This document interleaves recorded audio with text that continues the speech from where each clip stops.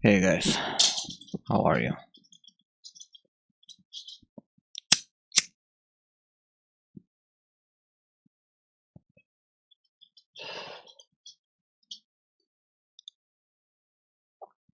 Hey Robin, the Bean Mentork screaming. What's up guys? Hey Natalia, hey Lafaz.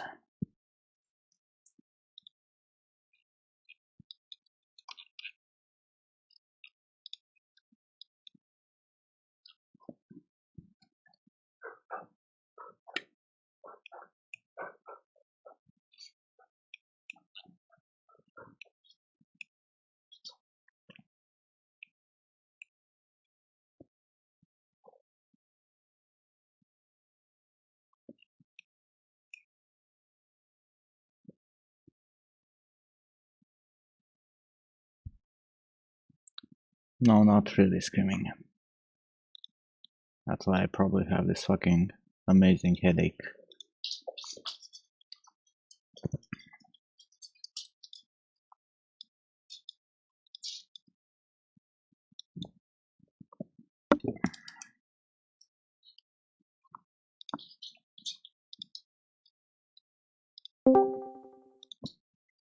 Join the Discord also.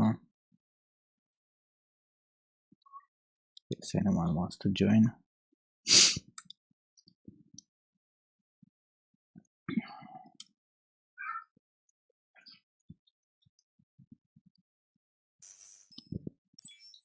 Hey Jean, thanks for the subscription man.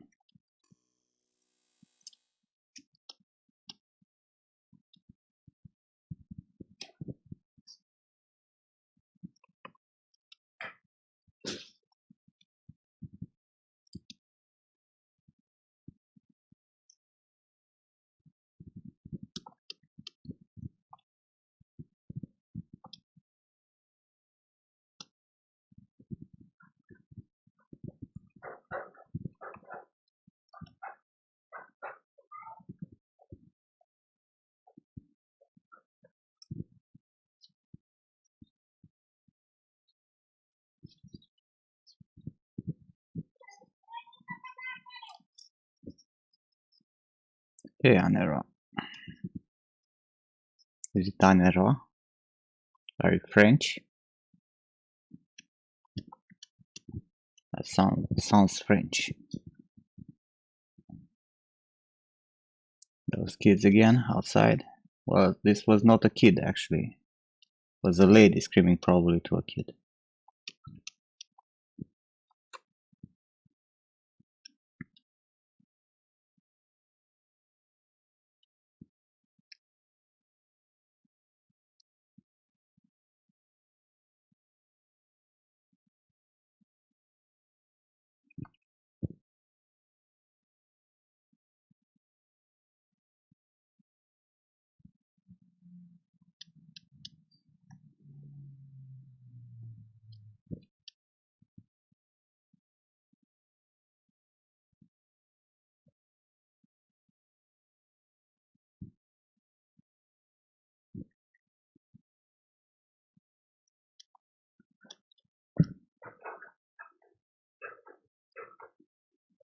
You're Polish?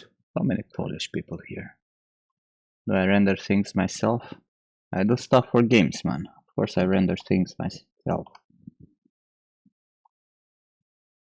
It's easy to render game stuff. You have tools like Marmoset or even game engines.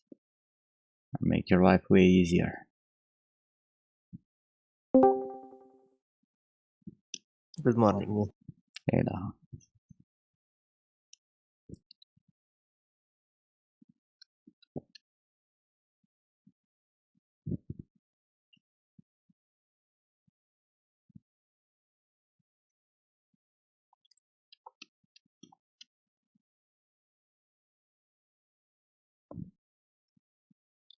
Hi there.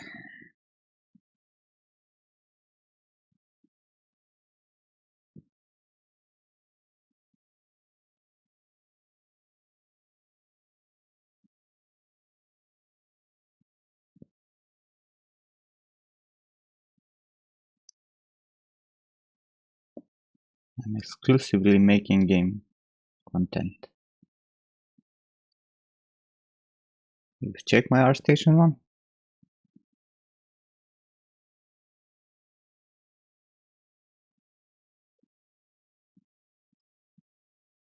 Everything is low poly game stuff. Hmm.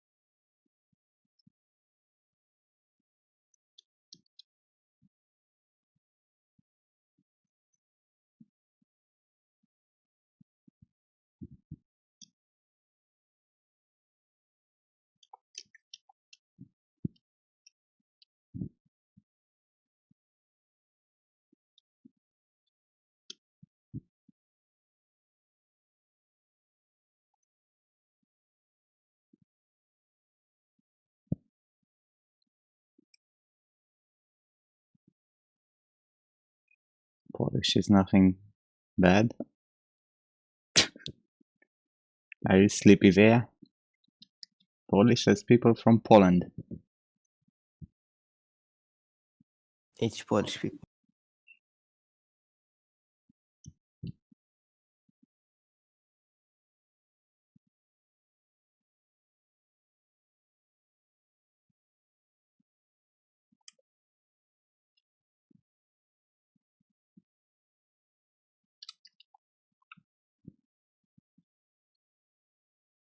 Hey James. Hey Croissant. Only Awesome. modeling, man. I'm not an animator. That's some other dude's job.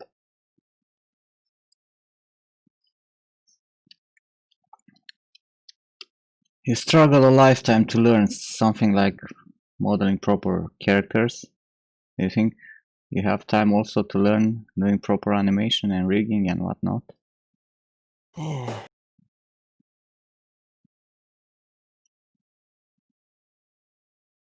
Just get basic knowledge to know how to work with them. That's it.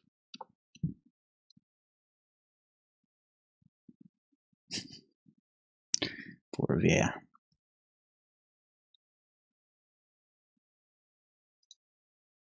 Yeah, you're gonna do it all and also travel the world and also many other things. Everything.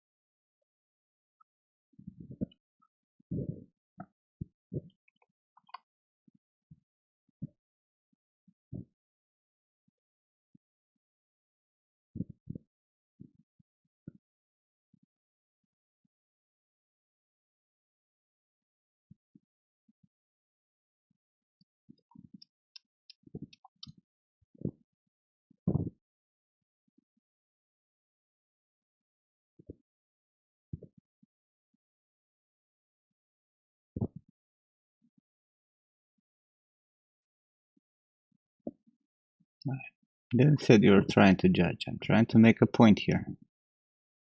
If you're new to this, you need to understand that the amount of stuff that you need to learn, it's absolutely incredibly big to just do modeling. You're gonna focus on doing everything, you're never gonna be a good artist Just in any not anything. aspect. You're gonna be mediocre at best at all of them. And that after years and years of working.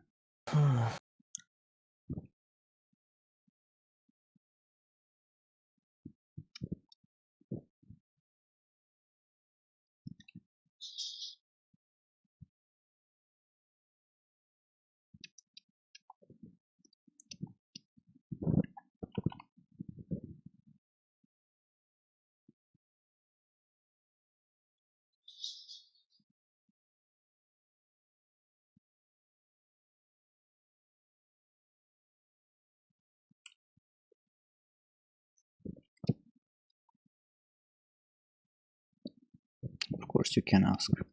Why do you think I'm here? Croissant.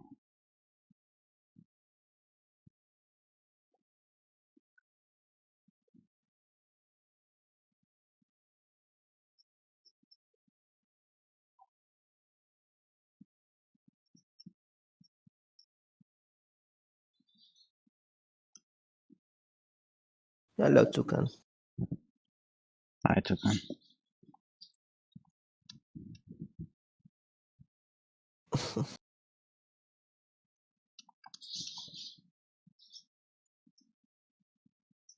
I think Toucan, she's the Christian 7. Yeah, she really likes Christian.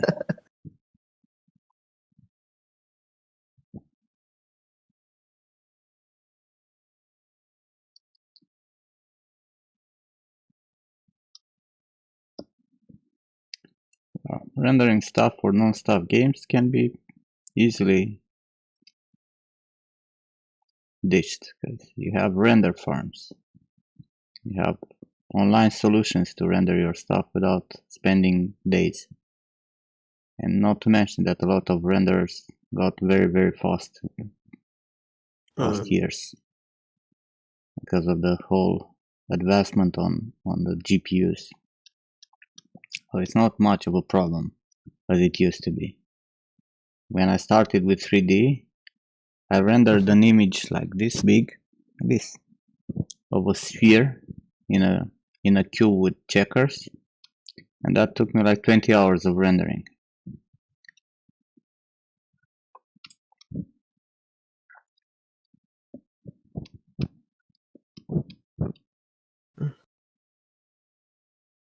Very shit fancy.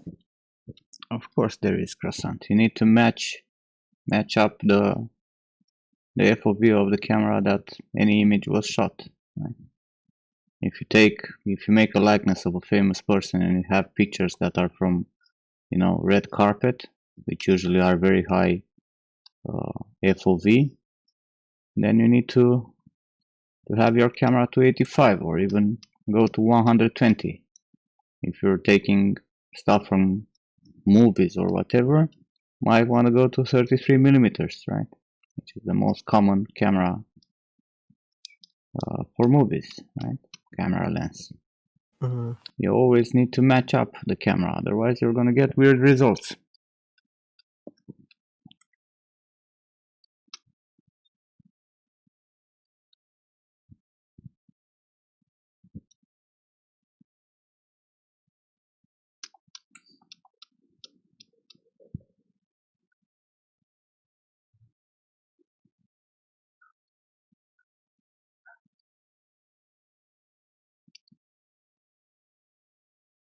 Also be aware that the camera is dependent on how big your scene is, right? So I'm gonna show this again just so you understand.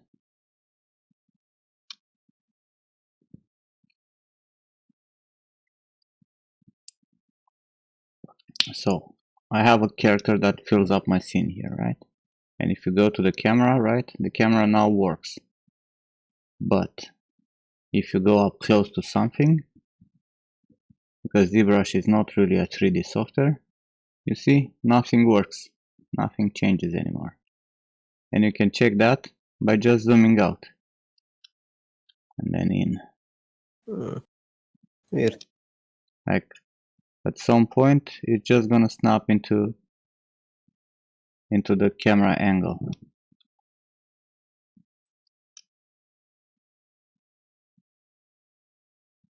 I think maybe it's about the sculpting tools. Like, Look at this. it will work different if you change the FOV. What? Like the sculpting tools. It has nothing to do with the sculpting tools. I don't know what you're talking about. Yeah. The problem is, if you're sculpting a head, croissant, you want to have only the head in the scene. Otherwise, your camera won't work.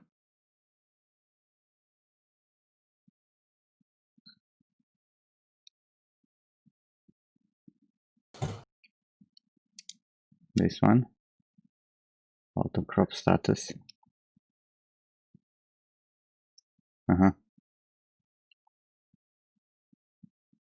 So at this point it activates. Didn't even knew that.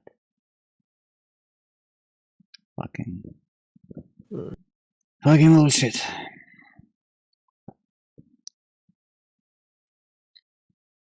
Yeah. So keep your, if you're working on a likeness especially, make sure you only work on the head on the scene. Because otherwise you're not gonna have proper camera. And not to mention the camera is still not perfect.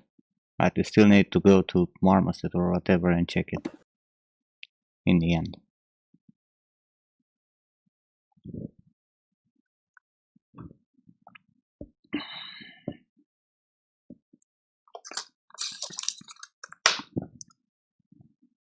I don't have any music is the question.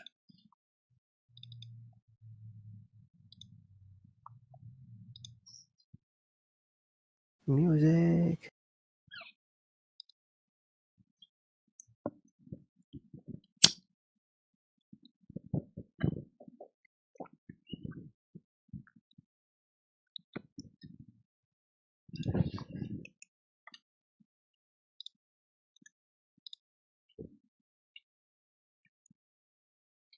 At some point the camera doesn't take into your consideration FOV anymore, right? So it's just cropping.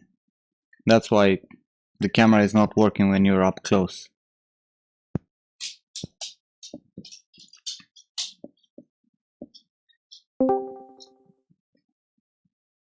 Hello, Pixel. By Pixel. Bye, Pixel. I mean, hi. Hi.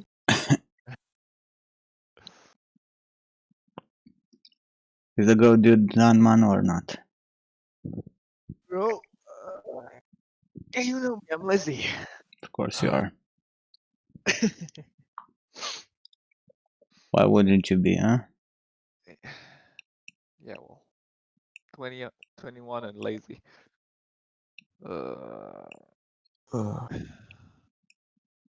I don't like him. The Disco dude, he bullies me. Mm-hmm. He bullies me. Motherfucking Discord dude, huh? Discord dude, yeah. don't go to the disco.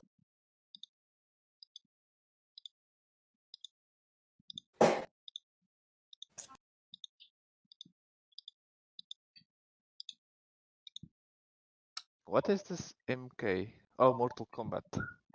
Mm. How do you think it Brain was? didn't work. I was like, what is this game? What is this art posts? What's going on here? MK everywhere. Yeah, MK. Monkey King. Okay. I'll bake what's bakeable from those. The rest will go into. I'll have some hair cards. Find a middle ground for all those fibers.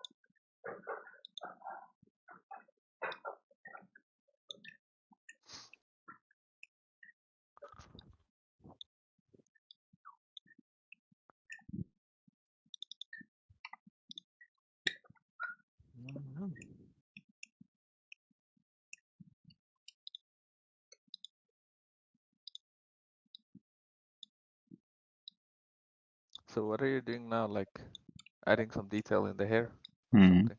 Mm. You're gonna have some detail in the braids. Oh, I mean the braids. Sorry, hair braids. My brain is not thinking. Well, braids. Dreads. Braids. uh, you see, No, I don't see. What's to see? my brain is broken. Pixel, you're always broken, my friend. I know. Dead pixel. Stop trying, Pixel. No.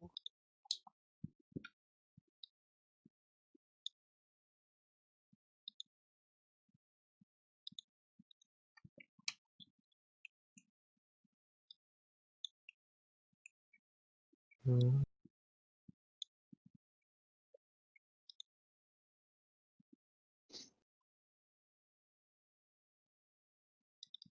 It's not worth it. Yeah.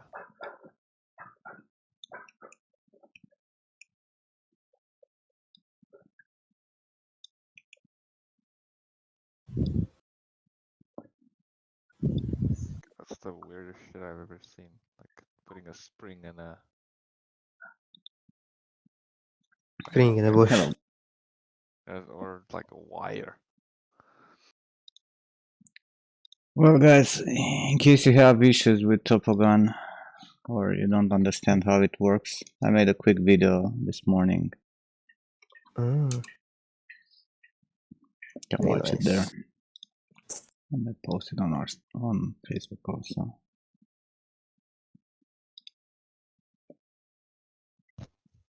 Let's post it in resources somewhere.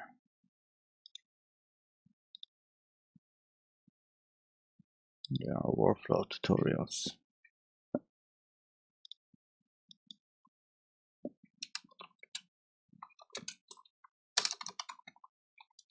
Mm.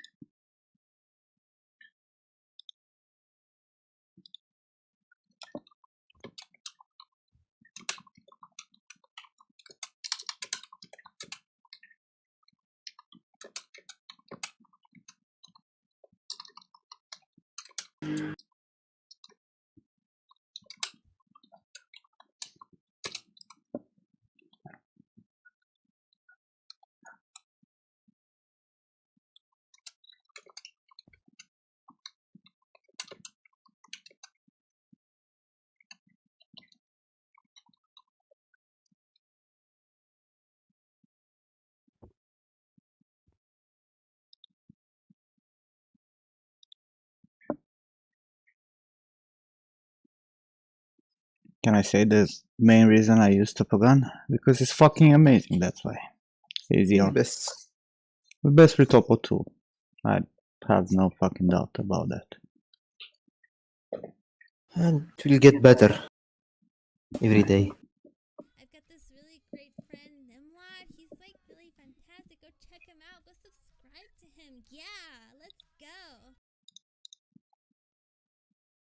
I sent the message to Christy about the thing I talked about to you before. He liked the idea. I think. Hmm? I don't know what you're talking about. About the pop-up. Like when you press a button to show you the shortcuts. God knows how long it will take for him to actually introduce that. Yeah, it will talk a lot. He told me it will take.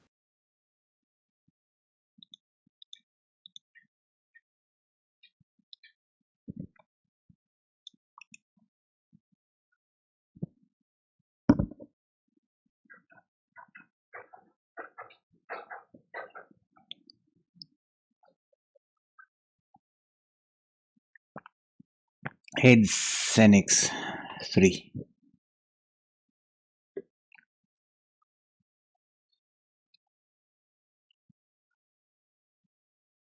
Zenix. What a name.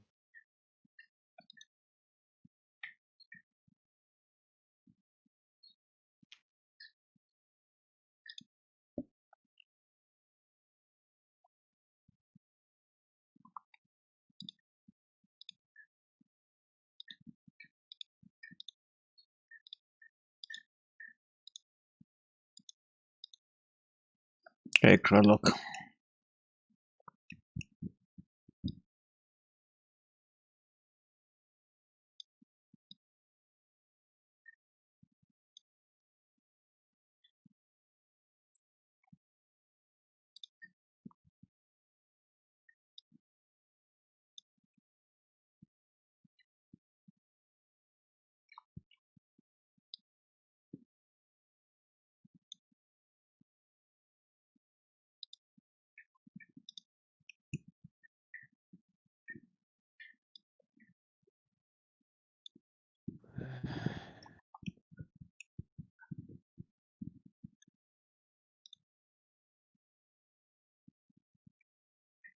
I fucking hate these plants.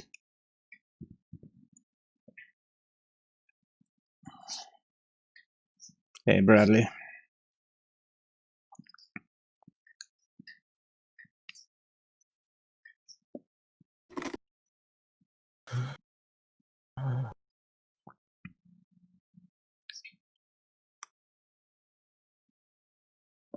No, I'm making some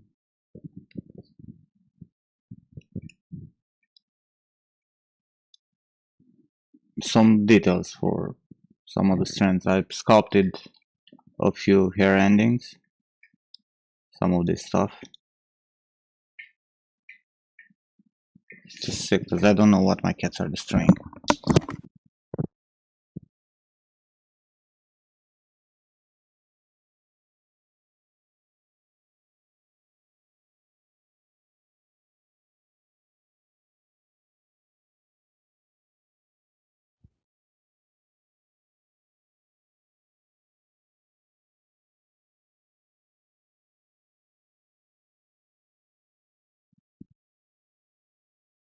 Okay, I'm back.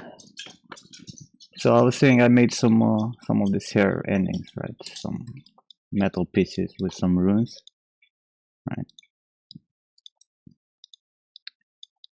And now I'm making some strapping and whatnot. Some variation in the hair.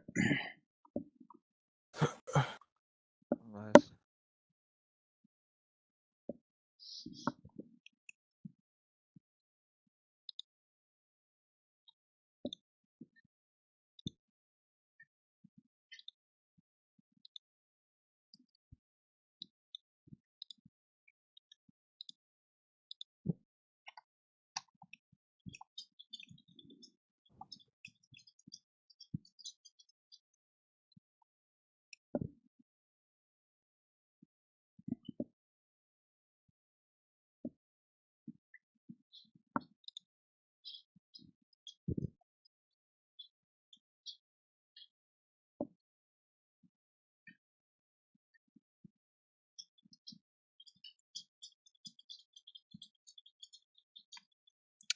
This bothers me because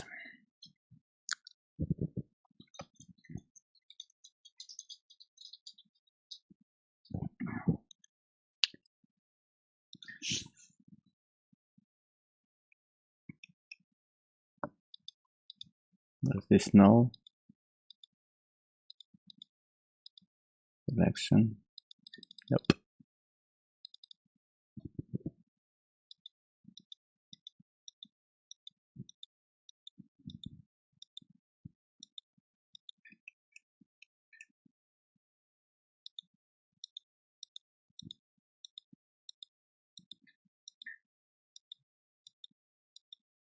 I kind of will need to fucking manually make instead of cleaning up this shit for an hour.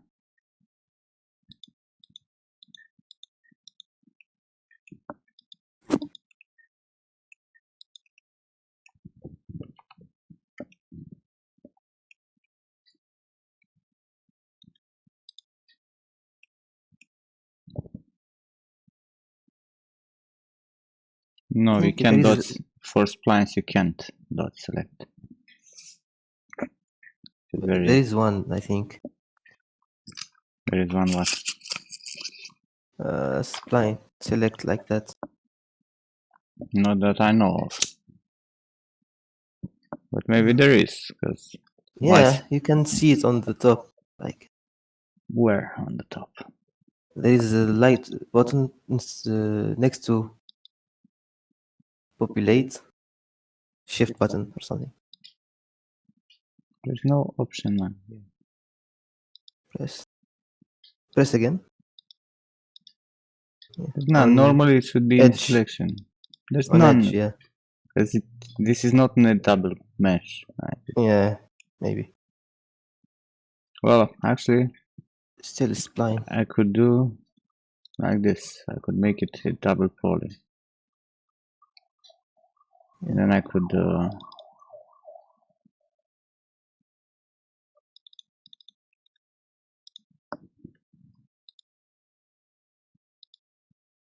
what the fuck was that? On select, yeah. See. Dot ring.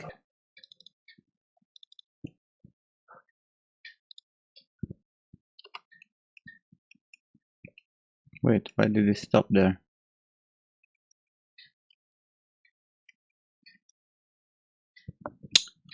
Motherfucker.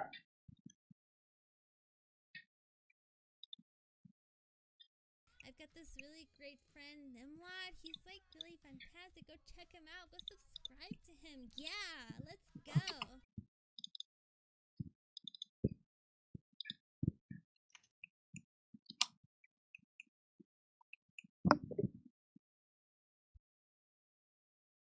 Perfect.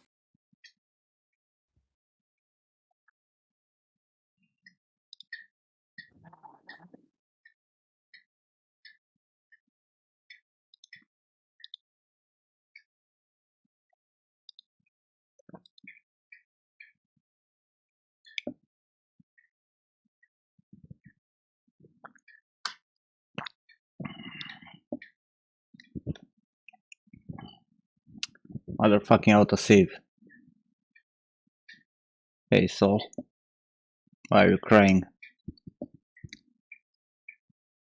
Hey, come on. Thanks, man.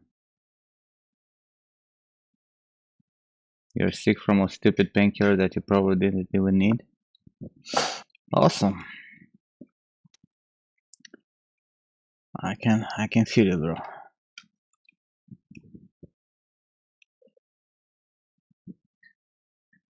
Okay, let's do a thing. See if we can. Do a thing. Hmm? Let's see if you can do a thing.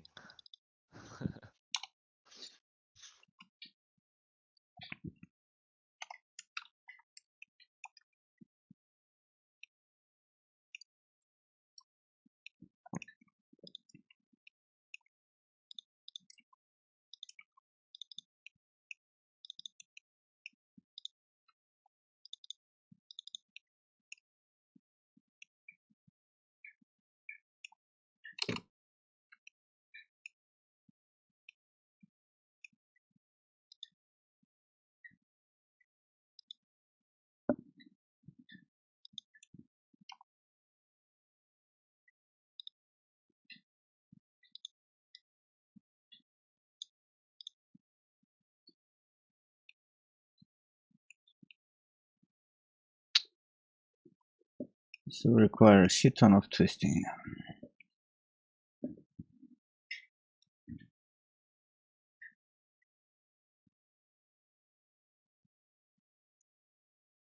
Sorry to hear that, Saul. You know what's good when your stomach makes you feel sick? Smoke some weed. If it's legal where you are. Just so you know. Hey, folk.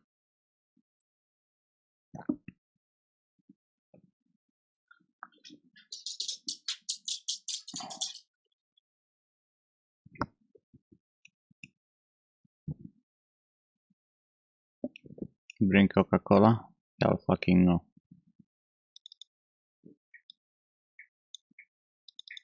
No? How would fucking Coca-Cola will help you with the stomach pain? Make you throw up.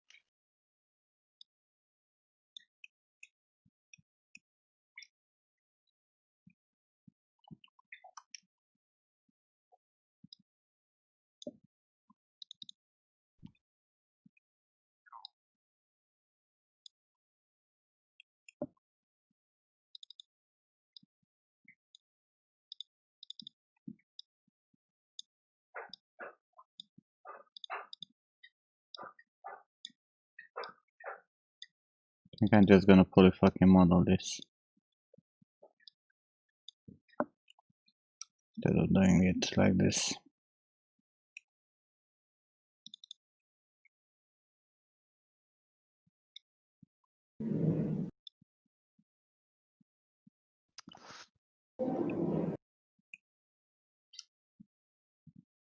Cat? What are you doing here, cat?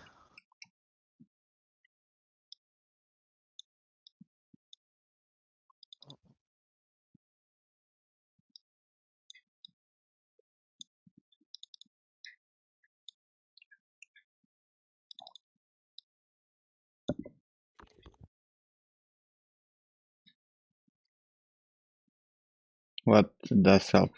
Coca-Cola? Man, I gave up on Coca-Cola because it gave me fucking stomach pain back in the day.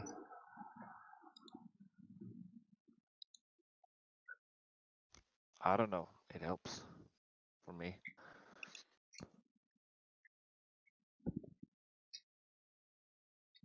Sugar. Ripple modifier on top of straight spline. Hey Japan, I don't know how I should use the ripple modifier on top of a straight spline.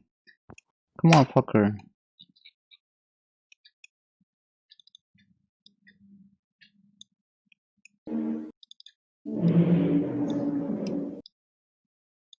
Who's destroying the house? My sister. Tell her to stop destroying the house. She's cleaning.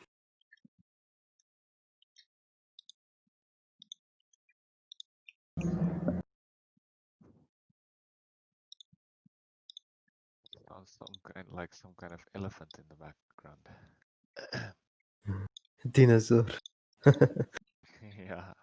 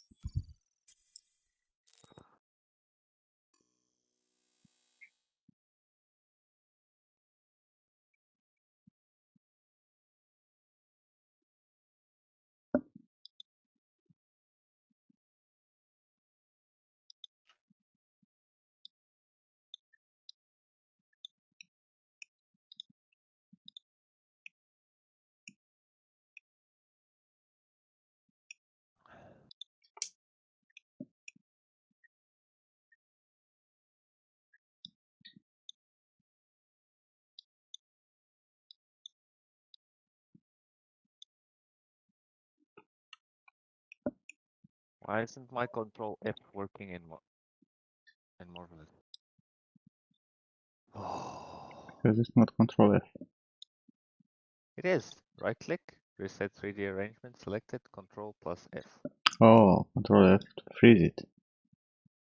No, to reset the Oh, to reset. 3D Yeah, arrangement. sometimes it doesn't work. I don't know exactly why. But then It just doesn't.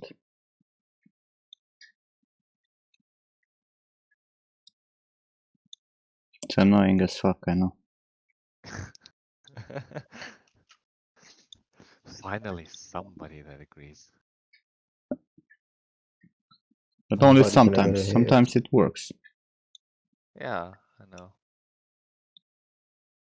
And the layer system is not screwed. I don't know what's going on today. 1, 2, 3, 4, 5, 6. Let's put one more.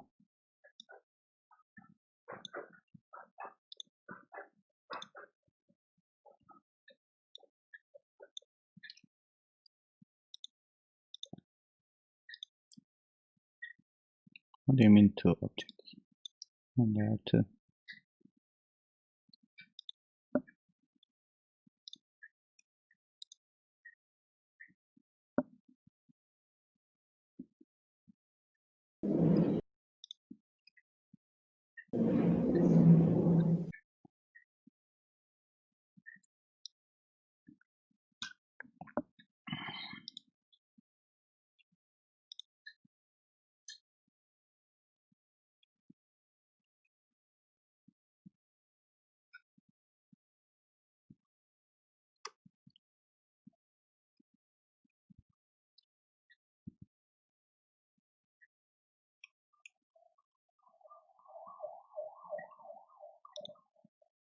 I think I should have not let 3ds Max open overnight.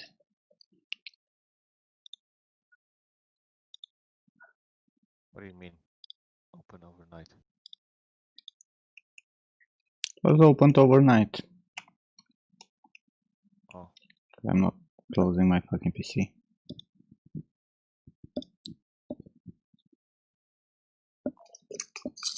That's what's happening. Memory leaks, that's what's happening. And it gets shit like this.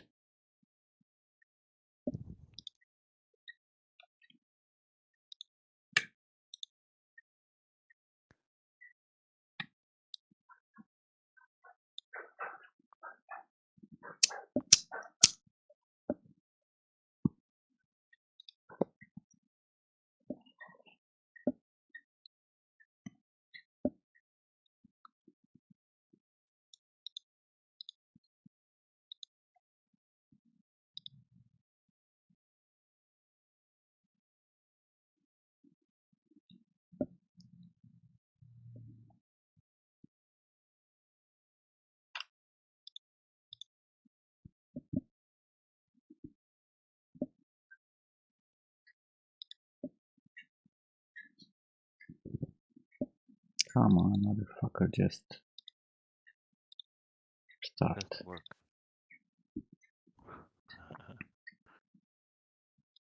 I'm gonna give up one day and I'm gonna move to Blender. Yes.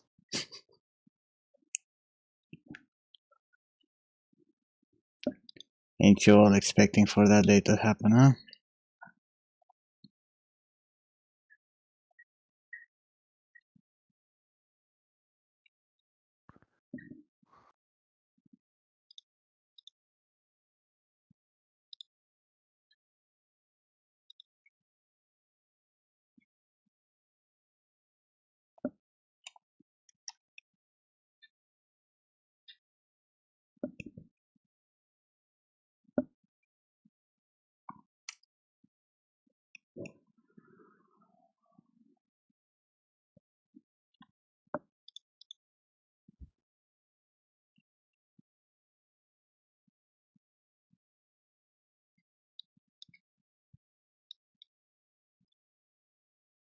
Saw my booby girl.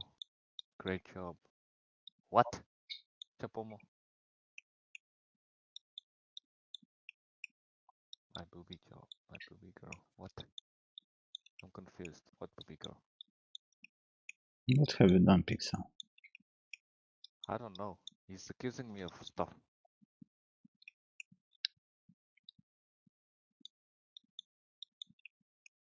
Have you done booby girls, Pixel? Dixon?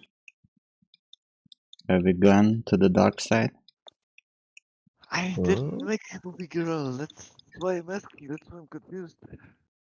But if Hmm. you have one to give me, yeah, sure. Bobby girl? Duh. What? Go smoke some weed, man. Yeah, I already planting it. Okay. Imagine going to Blizzard and here you have to use Blender. Well, the day I'm gonna go to Blizzard and they're gonna tell me I have to use Blender, I think I'm gonna just quit the industry altogether. I'm gonna go and I don't know, grow potatoes in the mountains. Grow weed in your Why garden. potatoes? Why not just weed? Smoke weed every day. Huh? Yeah.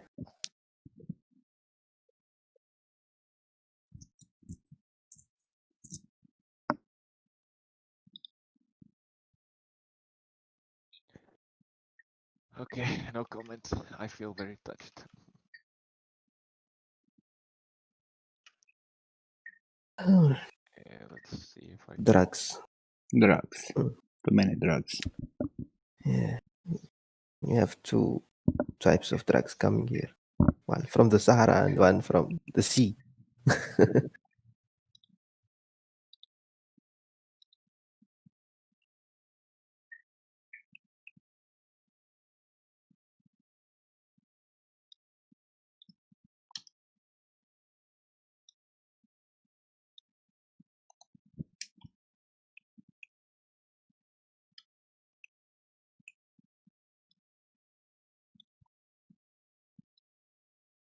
Why the fuck is this so fast? Is there anything working properly in 3ds Max today? No.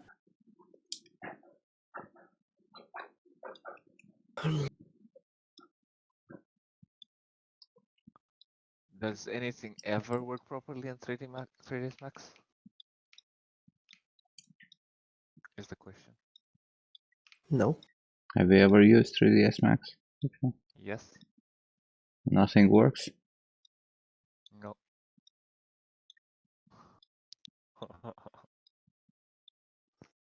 I love Max. Good software. Demlord is just pulling my leg. He knows I use 3ds Mm. Max because I asked him a bunch of questions about it back in. But you're only Blender user, man. Never knew you actually use Max. Yeah, I use Max.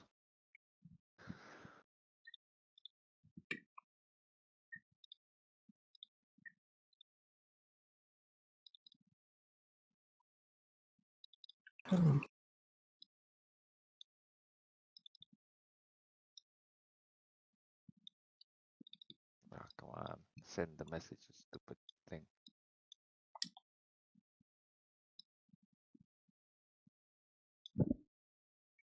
Ice of candy.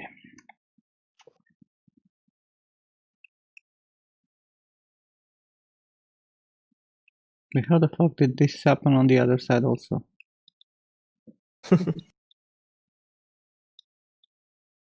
Not that I'm complaining, but it started on the wrong direction.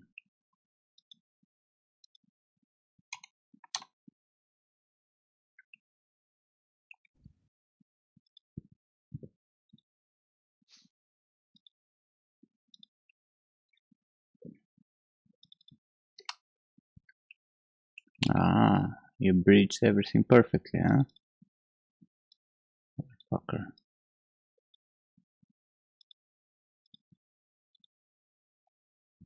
It's just the software being lazy, man.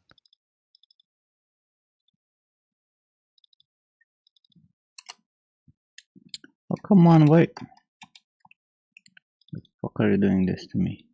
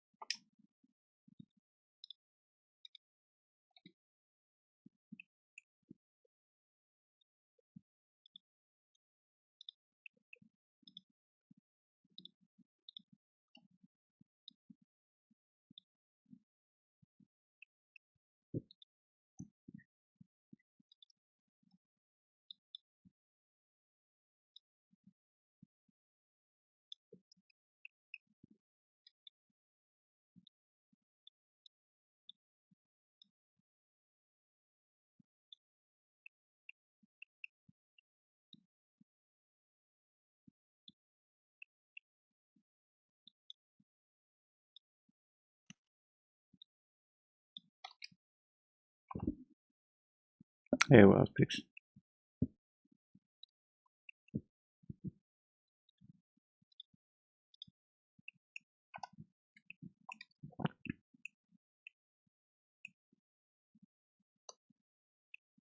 I wonder how this will actually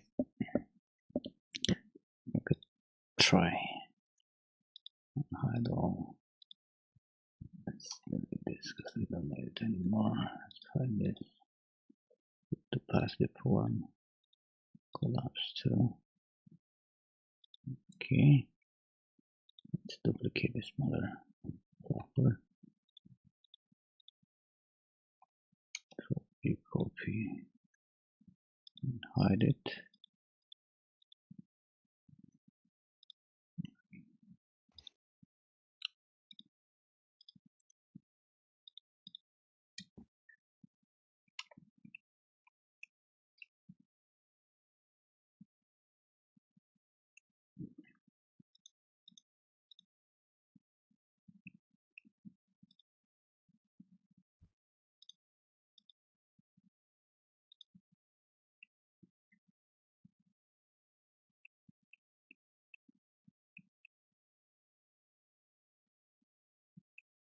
It should be fine.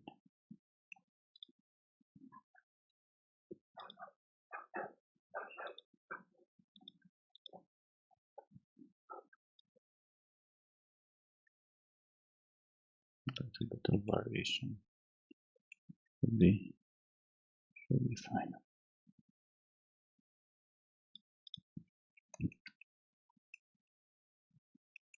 Alright.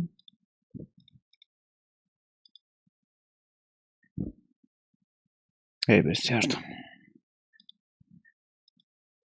Okay, let's hope it works. Please work, please work, please work.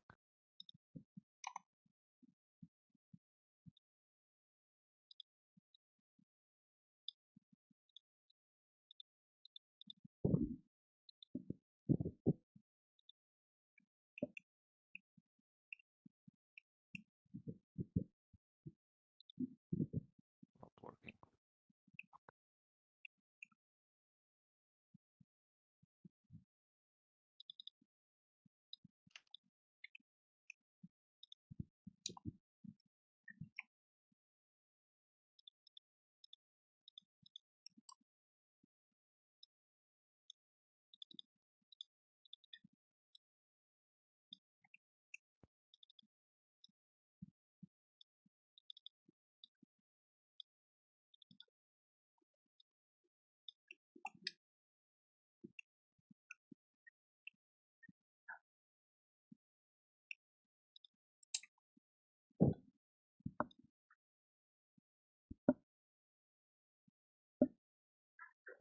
No, I'm just gonna attach these parts to the threads that I already made.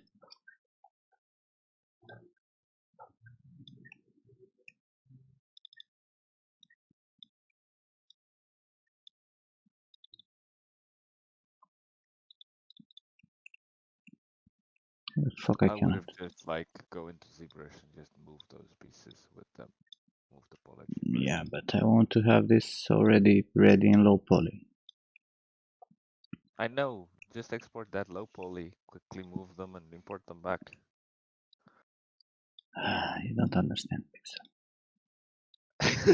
You just don't understand that it might require, extra attention. Why? Because I need to add some extra loops here and there to make sure that it holds on the shape. Doesn't look like so. I'll just go and move. Well, do it however you want to. It's painful.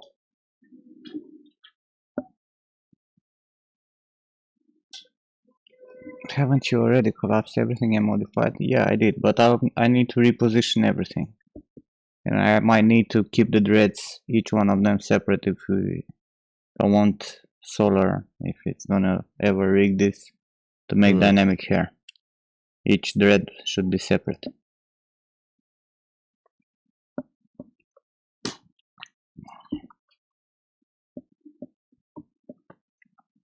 That's why I was delaying this till the end, because I knew it's gonna involve a lot of work.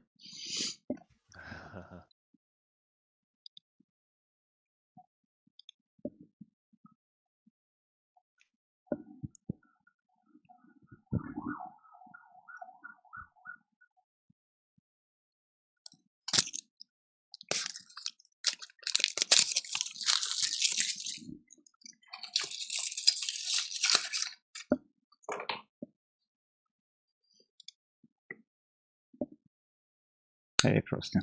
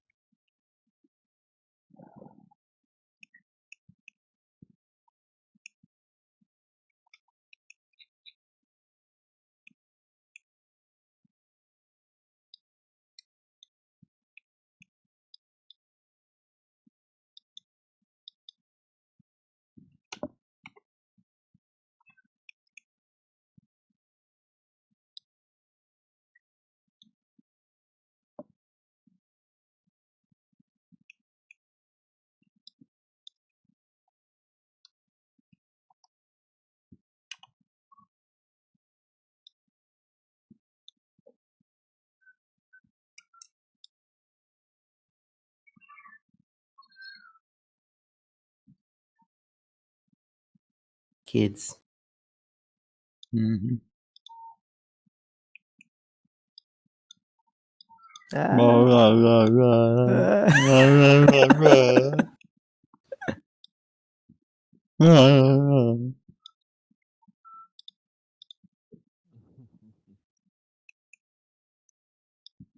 Fucking hate kids. Yes,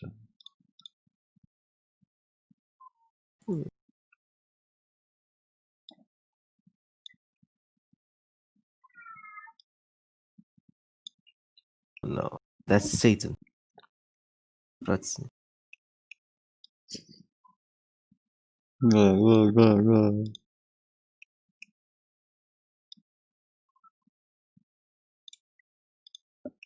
Amazing kids. Mm. Oh, come on, what the fuck, 3ds Max? Are you fucking retarded today? it's gone.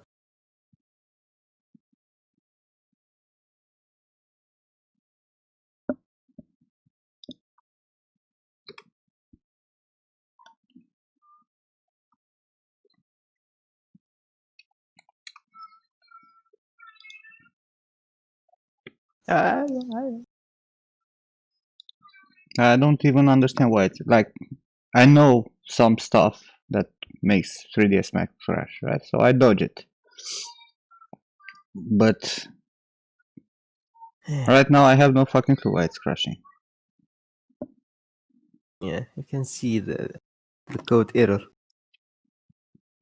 Error code.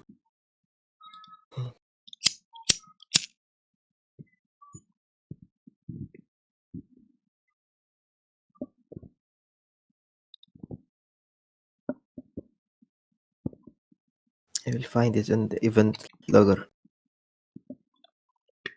I don't give a fuck. I'm not gonna. Yeah. I'm done.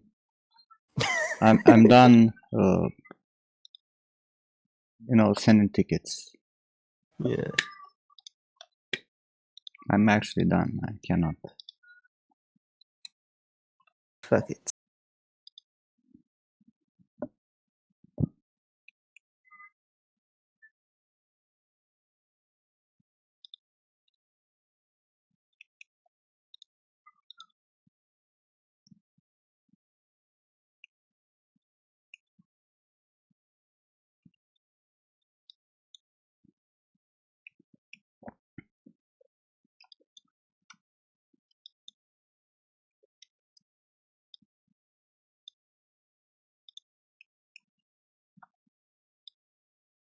There was a time when I was sending tickets to all the fucking software developers, telling them what's not working and what not. No one gave a fucking fuck. I don't care. Of course they don't. Why would they? Yeah. Yeah, They are for 2017 they will definitely ignore it. I don't care. they already got paid.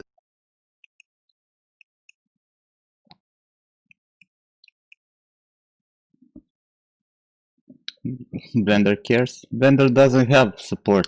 What are you talking about? You can scream at them as much as you want. No one will listen. What kind of drugs are you on?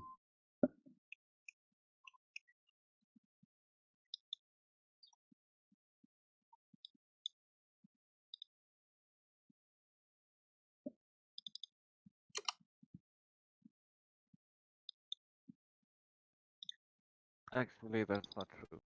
Hmm? Blender does have support. What I did you say? said that's not true. What's not true? Blender does have support. Yeah? What kind of support? Like bug fixes, bug reports, bug support, where you can submit bugs and stuff. Yeah, that's bug report, not support. Mm. Okay.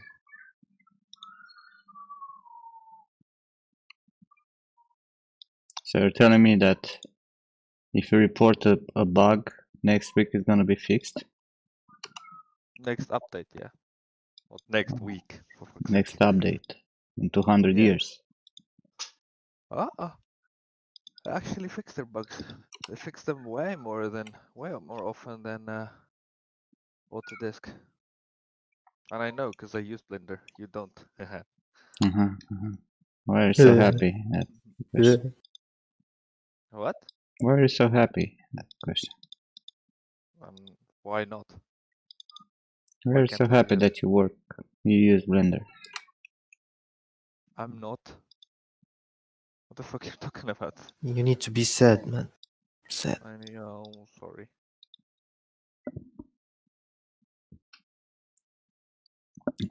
Well, Frosty, not for us, the basic users.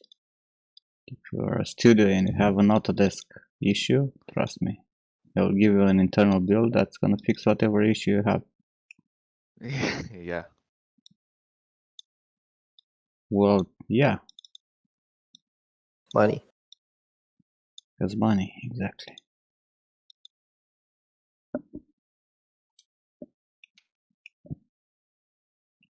When I was working here, right, these guys build up a full fucking software on top of 3ds Max 5, right? The one I was talking about.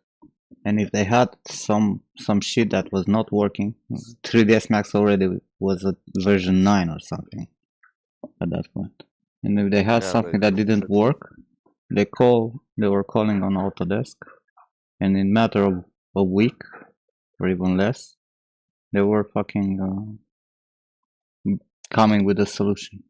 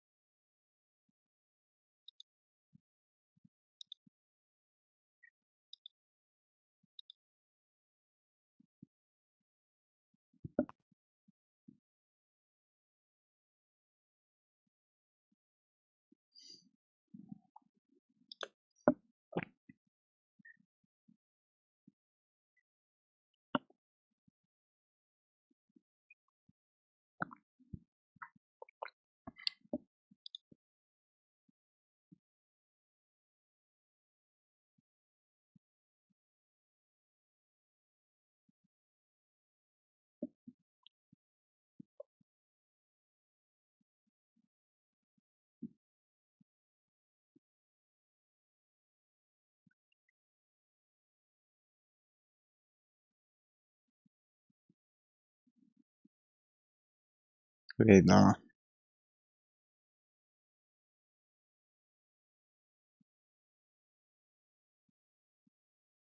What new interface you don't like?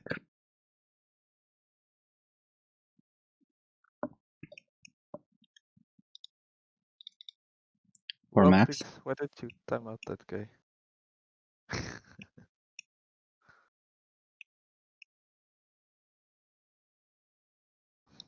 It doesn't make sense. That doesn't make sense. Well, Pix timing out that poor guy.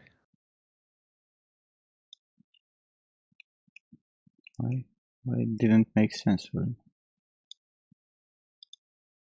Because he's like saying, you know,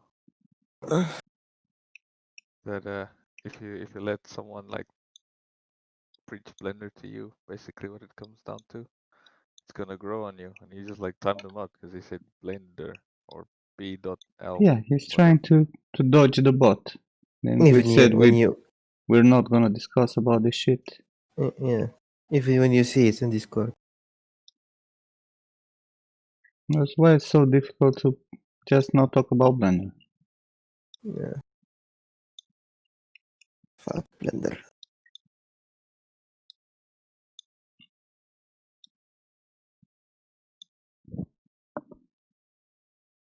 You're welcome, Paul.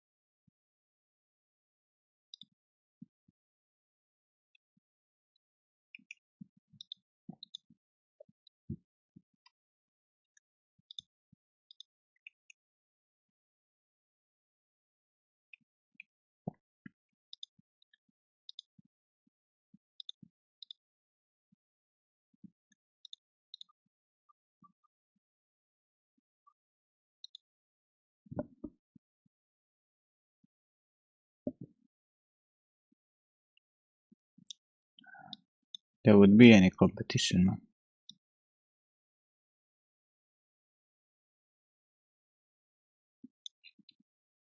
I would really love to have a software to compete with Autodesk. Really appreciate that.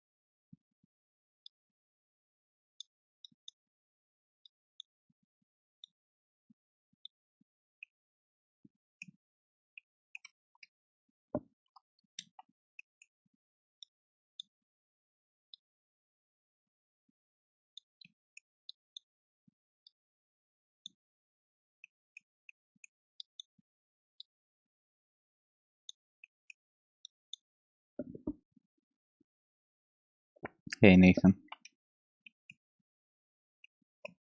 what hair should I check out?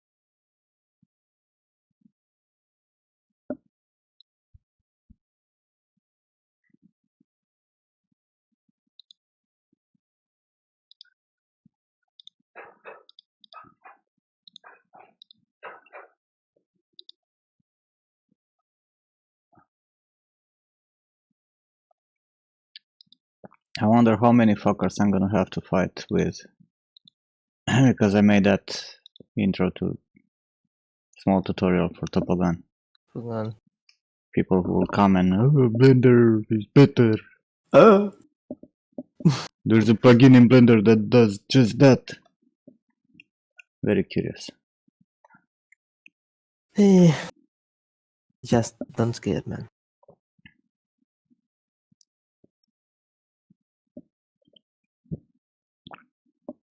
Hey Alexei. Anyone agree? Try Blender in chat.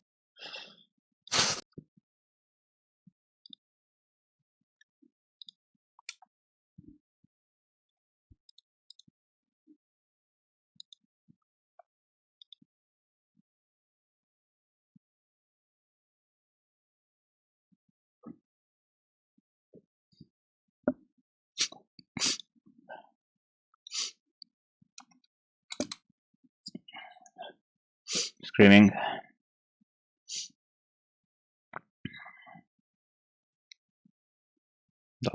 Don't push it.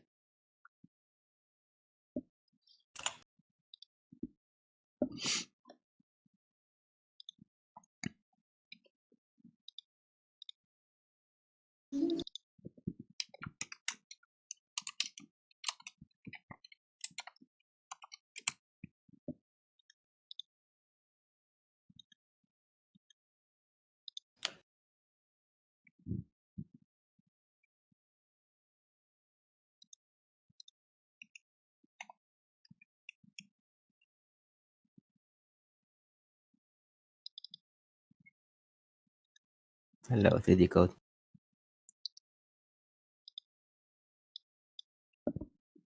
Hey Freddy Code, what's up man? Stop with the fucking self-selection please, this year.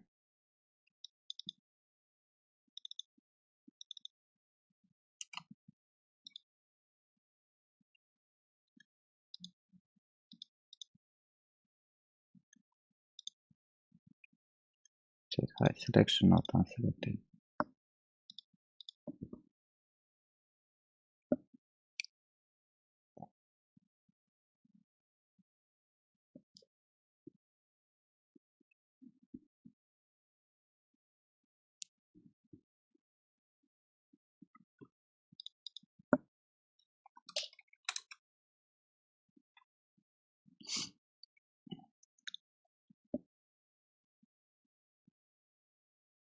My girlfriend has sent me the best police car in the world. We have it here in Romania. Wanna Show see us. it? Yeah. I want us to see the most amazing fucking...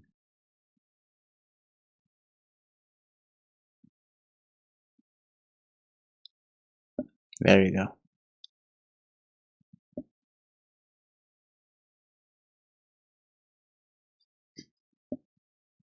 Hey Navy. Golf car. The question is, what if they fucking arrest you? Where do they put you? Under the wheel. My girlfriend is like, this motherfucker will will catch you because you cannot run because you're laughing so loud. That's funny.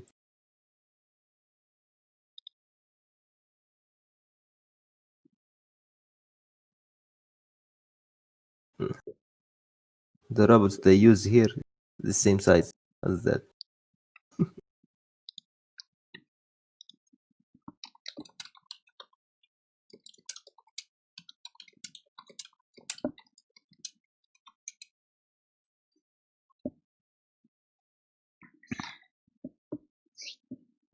Anti-gold digger car.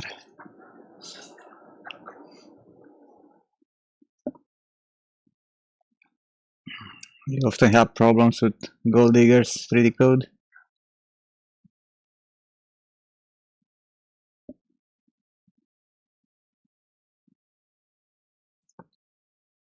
Do they jump on you when they see you in your Ferrari?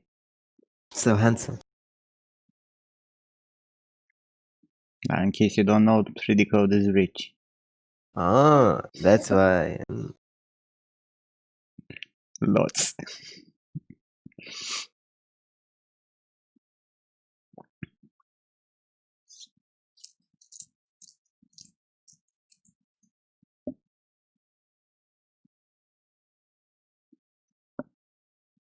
Welcome back. Come on, ZBrush.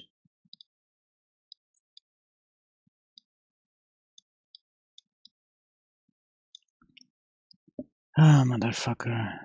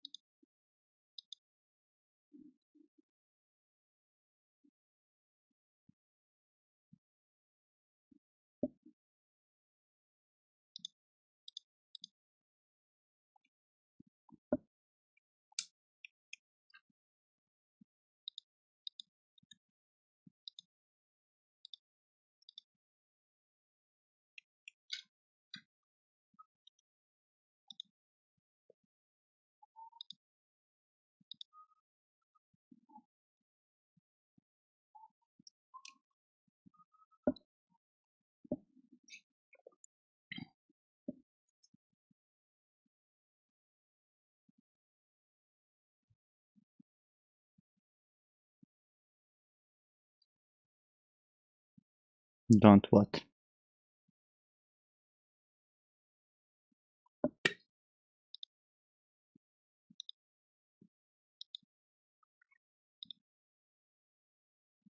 Don't gamble.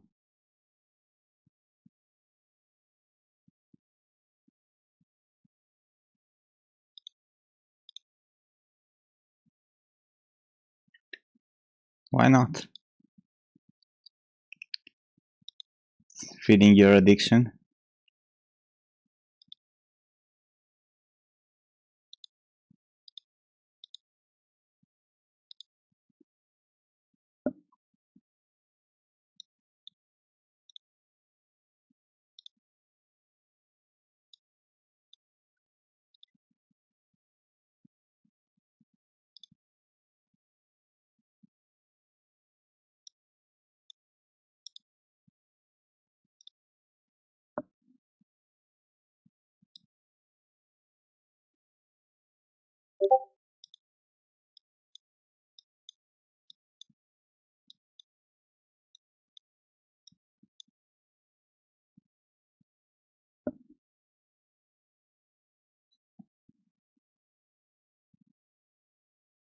You even fucking sleep? No. Why? Why I need to sleep?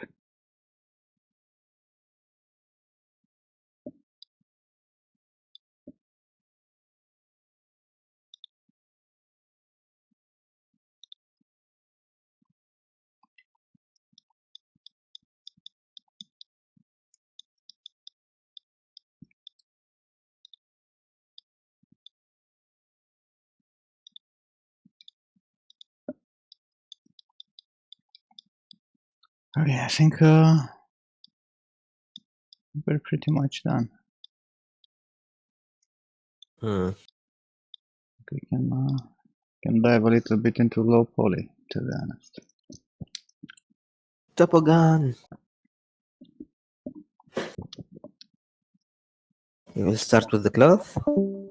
To be honest, I don't know what I'm gonna start. I don't need to decimate this shit. Yeah. A bit.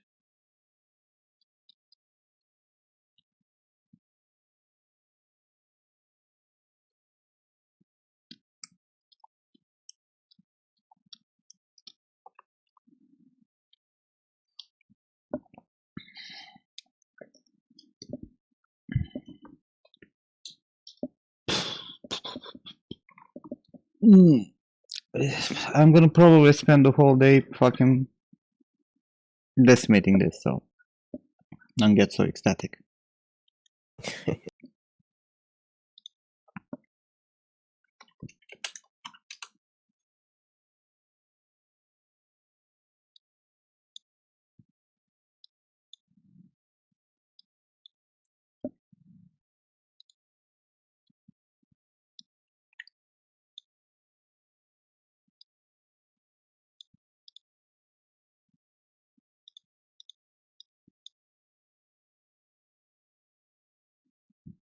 How?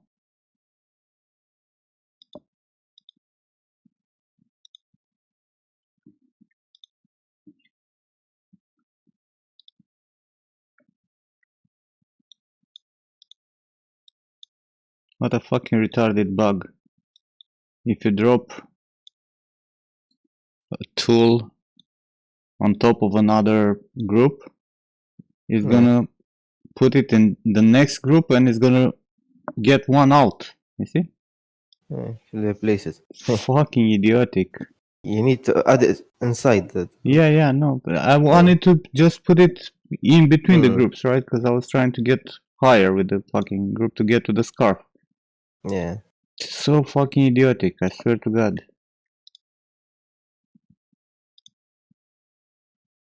Just add the group limits.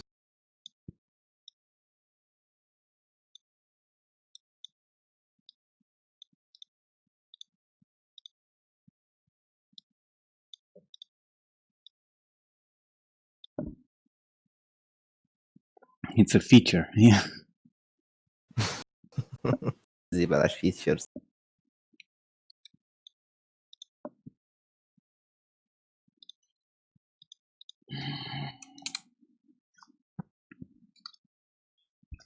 The brush. The scarf looks like a marvelous nightmare you had a few days ago. Ah, not that. That nightmarish.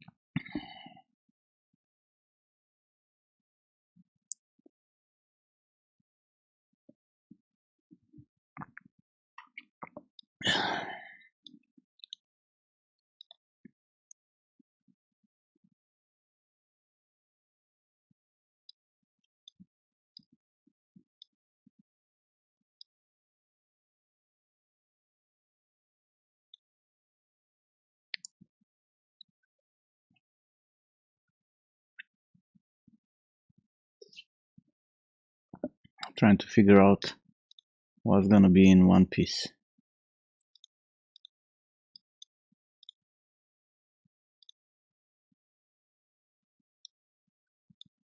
So the body.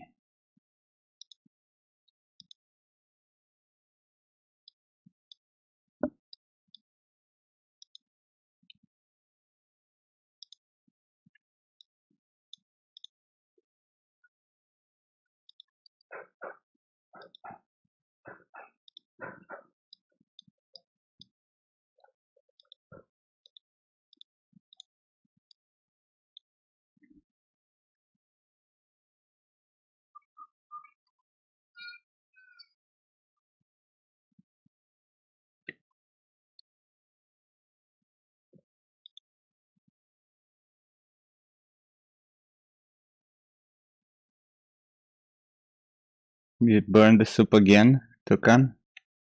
Really? For fuck's sake, girl.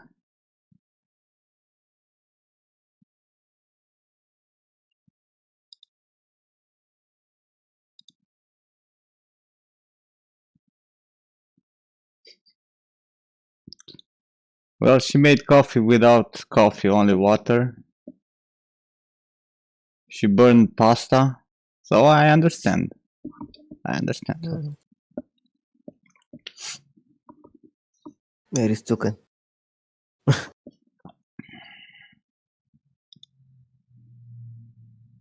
He's here.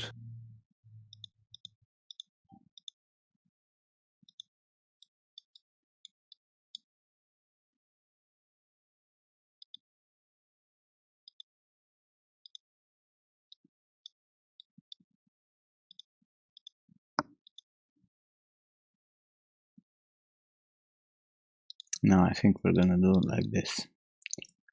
We're gonna take each part Decimated. and decimate it separately. Yeah. Or decimate by groups. Folder by folder. And not all the parts need to be. Like here I can get rid of all this stuff. They're already made. Except the hands and always okay. Hmm.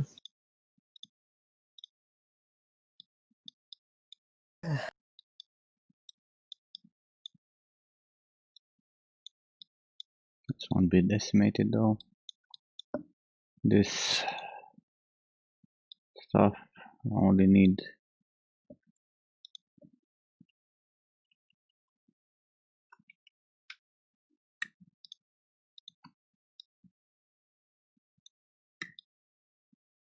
like this. Let's see.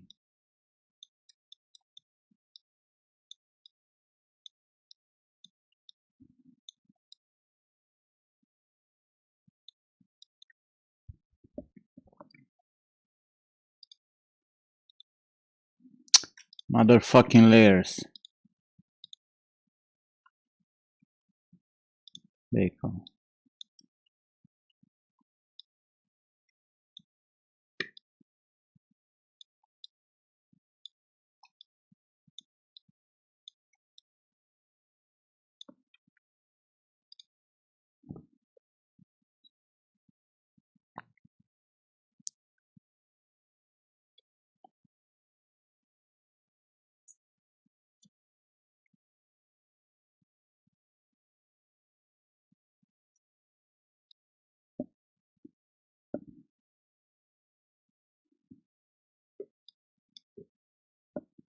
My question is why none of you motherfuckers are on Discord? The real question. Lurking.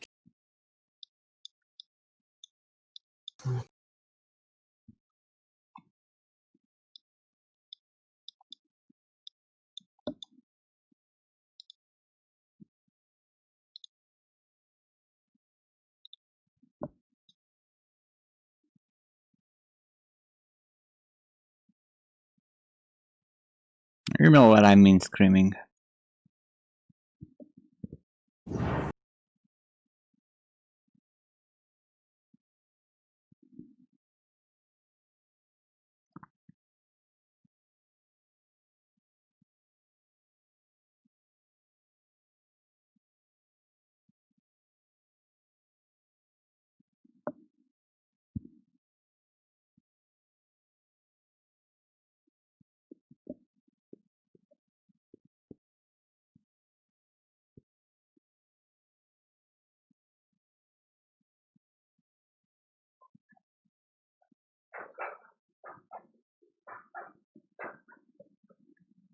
Cars flying. Actually a tram. Tram? Mhm. Ah. You have an excuse or two, which is? Let's hear it, Natalia. What's your excuse? You don't have any excuse, Natalia.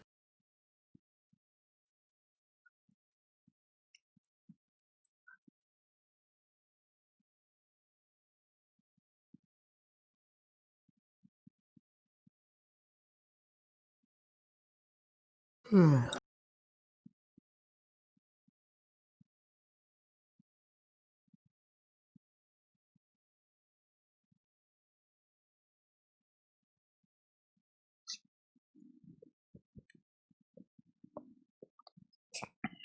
waiting.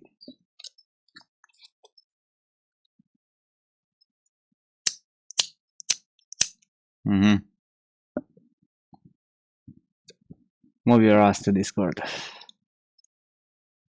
You too, Raul. Tukan, I understand she doesn't have enough internet on the beach.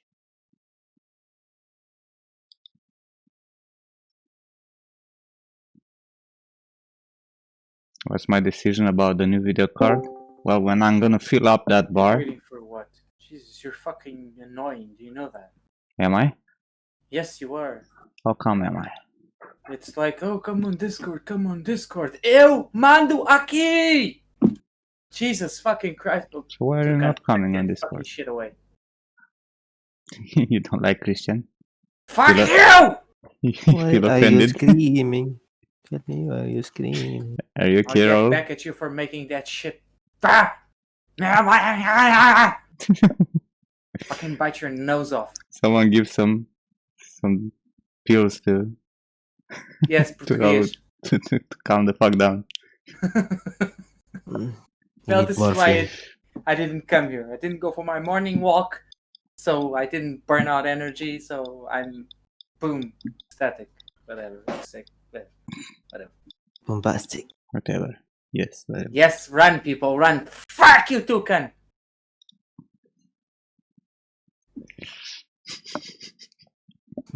Christian 7. Say only English here, my friend. You wanna Yeah, talk in it's Portuguese with in Raul? Portuguese. Go and fucking private message him. That was cool. You wanna talk in Portuguese? Portuguese. Say it again.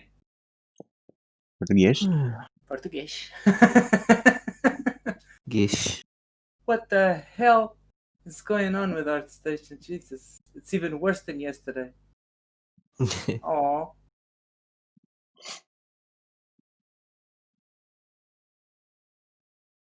Another big dam?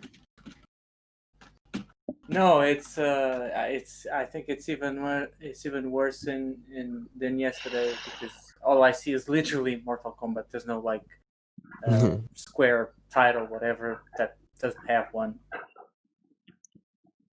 Solo io, sorella. La Faz. Stop doing this kind of stupid shit. Like, honestly. What did he write?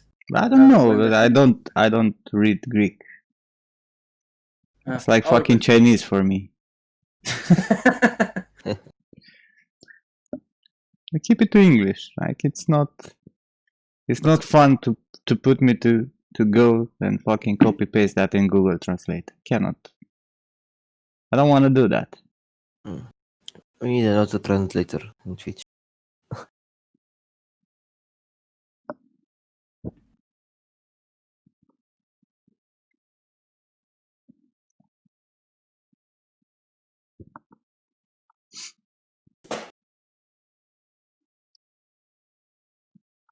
I'm still getting used to also people don't join Discord because most of them can't talk, watch you, and work at the same time. Or they can. I know I I know 1 or 10 in the mentorship that say exactly that. And yes, I said 1 or 10.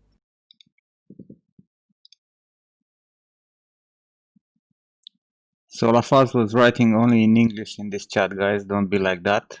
In Greek. Okay. Sometimes, maybe it just came off naturally because he was just typing and it was like, I was trying to make a joke. Okay, I didn't get it. Sorry. I'm limited.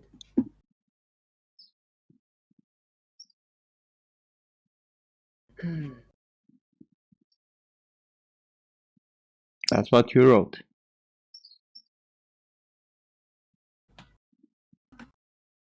So you leave at 1 a.m. your time in your hair at 9 a.m. Why is that? You don't sleep? Sleep? What's that? That's for pussies. Yeah. Obviously. How did Al Pacino say it? I'll sleep when I'm dead. Exactly. Okay.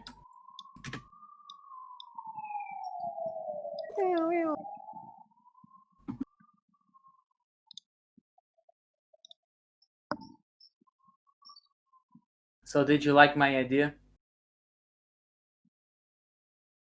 Yeah, Natalia, that makes sense too. What idea? My idea of picking up each one of the parts and all these fuckers in chat that don't say anything, don't come to Discord, no nothing. Have to retopo a bit of it. You'll have the character finished by Sunday. No. You don't trust No. them. I would don't. put these fuckers to work. I don't trust them with my work. Well, you need And to let's be start honest, learning those. You need to start learning those art director skills where you don't do anything and you put the character on ArtStation and say it's yours, and yeah, but no. come on, you need to start learning those skills if you want to be an art director, Yeah, but like no. at Sony or something, or other places. No pun intended. What do you mean censored materials, Nathan? Mean that they're not loading in source? It's a fucking bug. Not that they care about it. Source. Source.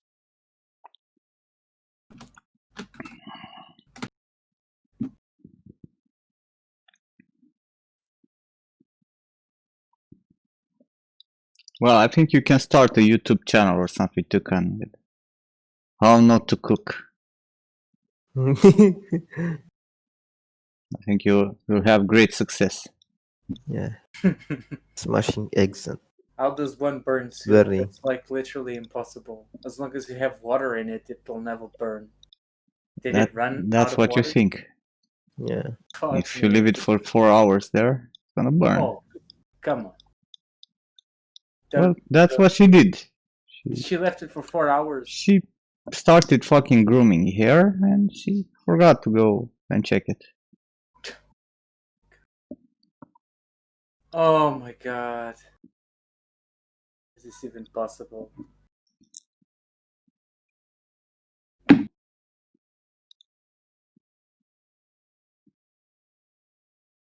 Sensitive content? Really? What the fuck? Since when? What is that, Nathan? Skin infected, cut skin. Yeah. Oh, I know why this is. This might be because of the Chinese market. There was this law that This is on substance source. They introduced new materials. I could use that microveins, for example. I was looking for something like that.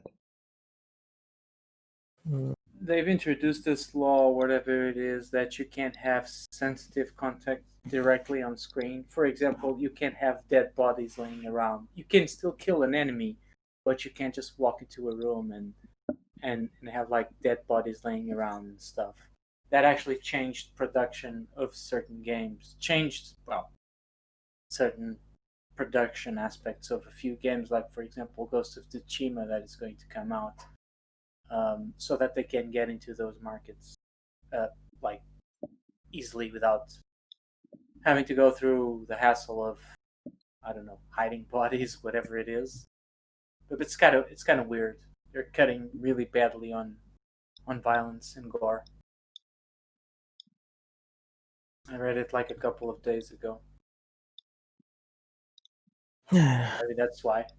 Because I know Substance is big on their market. They even have like that shit Substance Days or whatever it is.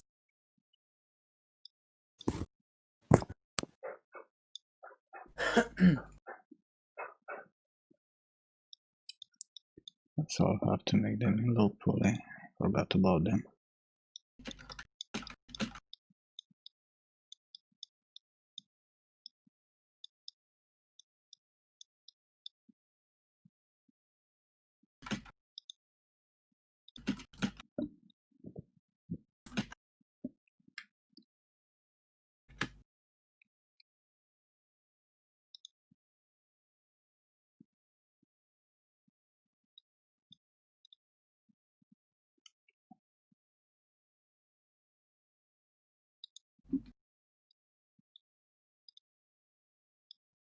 By the way, I had a blast.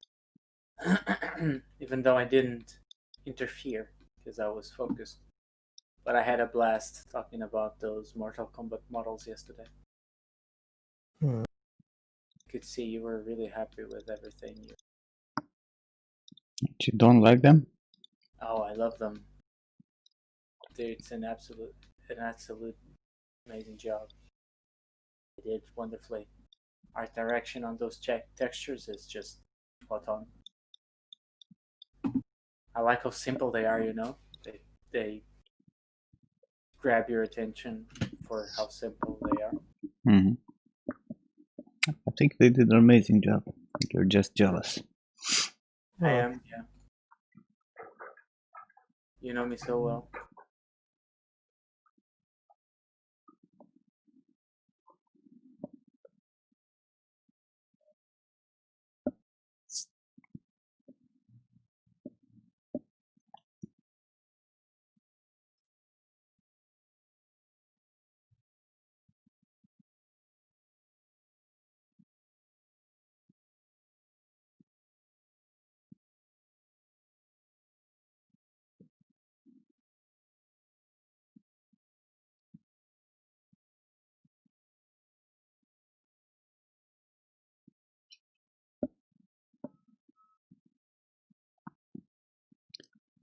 We're gonna have a long stream with decimation. It's gonna be fun. Years and Well, years. it's part of the job.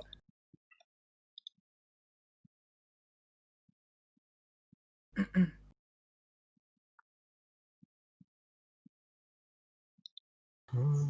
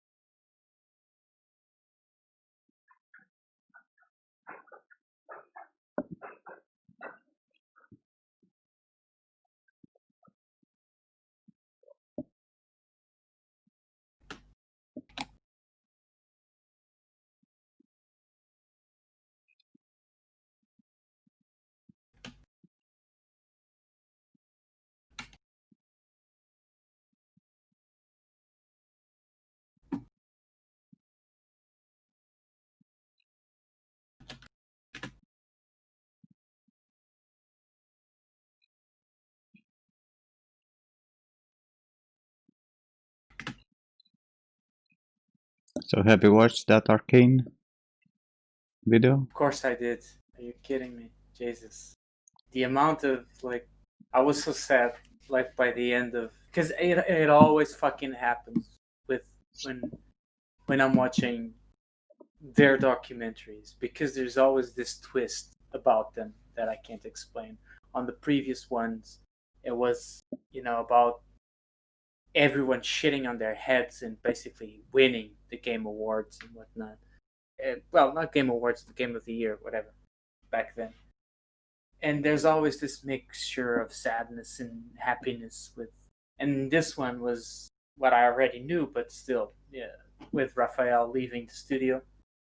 And due to obviously corporate bullshit and whatnot, and how that relates to me wanting to work with them, but at the same time just forget about it. I don't care anymore.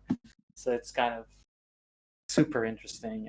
I fucking love these documentaries. I think they should make shit tons more of them, because I wouldn't even need music anymore. I would just listen to that all day while working.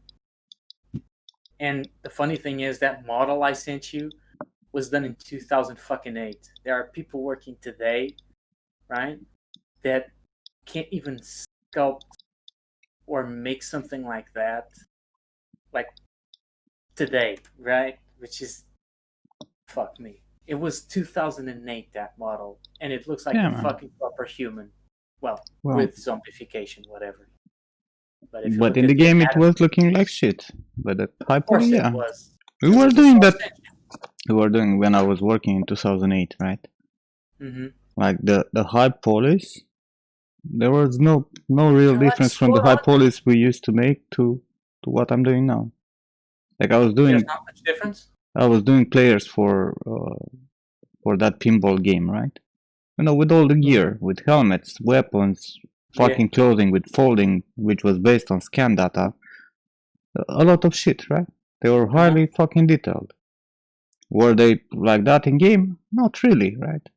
It was 2008. Yeah.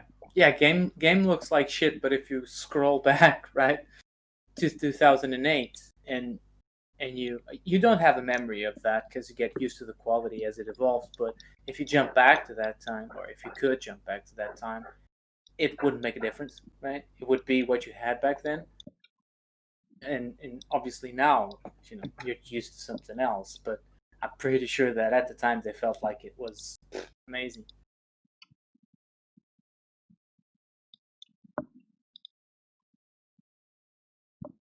I was never big into that game, so I'm not one of those that I did play the second one. I think, yeah, I played the first one briefly, never finished it, and then when I got more into FPS games and whatnot, I kind of remember playing the second one from start to finish, and that it was an okay game, but it wasn't one of those things where, like other people wanted to see the game through and through and have them develop more content, and they're still waiting 20 years later. And I know what it feels like because that's what I felt about Final Fantasy, and they promising a fucking remake since 2012 for the PS2, which didn't make sense, but anyways. But I was never big on that game. I can sense the frustration though that they went through having a 9-level thing on their hands, and look, but it's here and you can show people, and Half-Life. it's gonna be like the bridge between games. And nope, not gonna happen. Fuck you, Valve. I would burn their fucking headquarters. Christy worked on that fucking Half-Life game. Yeah. I was thinking the whole way through. I was thinking like, oh, and they found us. We were cheap. We had potential. And I was like, yeah, they found you. They found like 20 Romanians. That's what they did. Because I know your story, dudes. All I could think of was Yeah, you. it was funny, right? Because they were saying like, because here in Austin we had like 6 people or a team of 20 people, and in fucking Leon there were like 40, you know? Yeah, 15 And of those were Romanians. no, and in reality they had a lot of outsourcers, right? Which Yeah, they still exactly. have, you know? Like the numbers didn't change that much in studios. Like in Arcane, I don't think they have more than, I don't know, overall 200 people. Yeah. They're still working a lot She with. said 150 people at the moment. Yeah. Well, at the time of recording, which is recently. They still have a shit ton of fucking outsourcers. Right? That's with Romanians, Javier. So it was kind of it was definitely sort of a wake-up call to to how shit can go bad really fast. It was an insight about life in any fucking studio. That's Yeah. what's happening. You work hard on some games, and some stupid decision makes it obsolete, right? And they cancel the project. It happens. What the fuck is wrong with Romanians? Nothing is wrong with the Romanians. I'm Romanian.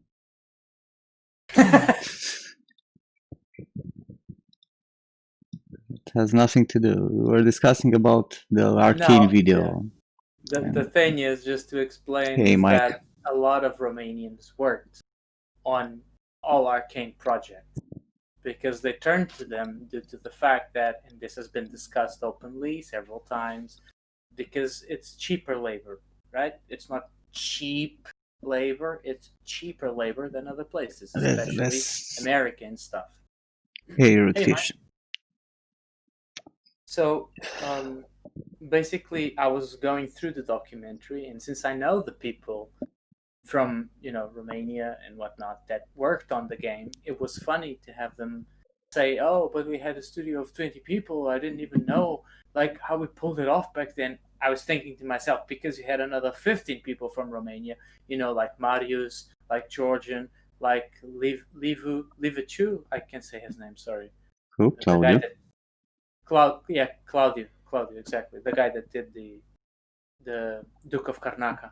A lot of, well, he was doing texturing or whatever, filling in the gaps. Doesn't matter. But you all Well, he worked. worked just like everyone else. There were a lot of Romanians in the team. Yeah. They have even more for Deathloop Yeah. Well, after I left. So there's a lot of And that. I'm quite sure that there are also other outsourced artists. Oh yeah, right? for sure. Not only the I'm pretty Romanian sure team, right? I'm pretty sure there should be a couple of Brazilians in there as well. There should be, I don't know. I'll just look around for, where people do a good job and charge. What the fuck is that sound? Who's zipping and unzipping? Which one of you are masturbating? I thought it was you. Well, not that part. The part where, could be the chair on the table or something. Not on my side. Okay, don't know. Probably It's not Daha. Daha, are you wanking again? on my Hey, Sunny. It's my pillow. It's my pillow. Yeah.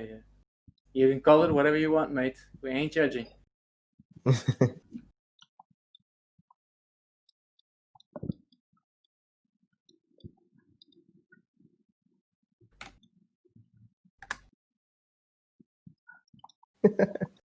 So it was. I love those documentaries. I think they shoot themselves. They shoot themselves in the foot or shit themselves. It also applies when it comes to. But I can understand why being creatively exhausted, and then wanting to split up and go back to that initial split up they had. Yeah, man. Like Texas. the thing is, at some point, and it says in the documentary, right? At some point, the ones who made the goddamn studio, right? The artists who created the studio were only doing, business meetings. Yeah, business And meetings, emails, pitching. It sucks as an artist, right? As a creator, a content creator, it sucks to struggle with this fact, to stay only in meetings and write emails and not create anything. That's why they accepted the offer from ZeniMax, Bethesda, and they calmed the fuck down and they were able to work on their projects, to get back to actual content creation. This is my biggest fear in the fucking industry, right? Because if you want to actually make money, you need to push things forward. So let's say, because at this point, right, with you guys who are my students, right, we can make a fucking outsourced studio, right, to make props and characters. The problem is I'm not gonna create content anymore. I won't have time for that, right? Unless I'm hiring someone to do the business part. Yeah. Because I'll be, in meetings with clients and, getting feedbacks from one side and move them to the artists. And that's the part that sucks. That's the part that I hate with all my fucking heart. Well, I don't can want relate to I that. don't want to go there, right? I want to create stuff. I want to do this shit. Direct. Yeah, you need someone who can trust and someone who actually knows what the fuck they're talking. So he still needs to be from this world. It's not about having a secretary. That's not the problem. Yeah, it's about very much- having someone that actually knows the world of 3D and what it's exactly required. what Harvey and Raphael have in common, which is they have the same exact background, and that's why they can split up, because both of them, plus all the ability of thinking through to each other, because you can see there's a lot of friendship there too, right? So that helps as well. Right? And when you know someone that much, can Not split up. Basically, they're one split up. Not really, Natalia. No. Because people who are good at creating content, they want to create content. Yeah. That's the problem. Oh. Let's talk in a year. We'll see. Why not? I like that idea actually more than anything else. Like, I've worked for so many years, right? And what I hate the most is, replying mails and having calls with, my bosses. I fucking hate that. I know what that means. Me, I hate that so much too. I don't know what tired me more, sculpting 5 characters a week or spending a day answering emails and shit. And getting back at them with the feedback and, oh yeah, sure, I'll do that. And here are the changes, and then 5 picky fucking changes on a pixel or whatever. And yeah, I know a thing or two. And again, sometimes you have to give something up in order to get something out, right? So You also need a very specific skill set to be a good headman for something like this, for an outsourced studio. You need to know how to talk with people, you need to know how to negotiate, to not fucking, like, not only an artist, but someone who has business skills also. So it's very difficult to find a person like that.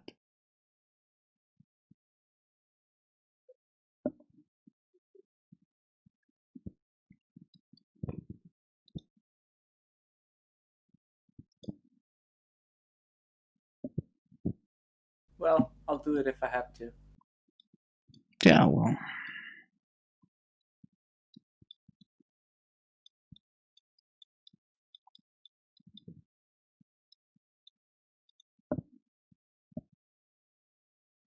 This couture thing doesn't give me exactly the same result, but still better than oh yeah, of course it's utopic, ZBrush. Paul. In the end, you have to do some managerial work, but it's one thing to keep it limited to getting contracts and get in touch with some people now and then. Another thing to do that for an outsourced studio when you're only gonna do that.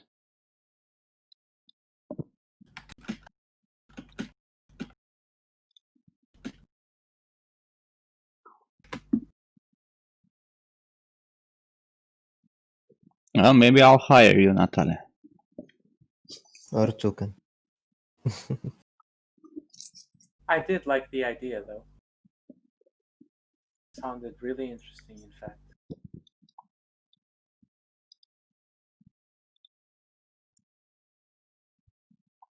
And you need someone who know how to talk with people. What? What did you say? I said, like, this stuff needs someone to know how to talk with people. Like, it's not easy. Is it me or he's breaking up? What? Probably you. Okay, then it's probably me. Well, Saya, I'm sorry for you, man. Yeah, thanks. Not talking to you. Okay. That was the worst decision of my life. But then again, He was talking about the university. everyone was talking about me. How come? I'm not famous. I'm not an art director. Why are people talking about me? That's scary.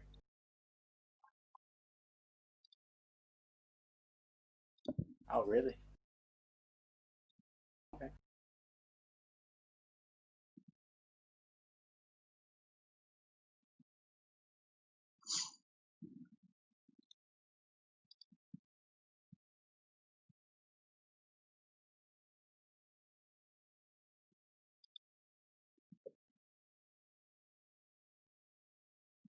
Backclick videos. What? Hey, Pixelion.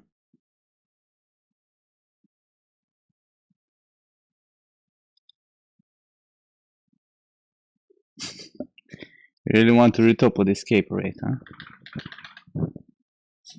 Don't you have like a texture to finish? Yeah. Well, worst experience of my life.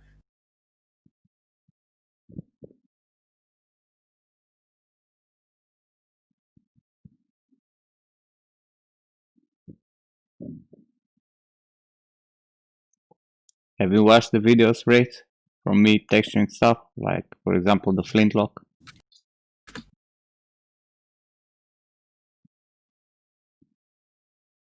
Write down exclamation mark Christian 7. Oh my god, what No. that fucking Christian. Jesus. Goodbye, Georgian.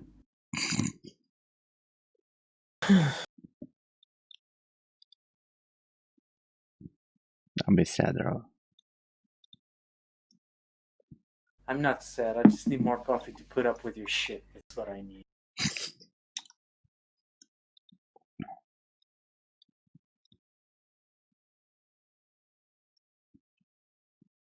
To Raul.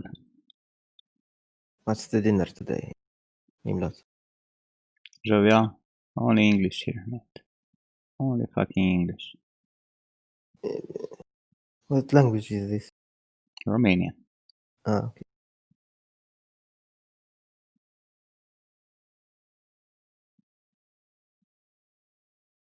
Mm.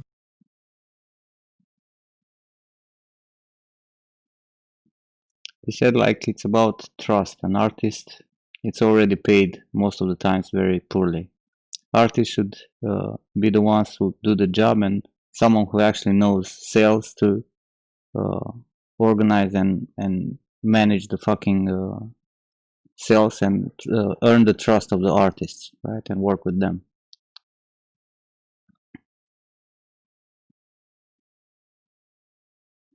Well, he speak my language, man. Yeah, jovial, but here we only speak English because people don't understand what you're talking about.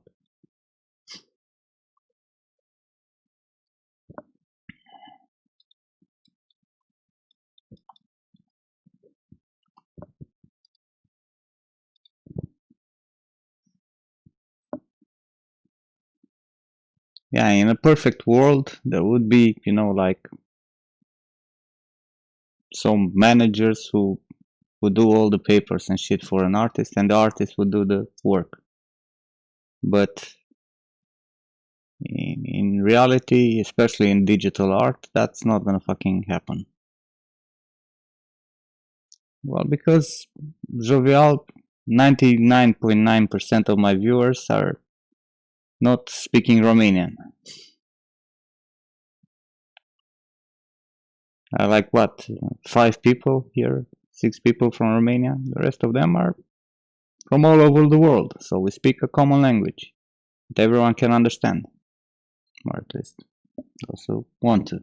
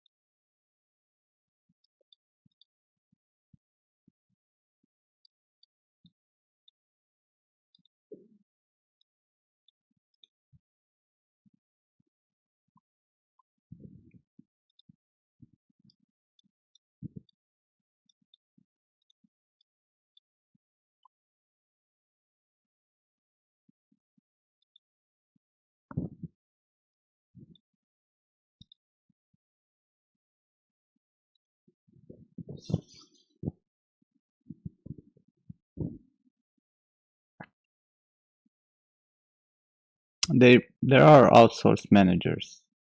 In the end, they're still 3D artists who turn into outsourced managers.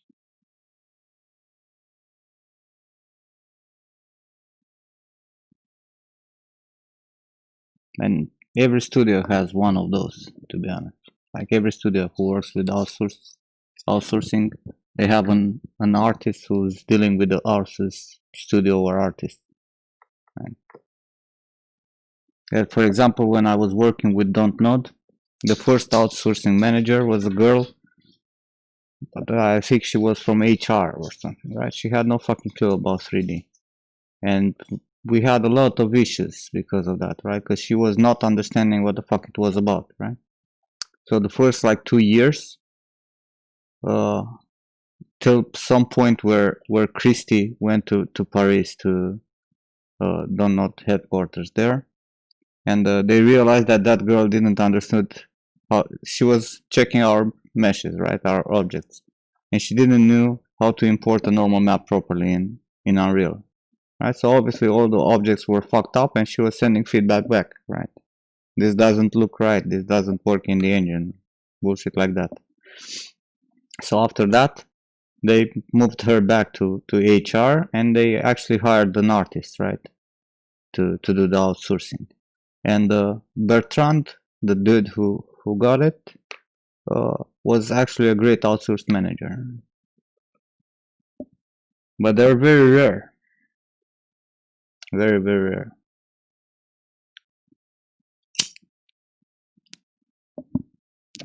The dude I was working with at Warner Brothers also was a great outsourced manager.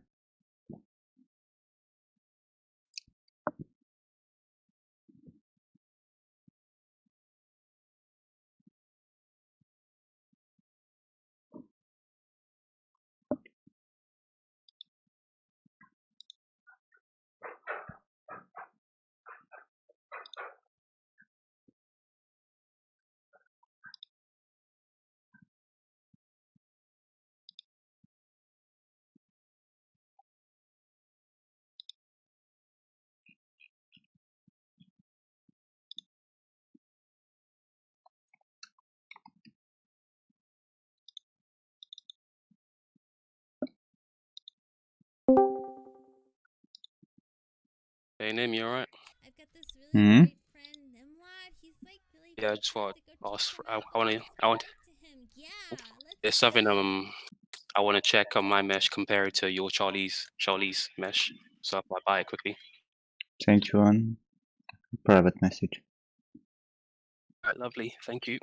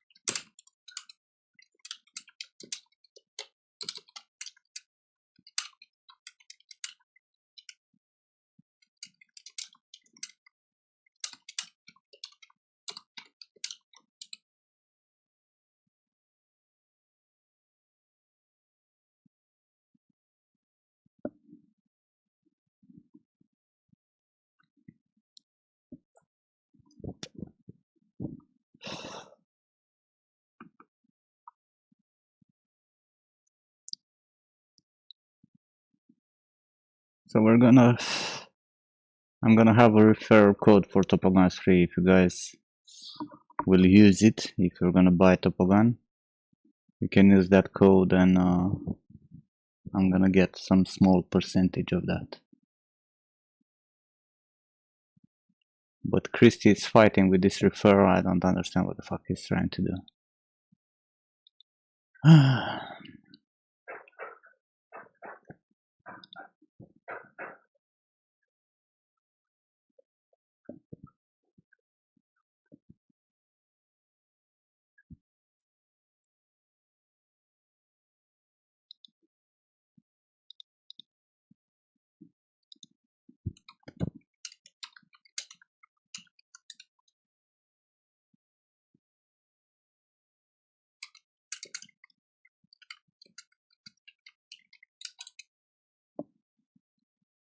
This car system isn't working to set it up. No, the problem is that, you know, you go to Topogun, right? You go to Topogun 3 site, right? And you go to buy, it's gonna send you to Topogun 2 right now, right?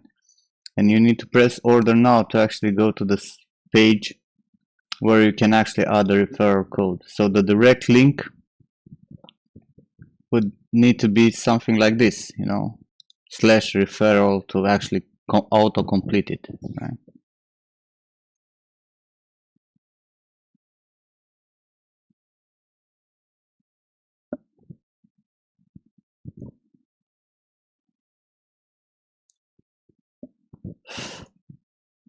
Because it's like thinking like this. Because he didn't work with the referrals in this way. I had a long discussion with him. Like the sites who used to sell for him, like used to buy licenses in bulk and have a discount code, right? And when they sold them, they just kept the money, you know. I told him that's not how it works nowadays.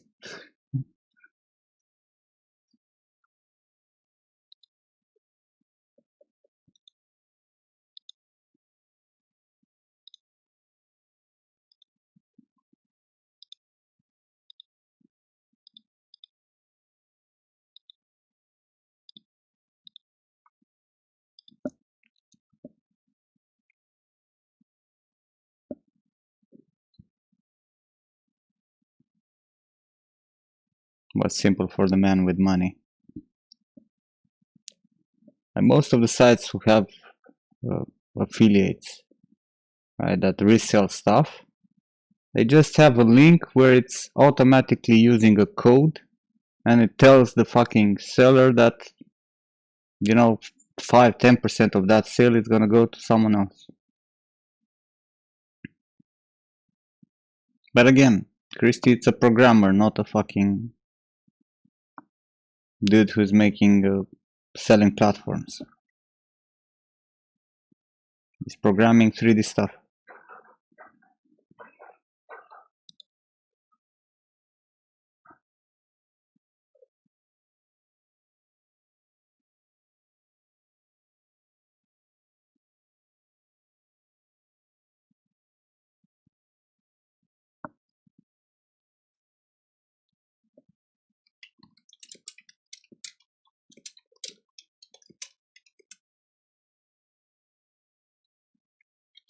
Well, Pix, do you have experience with this kind of bullshit?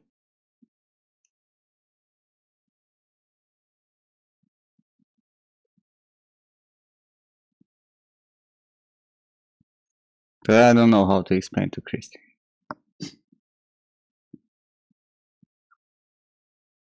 He's like, oh my fucking god, this is so complicated. I just told him you need a link, right? That auto completes there, the referral code.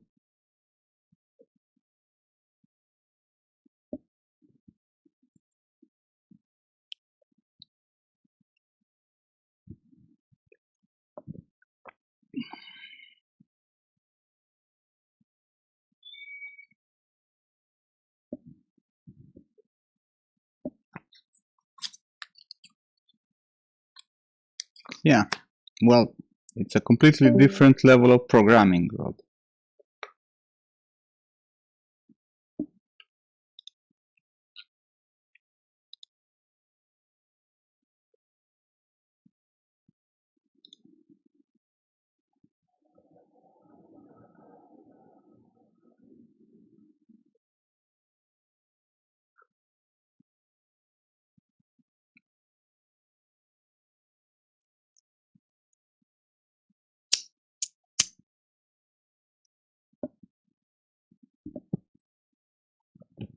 Also, I think he will change the store for Topogun 3 when it's gonna be released. I think it's also changing the money handlers from can't recall how, from Blue Snap to something else.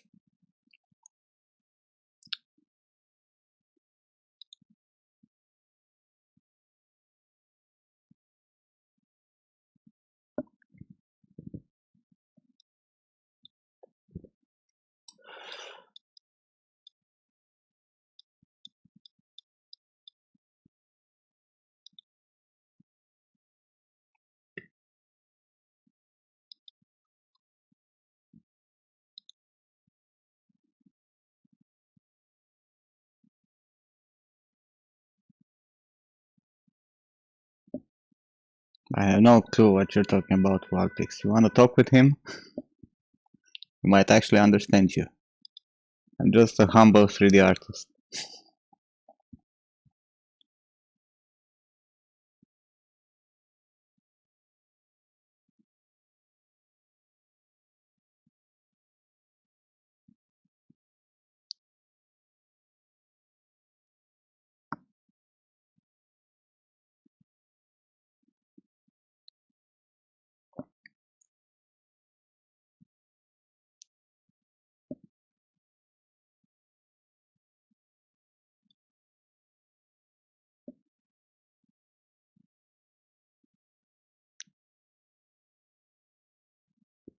Who's he, Corona?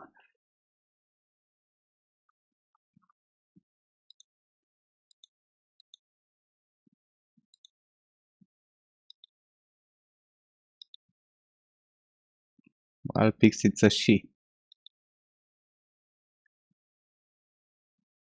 first of all.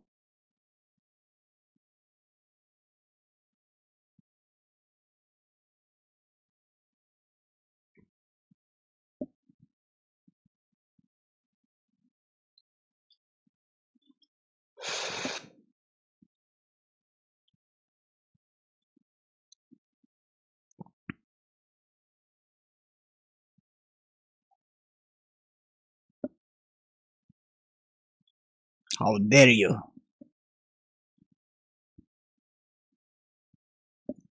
It's ma'am, exactly.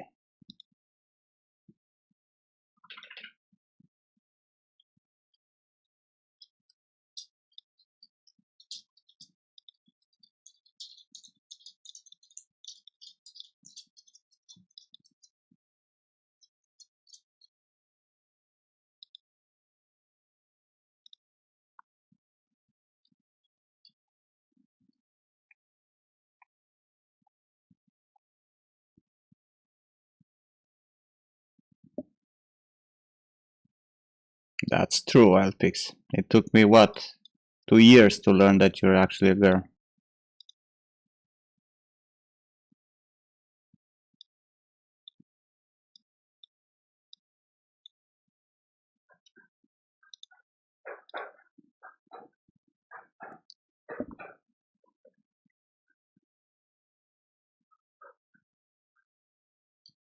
Felt 100, exactly. You don't want those wonkers, huh, to bother you.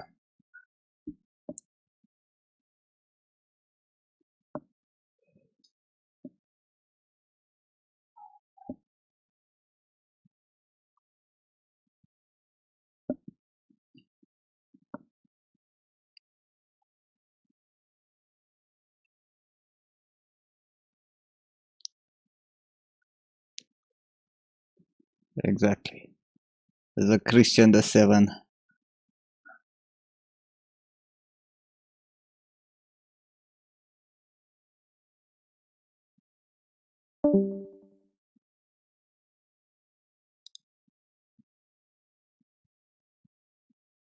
And these motherfuckers join my Discord. And they're muted and they drop out like flies in AFK. Shut the fuck up, Georgian. I'm typing. Do you want me to, like, do you Why are want to you hear typing? this? Why are you not working? Well, I'm I'm gonna do that. Give me a second and just you know, I'm replying to someone who's talking with me, and I'll be right back at work and discording with you, so you don't feel all lonely and get grumpy and Mm-hmm.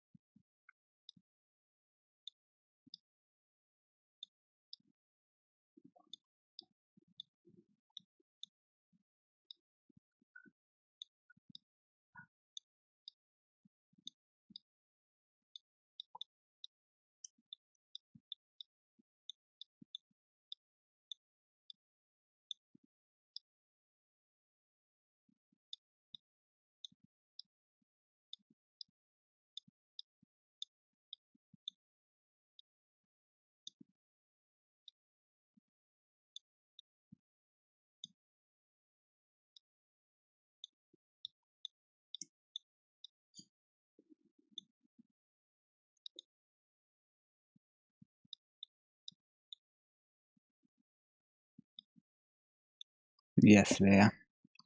We are gonna have a decimating stream. Don't you love it?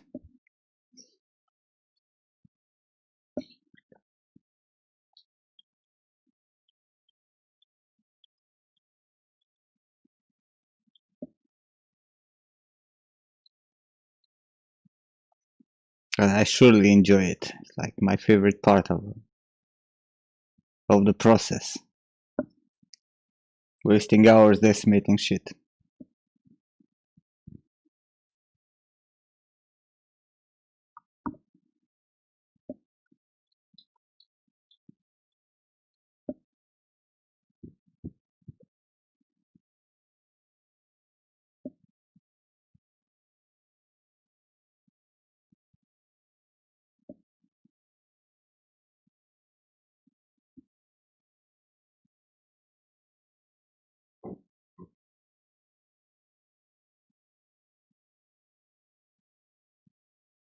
You already think how much do I have left? 80% of the character.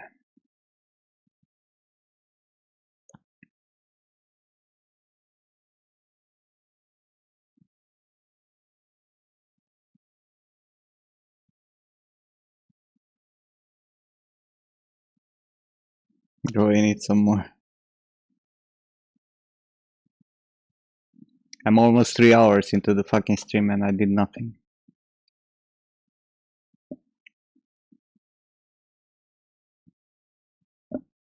See, this is where I have to jump in and say what someone else tells me when I say exactly what you just said. It isn't nothing, right? It's just not producing something, which is what bothers you, and I go through the same shit. Like I've been through the past few days with this whole bunch of designing bullshit, right? But it's doing something, so stop fucking complaining.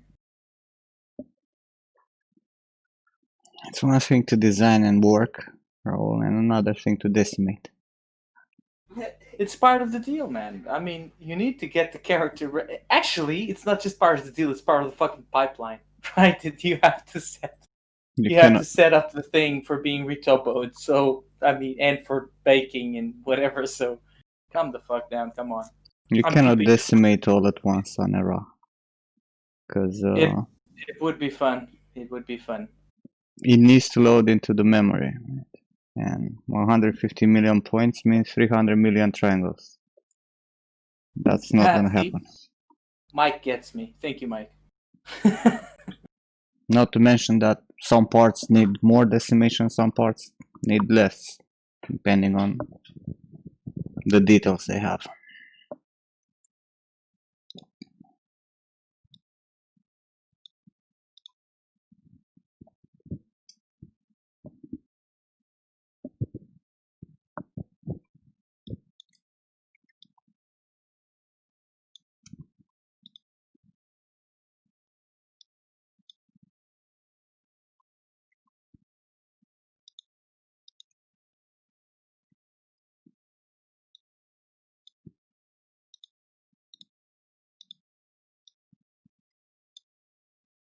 Okay, we're not gonna decimate this.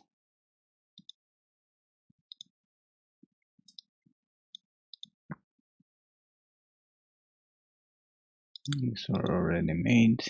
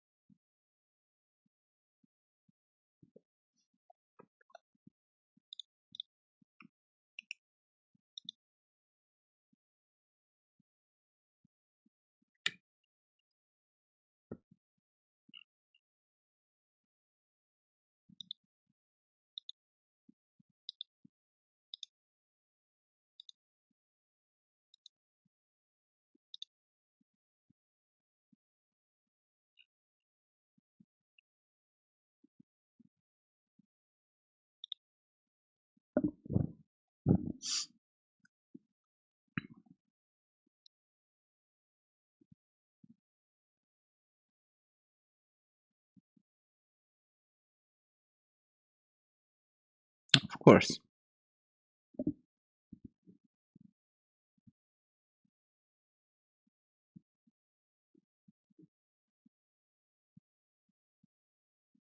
But was that a question? Yeah. First, it's definitely flat.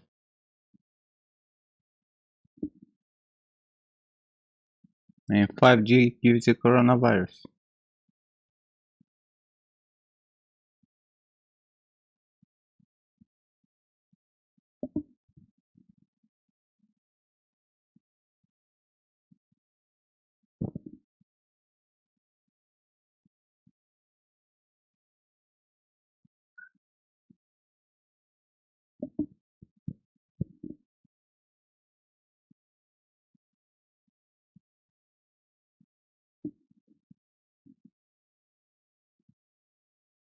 Come on, decimation, just move faster.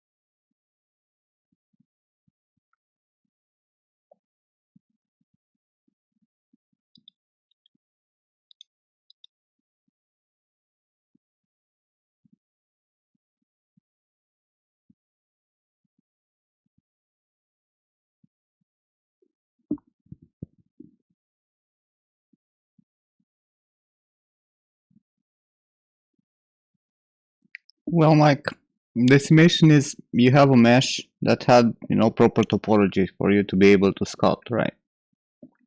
So it ends up with, 30 million triangles.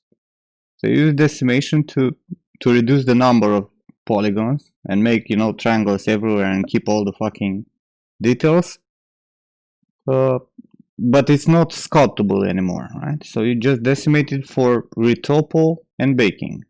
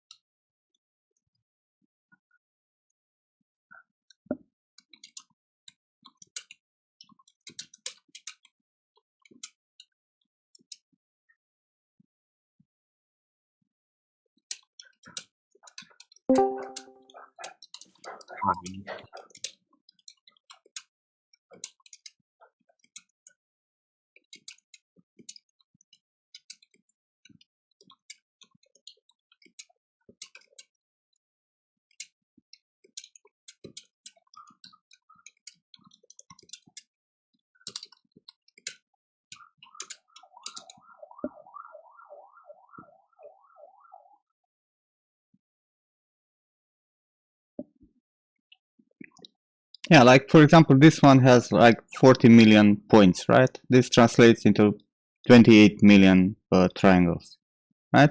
And I'm using decimation master right now. The topology looks like this, right? Because it was from uh, Marvelous, right? And I sculpted on it. So when I'm gonna decimate this to, you know, like I don't know, 14%, it's gonna create only triangles in here, right? Instead of the quads that I had with subdivisions and whatnot. Right? It's gonna try to retain all the shapes, you see? Like I have all the indentations, all the stuff, but it's creating like these crazy triangles, right? But it only has 2 million points now, right? And it looks the same, more or less. No, it has only 4 million polygons instead of 28.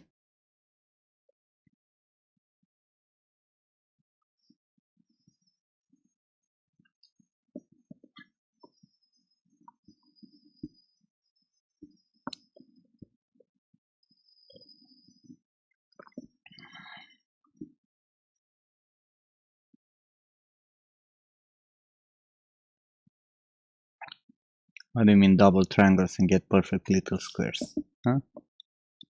Makes no sense.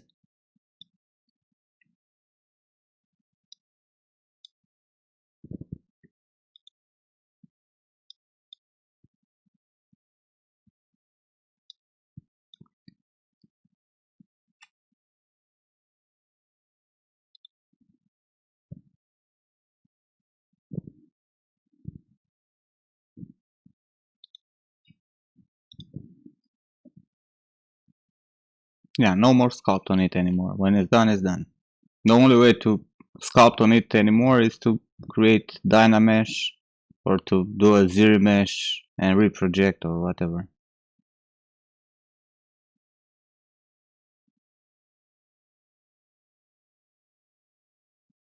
Yeah, Mike, slowly we're gonna get back in business. What were you modeling though? You haven't showed us anything.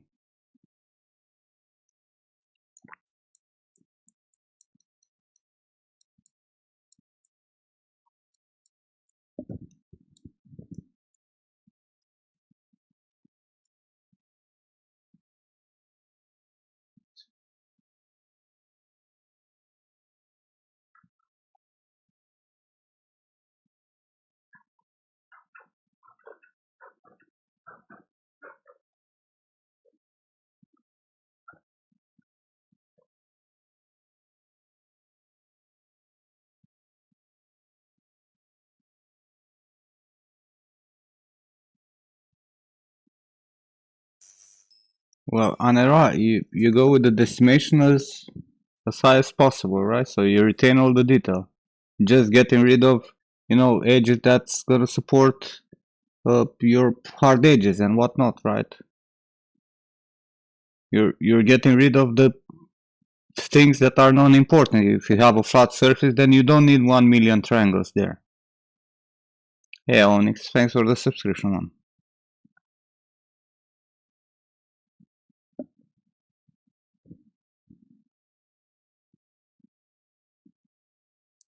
And that with triangles baking better, I don't know where you heard that, but everything is triangles in engine. Even if you see them as quads, they're triangles. Everything you put in engine is triangles. No problem, Onyx. Hope it helps. I made it because a lot of people kept asking me about how to use Topogun 3. It's just a quick guide.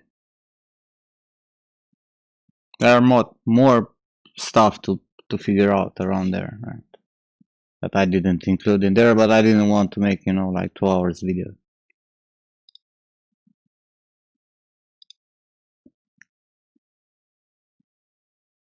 Hey, Nim. I joined Hey, voice Mike. so that I could just talk while I work. I Great. keep stopping and turning and typing. Yeah, well, So, yeah. It's always good to hang out, too. of course. Well, Plus, he appreciates the company. I have a question for you, Mike. Sure. How old are you, man? I'm 50. 50. That's so fucking awesome. And like the fact that you're still so passionate about learning stuff. I hope Yeah, I I'll be can't like stop. that when I'll be at 50, honestly. You will be. Yeah, I'm not that far, but I really hope. He's I fucking really- 36. I'm well 37, right? Well, in mentality, you're already 70, so yeah. Yeah, well, We need to change that. that's for We sure. need to fucking change that.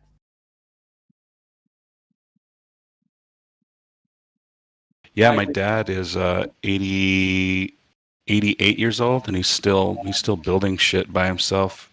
He has a bed and breakfast in Reunion Center, and when he was like 76, he built a what do you call them, stadium seating out at his ranch by himself, and then he tore it down when nobody used it, and then he used the wood to build a like a food. What's it called? He like dug a hole in the side of his mountain, and he made one of those shelters for to keep food fresh. He did all that when he was in his late 70s. So it's like Fucking awesome. we stay young in our family for a while. That's sheer force of will. Dear God. Yeah, he's insane. He's amazing. What he does. It's every day he's out there though. Even like the older he gets, he can't do 12 hours now. His days have gone from 12 hours to like 6 to 4. Now he can only handle a couple hours a day, but he still does it. And it's amazing what you can accomplish just by doing a little bit every day. Hey, Rory. A busy man lives longer. I guess I'll die young.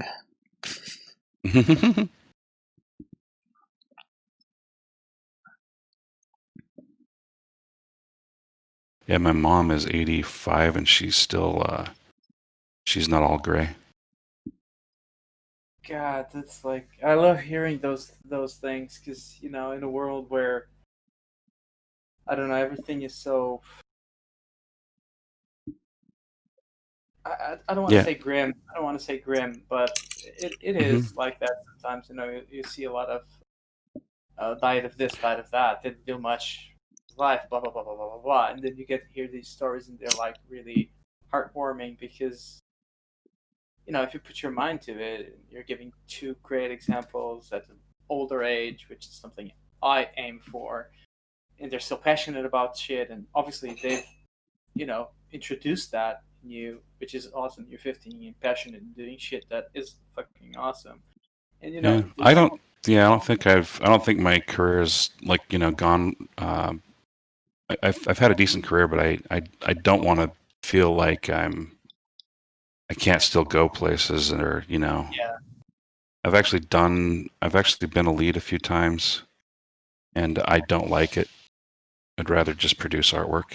Yeah, that's the But thing, we were isn't it? talking Yeah. earlier.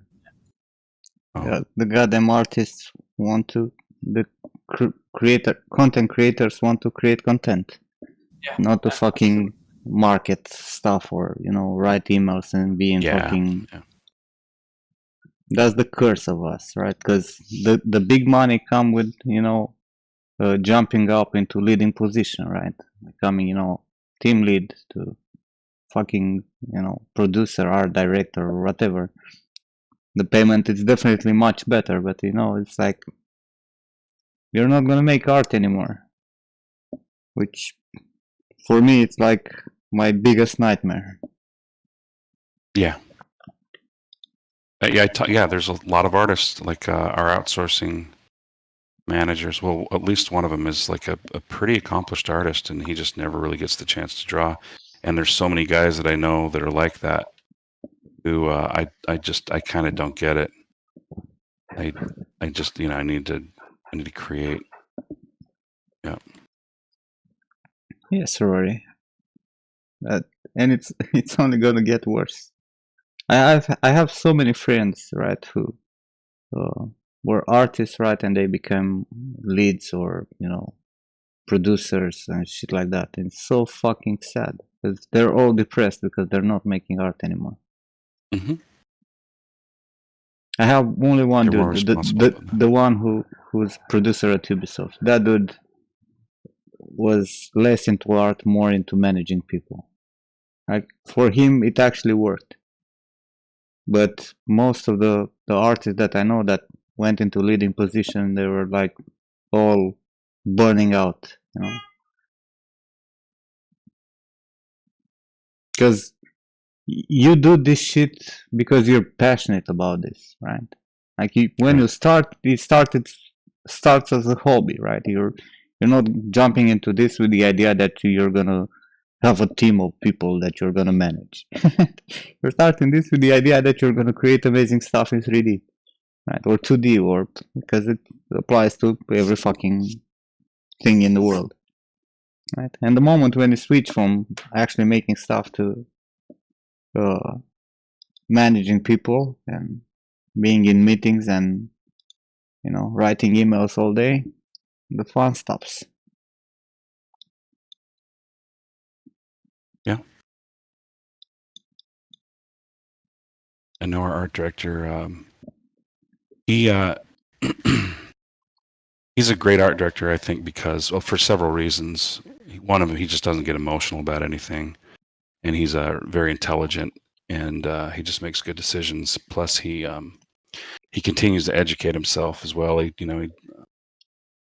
took a anatomy class that was very involved from like a local teacher who, you know, just gave him one-on-one, and so he knows the anatomy better than just about anybody in the class. I mean, at the studio, which helps him, you know, help correct things immediately. Yeah, well, it's always very important to keep yourself updated with the industry and with the tools that we have, right? Especially Yeah, for those in leading positions, right? Because if you stray away for too long, and too long means a few years, like 2-3 years, everything changes.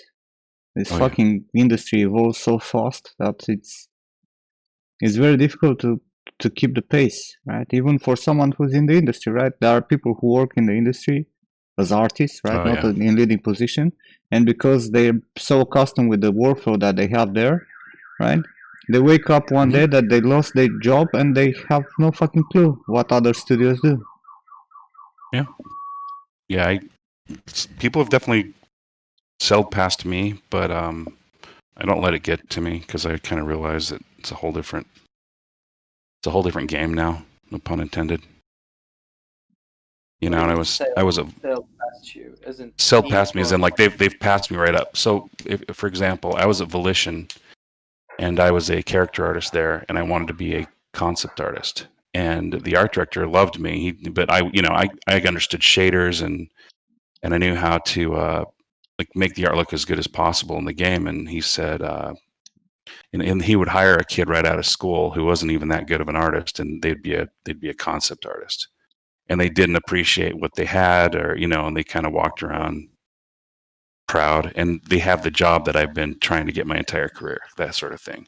So I ended up coming here because it was the first place I wasn't even looking for work. They actually contacted me because I worked with Rich Barham at 2015, and he remembered my art, like the dedication. Like I remember I'd work late, and he'd see me all the time, and so It he pays off in the long run, for sure. so he remembered, and they wanted me as a concept artist. So when they started the company, I was the first person they hired as a production artist. Like it was they hired a lead artist, and they hired me, and that was it. Like for a while. So I was on R&D for a long time before the game got going, but yeah, but it's just the same principles as anything. But I'm not as good or fast as a lot of the guys, but I'm constantly getting better, which is good enough. Yeah. And I'm capable, and I'm competent. You're gonna get there in no time, man. With your background, I don't see how you're not gonna get up to date with all the tools and everything in no time. Because you have all that base there, right? You didn't lost that knowledge. You just put it away to become a concept artist, right? But you're gonna get back there in no time. I have no fucking doubt. I see how passionate you are to learn the new software, right? You dived into Topogon, you dived into fucking Rhythm. So I love it. That's cool. I actually Thanks. think that most people underestimate and undervalue the value in being different, and that goes for everything, right? You look at people like Feng Zhu, or Feng Zhu, the guy from that famous design school, where everyone apparently that gets out of there is like another cheap in. Well, they do these amazing concepts and stuff, but you look at them and literally you see everything is exactly the same. It's a byproduct of everything they put down their throats in that school, and there's nothing wrong in there, right? As long as you can break away from that. And I value probably more someone like you that has this whole rich experience of background that makes you unique, because we're all fucking unique. That old saying that the graveyard is filled of unreplaceable people. Well, we're all replaceable to a point. Well, but we're not actually, in fact, because we're all different. We all have a valuable experience and a sum of those experiences that makes us unique, right? So, in a ways, I wouldn't say you have anything to, be afraid or whatever, because at the end of this journey that you're at to get to be a concept artist, whatever, you'll be way different than everyone else. And I'm very sure that among I don't know how many billion people in this world, a lot of them will see a lot of value in your work. I was never worried about oh God, but this guy, Jesus, this art style or whatever. I need to define an art style and be better than. I'll try, yes, of course, to stand out from the crowd, which is something we should all aspire to do, because it is important that we have something to offer that, kind of stands out. And we were having this conversation the other day about looking at someone's art style and say, oh, this is from that guy, which is kind of hard in 3D, and I get it. But the main thing should be, as you're doing it because you're passionate about it and you have something to offer, right? And I'm pretty sure people will value that a lot more than getting a kid from one of those schools that knows nothing about nothing, and all he can do is probably spit out concepts really fast, but still being formatted by whatever school he just came from. So that's just my 2 cents. I could be completely wrong, but Mike is trying to get back into 3D, or not into 2D. He already achieved. Oh yeah. Sorry, I thought it was it's applicable anecdotes. So yeah, it's all good. Hey Rela. It still applies, right? So, hey Keyboard. What's up, guys? Having all that background you have in from 2D, pick up 3D like in a second, right? Yeah, well, yeah, I've done 3D, so my experience was I did stuff for like PlayStation and N64, so I started with really crude 3D and it was terrible stuff. And so I got to the point where I specialized as a texture artist, and I always loved modeling, but I was never really what we'd like really clean. I wasn't really it wasn't my strong suit, but I always loved it. And so tinkering with ZBrush, I had a roommate who was the lead figure artist there for a long time at ZeniMax, and he said, "Man, you got to do ZBrush. You blow it up." And I always wanted to, and so I just kind of got into it. Several years ago, I bought it, and then I just kind of messed with it, and so it's been kind of a tinkering thing. And I sat next to this guy who, this figure artist, who I would go home and I'd learn how to do something. I'd come back and I'd know something that he didn't know how to do, and he was like, "Oh my God, you learned that last night?" I'm like, yeah, it's not that hard. Yeah. And it's just kind of, yeah. If you get into it, you're gonna learn. That's all it is. It's like, and I was talking to my buddy Joe at work, who said, once you learn how to learn it, you can apply it anywhere. So you're not intimidated about learning something new, because I think most people who get intimidated by software or getting good at drawing or learning anatomy or whatever it is, they just haven't figured out how to learn yet, or they haven't tried it. Most likely, it's they like a haven't habit. tried it. Yeah, that's it, and that's what it's daunting. But as soon as they do it, people are having like this mentality of, like, especially the beginners, right? That if they spend too much time learning something, that means they suck. So they prefer not to spend any time learning something. When in reality, you need to spend a lot of time to learn and be good at something, right? Nothing happens overnight. Yeah. But it's like this. But you enjoy the process. This fear of failure, for a lot of young people who are jumping into this, is the fear of failing, right? Because even for someone with a lot of experience, when you start working for a while, your model will look like trash, right? At the beginning. So we understand, once you get experience, you understand that the first 20 hours of sculpting a likeness, that dude is not going to look at all with what you're trying to do, right? But for a young artist, those 20 hours will be probably like 50 hours, and there will be 50 hours where he will get more and more frustrated. He will not understand that he needs to push himself to continue working and to learn. That's why they just drop, right? They're like, oh, I sculpted 3 hours, it doesn't look like what I'm trying to do. Fuck it, I'm not gonna learn this. That's the thing, is that, yeah, I tell people that they come into it with the wrong expectation. Like I'm sure you get it all the time on your stream. People would ask me all the time on my stream, like, what's the shortcut to getting good as fast as possible? Yeah, I'm like, man, you're missing the entire point. You can't do that. You can't be experienced without having experiences. There's a thing or two to be said about why that happens also, and I would say that it's mainly because of this whole global mentality of being constantly connected and bombarded with artwork from other people, right? How many people do you follow on ArtStation, right? If you say, like, I don't know, let's say even a small number like 200 or 100, which is not the case, I'm pretty sure. And by you, I mean you all, right?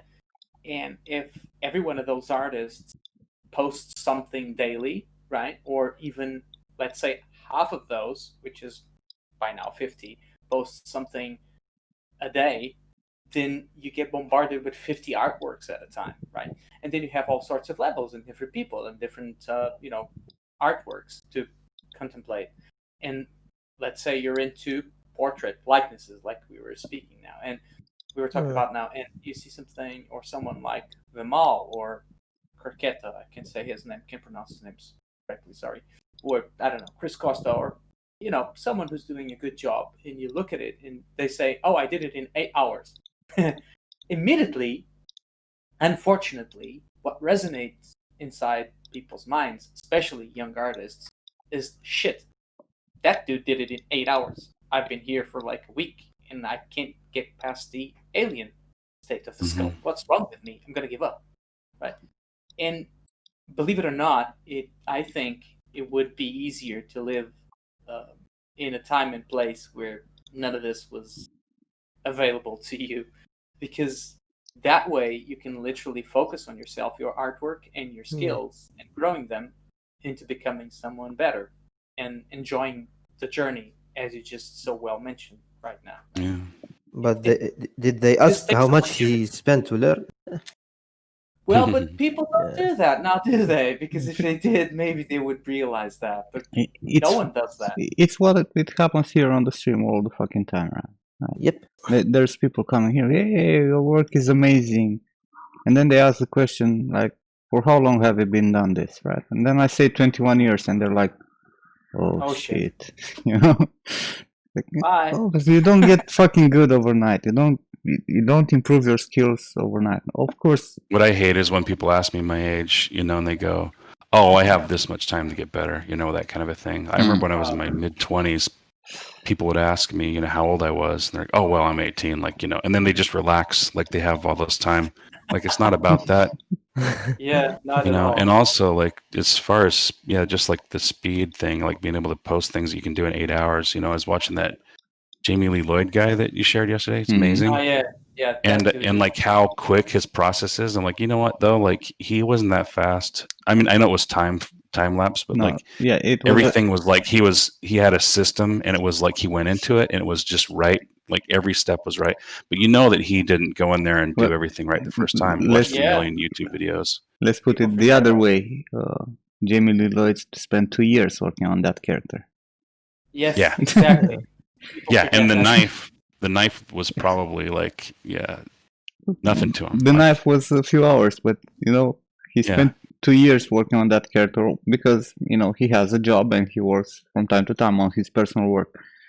Yeah. But even if he would have made it, you know, from scratch, he would still have pushed to probably like 300 hours of work with all the details that he put into that. Yeah. We had this. I have this art teacher at school. He was incredible. His name was Leon Parson.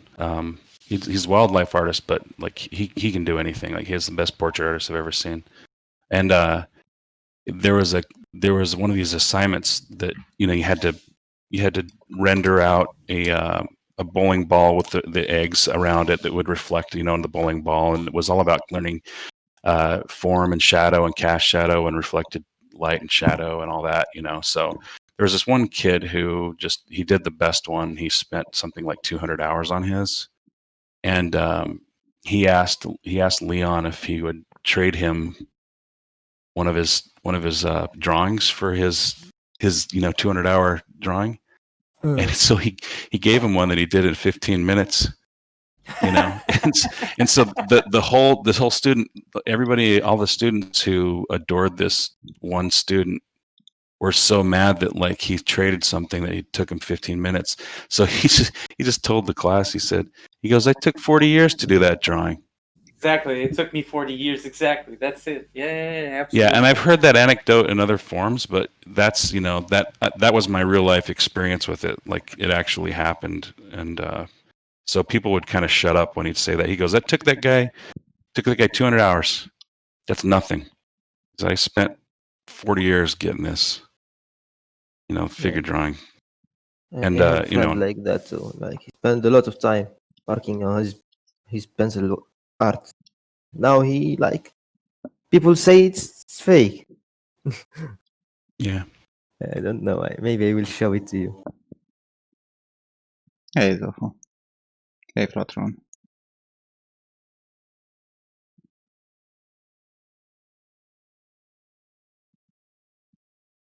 Anyway, that was fun talking about this stuff today. Is that so, Yeah. Corona?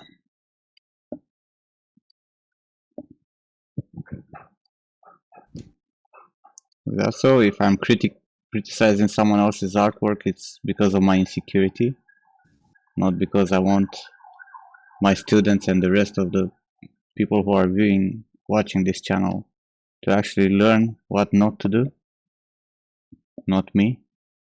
Why I'm excluded from what you said there?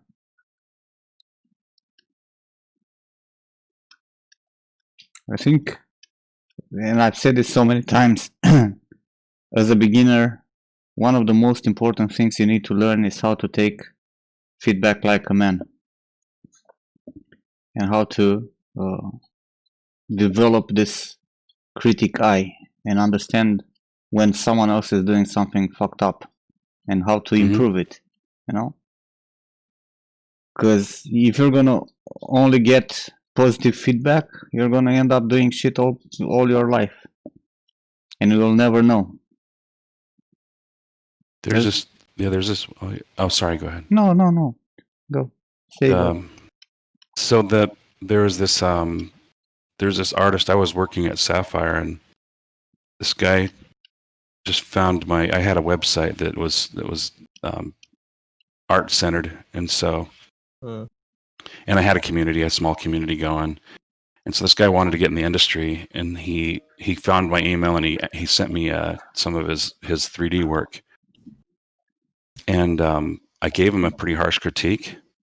I said, I don't, and so I didn't hear back from him, and something like a year or two later, he sent me an email with he says, hey, I work over at Yahoo Studios now. Here's the work I'm doing, and it was amazing work, and then it was just kind of him like showing me like how far how good he got, because he was like, I'll show you, kind of a thing. And so I was like, okay, well, that was great. I said, obviously, I was wrong, because I told him I don't think he had it in him. I don't know if he was a little kid, or if he was older with like no talent, or if he wasn't trying. But either way, like, I don't know if you have what's in you. I don't know if you have it in you.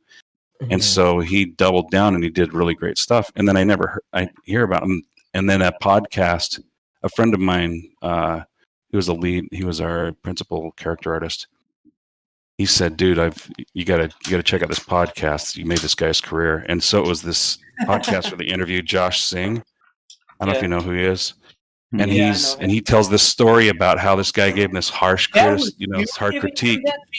Yeah, and he said that this guy tore me to shreds. He goes, my wife came in, and it was 3 a.m, and this guy just tore me to shreds. I can almost quote Josh Singh saying that. Yeah, I had downloaded Josh Singh's like demos and stuff, and I didn't know this. Like, I had watched him, do this stuff, and then so he's like, yeah, this guy Mike May, he works at like, and he couldn't remember the name of the studio, but he says, yeah, man, I sent him this email, and like he tore me to shreds, and like my wife came in and saw me crying, like, what's wrong, that kind of thing. Let me get this straight, because it's pretty funny. Yeah. Sorry. I'm getting way too excited about this because this brings back memories. Sorry, go ahead. Sorry. Well, I actually contacted Josh, and I said, dude, like, I can't believe that, it's just a story of like how he could have taken that critique and given up. Yeah, but he didn't. Yeah, he didn't. He used it as fuel. Exactly. Yeah. Because I remember I was listening to that interview, and I remember that actually resonates with me, because every time people say something nice, I don't know how to react. But if you say something that is accurate, let's put it this way, and it's harsh, I kind of take it as, I'll prove you wrong, motherfucker, right? And yeah. And I remember him saying, like, I was a salesman and I wanted to get into this industry, and I thought I could sweet talk my way into the industry. Yep, that's what he said. But then I sent this guy an email with my portfolio because I wanted to get into this studio or whatever, and the guy completely trashed me. And I said, well, fuck me, but what am I going to do now? So I picked up this 3ds Max book, and I started redoing my whole portfolio. Yep. And I was like, the interview totally. Yeah. I know it also. So you know it also, Georgian. Yeah. So how I told you, I think it was yesterday, I told you that, a few days ago, I told you that I had a teacher who had a friend who went through school, and the art center. Remember I told you that about how he wasted his whole career. So he came back, and he got like hundreds of thousands of dollars in debt. And then he came back and he said, why didn't anybody tell me that I sucked? He's like, yeah, it would have hurt my feelings. He goes, but now I've got this huge debt, and I got to go figure out what I'm going to do with my life all over again. I got to go figure out, what my career path is going to be. And so so this teacher of mine had told me this story. He's like, yeah, and he goes, I don't hold back. He says, if I don't think you have it, I'm going to tell you. And so that's why I told Josh what I did. I'm like, I'm not going to waste this guy's life by, rubbing his back and holding his hand. I'm Well, like, look, man, like you either got to dig deep or you got to just do something else because I don't think you have it in you. like And so, yeah, he showed me. you're 'cause pretty new here, Mike, right? But this is what I'm doing Yeah. here, right? Yeah, no, I get Like it. everyone here in the channel got trashed, right? And I destroyed their Yeah. hopes and dreams. And some would take them. Some will understand it, and they're gonna double up their effort, and will eventually Some get become hurt. fucking amazing artists. And some got upset, and they're still at the same level as before. Yep. But you can definitely see that people who understand that a good critique is the one that's honest and not bullshit you like, yeah, you're doing a good job, keep going, are the ones who will actually succeed. It's a thing that I've always did, right? I've tutored people, right? Like the first student I had was a young dude when I was at my first job, right, in 3D industry, which was in 2006, 2005, something like that. So I had this kid joining, right, and I pushed him always, right, like I always told him when he's fucking rubbish and whatnot, and when he's doing something good, I praise him because it was meant to happen. And now he's an amazing artist, right? He's an amazing prop artist. He worked on all kind of really big titles, right, from Call of Duty to Dishonored and whatnot. So the idea is that you always need to be honest in criticism, and you as the person, as you get the criticism, you need to understand that the person who takes time to actually fucking give you that critique, he doesn't want to hurt you, right? His point is not to make you fucking cry or destroy you for his own fucking amusement. He's gonna be harsh with you because he wants you to get better and understand what you need to improve. And the channel learned that, like they know in general when someone is posting a link like, hey Nim, can you give me a critique of that? They're starting, are you sure you want to do that? Yeah. That's what you said yesterday when this guy is like, "Are you sure?" Yeah, there was this artist on Cape Cod that he was an amazing painter, and I asked, I lived right like a few houses away when I saw him painting, and I said, "Can I show you some of the work I do?" And he said, "I'll tell you something right now. You might be good, but," he goes, "I'm not your mom and I'm not your best friend, so I'm going to tell you what I think." I'm like, okay. So that was the first honest critique that I think I ever had. I was so used to everybody saying, "Oh my gosh, you're so good," but he tore my stuff down. If that's not the best way And I to loved learn, it. I don't know what is. You can't get precious about your stuff. What you do now doesn't matter in a year. It just matters. You're gonna now, hate it 'cause it's anyway, a don't step. worry. Yeah. Like whatever the fuck you're doing now, you're gonna hate it in a year. I usually hate it even when I just started, so let alone by the time I finish. So if you didn't hate it, means you are not advanced. If you get the snowflake mode and you get offended because someone will try to put you on the right direction, then you're gonna have a very hard time getting there. Don't get me wrong, there are people who manage to work by themselves and without any kind of critique and dodge all the bullets, right? But it's better to have a very strong feeling about a critique session. That I'm joking so many times, right? When I'm telling my students and shit like that I prefer to scream at them and make them feel like shit, because the memories will go into long-term memory because of the association with strong feelings, right? And being casual and saying, yeah, you're doing a good job, that's not gonna go into long memory ever, right? But if I fucking destroy you because you did something wrong, and you will remember for sure that, rather than random stuff. But again, I have so many students who come with a background of getting feedback from amazing artists that didn't give a fuck, right? And they kept with such good work. Keep going, you're doing amazing. They have no clue that they're doing wrong, and it's sad, right? But they usually end up crying when after my feedback. Hey, yeah, it happens. No, I love it. I love honest feedback. I once had a teacher tell me I had a painting up on the wall, with everyone else's, and he looked at it and he turned around and he looked at me and he just looked at it. And he turned around and he said, in front of the whole class, he said, "What do you say when something is so bad you don't know what to say?" And everybody was like, "Oh!" It crushed me, but it was like, wow, like, yeah, I didn't treat it all precious after that. I was all precious about that painting up until that point. I fixed it, or I started over. I can't remember. It's always like that. Hey, we tend to get too attached to what we're doing, right? And Yeah. like I was telling my students at some point, right?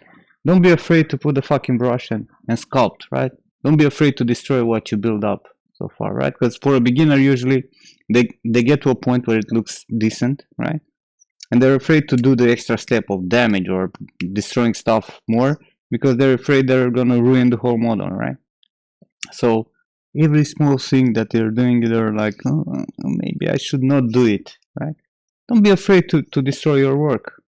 Don't be afraid to push its limits. You can always go back to a previous version if you fuck it up, but most likely you won't, Most likely you'll improve everything by Yeah, pushing you don't get worse by doing more. Yeah.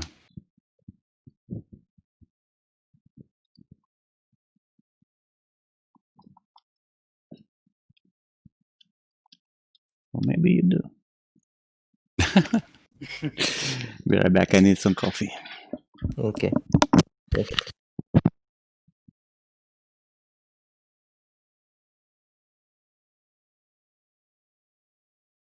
Yeah, what Roy said.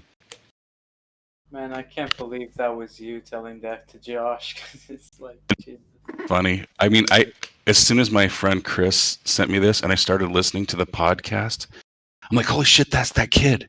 Yeah. Because I'm listening to it and I'm like, I remember that. And I felt terrible because, the guy showed me his art. And I remember saying, like, I emailed him back and I said, obviously I was wrong, good job to you. Like, way to take it to the next level. And he didn't reply to me.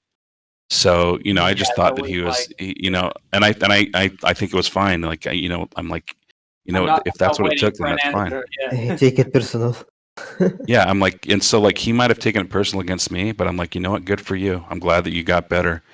You don't need to be my friend anymore. You don't need to be my friend or anything. But and so I remembered that as an example of how what something I said I think fueled something. It also was an example of how wrong I was. So I actually was careful about critiques after that. And after he told his story, I kind of started getting back to where I was less afraid to be honest. I'd always try and, like, when somebody come with something, I try to talk about the good things before I kind of got into the bad. Or so take it like a have sandwich tact. approach, right? Where you put positive, some criticism. Yeah. But I always think about that guy on Cape Cod, who said, "I'm not your mother and I'm not your best friend." Yeah.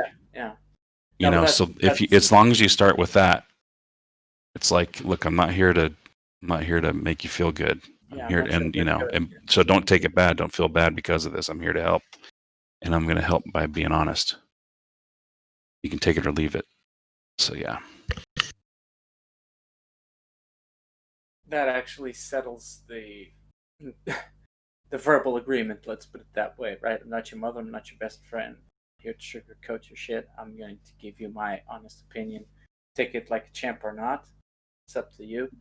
But if I'm telling you this is, well, if I'm taking the time, or this is, even if the person didn't say it, I would understand it this way. But if I'm taking the time to give it to you, then trust me, I'm being honest about it, and it's for your own sake, right? Yeah. Because we're always afraid of change. We're always afraid of, you know, people saying what they're thinking. Even though we're expecting honesty, we also expect some, I don't know if it's sugarcoating or not, but it's something in between being honest and not being honest, if that makes any sense. It's Yeah. really weird. But Yeah. when people just wreck it and destroy it, and it's like, God damn it, it's that bad. All right. For me, it's always been a fuel, and I've always preferred honesty over sugarcoating anything. Heck, I got into a lot of problems in time in London because of that. Because I got expelled from classes because I was actually, stepping up and going to tutors saying, "What the fuck are you doing? These guys are presenting figure sticks, and you're telling them this is an amazing idea and the concept is really fleshed out. What the fuck is wrong with you guys?" Right? Um, People don't take it, well when you're taking their masks off and saying you're a fraud, or you're not doing a good job, or you should prepare them for the outside world. Heck, out of a 20 class people, uh, I know 15 and ended up, pleading the whole bachelor's degree, whatever. Um, and none of them is working in the industry. So that goes to show, right, that they were wrong. Yeah. I quit on my Yeah. first year, and I just kept doing my thing, learning from YouTube, this here, this there, and actually got something out of, dropping out. It's the best decision I've ever done in my life. Yeah. Then again, after going through, I already had, I have a BA honors degree in marketing and a master's degree in audio. I don't know how you call it in translation, but it's like kind of motion graphics stuff, sort of. Okay. So I knew the flaws the system had in terms of teaching when I went there. I just didn't know it was so bad. Yeah. So, it's really bad. Yeah. I have a neighbor.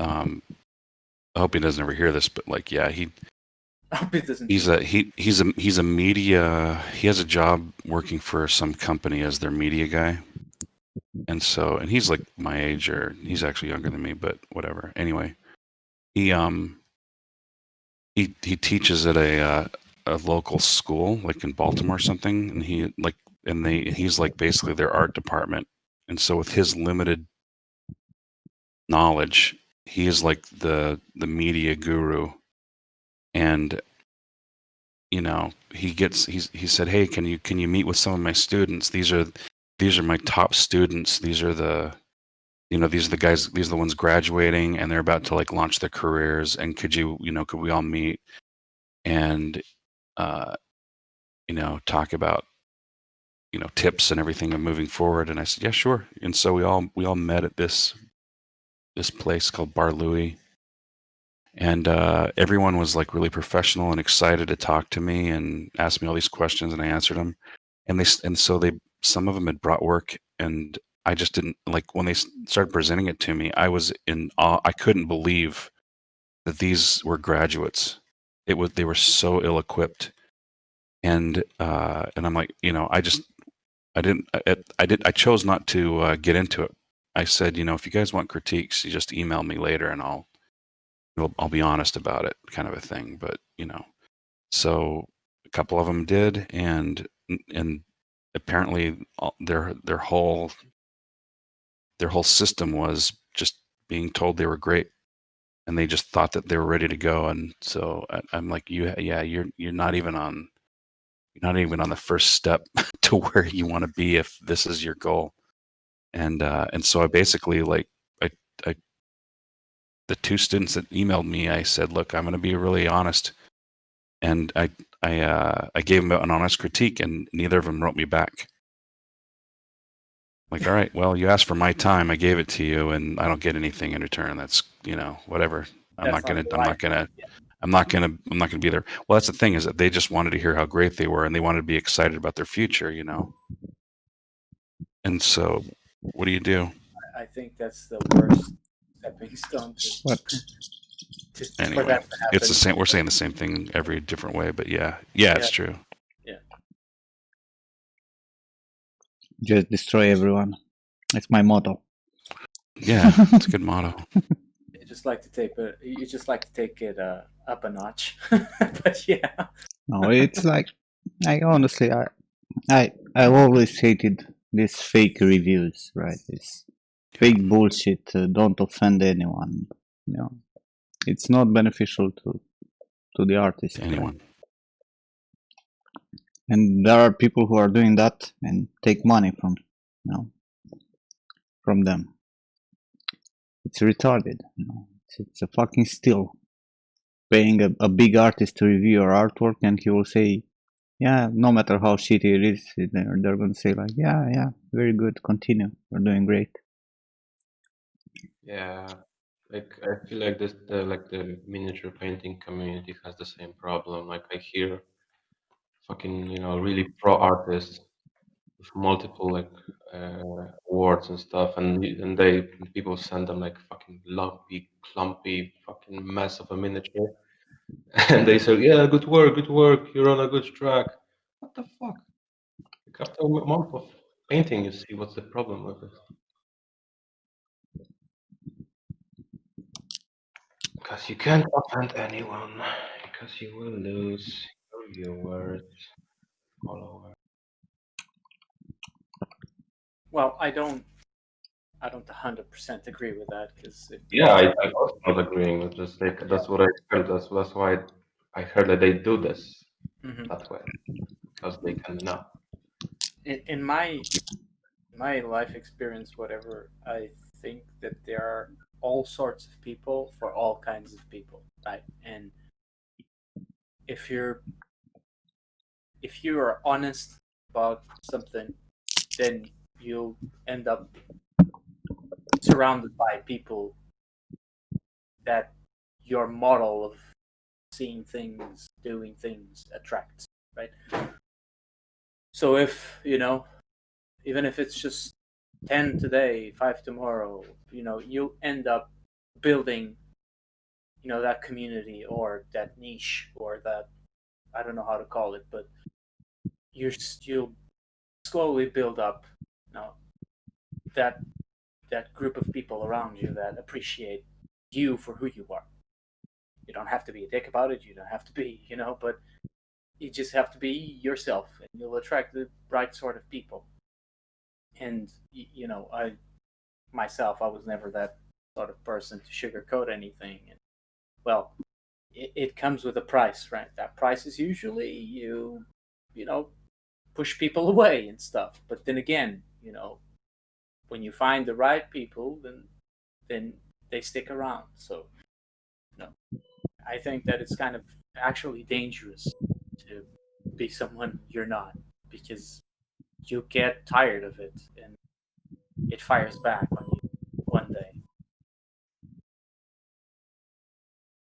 That's just my 2 cents. Oh, I've seen new people join and I forgot to say hi. Hi, Kevin. Hi, Cicada. Anyone else I missed? I think I've heard that name somewhere. God. Cicada 3301. Sorry, guys. We have Mike here telling us stories. Sorry, man. No, I actually stopped talking because I'm like, I've been talking too much. It's great, man. Keep talking. Yeah. Rory, I saw your Rory's one of is he one of your students? No. His name is really familiar. No. Yeah, I said the same thing, and then I went to our station. I see his art station. And I remember I follow him. A great artist. Yeah, I know that I've seen his stuff. I just don't remember. I've got a. Oh yeah. Oh my God, yeah. Yep. Yeah, he reminds me of there's a concept artist who is kind of the same ilk. Yeah, this is such good stuff. Ah, And it's I unique. see. I see him. Station 2. What does it remind me of? That robot. Go.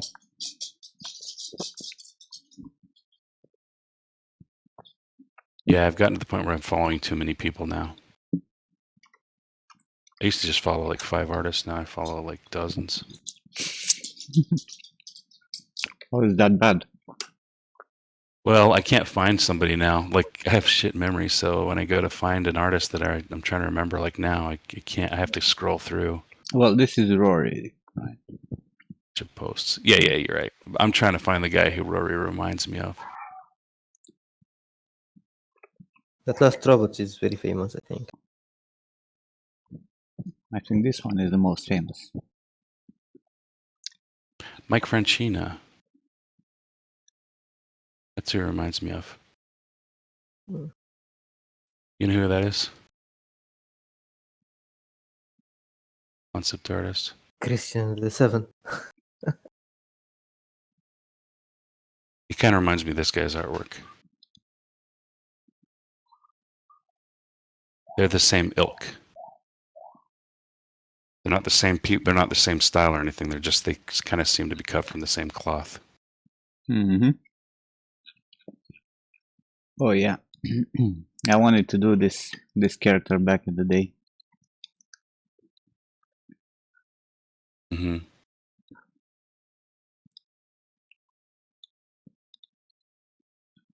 Has a very interesting style. I'm sure Rory got some inspiration from here also. Yeah, I mean, yeah, but I he still just is on. showed you Yeah, keyboard sure. was Rory. Oh, that's awesome.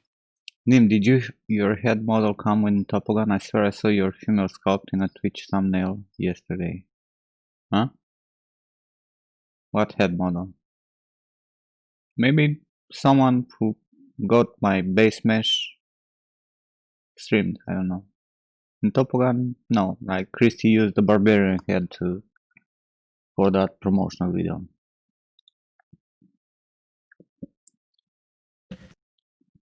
Someone already made it in 3D Evo and it's looking pretty good.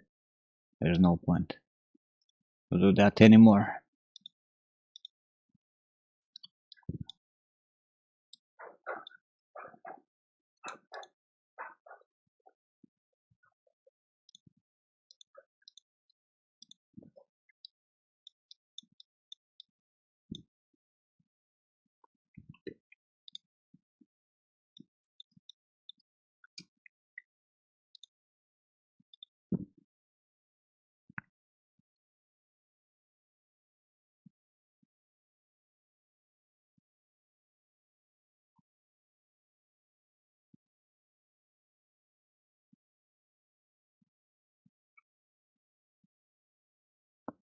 How's this mission going?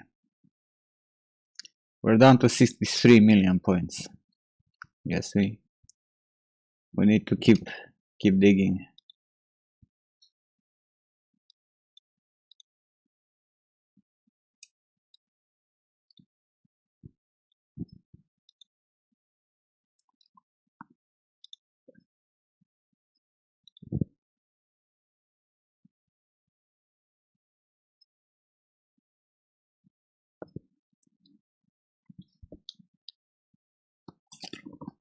Thanks, Frederick.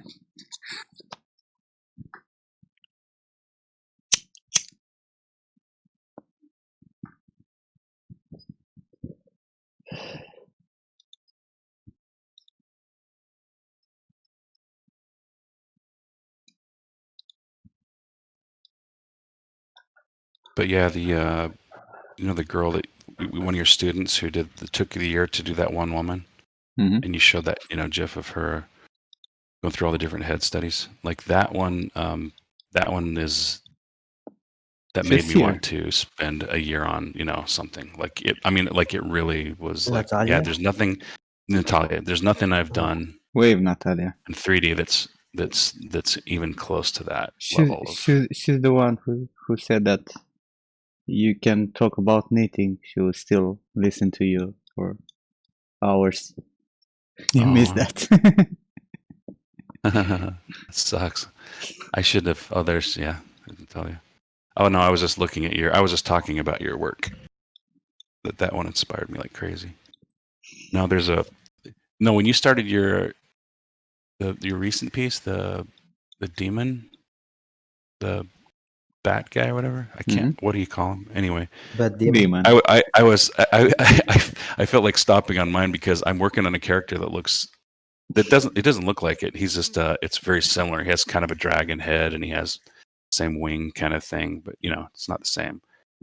But how you tackled a lot of the things that I struggled with was really, that's why I said it was humbling. You know, when I said that, I was like, I oh my know. god, like I spent so long and I was so happy with how it was coming along and I was being really precise, but I look at it now and it's like it doesn't have any life.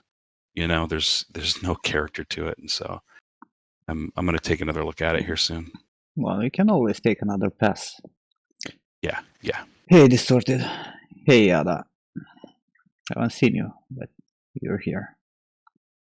I'll be so clipping this fragment. Poor Natalia. No, it's amazing. Now she's like, you see, this is not positive. It's too positive. She will not work hard anymore. Natalia, get back and fucking fix that frog face. Well, I learned poly paint. Taught myself poly paint. Well, not taught myself, but you know, I watched some videos and learned how to do poly paint with the masking and everything. And I was so proud of how it came out. You know, I thought, man, this looks really good and real, and it's nowhere near. It's like it's on step 1 right now. I'll see if I can find it. I think I posted it to Discord somewhere a long time ago. Poly paint. Poly paint is for concepting and stuff. It's so much more about texturing than just color. Substance.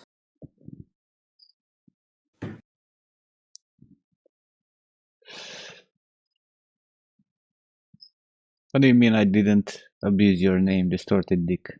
Kick.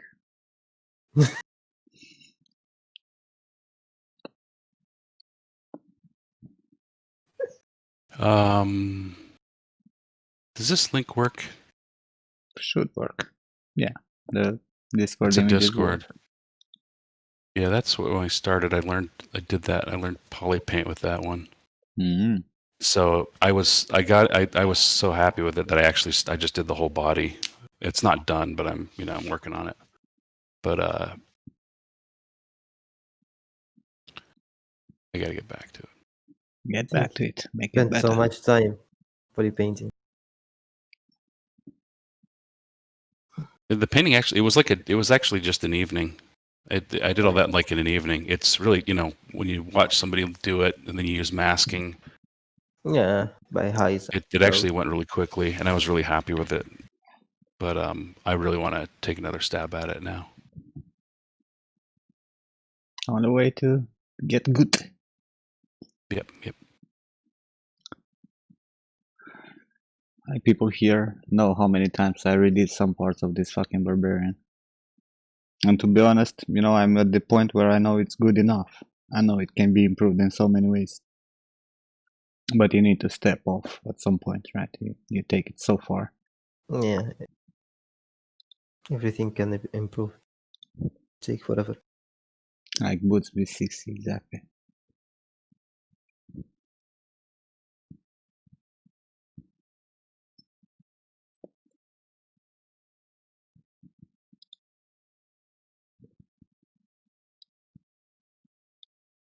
We all learn. Every time you do something, you learn and you get better. So never stop fucking working.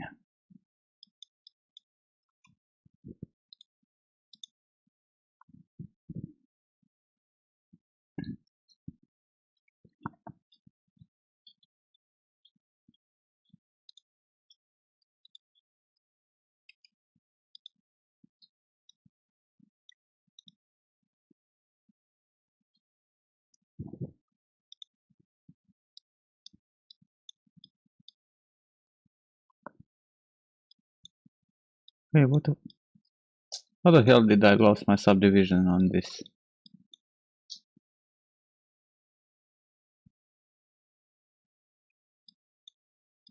Does anyone know? Not me.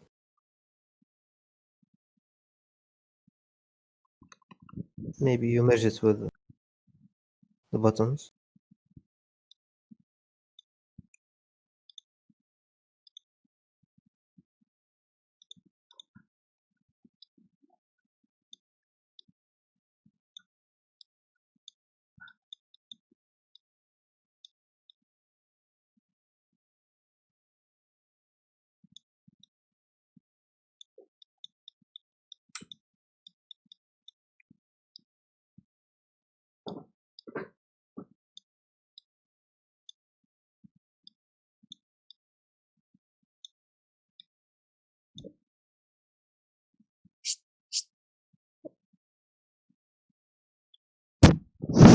I didn't want cat. I'm gonna sleep somewhere.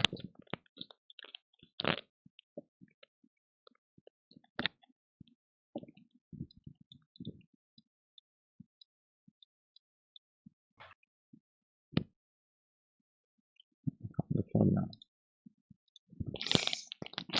Natalia there. It involved a lot of crying in the corner chewing my own hair, but so worth it. Poor Natalia.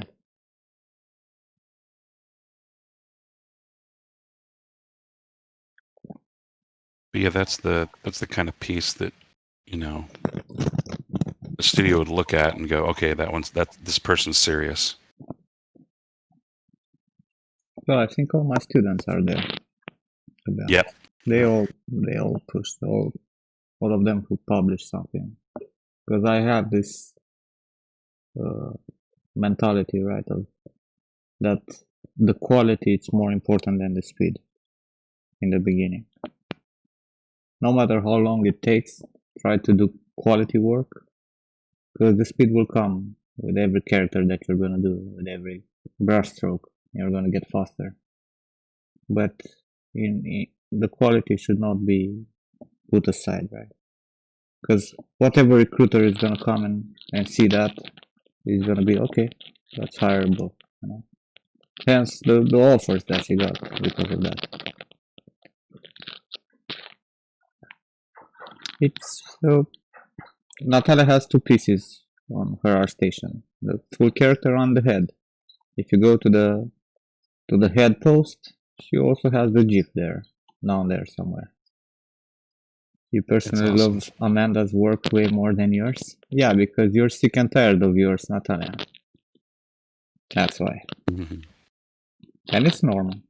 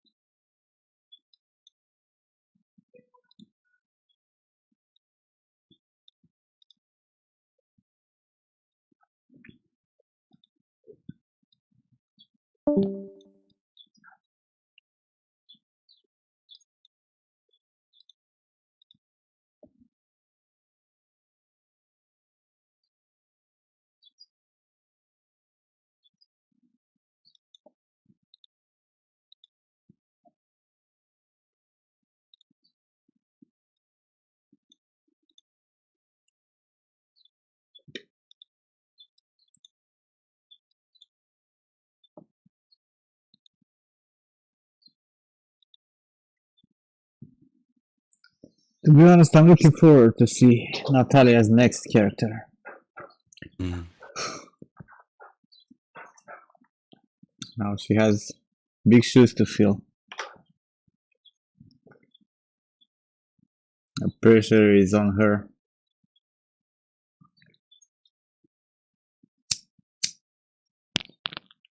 Everyone wait for Natalia. But then again, it's the same for all of you. Same for Raul, for example. To finish that stylized crop. No? Making the goddamn Viking. He better do a great job. And me lazy in the background.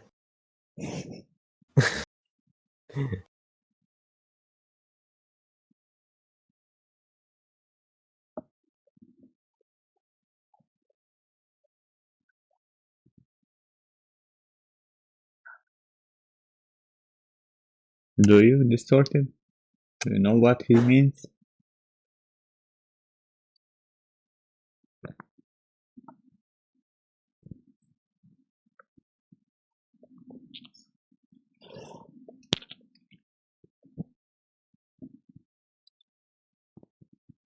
What he means then?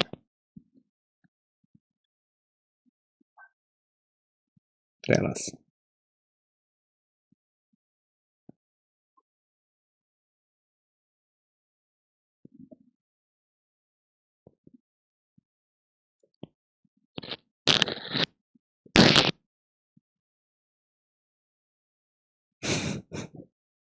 No, I don't. I don't know. I didn't mean the actor, but Downey Jr.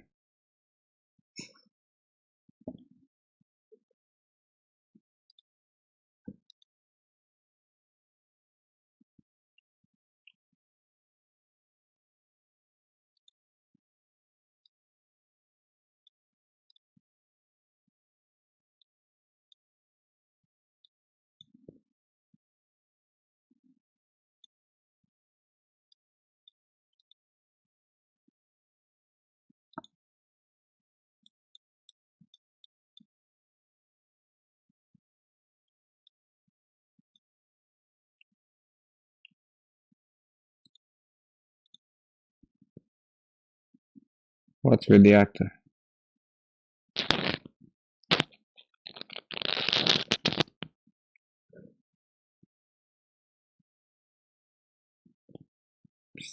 But what I don't understand, why were you laughing? Like,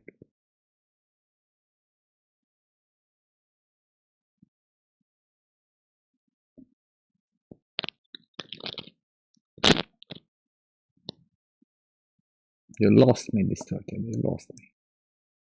You need a new headset on. There you go.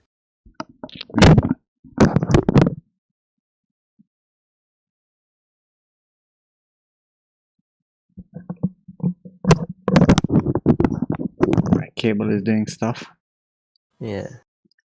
Well, after I'm getting paid by Patreon at the beginning of the month, I'm gonna order the new headset.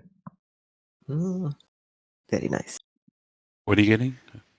New headset. Still Series, the Pro wireless one.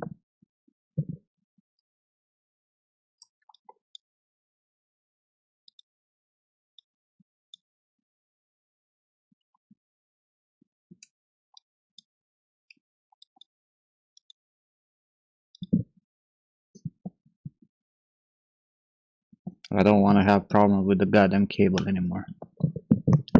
It's annoying as hell. Yeah, and then you can move in the house, still listen to us.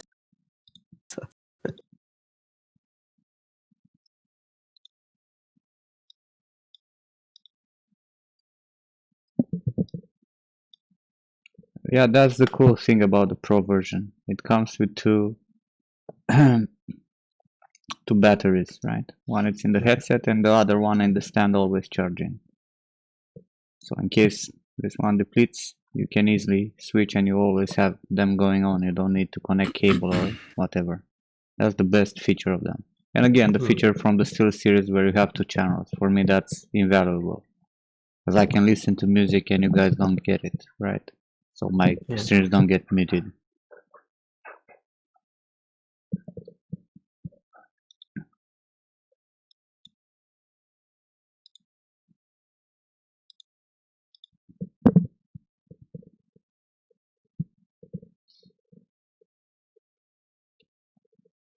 What's the headset called? Steel series Arctis Pro Sorry. wireless, yeah. I'm looking it up. That's why I know when they asked. What is They're it called? expensive as fuck though, sadly. But $330. it's like the best headset that you can get on at this hour. I might be able to get you 20% off. I think I already used the code. Okay, There's good. that streamer. What's his name? Someone told me in the chat. Yeah, like I know that we get discount at our company, but I was kind of bummed because I wanted to order some of their things, but if I ordered it through Amazon Prime, the savings on the cost of shipping The problem made it cheaper to order it on Amazon than on SteelSeries because they charge so much on shipping at SteelSeries. The problem is that we don't have Amazon Oh, you're anymore. in Romania. You're right. You're right. Same here. Yeah, walk I it got to out. think outside of the States. Forget that the world actually exists. Yeah, Jacob.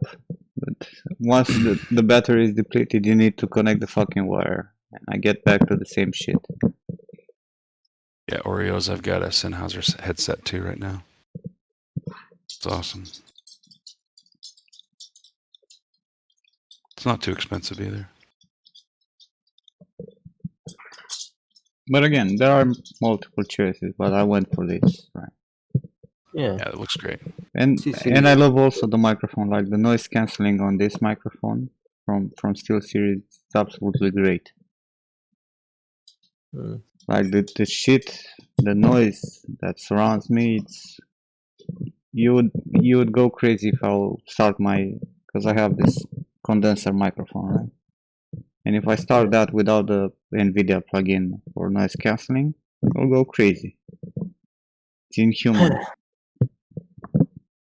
The advantage of living in a busy fucking city.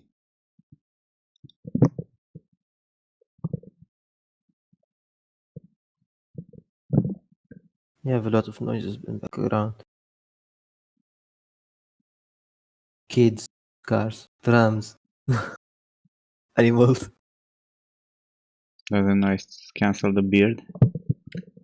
Well, you can't have everything keyboard, you know how it is.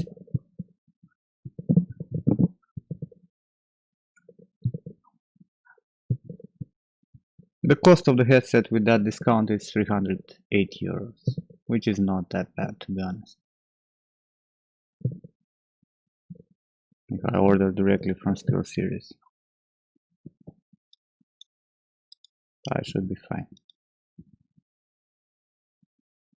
It's not like I'm buying headset every month.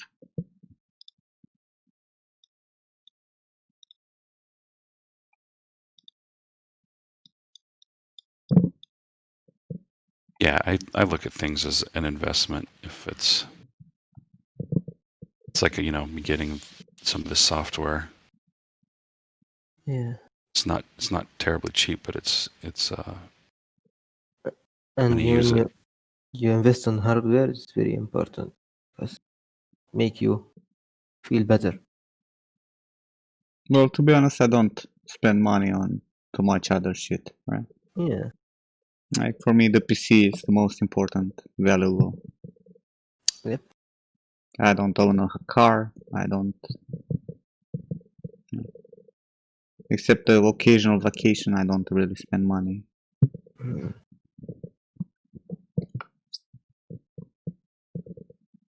In Europe, you don't need a car so much. You have public transportation stuff. But in a large city or country, you will need it. Well, I live in a large city. Country, not city. In city, you can have like public transportation. In a large Very country, and we travel a lot. But again, my Yeah. girlfriend has a car. That's why. I never was interested. Like I would, if I needed to go somewhere, I would take a cab, or Uber, or something.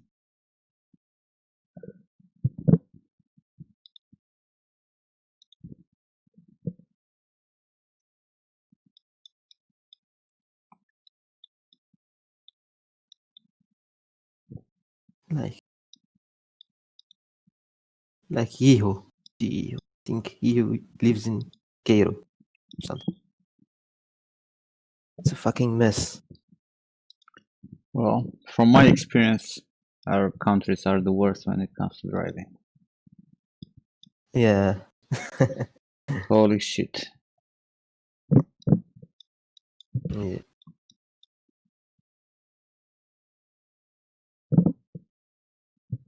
Said Cairo. I don't know you. You tell us.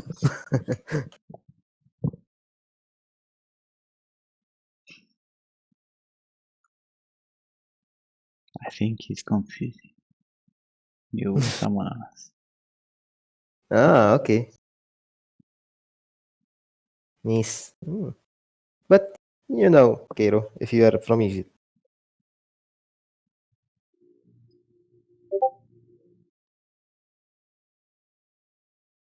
But black dots in substance painter when painting on normal. Why would you paint on normals first of all?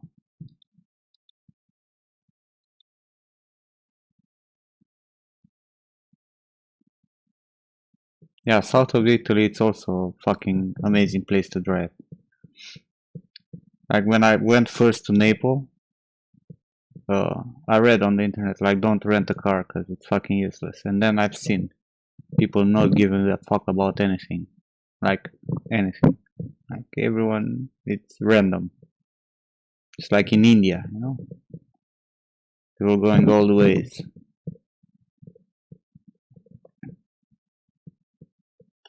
It was fun. It was really fun. There are obviously places where it's very difficult to drive. Even Bucharest. Uh, like compared to the rest of Romania, Bucharest is the worst. Yeah, Austria, Germany, those are like the first time I went outside in Europe was to I went to well, we actually went to Germany to with a friend to buy a bike, downhill bike. But we stopped in Austria, right? In Vienna.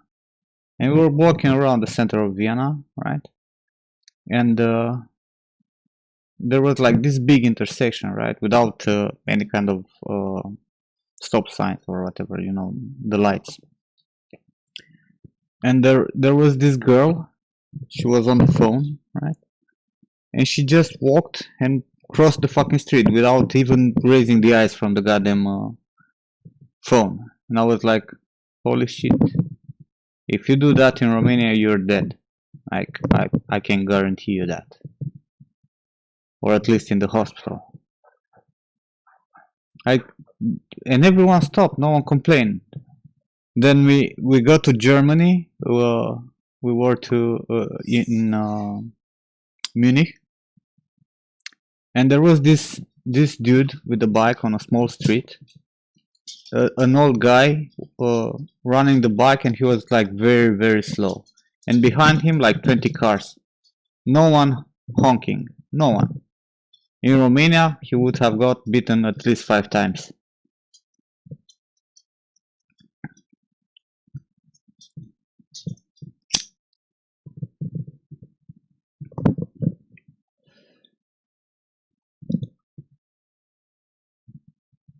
Yes, Azazil. I'm decimating everything for retopo and for baking.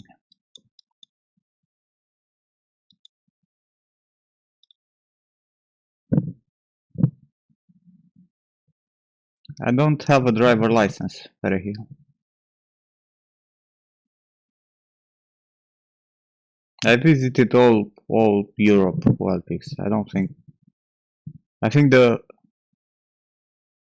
what was the only country where I haven't been? I think one of the northerns in Finland. Finland and Norway.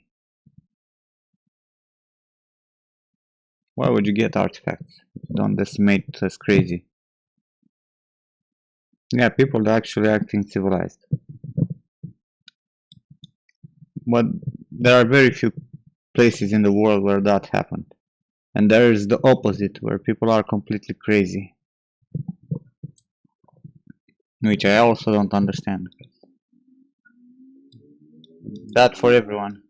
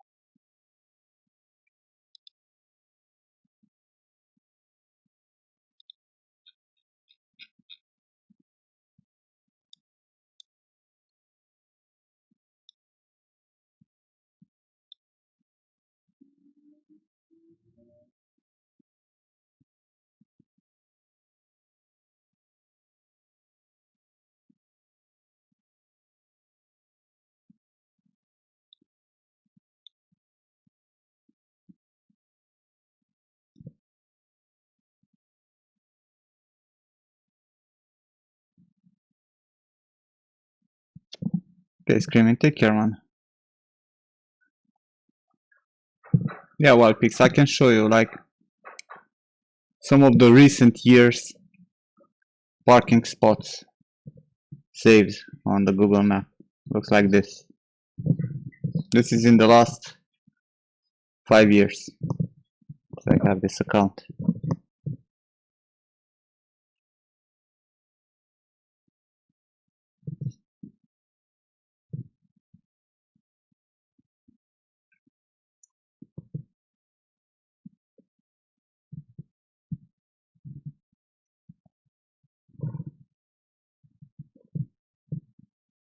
I still need to go places.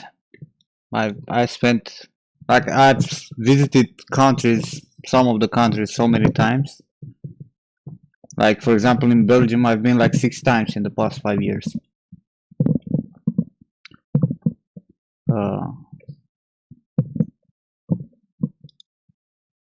But there are other countries where I barely went. I've been to Turkey, but that was before I had this Google account. I saved the fucking maps.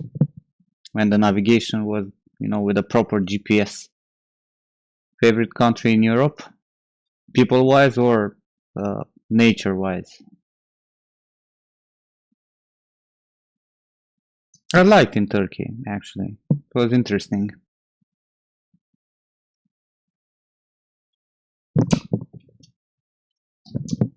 In Turkey it's cool because if you say you're Romanian, they will say Haji and they will all be friendly.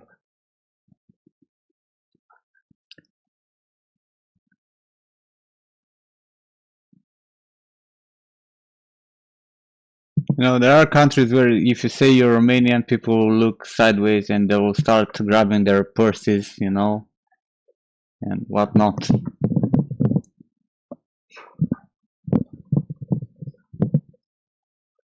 Really? Yeah.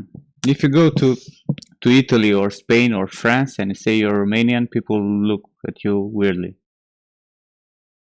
What did I eat in Turkey? Everything. I like to eat local food. Everything I can get my hands on. My girlfriend hates me for that. Why though? Because most of the Romanians who emigrated to the Western Europe went there to steal shit. Right?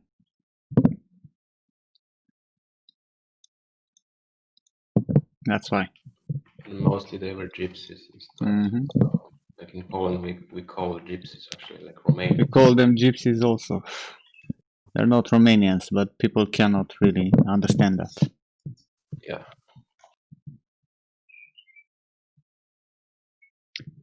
Nature-wise, like my favorite country so far, is still Italy. Like, it's a fucking beautiful country, and culture-wise and whatnot.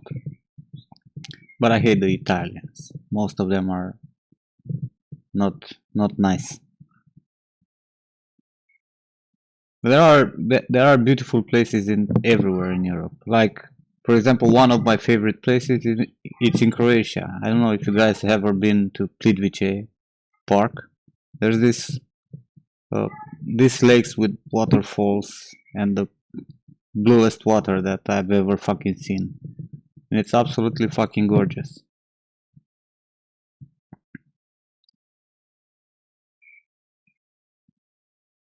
Hey, don't get pissed just because you're Italian. Hey, you know, persons here are excluded.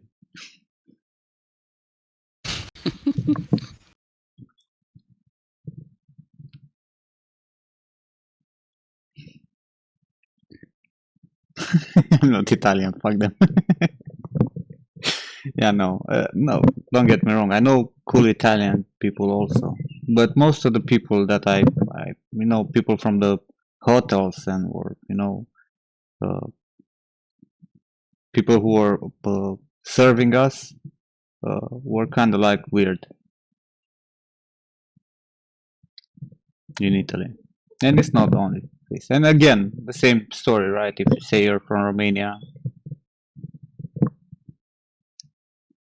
For example, the French people also piss me off. They just refuse to speak English. Even if they understand, they just fucking refuse.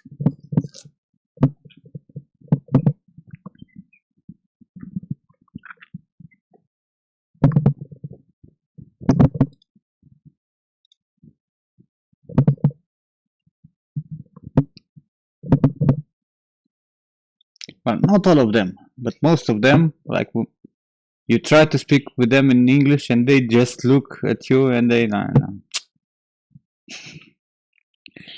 It's so fucking annoying.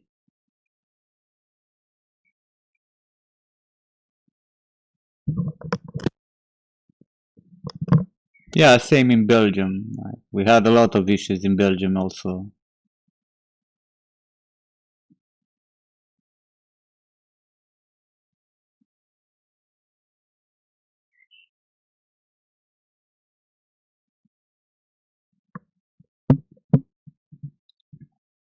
People are weird everywhere, to be honest. Like, you're always gonna find some fuckard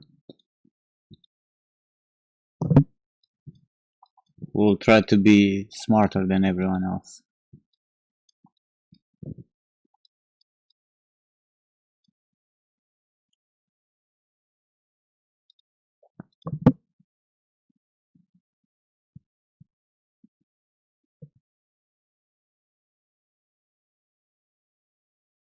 To be honest, the most, like, the biggest surprise that I had in hospitality was in Jordan. Like, I went there with so many preconceptions that when I got there and you know, everyone was nice to us and everyone was so fucking helpful and whatnot, I was like feeling really bad, you know, that I even thought that they are, you know, not gonna be fucking nice people. But then again, I've been there during the Ramadan, which it's another fucking discussion. Have I been to Latin America or Asia? No. My girlfriend has flight phobia. So even though she's flying like, let's say, 6 to 10 times a year, she's going crazy if the flight is longer than 3-4 hours. She just cannot handle it. So usually we went to places where you can have short flights or you can drive. My best friend lives in Paris and I fucking hate Paris. Like I've seen so many nice places in France because I went like 8 years ago, something like that. I went with some friends. We took the car from here and we drive all the way to Barcelona, right? So we traveled the whole France also, the whole coast. And I've seen so many amazing places in fucking France. God damn it. Like Paris, I fucking hate it.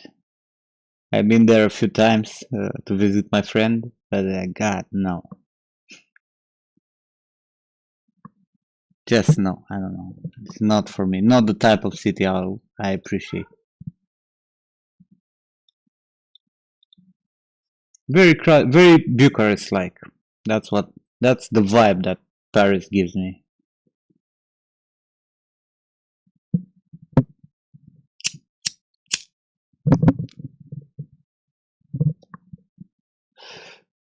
Well, France, I want to go back to France because I have some places that I really want to visit.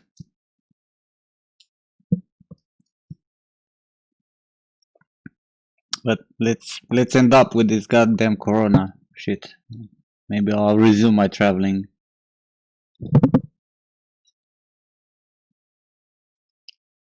There's that chateau on water. How the fuck is called? And I always forget the name of that castle, which is very famous. I've been to Strasbourg, Valpix. It's a lovely city. Saint Michel, yeah, Mont Saint Michel. I really want to visit that. I also want to go to Loire Valley, where the balloons are, where they make all those uh, balloon traveling bullshit, stealing money from people, to go with the balloon over the fucking valley. But it's a really beautiful place, nature-wise. I want to go to the ocean coast also.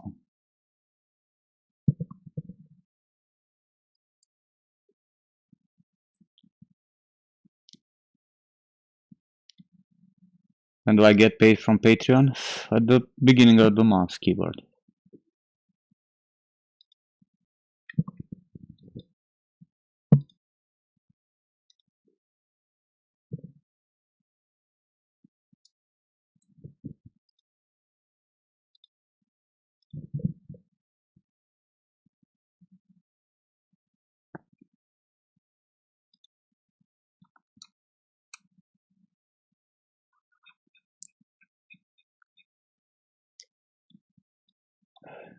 I'm going to buy now what?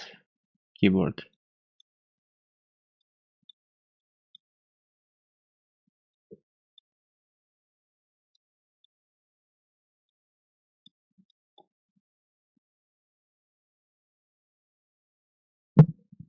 If you want to jump into mentorship or something, you buy at the beginning of the month, not at the end of the month.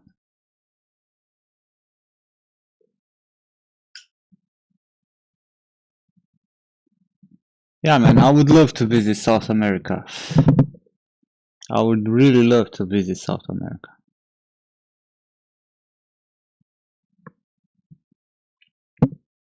But one day, maybe. Maybe I'll give my girlfriend some pills to sleep all the fucking flight. Mhm.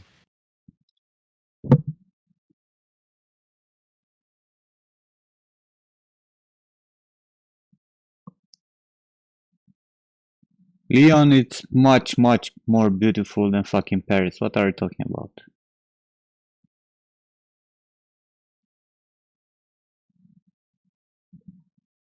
Man, I would retire myself in the Caribbean area. I would just buy a house there and have a fucking office there and just live there on the I got beach. this really great friend, Nimrod. I went there and Check him out. Go subscribe to there him. was a guy who we went on an excursion and they had a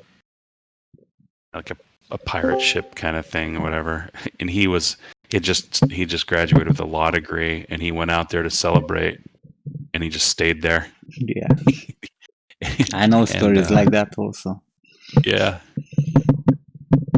And I said, what did you do with all the stuff back home? And he's like, I just told my parents to go ahead and get rid of it. I don't need it. I'm happy. I have a friend also who, former co-worker, who went to Philippines for a vacation, right? Yeah. And then he found out how fucking cheap life is there, right? So he just bought a PC and told he was like renting an apartment, right? Here in Bucharest, and he called his owner and told him, look, I'm in Philippines, I'm not gonna come back. Like, go into my apartment and take whatever you want from there, and the rest just throw it away. Consider that, the payment for whatever I own you. And he never came back. He's like having now like 9 years since he's living there He's living where? in Philippines. Philippines. Yeah, I would love to know of a place that I can just go and live and Here too, love. like all people came from Europe and get like retirement house.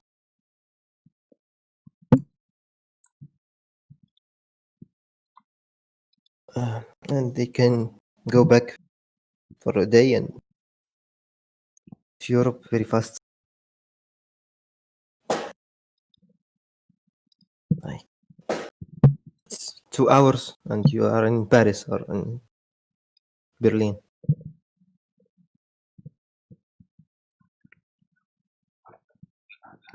Last year we were supposed to go to India in a vacation. We bought tickets, we Yeah. started renting places and whatnot. And we were supposed to go with another couple, I've got this really great but friend, Nimrod. they He's got like sick, really right? fantastic. They, Go check him Mm. out. Go well, dude subscribe got to him. sick and Yeah, got let's hospitalized and go. whatnot, and we didn't left in the end. Canceled the whole fucking vacation. I was so pissed. I was having also some issues with my health. Just fucked up. Well, Perehil, Skynet is coming, man. Like what? In 2-3 months they start the testing. Probably in 6 months to a year, we're gonna have access to internet everywhere in the world. Yeah.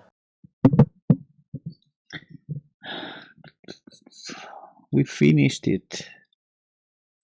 We're Decimation? done. Yeah. Finally.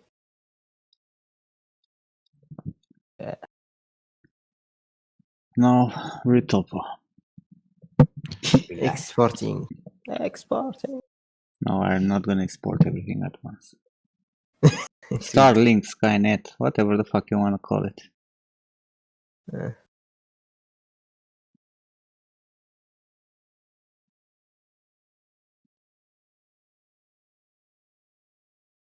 Yeah, there are a lot of beautiful places in the world where you cannot stay because you have like no access to internet.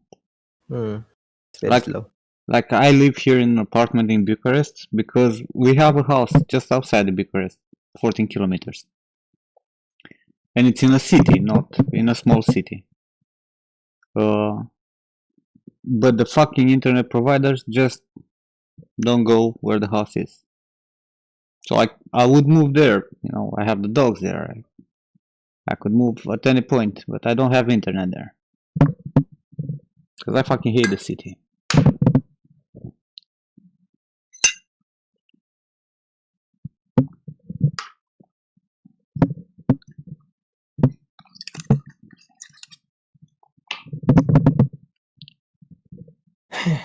We will see if this Starlink is stable or not. We'll see. The Skynet, if it's gonna be good enough for what I want Streaming. from internet. Exactly. Yeah. Not shutting down every hour.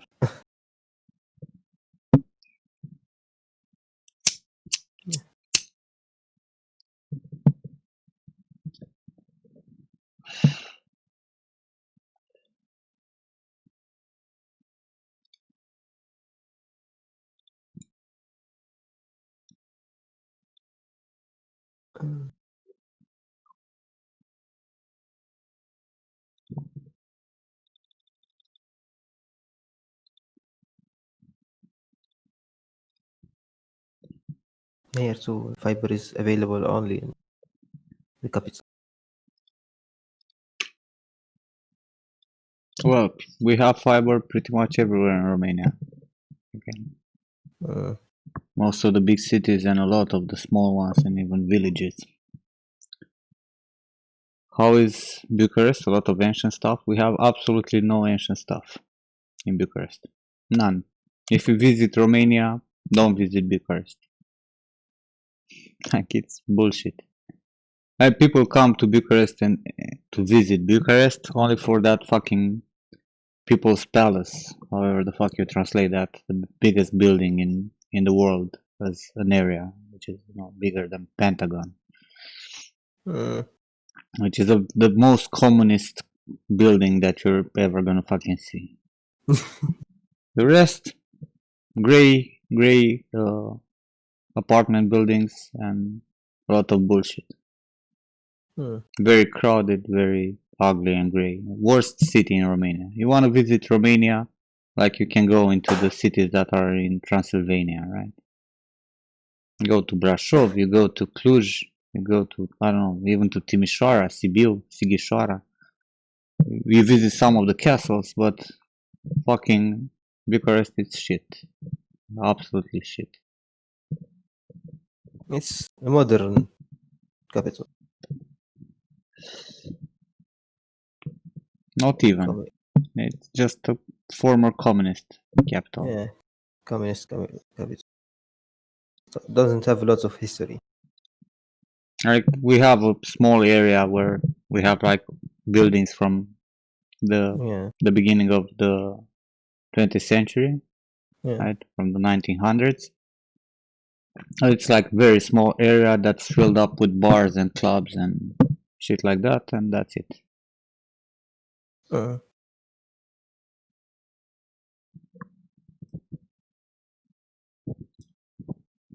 Don't really have any other options. We only have communist buildings here.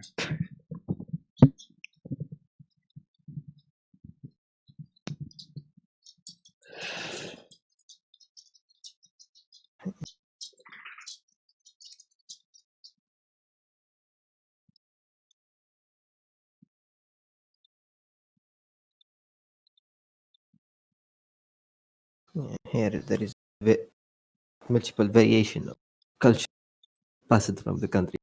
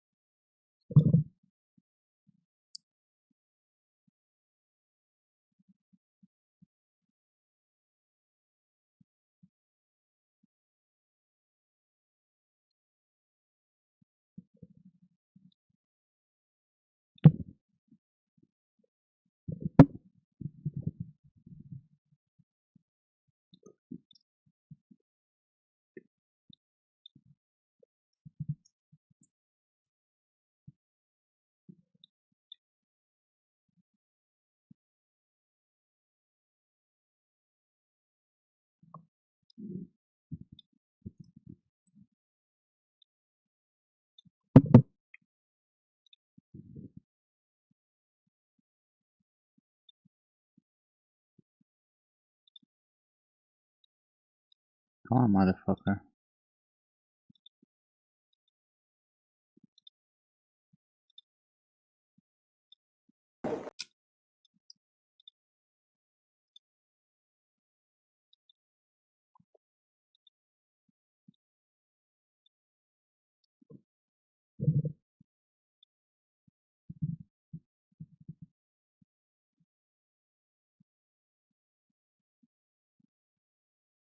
Well, Budapest it's in a good shape, Nathan, compared to what's going on in Romania.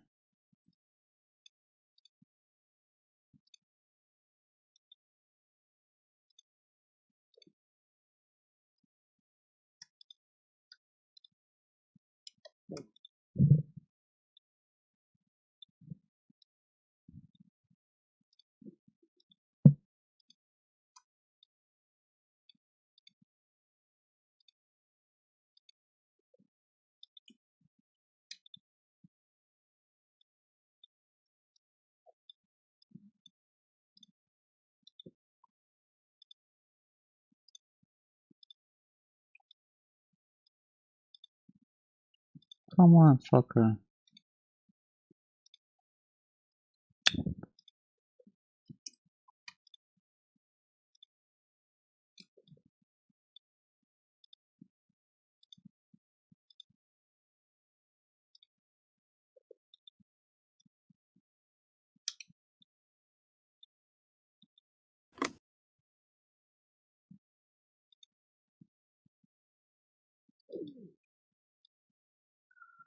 Where the fuck do I have this line here?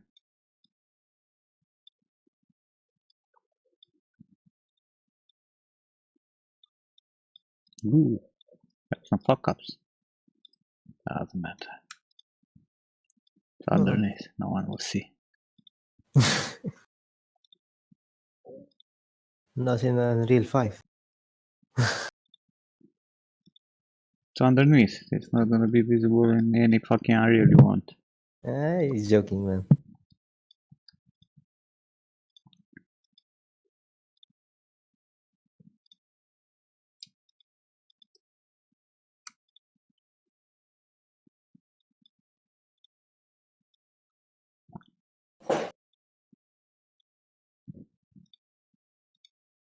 That's what I'm doing in my character now. Everything messed up under.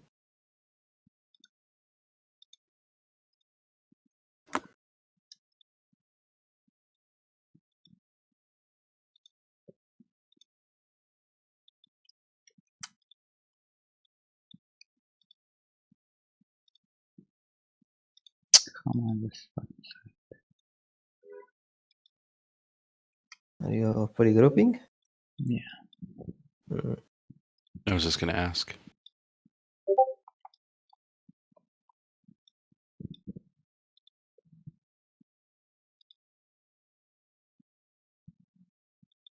I'll come back.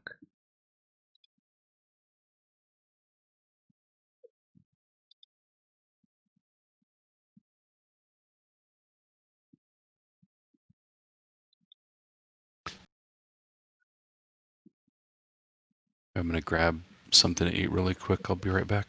Oh, Take care, man. enjoy your meal. Yeah. I'm right here. I'll probably bowl of cereal or something. But I'll be right back. Yeah, thanks. Yeah. Look at Nathan doing progress texturing his character. Perfect. How does it feel, Nathan? Is it good to texture your character?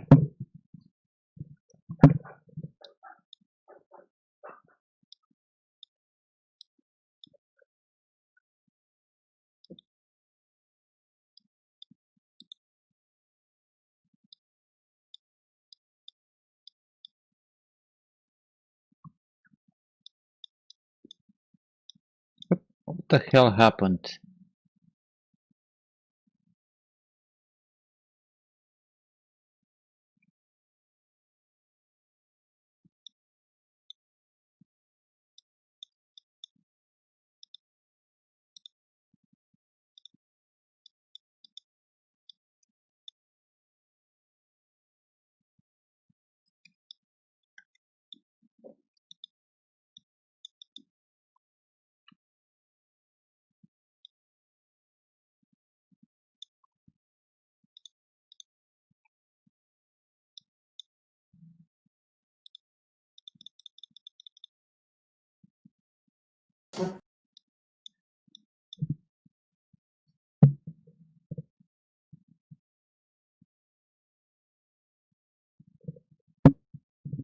You're feeling lost? Why are you feeling lost?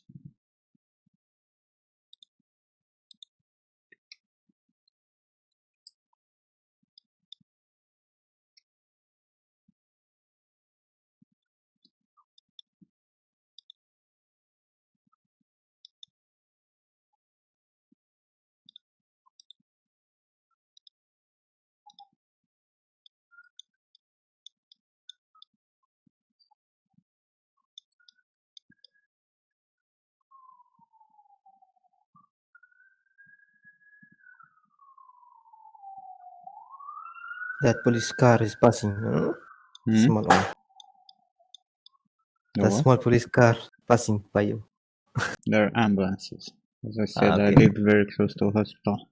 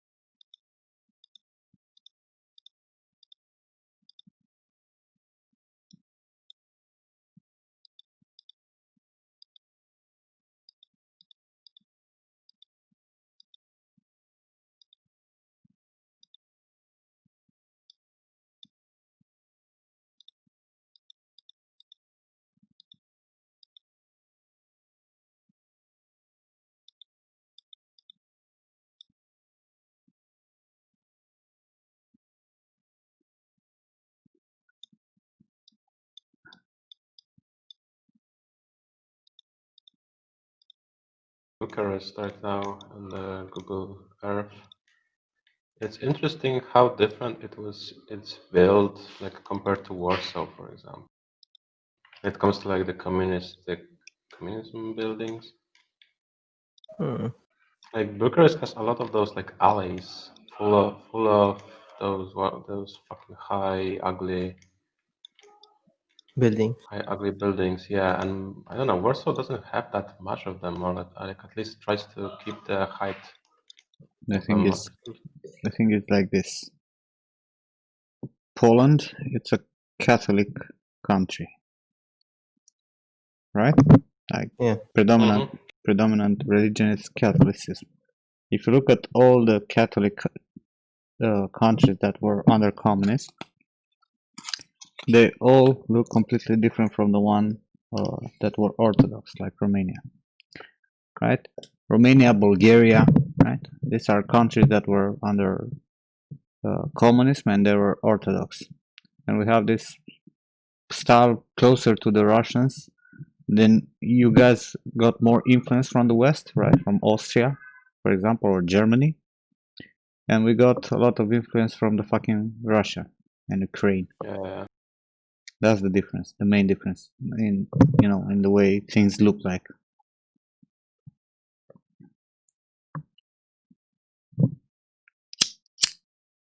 Yeah, like it was bombarded pretty heavily. So we have like the whole block is like empty, and they like in 80s or 80s or 70s even, like they just built a big fucking communistic block there, and like then and next to it there are like really nice German buildings. I don't know like what's the name of it, like maybe four stories tall, really nicely decorated. Some Yeah. sculptures, and next to it is just like a fucking big flat wall with some windows. Like, You see the difference, the big difference. yeah, it's like 3 times taller than the buildings next to it. Jesus, like who designed that?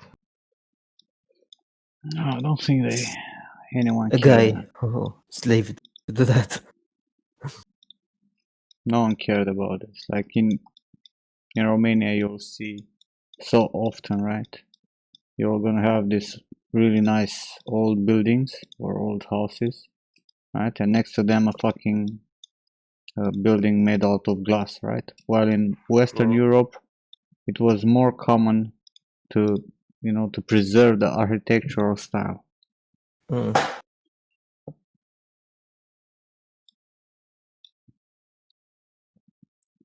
Isle of Skye, the Bucharest before the fucking World War II was not only Bucharest, the whole fucking Romania was really fucking beautiful, architectural wise.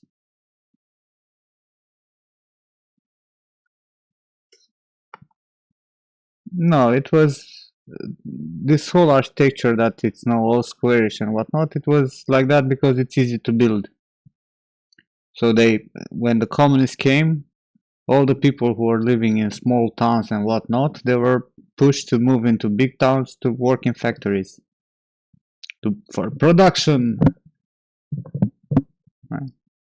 So everyone from countryside moved to cities, and they needed to build fast and efficient buildings. They didn't care about any kind of looking good stuff, or meant there only to host the fucking people who are coming to live there. Because the communist buildings that were made, for not for the purpose of living into them, right? Like the fucking people's palace, right? They have their own architectural style. I hate it because I've seen it all my life, but it might be interesting for someone who's not from here, right? Like I know a lot of people who come from other countries, right, and they see uh, this goddamn building,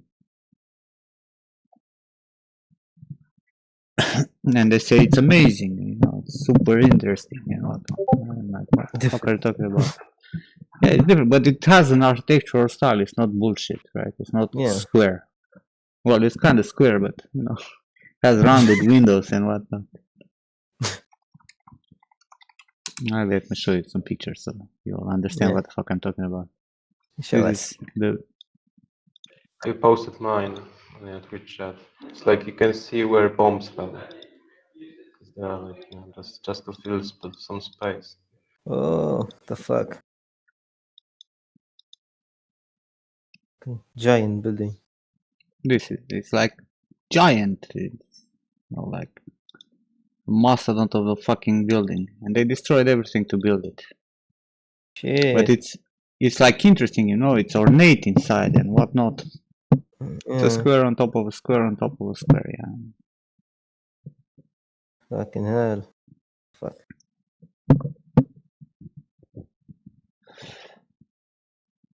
I don't know, Yeah. architectural wise, it has elements from, interbellic period or Inside it look pre-World like War One. yeah, it look like the Kremlin. Something. It is still communist. Yeah. It's a big ass building like this. And you know what the funny thing is?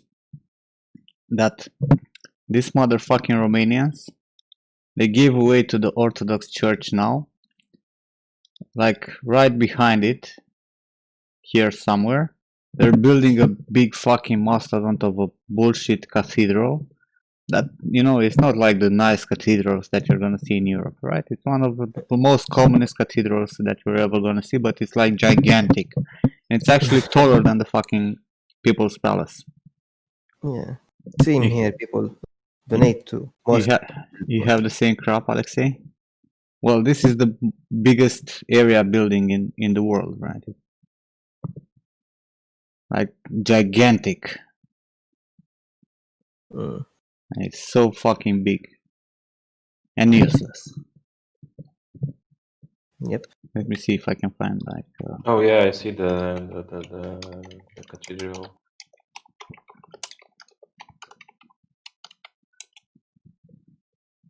So they're building this shit, and Yes. it's gonna be taller than the fucking, like, if you're coming and look at uh,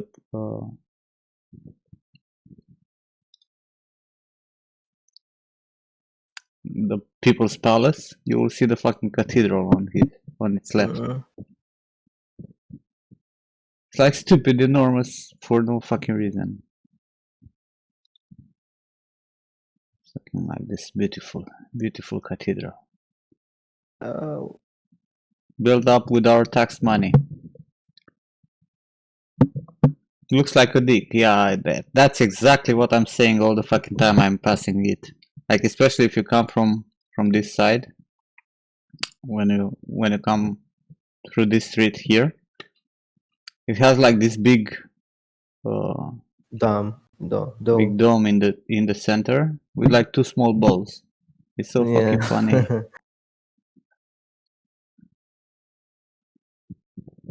There's no recent picture really, because they're almost done with it. Like Yeah. it's almost done. They already officiate, some bullshit in it. We have the same problem everywhere. Even here, like people donate for the mosques to build mosques on giant fucking site. Yeah. They forget the poor people and the infrastructure that's Like destroyed. when you come from this side, from the left, you will see this big ass tower, right, with two small boats. When did they start doing that? I don't know, like 2 years ago or something.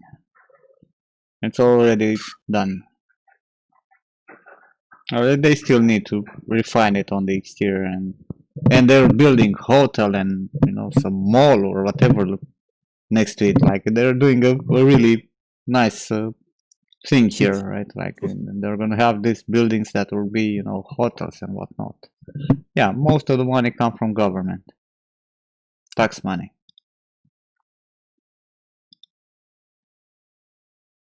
Gonna be a big shit like this. In the age where religion is slowly dying, they are building Notre Dame. Yeah, I know. The fuck? It's like in civilization. You're building But Notre you Dame in look at the 21st you look at the pictures and you don't comprehend how big it is, you know, because it kind of looks like a normal building, but it's not. It's like gigantic bullshit. It's like Yeah. three times taller than the buildings next to it. It's like if you look at this picture, right? This is the first level that you see in those pictures. That's it's like let's see a picture where you can actually see, like, you know, it's only this part, right? And this was halfway. It's fucking enormous. For what? Where's that, Nah, you know, Bible knowledge where it says you need to be humble and you don't, you know, they don't care. they don't care exactly. Yeah, same what's happening here. It's a fucking business, the church, not Money. nothing to do with the fucking faith. Mm. Look at this shit.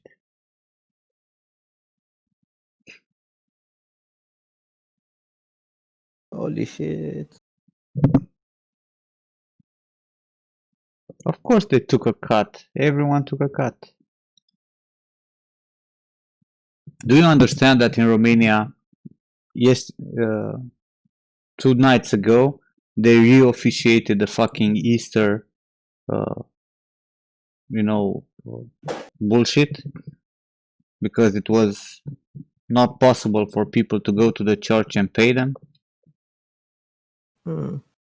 Now they make it back? Yeah, they made another in some part of Romania next to the sea. They made a new fucking Easter. you know how the fuck you're calling when the priest is singing and whatnot the whole fucking night. The whole Then, bullshit for Easter. yeah. Easter 2.0.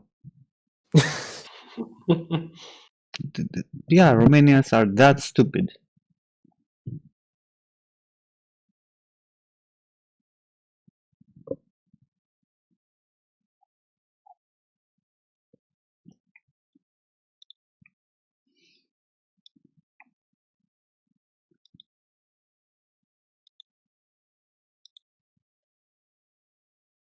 And you have that like few times a year.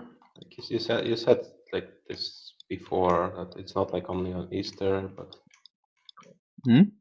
Yeah, can, because of the it's like corona. No, the corona no, was. no, no. I mean the priest visiting the household. Oh yeah, they're coming all the fucking time and asking for money, but now they can't because of the corona spreading, right? So Hmm. they're like dying now. They're like, oh, No money. no money. Give us the money, all the money, motherfuckers. Have you guys seen the baptisms in the Corona times? The one with the fucking water gun. Yeah, it's so good. What is that? The fucking shit with the water gun. There was a priest Oh, squirting with a water gun a child. uh, I see now. Yeah, I understand.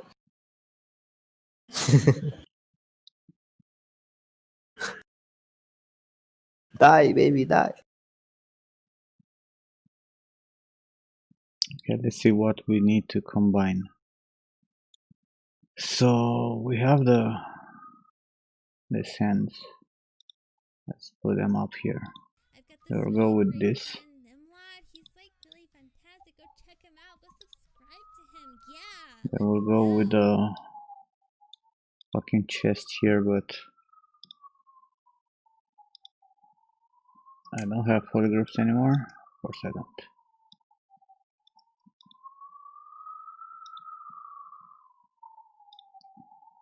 Come on, man.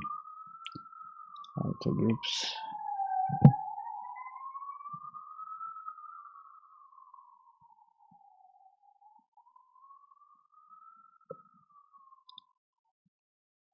It's all about money when it comes to that bullshit. Come on, fucker. Oops. Okay, I deleted too much out of this. I need more. That was a mistake.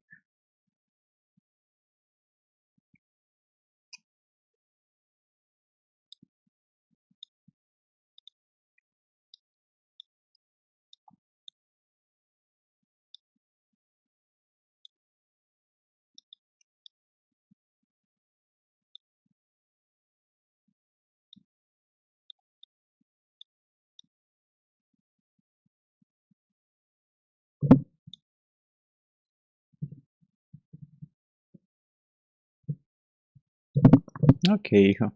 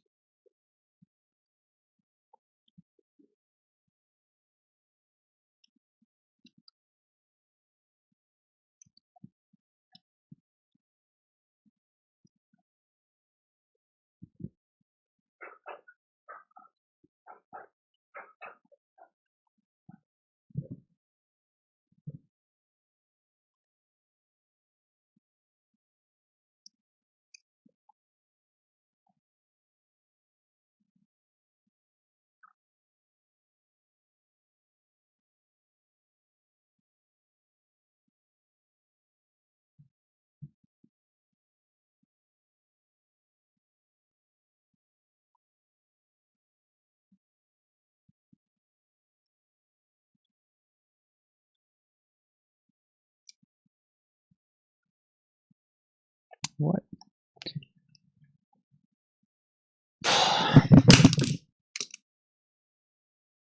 Ah! How the fuck did I manage to delete that?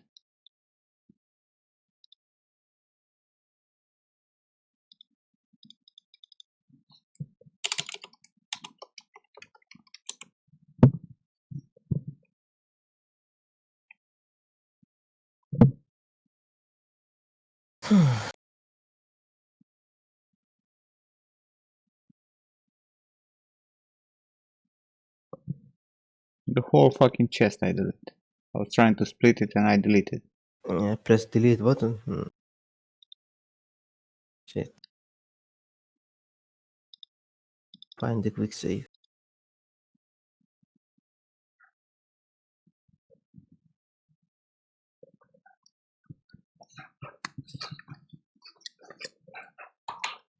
It only took me 5 hours to decimate this.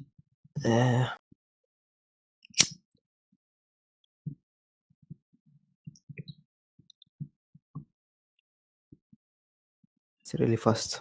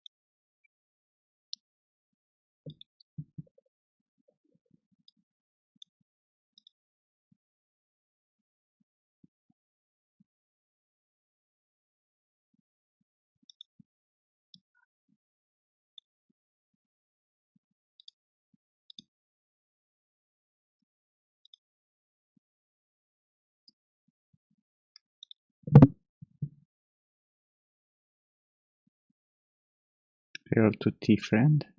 Who's tea friend? Went to drink tea. Alexei.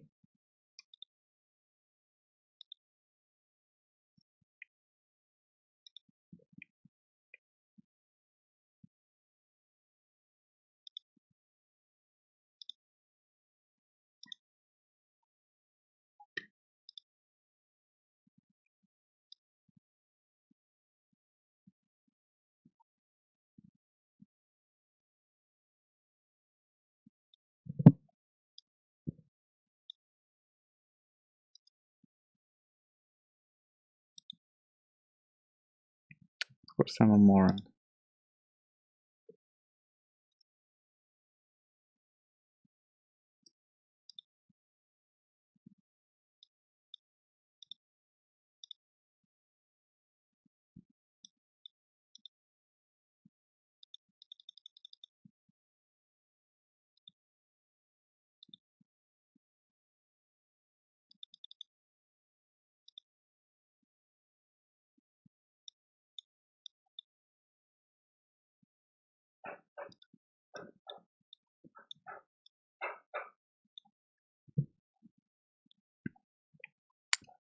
Decimate this though.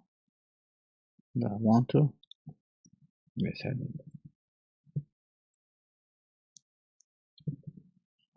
At least for retopo purposes.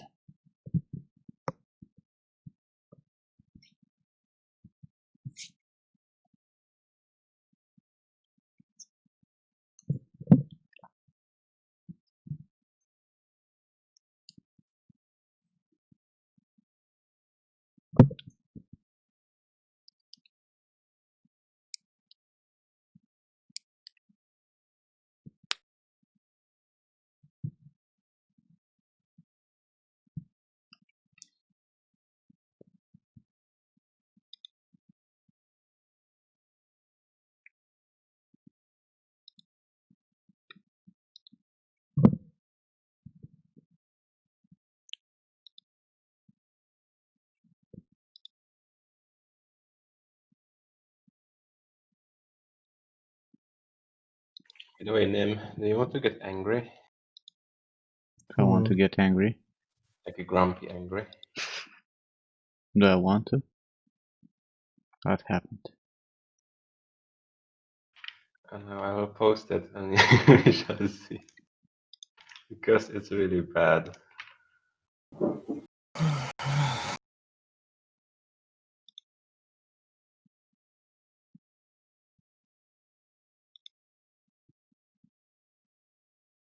Warhammer.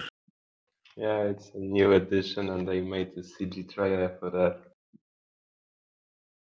You post it somewhere? In your Twitch Oh, chat. in the Twitch. Yeah.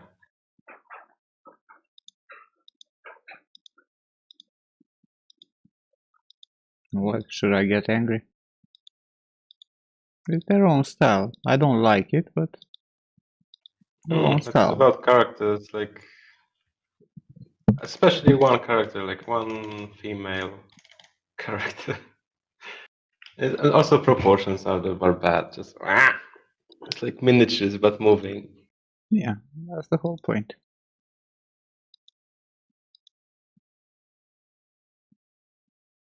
That's the idea.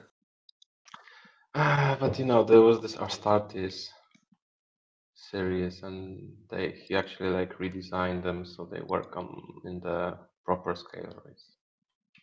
Human scale. And they wouldn't do it, and because they're lazy. Well,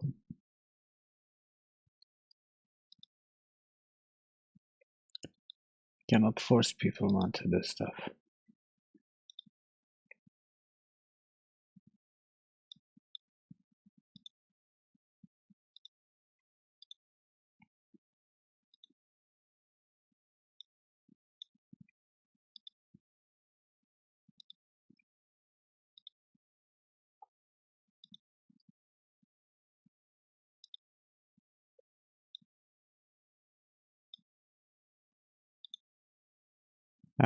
I've never been a fan of Warhammer. Though I have a lot of friends and whatnot who are desperate with that. Will I be posing this? Yes, he will have to fight the demon, Rory.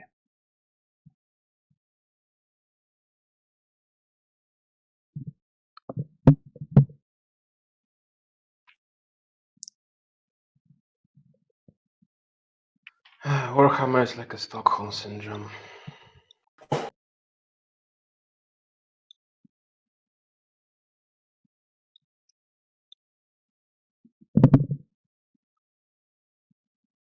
We'll see if it's gonna be epic to be honest.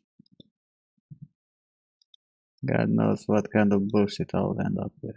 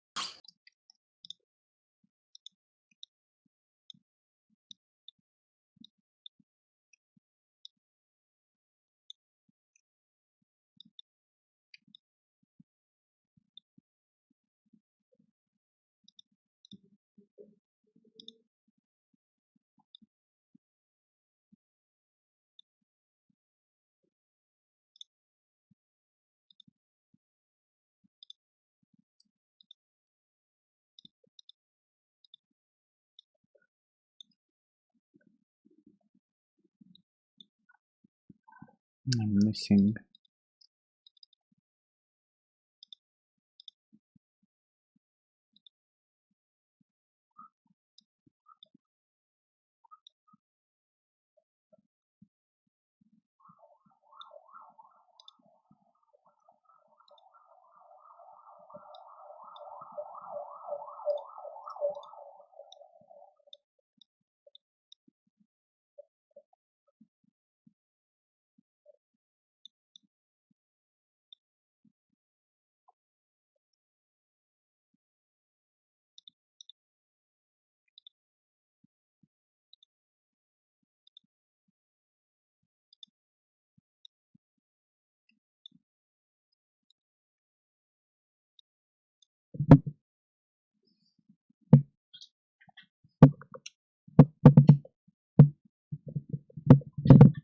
Yeah, but it's recognizable, guys. That's why they keep the same models. Not really. Some of them are so fucking wonky. Just bad. Like, they have a concept art, right? Like it's painted like 10 years later or even like 15 years later, and the concept art looks fucking good. And then you see the miniature is like, and it's like fucking square with some eyes.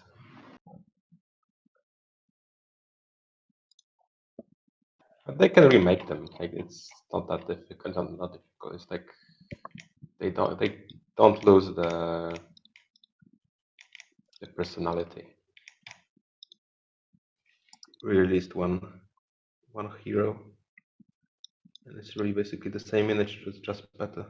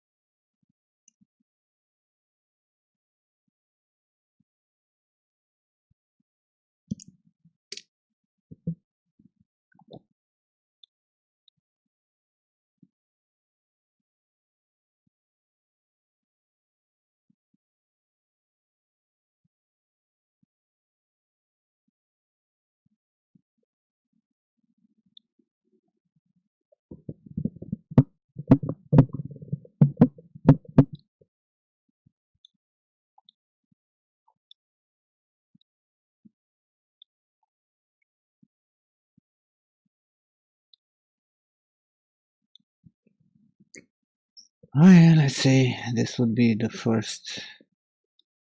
Let's save this.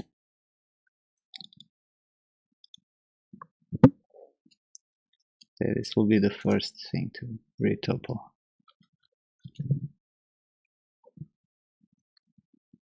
We'll see if the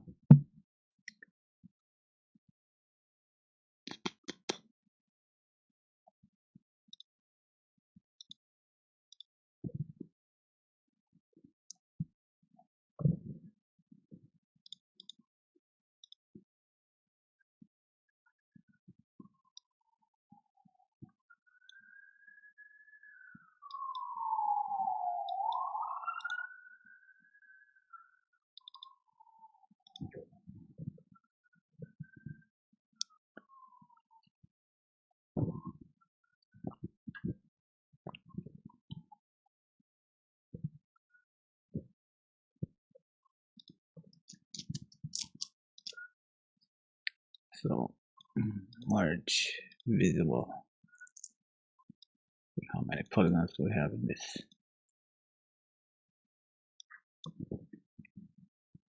Fill object. Right. Oh, only 7 million points. Should be fine.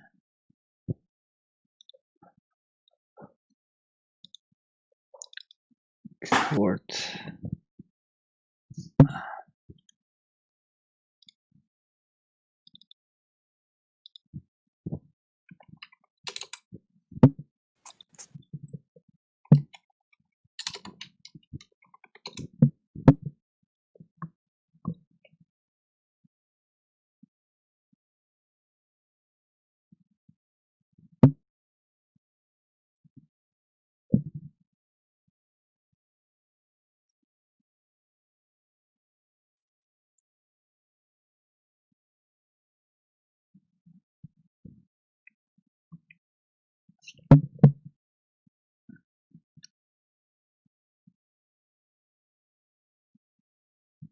Well, for this kind of detail on a high poly, it's low. Good. Good. Very good.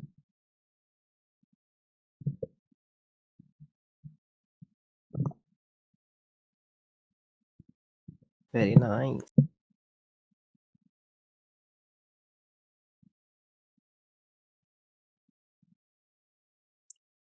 Did you trigger the whole fucking Warhammer fanboys? Is it a trigger? It's just two people talking.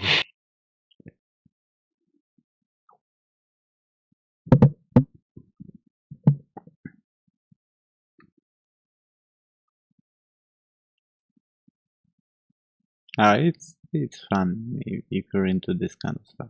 I've never liked Warhammer though. I don't know why. Hmm. I hated it from day one I've seen it. Hey, I press. What is the unknown? I press. Lost half of your name? on the road here.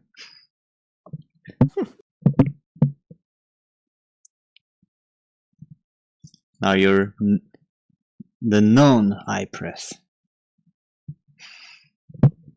No, I'm depressed.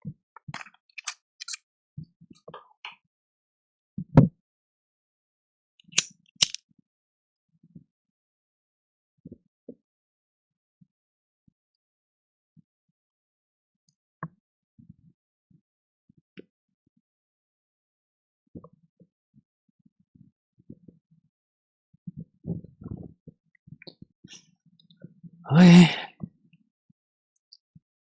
You have the ones to think of on another name. Sounds about right. So what's this? This needs to be saved.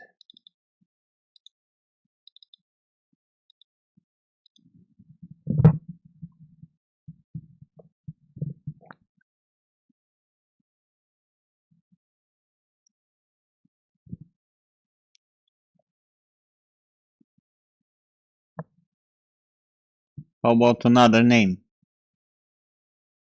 Like spelled another name.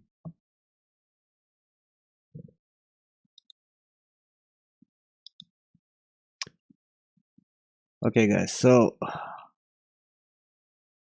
we actually have a link. If you guys want to buy Topogun, you should use this link. In case you want to support me.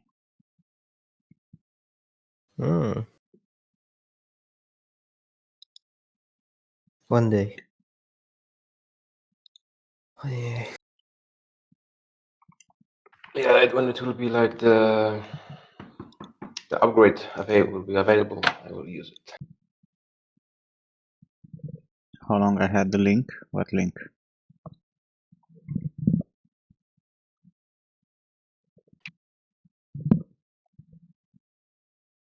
This link for Topogun?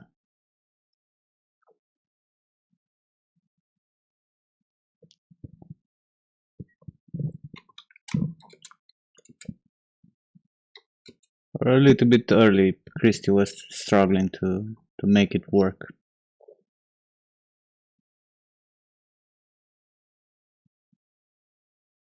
Yeah, if you use it, I'm getting a small cut of the sale, a percentage, you know, affiliate thing.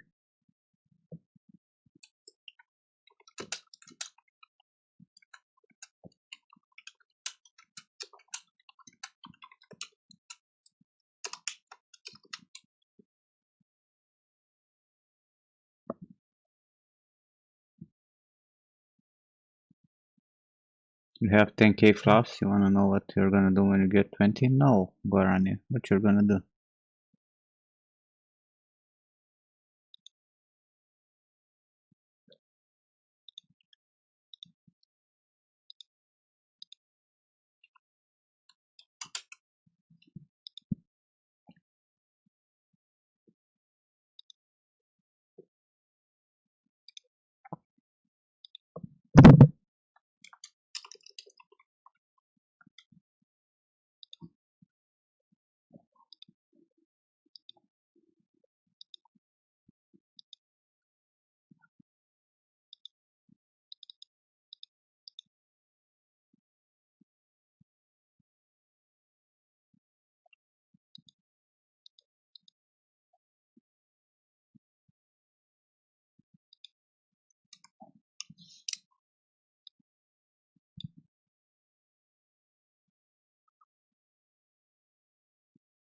Share it wherever you guys want.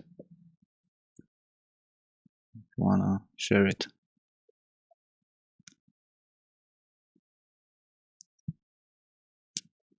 What if I tell you the same thing, Guarani? Then what's gonna happen?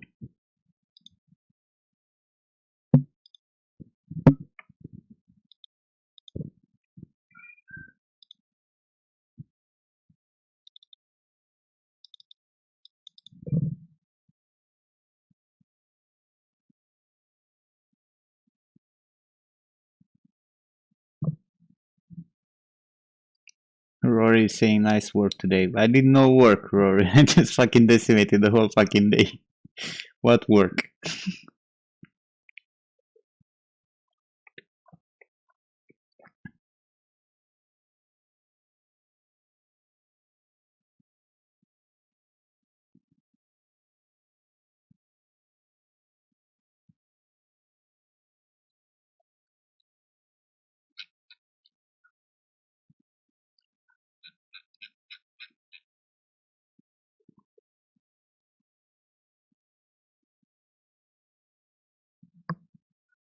Are you sure?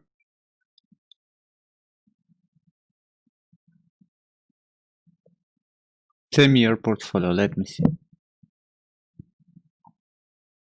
Are you sure? You wanna die? Oh man, you're gonna die.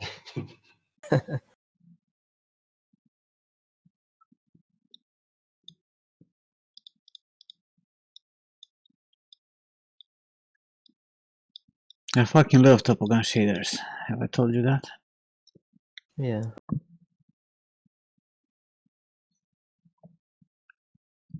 Perfect.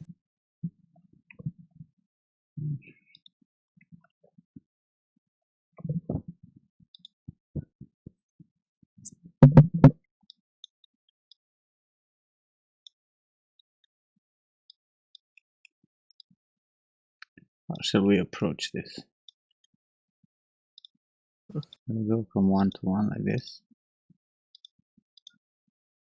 Mm.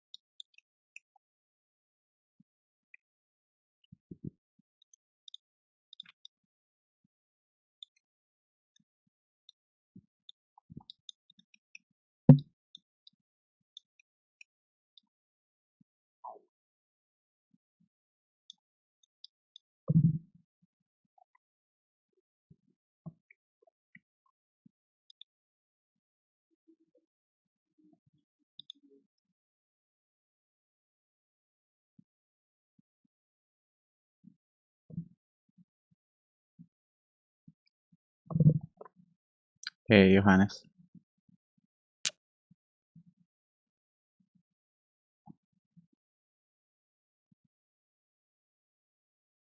I think all Iceland is watching me.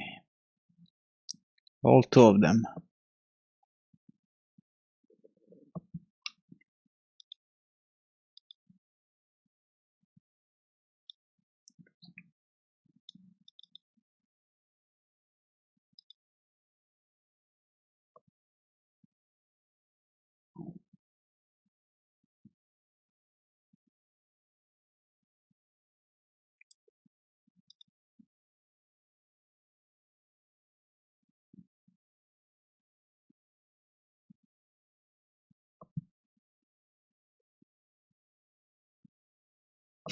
There's at least 4 of you.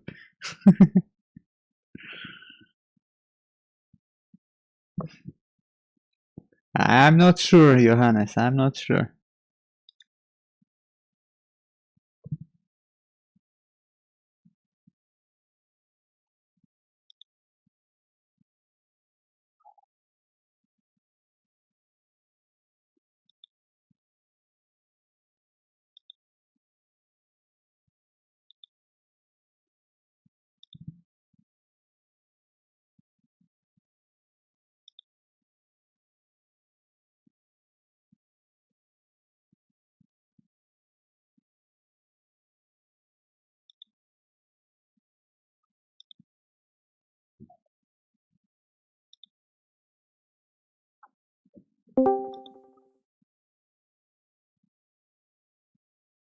Hello.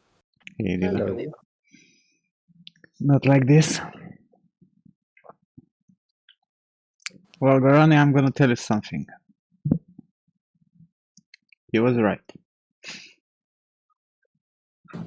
You're locking in modern. Like, you're struggling to model stuff.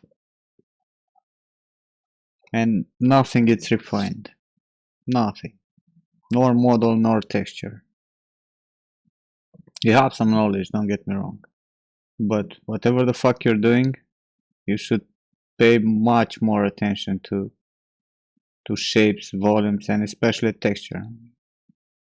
Most of your texture look worse than polypaint. And you also chose some very fucked up concepts to work on or design yourself the stuff. The very like from all the fucking robots in the world, why the hell did you choose this one? I cannot comprehend. Which part of it actually made you consider that this will be a good looking character?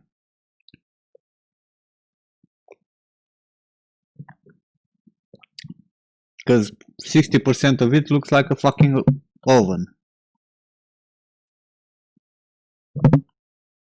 The whole face of the robot, it's absolutely out of place compared to the rest of the shapes that he has. That even if it's boxy, it has nothing to do. The chest is all This was a TV. commission. Who the hell gave you this concept? What the fuck was wrong with them? And then again, don't get me wrong, you modeled it, right? But it has some issues on the high poly. Like I can see some very sharp edges, no variation, no anything. And the whole texturing, it's subpar. It's generators. Just threw some smart materials. And it's kind of funny because here it's all damaged and worn out, and the legs are pristine. No, it like makes no sense. Look at these fucking legs. They are brand new, and the upper side it's like all damaged and old. Where's the goddamn logic? Like when you're texturing, you need to take every single thing in consideration. You got a transplant. Yeah. Shh, be quiet. Why are you laughing, Dafa? You're doing better? Me? Yeah, No. exactly. Shut the fuck up. Don't laugh, cry, I'm not and go laughing. back to work. Don't I'm laugh, okay. dude. Come on. Like, again, these masks, I don't even understand what's the point of them. What kind of material they're made of?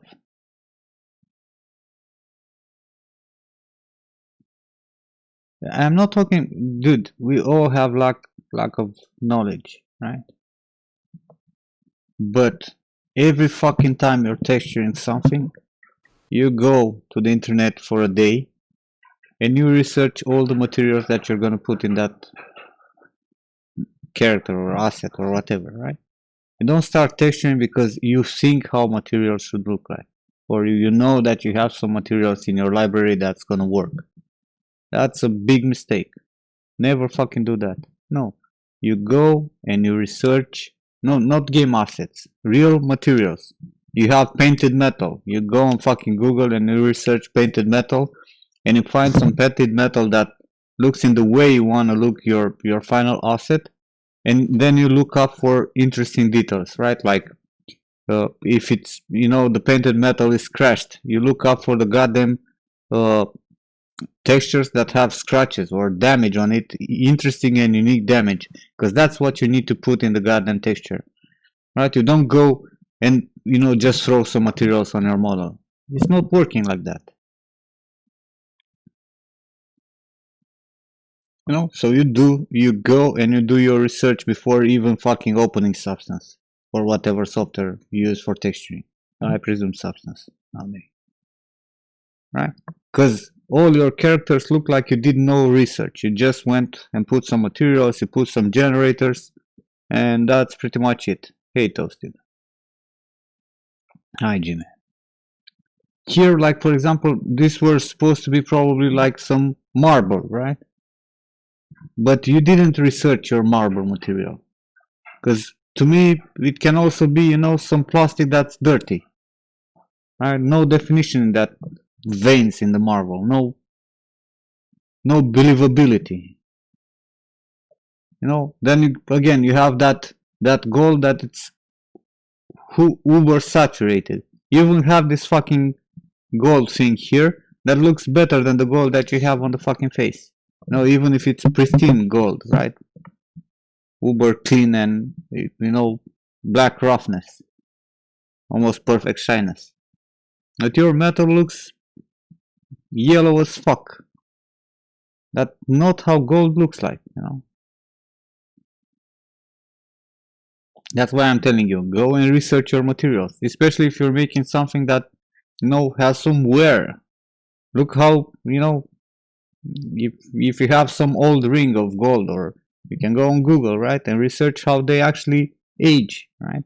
Where the dirt is accumulating, how it's accumulating, how it's looking when it's scratched, right? Where it's getting scratched, right? In the most exposed areas, and so on and so forth. You just don't drop materials and call it done, right? Same for this, right? You made a gorilla, whatever, alien versus predator bullshit, right? But it doesn't look like a predator, it doesn't look like a gorilla, and it doesn't look like something in between. You just rushed. Everything about this is rushed. Like, you didn't spend time defining any of the volumes. You didn't understand the anatomy that's underneath, right? Because even if it's a fucking creature, right? It's not a realistic thing, right? The anatomy behind it is still gorilla-like, right? With some extra bones for the fucking mouth. So you still need to show off bones, you still need to show off muscles, you still need to show off how the skin stretches. And all I see here is rushed stuff. No, that makes no sense. No definition, no variation, nothing. This is the kind of work that you should never put on your art station. It's awesome. Yes, Jimmy.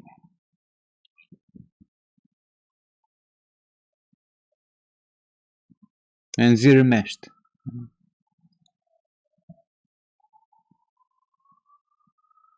This I cannot even say anything about it. Yeah, too many colors. Like, do your research about how creatures' skin look like, right? How the transition in between colors and pores is going on. These old ones, you should like delete them instant.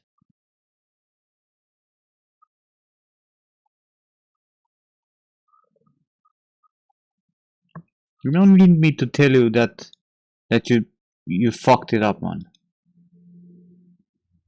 You need to look up at what other professionals do, You use Topogun 2 for that? For this retopo here, you use Topogun 2. So you're telling me this... Get the fuck back here. You're telling me this fucking nonsense that's happening here is from Topogun. Why the fuck did you make this nonsense here then? What's the purpose of it? Why does the pedestal has, like, this part of the pedestal has more polygons than the rest of the fucking character at all? When you're retopoing something, you need to keep things pretty much uniform. You don't go crazy. Unless you have like some very interesting small detail that requires a little bit more more geometry. And you don't put crazy geometry everywhere.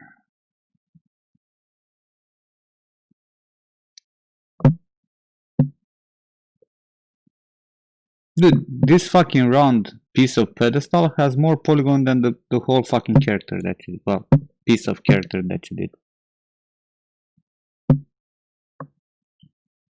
Or maybe the teeth count a lot, because you have so many polygons in those goddamn teeth that definitely support all that silhouette. Because you needed like 20 loops for each teeth. While you have 10 loops on his chest. Not even. Right? You need to make things uniform, right? You need to have the same roundness everywhere. I'm not telling you this, to upset you, man. I need you to fucking think before acting. This is a very important thing in 3D. Well, in general, in life, right? You don't start modeling shit or texturing shit or making UVs or low polys or whatever without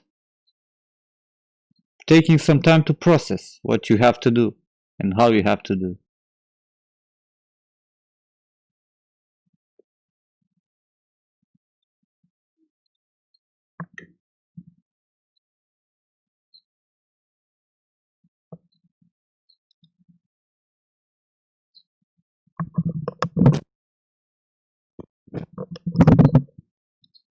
Come on, fucking air station. Our station, it's overloaded. Too many Mortal Kombat goodness things.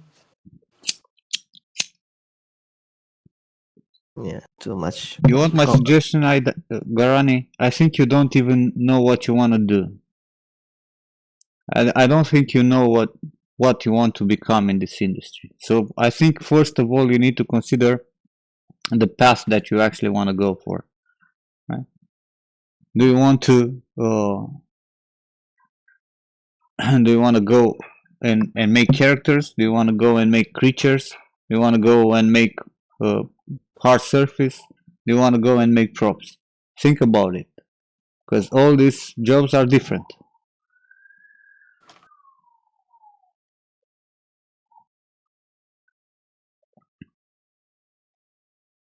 What do you want to do in life?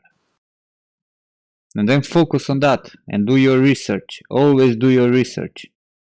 You want to make 3D.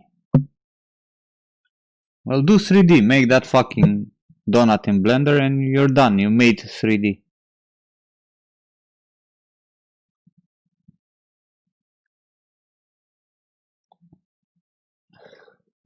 I've got this really great friend, Nimwad. He's like really fantastic. Go check him out. Go subscribe to him. Yeah, let's go.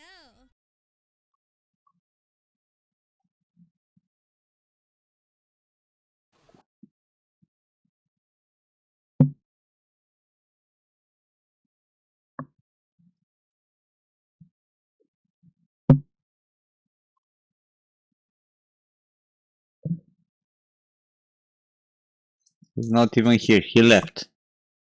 Did you leave, Garani? You went and cried? No.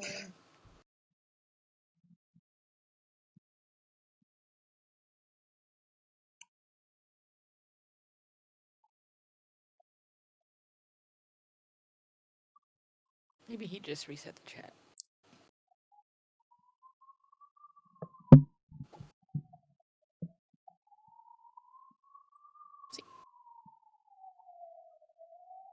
Garani, let's put it this way. You're not gonna get a job with what you have here. You're not. Why don't you guys understand? To get a job, you need to show that you can do better than the people in the fucking industry. You understand that? You need to show that you can do better quality than the people in the industry, but you know, it's in longer time. That's gonna be the only difference, not the other way. You don't do, you know, halfway stuff and think that you're gonna get a job in the industry. There are so many artists out there, man. It's a fucking competition. To get a job, you're gonna have to be in a studio and compete with other artists that want the same position, right? You have to have the best fucking quality possible. So if you're making something, make sure that you do your research and you do it perfectly, no matter how long it takes. Otherwise, you're not gonna get the jobs. Or if you're gonna get jobs, are gonna be from the, you know, indie studio who's gonna pay you when the game is gonna be released, which most often means never.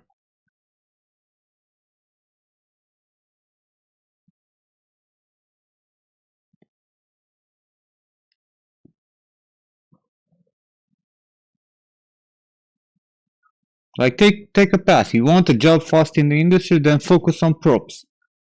But do props, mate. Like make real props.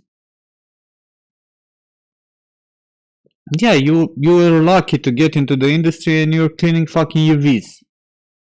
That's not the industry, Gorani. That's not the fucking industry.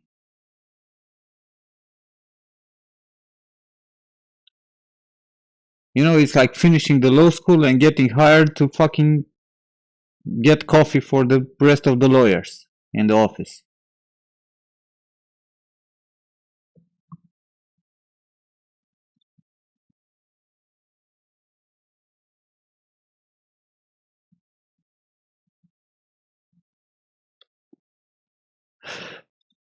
Do you want me to talk about the anatomy here?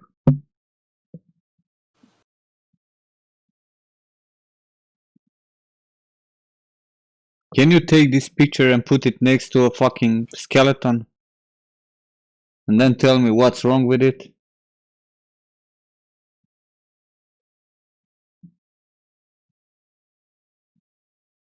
Starting from proportion, posture, size of fucking ribs. Everything is wrong. You don't do your research, you don't look at your references. The skill will come, you keep working and it will come.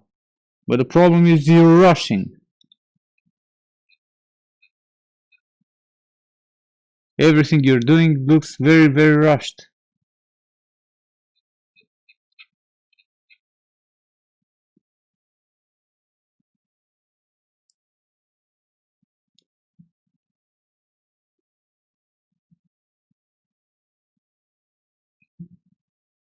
It's a blog. No, the blog, he can keep the blog. It's a good way to track your stuff. But this is 2 months ago. It's not outdated. It's 2 months ago.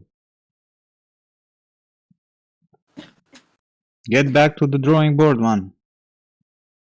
You're looking at reference for this one? You cannot find a emaciated human? Because that, I suppose, is what you're trying to do. A very skinny human, right?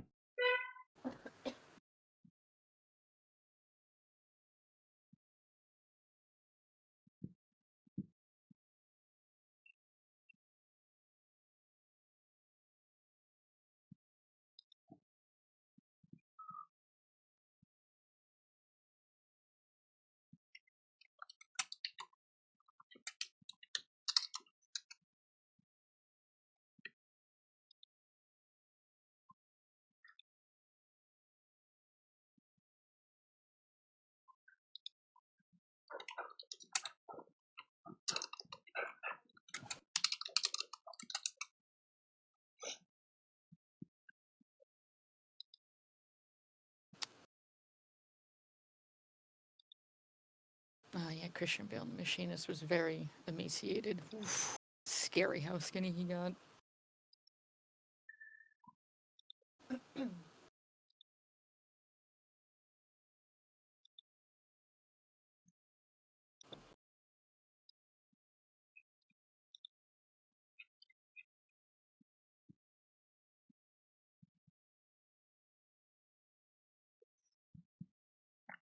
Look, you want a generic direction for an emaciated human? Go and buy that stupid plugin, Human Z Builder.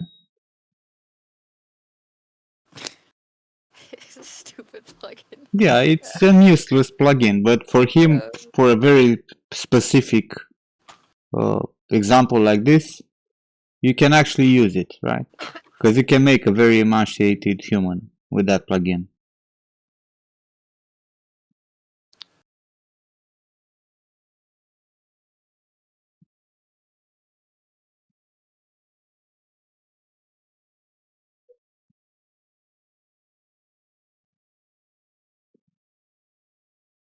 And there are sites, man. You can go for example, to 3DSK. I'm sure you can find some very skinny humans there. And grab one of those packs with images. And you haven't digged enough on the fucking internet.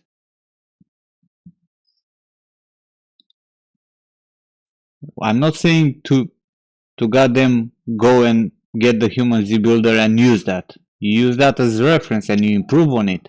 But that is shit.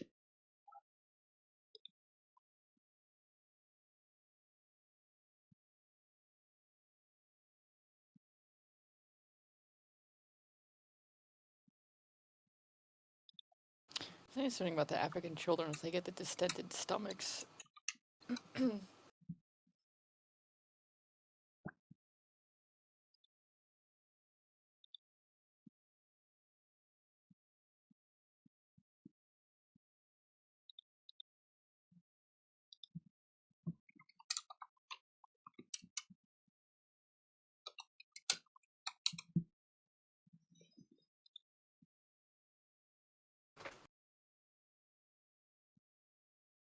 But when you're doing a very emaciated human, like your first reference should be a human skeleton, right? Because most of the mass, muscular mass and skin and fat, well, no fat left.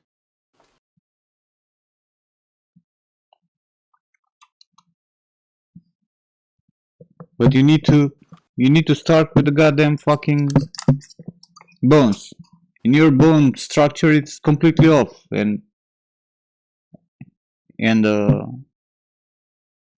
proportion.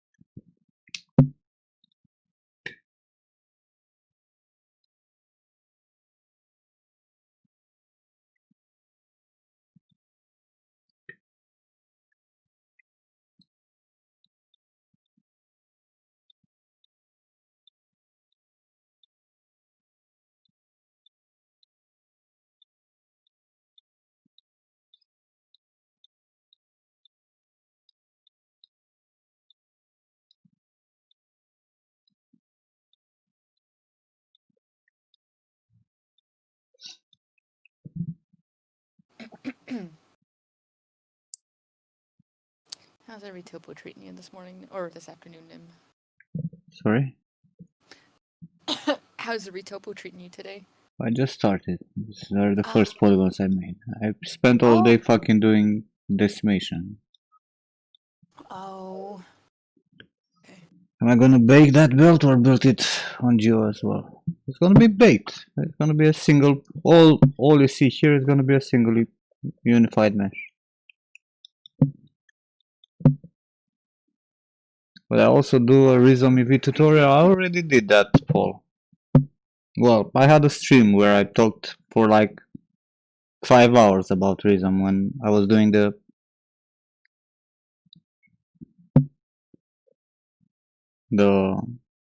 UVs for the weapons.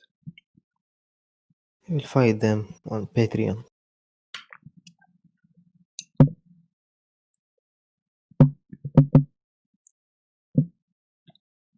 If they will want me to do a separate thing, I'm gonna do also a quick introductory thing to Rhizome.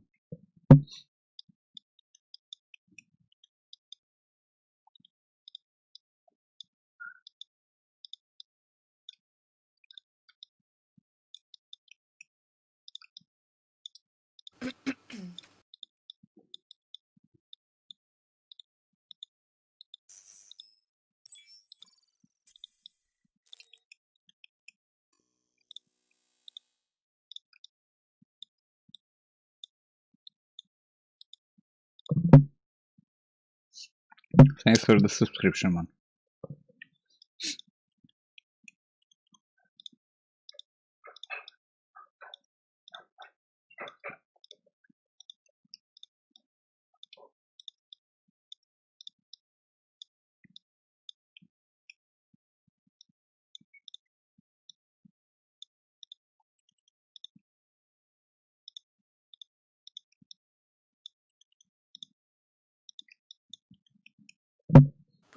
Hey, Giacomo.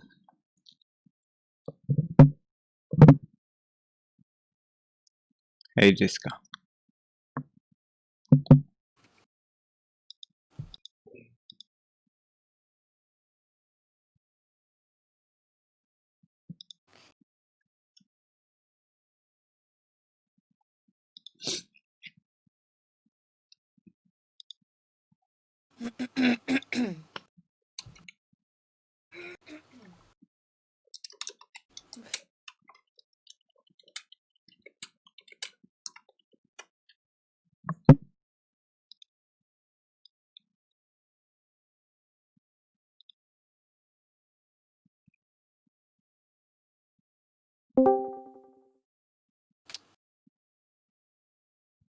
Hello.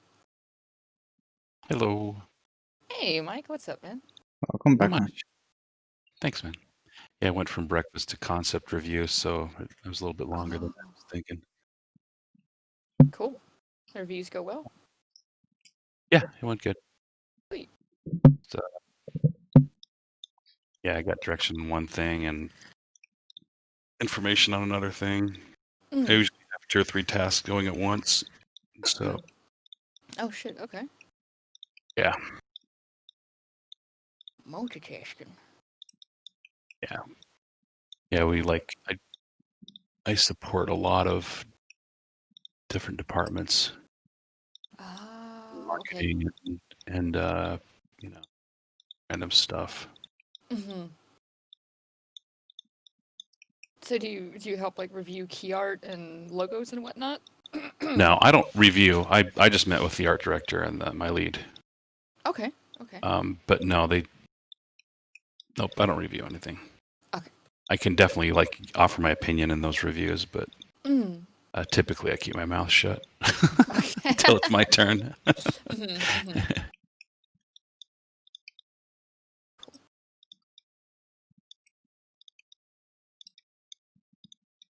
Very cool. Yeah, after I started getting familiar with Topo Gun, it started becoming very intuitive, especially this part of it. Mm-hmm. It's doing.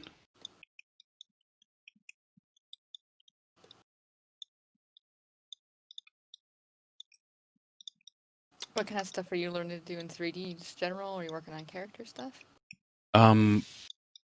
So I've got a character that I've done that's actually kind of similar to his last sculpt that he just put up on ArtStation. Denim's like what's it called? Demon. The bat guy. The demon. So yeah, there's a character I'm working on, but basically I designed a logo for like I got a team on Twitch called Dark Art, and I was going to surprise everybody with a new logo and an animation that they can put up on their streams. And cool. yeah, so anyway, I'm using that as an exercise to learn it. It's not too complex, but it's complex enough that I should be able to learn the basics of each of the programs. Mm. So, and that's it's been happening. Because like if I try to get into this big involved thing, it would take me forever before I'd go from one step to the next. But now I have an asset that is in a realistic pipeline that I can kind of just get everything going at once. So that's what I'm up to. Cool. So yeah, characters and other things. What's that? Oh, sorry, I cut you off. No. So are you getting some After Effects as well? I actually spent I've got After Effects. I love After Effects, but I haven't gotten too much into it. Mm-hmm. I have a relative who works at Adobe, so I get it all. I get the Adobe suite super cheap. Good for you. Yeah. I think I pay like $75 for a year for the whole suite. That's dope. Crazy. Okay. Yeah. But yeah, I've done a little bit of stuff with After Effects, but nothing too involved. I like, some of my art up there and I moved a camera around on a node or something and then lit it. It was pretty basic stuff. And I used their deformers. I painted some maps to like what is it, to kind of, it's the old distortion maps. You can paint alphas to kind of say like this part's closer, this part's farther away. But the liquify brush looks like it's gonna trump that. So I want to try that too. Just taking your 2D stuff and making them look 3-dimensional, giving them a slight animation that makes them kind of look alive. I think it's being done so much right now that it almost seems like it might be kind of no longer really that unique. But I don't know. I'll try. I still enjoy doing it. Yeah, like the thing that keeps coming in and out of popularity is the camera projecting, which is more like environmental stuff, but you can do some neat stuff character-wise with it. If you get curious, you have to like cut up your images a little bit, but you can get some really nice like natural-looking parallaxing if you start to go in that direction. But the displacement map stuff that you're talking about is still cool when it's executed well, and it always comes down to the maps, in my opinion. I think that's pretty sweet. Awesome. Man, this is way more effortless than how I can do it. I'm watching Nim's like hotkeys and everything. Quit being effortless, Nim. Struggle. Yeah. Start struggling, damn it. I like that the hotkeys are showing up, but well, actually, right now I'm taking the difficult route, where I'm mostly manually adding stuff, right?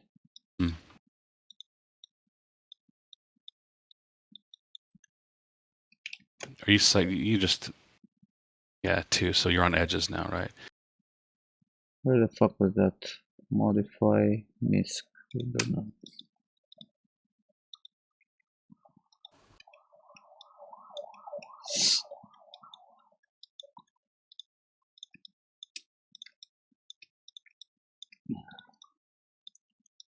Like a lot of people look at those videos, right, from Topogun or from any other retopoing software, and think that most of the time you'll do things like that, which is not true, because most of the times you need control over what the fuck you're doing.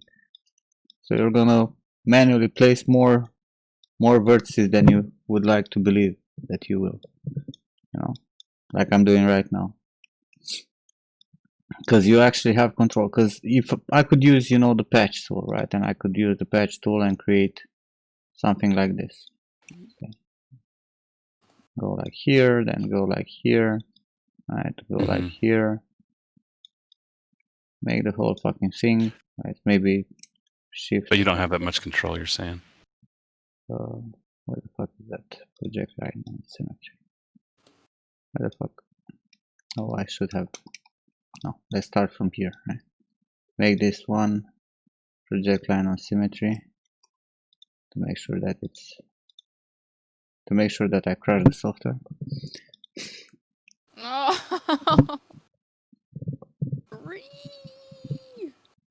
Well, beta. Wait, can you change those curves that you made? Or do you have to accept it and then you just move them? Yeah, you need to accept it. Okay. That would be a nice feature to be able to just move some points.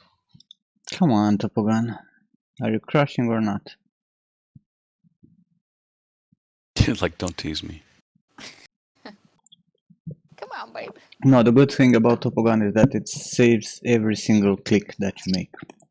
Any undoable operation is saved and backed. That's awesome. Beta is for free, Jimmy. You just cannot export your stuff.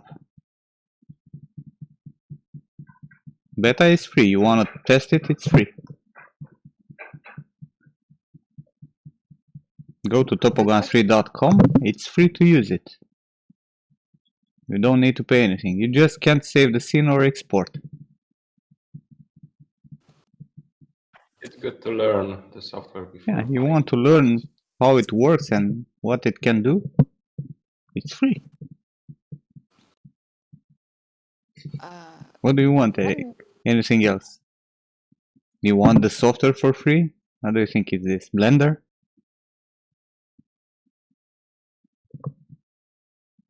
Unrelated question. The affiliate link that comes up for Topogun, when we upgrade, if we use that link, will you all still get the Probably, hopefully, I don't know. Okay. Probably the upgrade will be also through that link. Okay.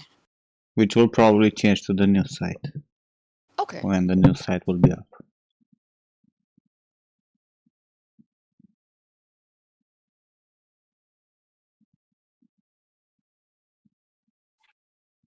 Go to my YouTube, Isle of Sky.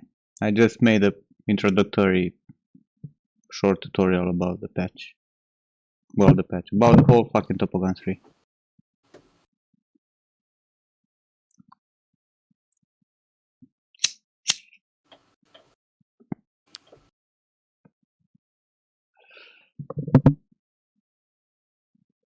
If you want the link, it's here.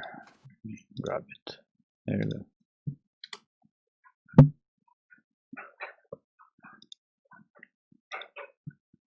I'm waiting for the Blender's users to wake up and start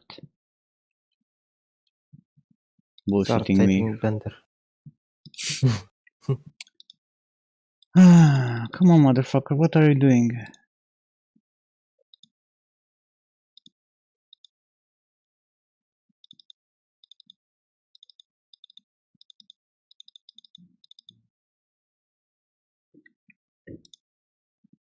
Now what? I don't have the patience. I've got this really great friend, Nimwad. He's like really fantastic. Go check him out. Go subscribe to him. Yeah, let's go. Poor skills.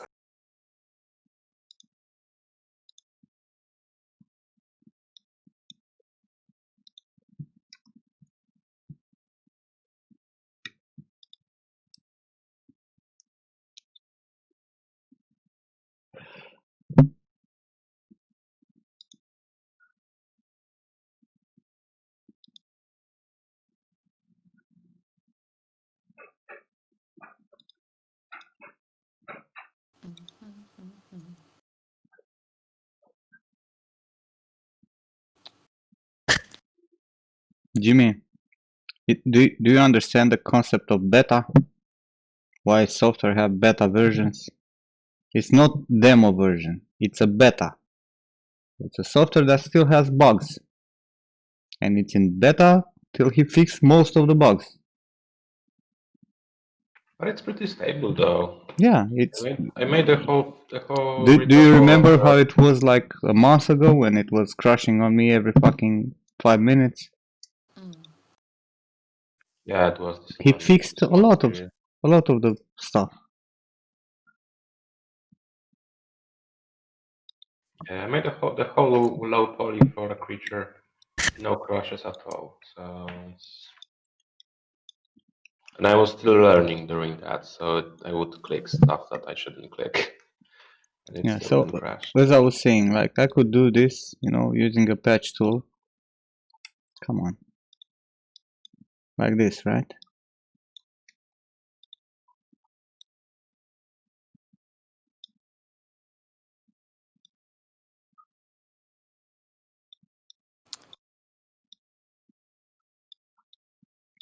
And you also help the dev when you send them the bug report so they can make it better. And everybody has the different hardwares and the computer, so that'll help them too. Buggy.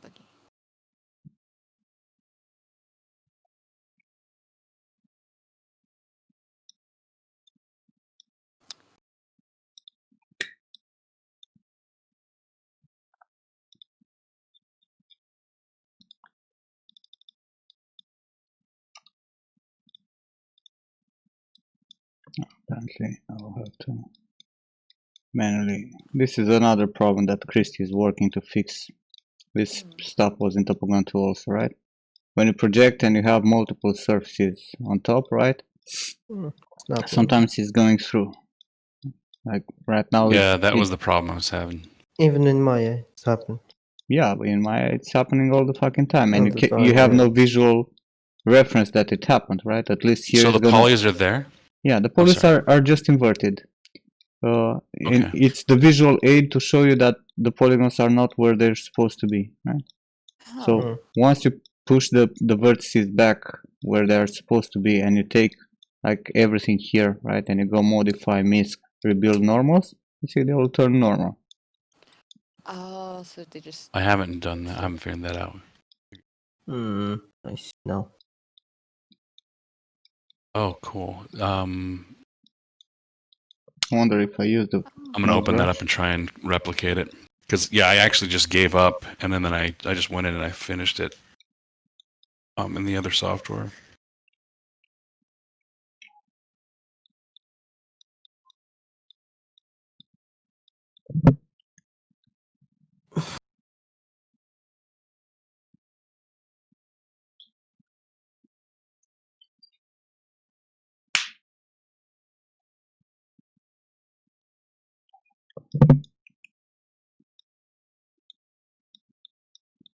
Yeah, but because I have no control, I spend more time, arranging this, because I want, this edge to be here, for example, right?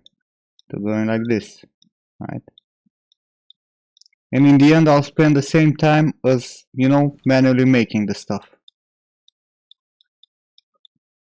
That's what I was trying to say, right, with the whole thing. Because I can use the patch tool to generate this surface, right? But it's not necessarily going to help me.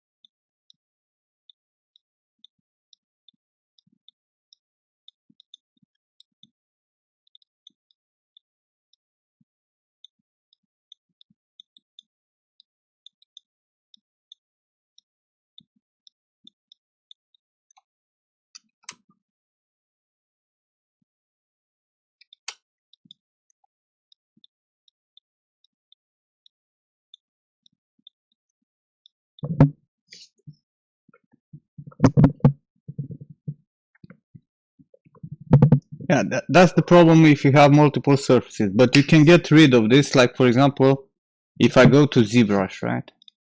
Which is another option, especially when you're doing retopo, right? Because you don't need all the detail in the world. So you can go here, right? You import your mesh, wherever the fuck it is, for retopo body, right? This is my upper body.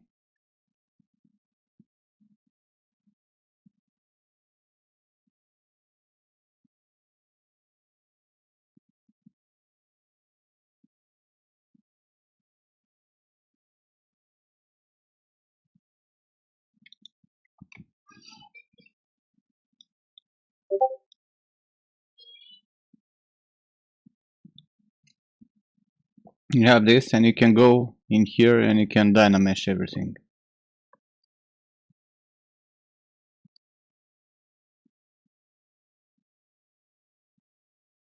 Oh, not that low resolution though.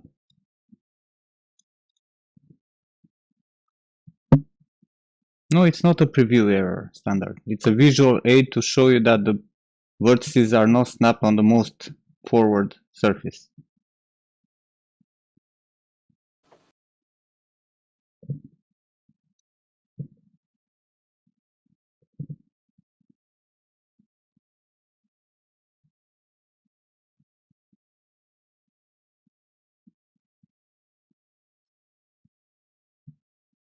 They're talking about. There are already cars that are driving by themselves.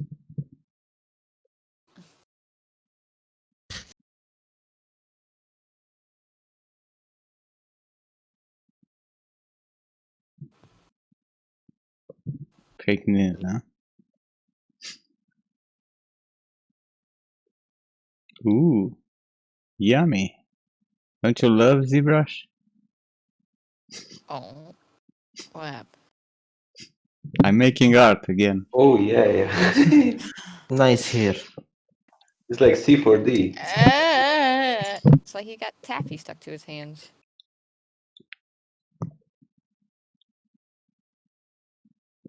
I especially like the arm hair.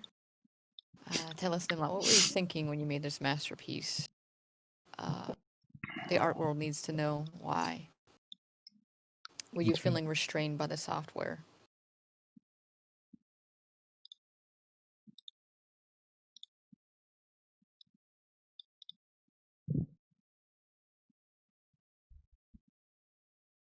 Let's make art great again. All you need is filters.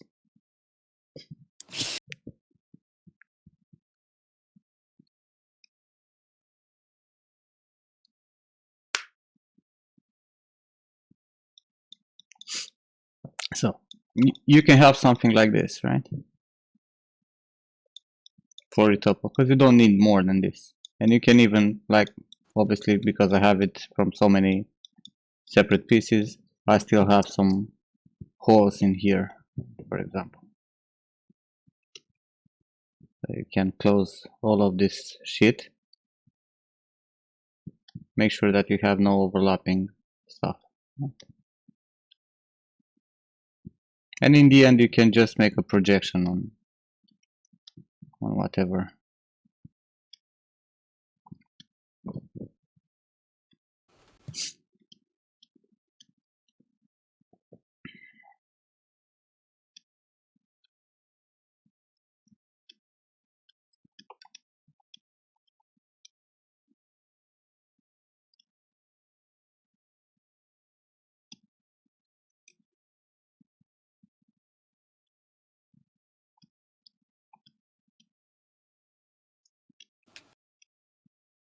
Alright, so you can send this to, I hope I don't have any holes, let's see.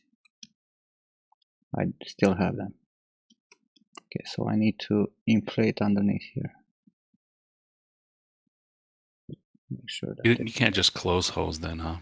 It has to be No. like a manual thing. Yeah, you need to go manually and fix all this shit. Sadly, it is how it is. Just as an example. Let me do that.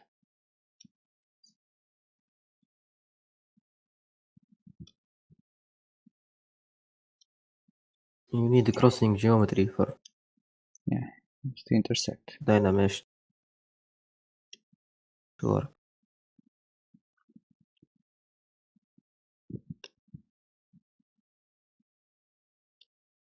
Oh, I see. None of that can overlap. Okay, I get it.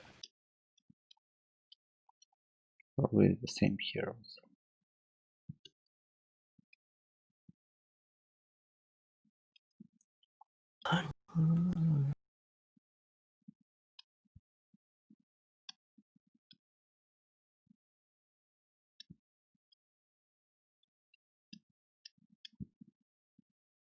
Belt is swigging.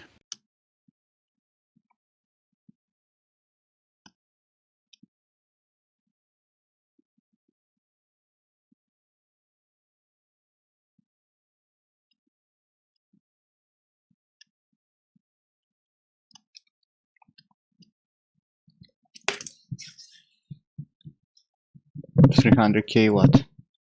This is not the low poly, mate. Gonna be the base for the retopo.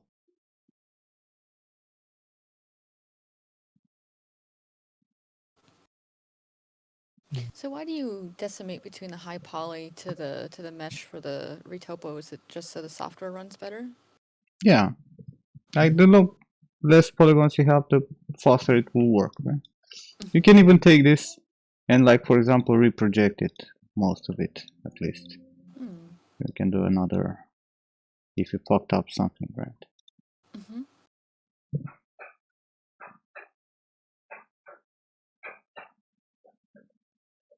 I have a feeling that I'm projecting the wrong one.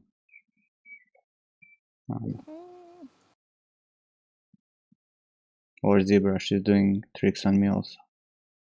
Is it gonna be the abstract art part 2? ZBrush.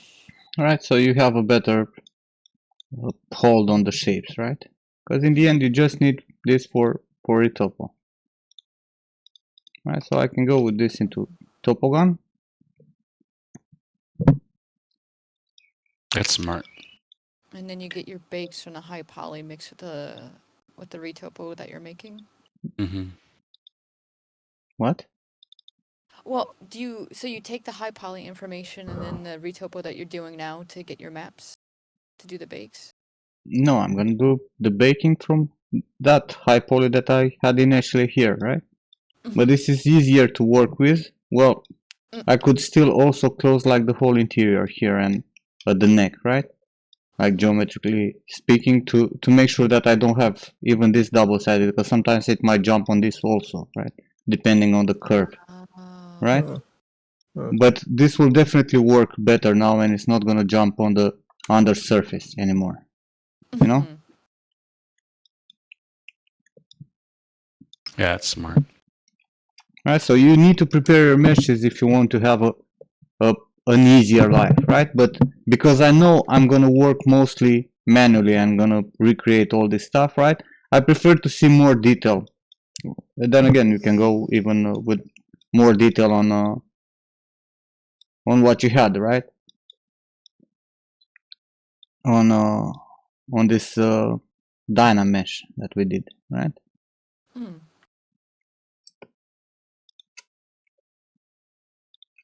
Why the fuck didn't you?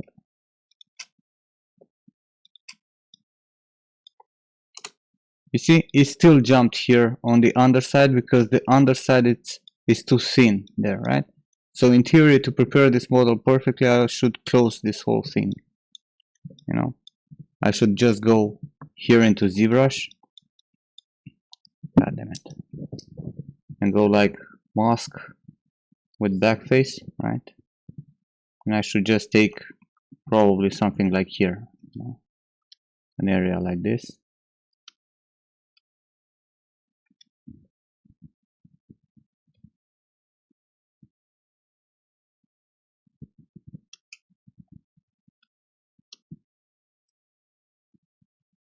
And close it up.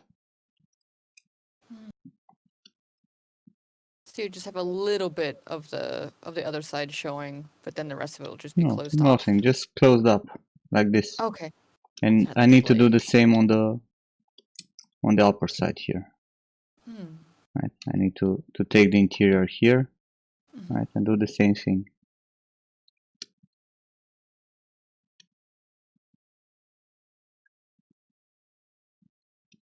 No, grab this. Wait.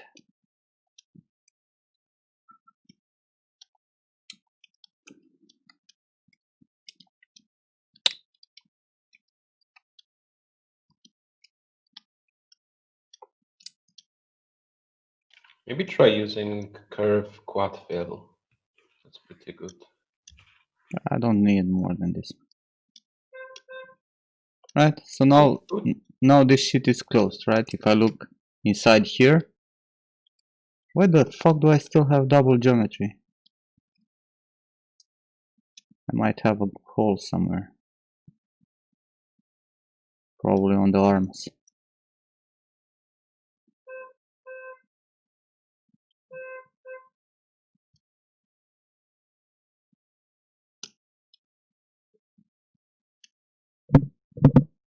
Is that a hole on the back strap, the top back strap? Here? Top of the strap? No, just right in the center of his back, his shoulder, between his shoulder blades. There's a hole right above that strap. Maybe that's what I spotted anyway. And I'll go back to shutting up. No, it's still there, but I don't know exactly where the fuck I have it. I have a hole somewhere. That's cool though. Thanks for explaining them. It's good to know just for future stuff. Yep, this is great. And like the little edge you left on the tunic on the bottom, is that just make it like a cleaner way to close up the geometry in the retopo, and just to show a little bit of This an here idea of yeah. on the Well, underside. sorry. Yeah, I want to dream. make the interior also. Mm-hmm. Right, but for fast results, I need to close up these fucking holes. If I could only be able to. For some reason, something somewhere. Let's see. Can I auto group? Cannot. So it's connecting pretty much everywhere except in some bullshit hole. Here's my And noise. it's just like little program hiccups that happen along the way, like Yeah, seeing this well, little. you just need to identify this fucking hole that's probably killing me, so I can just close it up. And once I do that, right, I won't have an interior here anymore. Right, I only have the outer shell.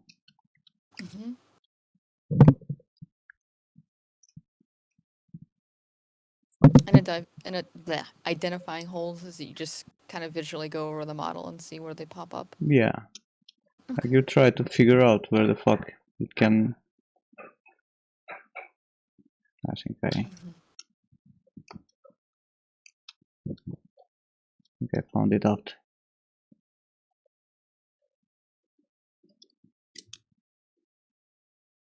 Let's see if that fixes it. Nope, I still have it. Probably around this arm somewhere. You can see it with double face, maybe. How will that help me?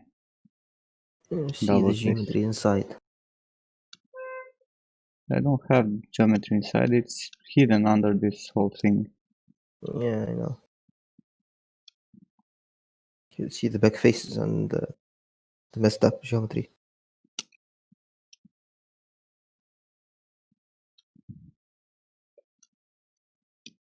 It's funny because it's probably a very small hole that holds up this whole fucking thing.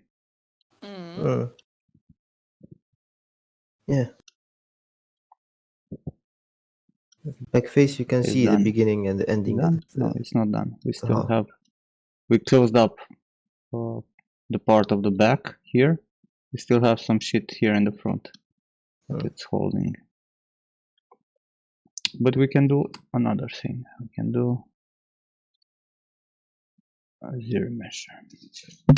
But that being said, I need to go and help my girlfriend with some luggage. So I'll be back in like 10 minutes. Okay. Please, Okay. I don't know. Continue Tell them a what story, Mike. What did you say? Tell them a story. Story time. Okay. Tell him a story. Oh, I see. Tell him a story. He's in study. Yeah. Once upon a time. Once upon a time, there was the big bad blender. Big bad blender. I took all my fruit, man.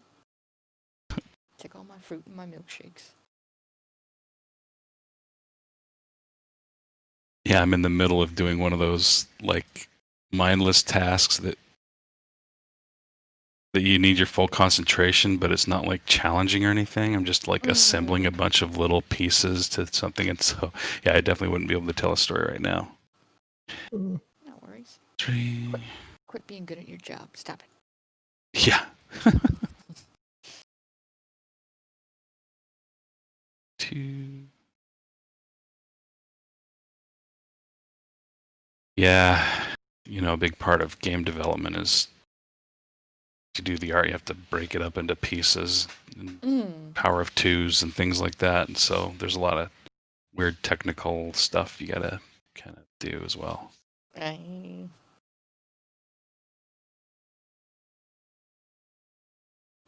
you have a favorite type of thing you like the concept of, barring as long as it's not gonna get you in trouble with any NDA stuff?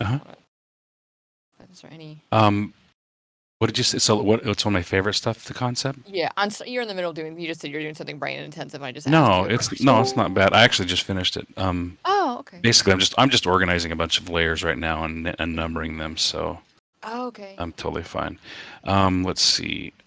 So I really like doing. I did a lot of the card art, like for the game. I don't. Oh. You see, I'll just pull it up. I'll link it on my ArtStation. Those are a lot of fun. Like Mm-hmm. they don't sound like it, but like they're actually kind of. I mean, it's just card art, but it's actually quite a lot of fun because it's very illustrative and it's final because it's viewer facing. Mm-hmm. It's this one right here.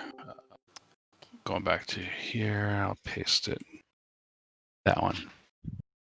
I should actually have pasted just the zoomed in version of the. Fucking cool, man. Those are Thanks. awesome. Thanks. Yeah, I did a bunch of those. And you can tell that like you got into the detail on these things, and that's where I kind of, really enjoy. Oh.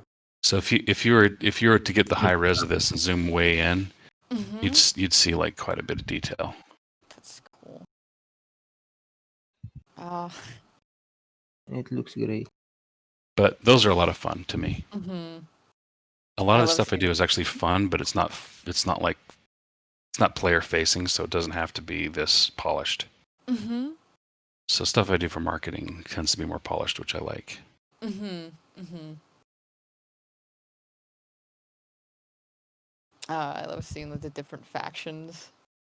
See how the crates have evolved over time, though. Like from the Atronach, the top left one. Like because I started getting a system going, and then all of the ones at the bottom were actually they're all built in Photoshop. But like Photoshop has the 3D capability also. I used their 3D thing to do those, and then I just use smart layers to like swap out the top, the top and the sides. So it's super fast once you kind of get a system going.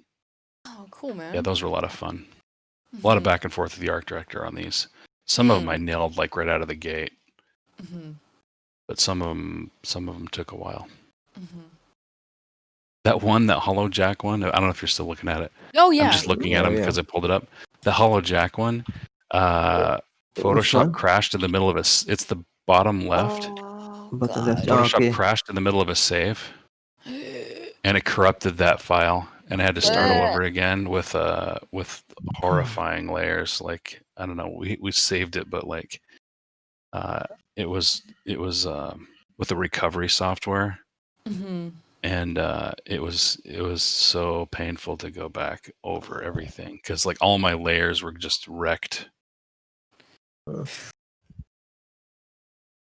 It looks awesome though. I like how it, like my eyes going between like those really cool like jagged geometric shapes, and then like I keep seeing like a deer head, and then the signet in the middle. It's really cool, and the moon too. I was like, there's so much like information. Like your eye just sees different things. Cool. Yeah, that was a lot of fun. That was the I can't remember the name of it. It's everything's part of the lore of the game, and so like anytime a new deck would come out, you would have a theme, and then you'd have a few choices within that theme that you could kind of play up the imagery on, and so yeah, I just do a big lineup of like 6 to 8 cards, and then they'd usually pick 1 or 3, and then I just kind of refine and they go. Do you do yet layers for animation and stuff? Oh yeah, you can do animation in Photoshop. Is that what you mean? No, like many of the artists, like they do the progression and the. I've never done that. I should do that. Because that's interesting. Like every card, like with have a lot of layers for they use it in animation in the game. Shop layers. Yeah. Yeah. Anyway, yeah. Thanks for looking. Yeah, dude, it's cool. Okay, I've got this rowdy.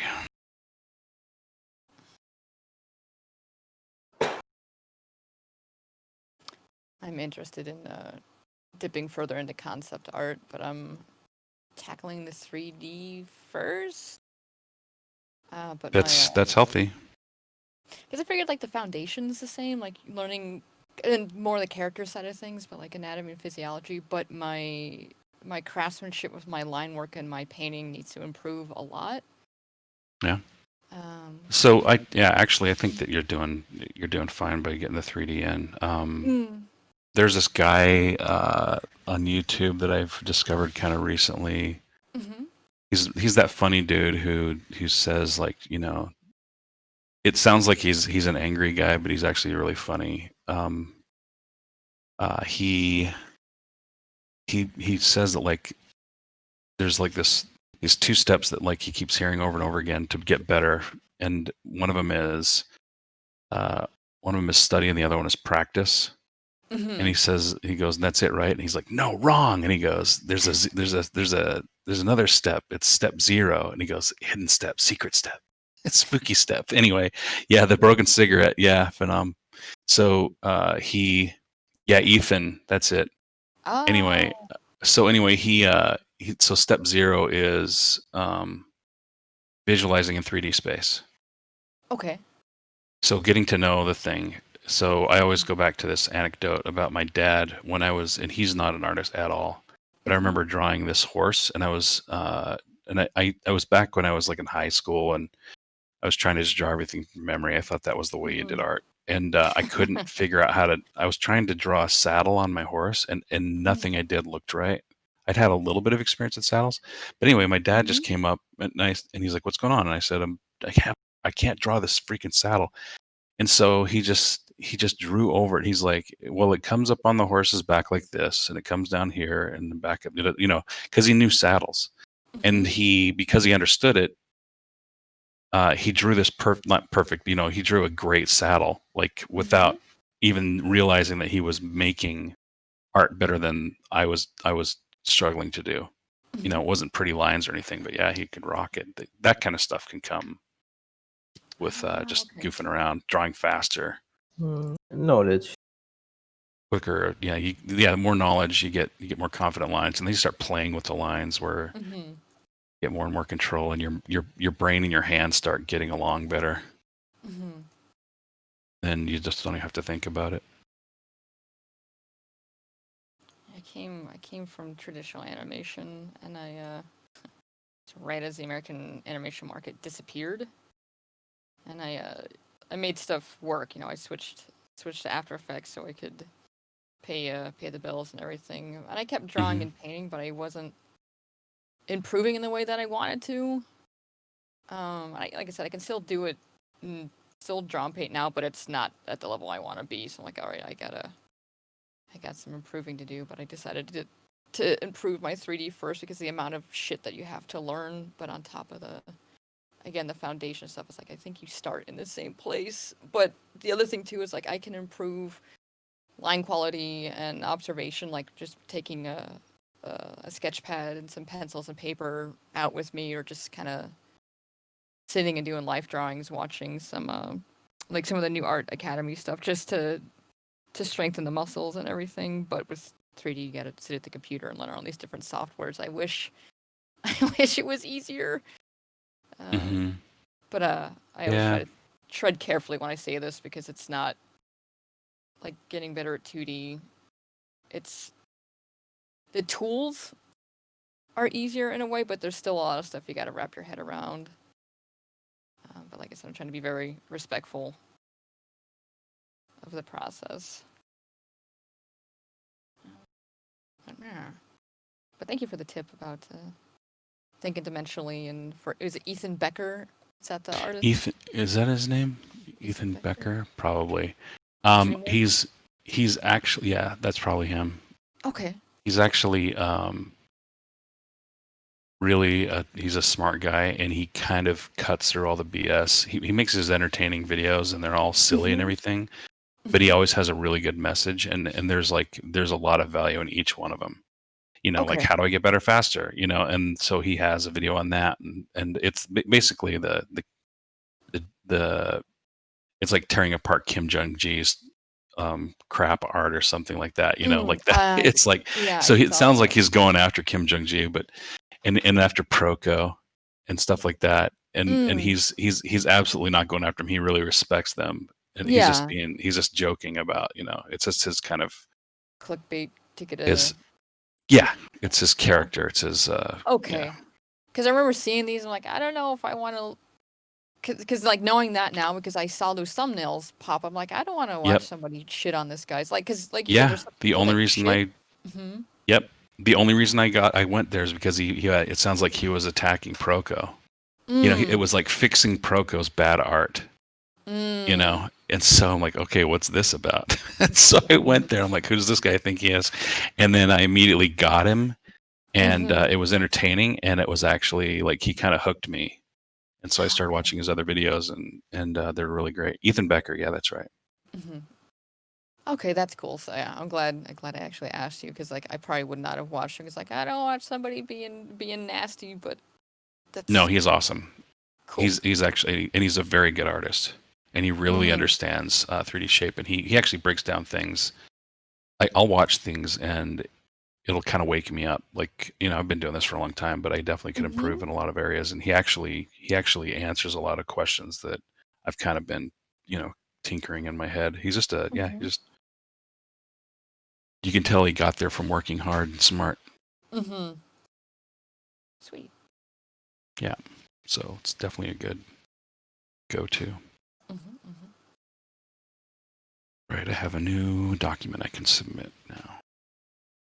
Yeah.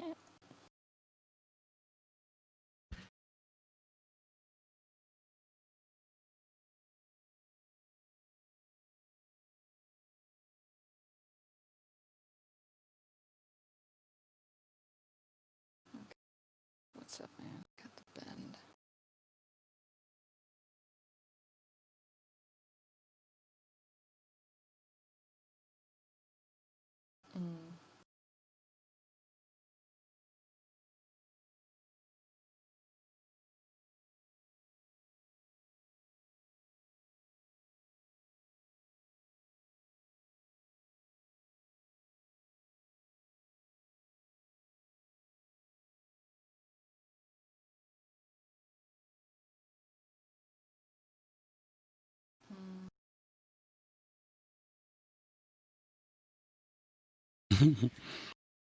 I like how Nim's like, Mike, tell a story.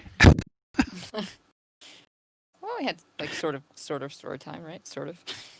Well, earlier I was telling him a couple of anecdotes because the topic came up about like harsh criticism versus people who just want their hands held and be told that they get good gold stars and stuff about their art. And so I told him a couple of like real life stories that like he enjoyed.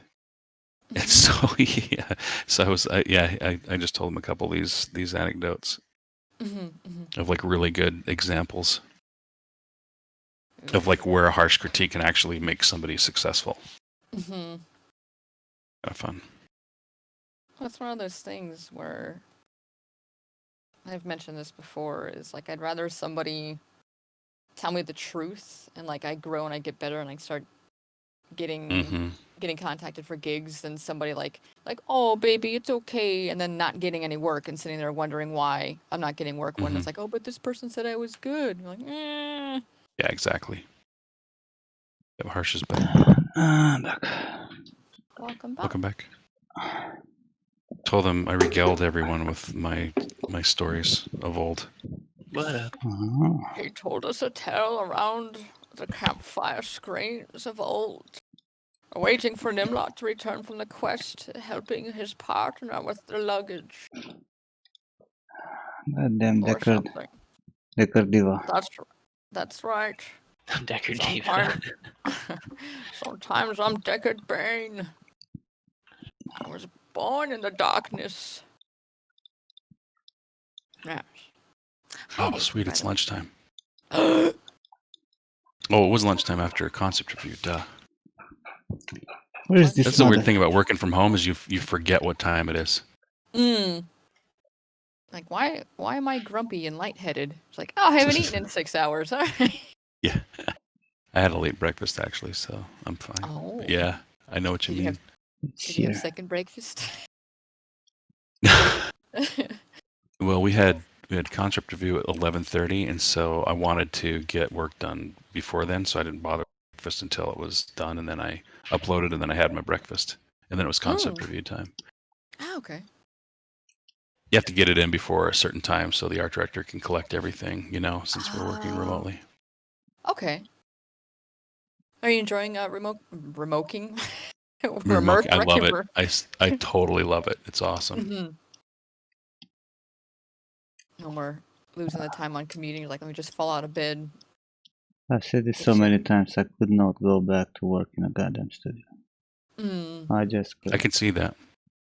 I can see that. Once you get a hold on this life of,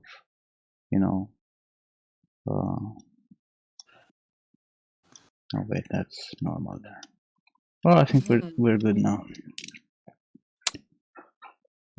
Once you get a hold on this, schedule where you wake up whenever the fuck you want, or even if you don't wake up whenever the fuck you want, but you wake up, not 3 hours before going to work, because all you have to do is to move from one room to another to actually work in, and don't waste time on commuting. And if you fail to do your task in the time of the day, right, in 9 to 6 or whatever, you can always do them later or recover the next day. This shit is priceless for me. Like I would not go to work in a studio by any fucking means. Not that I can, but yeah, you don't even have to waste time putting clothes on unless you have, video calls or something. Oh, hey, what's up, Yada? Hey, that's good to see you on. Okay. Nice to see you too, Mike. I believe Hey, we've thanks. got over, boys. So Love your now, work. now Thanks, everything man. should work fine, right? I don't have Discord window open. Who's talking to me? Yada. Oh, I haven't Yada. Oh, okay, I haven't learned the voices yet. Okay. Yeah. All good. Stick around long enough, you will. It is Nathan. It is me. And this is me. Haha. Aha! So you can easily do retopo using this stuff. No one stops you.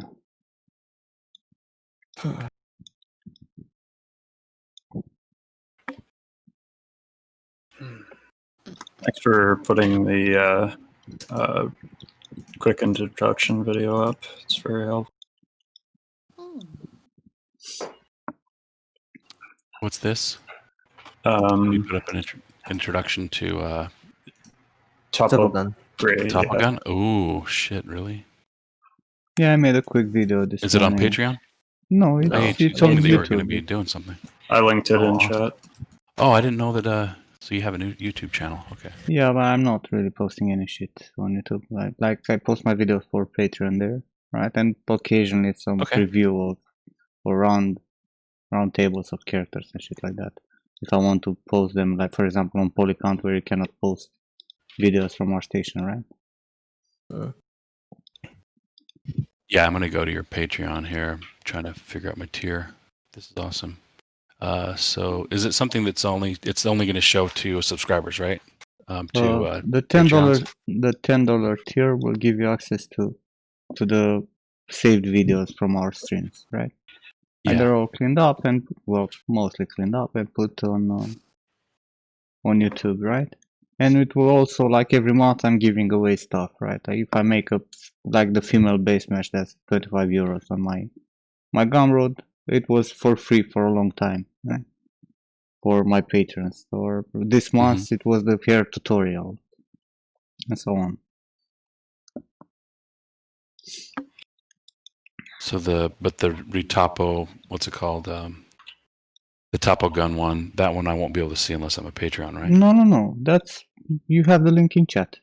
Yeah, that just. Oh, I'm sorry. I was just trying to find it on YouTube. I didn't realize somebody linked it. I'm coming back. Great. Just check the Discord channels, you'll find it. Okay, thanks. Yeah, I'm definitely going to be watching this. But this is fucking gold. Like this thing right here. The slice.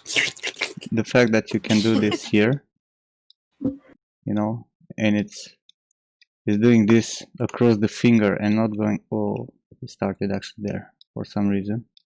God. Oh, it's Yep, because that's pretty insane. I have this fucking shit here. It went too close, right?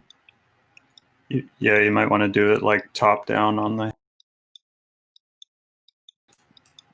But the fact that it's not going across the whole fucking hand, you know, that you can go here and you can do this, and it's actually making the tubes like this. Fucking awesome. Awesome. Yeah. And you can also like change the number of edges on the rings as well after the.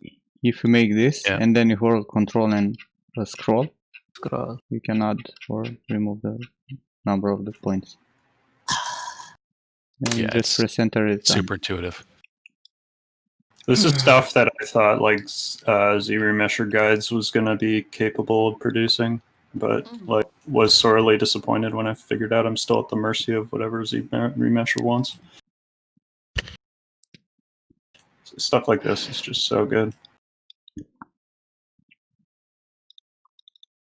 I said this a long time ago, but pouches is going to be the biggest selling point for Topo. Absolutely. That's how you look at things. I want to get good at it and demo it for the guys at work. They've also heard about it. Like I asked the character artist about it yesterday. And he says he's been beta testing. Good. Yeah, I remember hearing about Topogun. Ironically, it was from like a DICE presentation. Turns out some people on the inside were using Topogun too. A lot of studios use Topogun too. You'll be surprised how many big studios use Topogun too. Yep. Damn. I believe it. I totally do.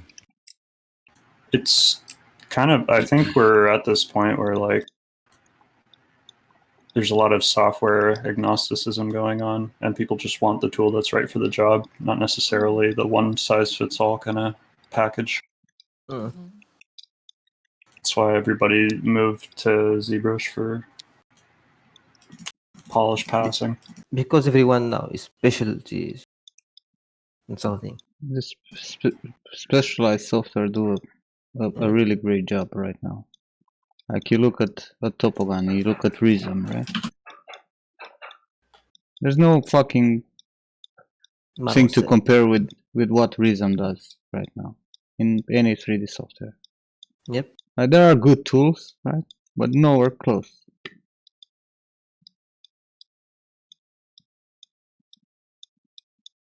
So you use Marmoset for not just texturing, but is that what you use to render out?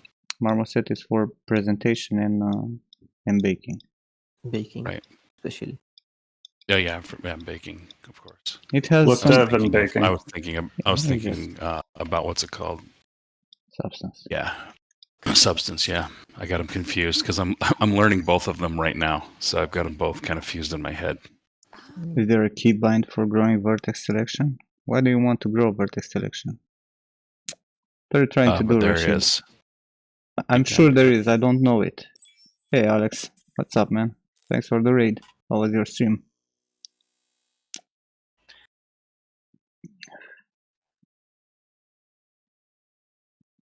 I've never gotten that either. Away. Like, I've got this really great friend. He's like really fantastic. Go check him out. Go why do you need Rashid yeah, to grow the bird selection?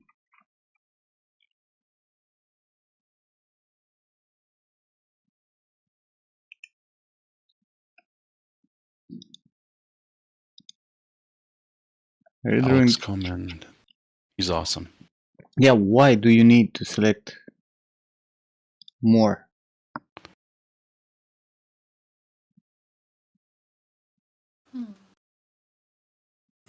Like modify, grow, or select grow. I don't even know if it has a grow selection. Grow vertices. But if there's a key, you need to look up for it. How does... Oh yeah, key binding. Is there a search functionality? Oh, thank you. Please.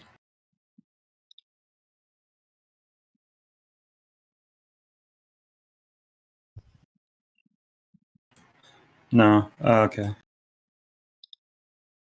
With a lot of options, I think search would help. Grow selection, it doesn't have a default keybind. You can put your whatever makes you happy. Why would you move them around by moving them and not using the move brush? Yeah, isn't the move brush like a taper with like a radius? Hmm? The move brush is the one that tapers with a radius, and you just move a bunch of vertices around from the center.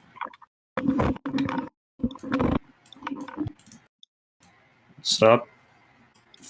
Stop abusing your mic. Oh, sorry. I went to shut the door. Why wouldn't you Smashed use everyone's the ears. move brush instead of going crazy with the actual move? Manually moving verts, like selecting this and move them around. So annoying. I like to have options.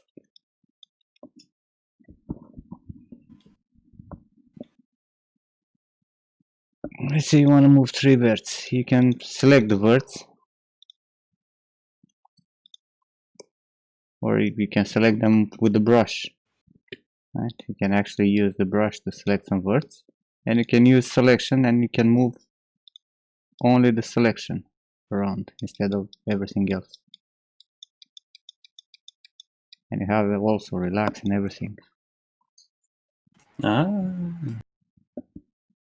So when nothing is relax selected, feature it possible. just moves. Oh, because you have use selection checked. Got it. Now it Got moves it. everything. Yeah, you can select with the brush. You never bother to read all this text here? There are like 8 words. And one of them is select. Nah. So you're there for you read the words for us. Yeah. He can't read.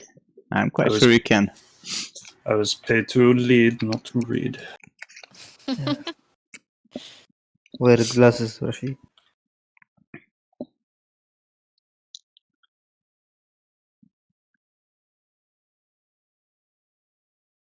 You were making stones. You're still making stones, Alex? How many streams are you gonna focus on those stones?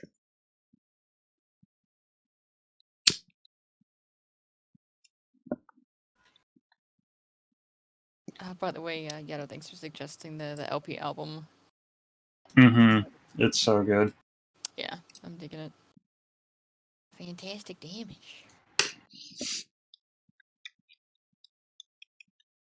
Like, LP's work is just solid across the board. You know, later on he kind of got a little confident, but his early stuff still kind of blows my mind. He was ahead of the whole abstract hip hop movement that was going on. Did I fucked up my keyboards or something? Uh-oh. Restore default state. There were no cats on the desk while you were away. Somehow it was not taking into account the keys anymore. I was pressing E and it was not going into edit mode. Oh, remember how Max has keyboard shortcut override? I think no. I think if you have the keyboard shortcut open, the keys don't work anymore. And I think I actually crushed it. Right so now. you moved it to the other monitor and it was killing it. It's on the other monitor. But no, it was just not. You see, in theory you could not do anything, but for some reason it worked to do stuff. But the keys to change the tools were not working. Yeah, I can see the windows flickering when you try to do stuff. It's like flashing. But first time was not like that, right? The window was open, but I could not just change my tool. Oh well. It's a feature.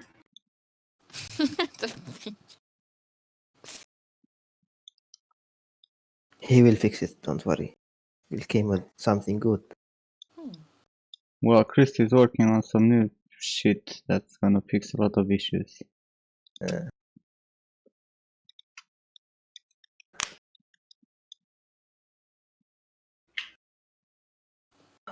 Stop being good, Christy. You stop that. And he will work on the pop-up soon. Is Christy still one guy Yeah. on this? Oh my god. Super Christy. Super Christy. Super. I always thought you said super crispy. It's like food. Food. Yes. I'd like to see what he could do with a team putting this whole thing together.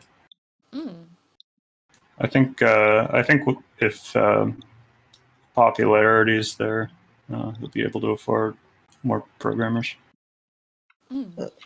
Doesn't he start with the Pogan with the team, Himlot? Pogan 2 or 1? Everything was done by him. Okay. Yeah, he needs to clone himself.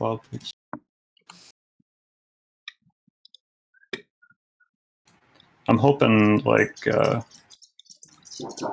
more people pick up Scandal. Top Gun 3, then they'll probably have a little more money to hire teams on for. Well, the project, this retopo at the moment. Yeah, like touching up the UI is already pretty close to finish. There's just a few things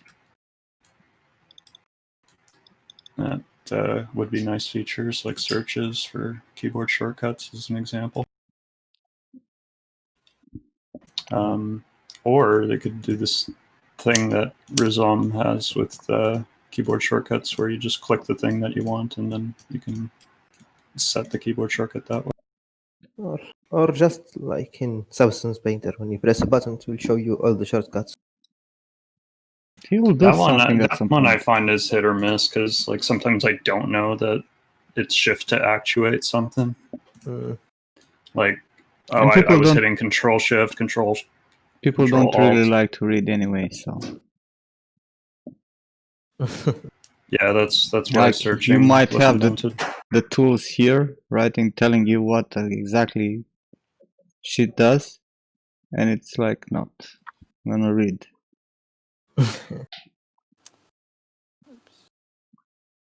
No, sliding is not crushing, but it's easier to copy the values rather than sliding, because you might not hit it exactly and you might forget a triangle.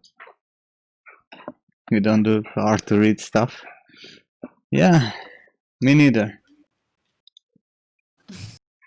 This is the project now. And now we start with the retopo. After a day of fucking decimating.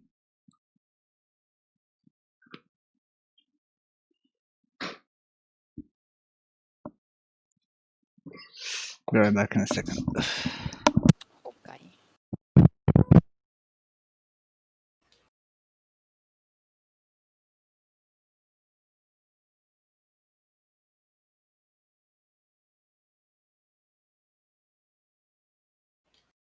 So Yetta, what is abstract hip hop? Like, I'm still fairly light into this genre. Like, what's the difference between that and some of the more popular stuff? It kind of defies. It kind of defies the current trends with hip hop around the same time. Mumble rap. Think early 2000s, like rap was trying to break into its new vein. You had Mad Villainy, you had MF Doom, you had Deltron 3030. Yeah, and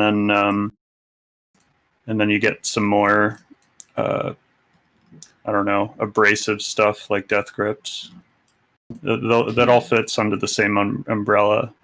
They usually overlap with other genres too, like experimental, hardcore hip hop, that kind of thing. I think one of my favorite artists in abstract hip hop is Quasimodo or Madlib.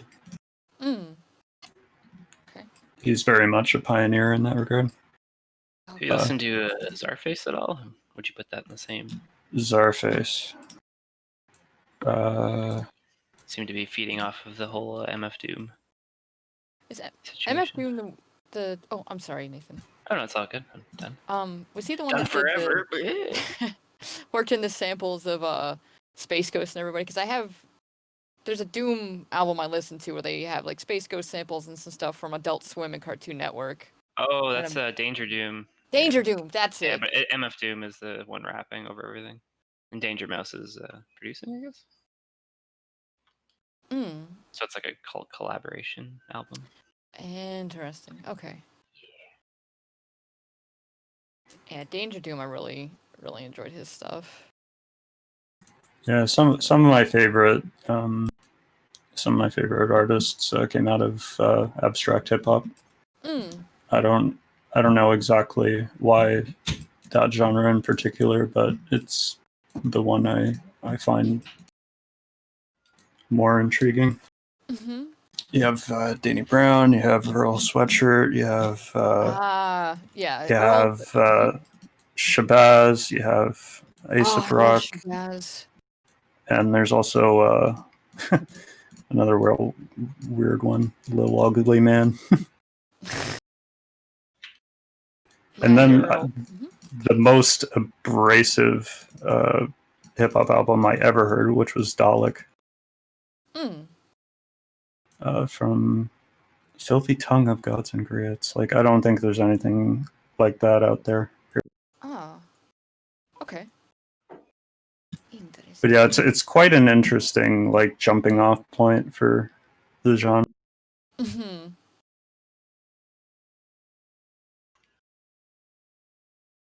Yeah, I dig all the different elements that are woven into LP's stuff, like a little bit from the electronica and even some of the rock elements he works into different parts of his songs. But like for me, the first thing I noticed about hip hop is the music and then the lyrics. Mm-hmm. And that's why when I first started listening to Alchemist and Ono, did a lot of the music, and Tangerine Dream, and you had DJ Shadow as well for the GTA 5 soundtrack. And one of the first times I knowingly heard Killer Mike was on one of the songs in the Los Santos album that Alchemist and Ono did the music for. And Lock and Load was, like I said, the first time I knowingly heard Killer Mike. I'm like, who the fuck is this guy? I really like this. And then that kind of led me down the rabbit hole to find Run the Jewels. I didn't even know Killer Mike was a part of Outkast. I was like, what the fuck? Yeah, they're a lot more connected than it seems on the surface. Like, Madlib has worked with, obviously, MF Doom a lot. He's worked with Freddie Gibbs. He's worked with... he's worked as his moniker, Quasimodo, and he's generally,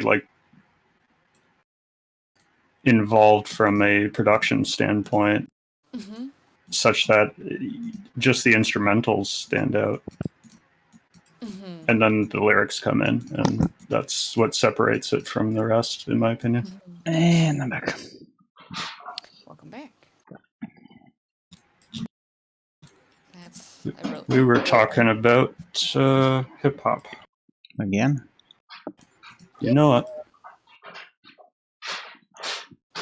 Jimmy, why are you digging up the fucking dead people, huh? Oh, that's where you keep them. The failed mentors? There was a drill sound too. So. No, it's my girlfriend making coffee. That's the espresso machine. Oh. Grind those beans. I thought that's where you killed the failed mentor. Skull Senpai, if you subscribe to my Twitch channel, you can see the whole videos where I did the fucking ice sword. The videos are saved. And another $1,500 of content. It's simple.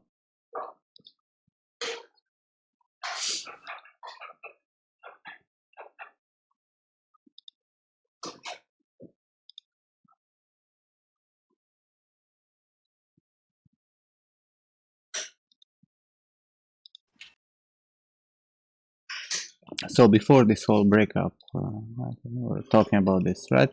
If you have a closed mesh like this, you can use patch tools, you can use whatever the fuck you want. It's not gonna go through, right? So it's gonna be very easy to use patches, for example, right? We're not gonna get the errors that I was getting earlier, right?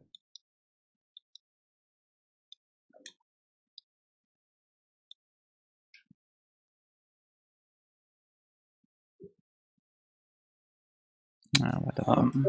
Something I was wondering, is there a way to work low and subdivide high for Yeah, you after can the fact? you can select a shell. Yeah. Why the you see again the shortcuts are not working. Goddamn bug. No. I press 3, nothing. It's because of this goddamn fucking keyboard shortcuts. Yeah, that was happening in what's his name stream, the guy who rated you, Coleman. Alex.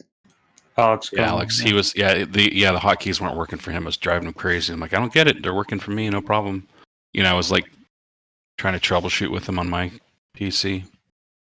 But yeah. Well, it still has bugs. I'll report it to Chrissy. I don't know if I can replicate it.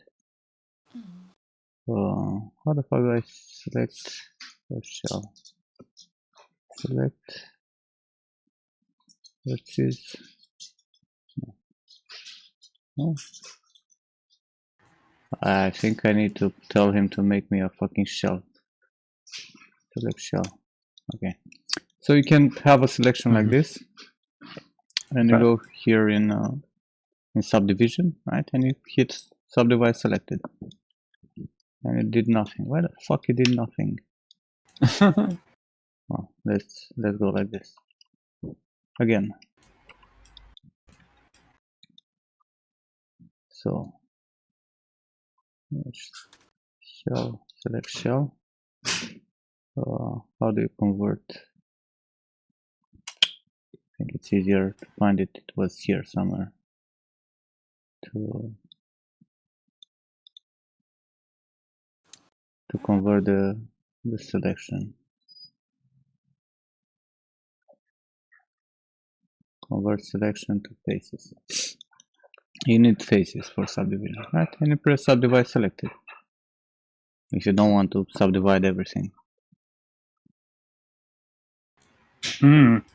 Right, and it's gonna add subdivision. You can do it partially on 3 polygons, right?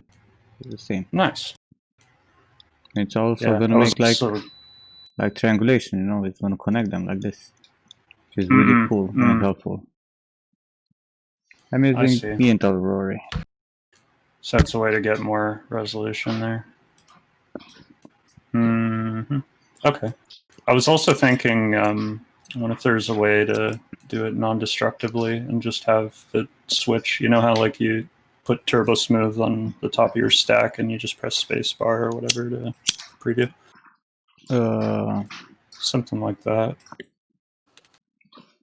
That'd be kind of nice. Who knows? You also have subdivisions, but I never worked with them. Okay. Where it's actually adding a turbo smooth on top, right?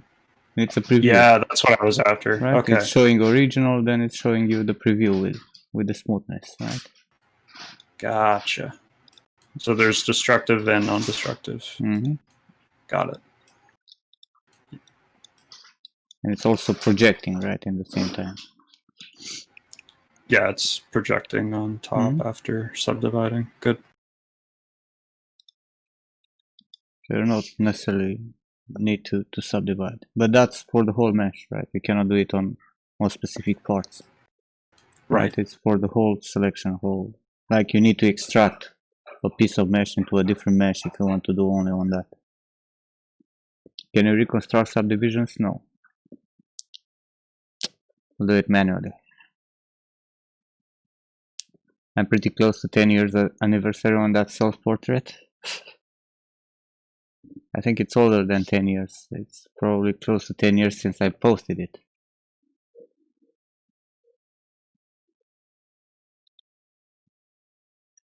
When did I post that? 2010? Oh, it's what? 2 weeks till 10 years anniversary. But like the zebra sculpt was actually good, much closer to reality. The goddamn rendered thing, it's a piece of garbage.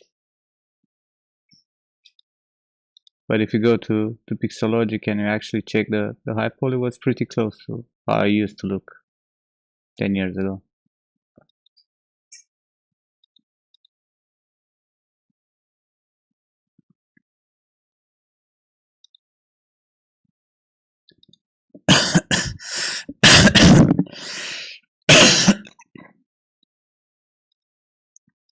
I see.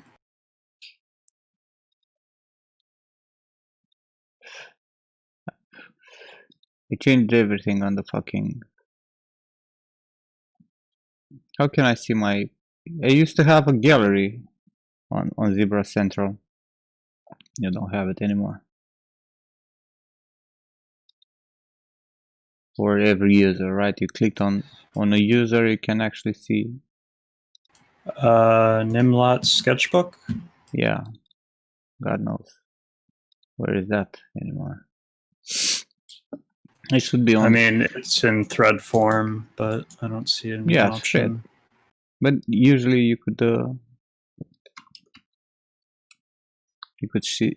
see like the gallery, only the pictures, right?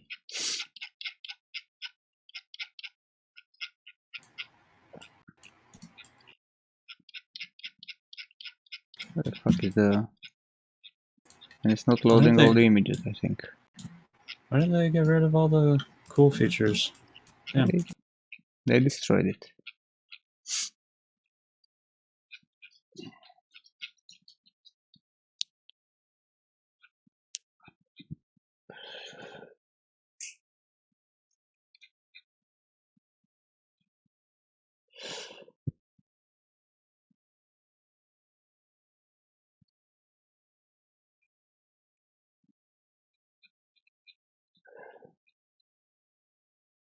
Yeah, apparently it's not showing up the pictures anymore. I only have like 2 pictures there.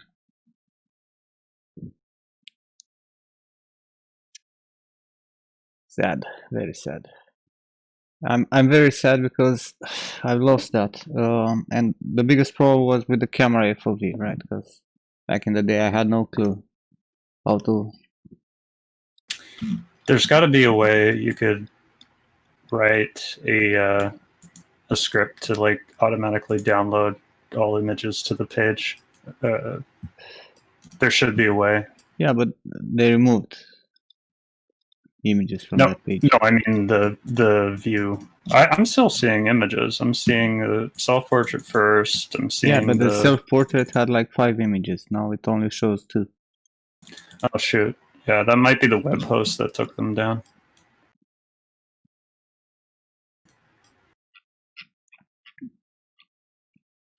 Because I had an image with the high poly, the actual... Yeah, I'm seeing Image Shack links. Image Shack got completely like scalped, I remember. Image Shack was where I was hosting my images before Imgur and a bunch of other places. And they scalped all of their images for inactivity. It's a total joke. Yeah, but I checked it, like they changed the stuff recent. Because we were discussing about that self-portrait like, I don't know, a month ago or something. Right. And it worked, right? It was showing off.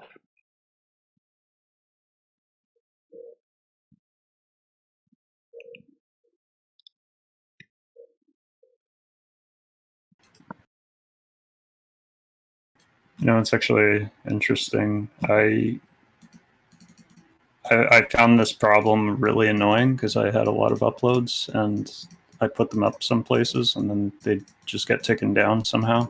Yeah. I use ShareX now, and what it does is it saves a local image and it also uploads it. So you get the image link, but it also keeps your local images saved in one spot. ShareX is godlike.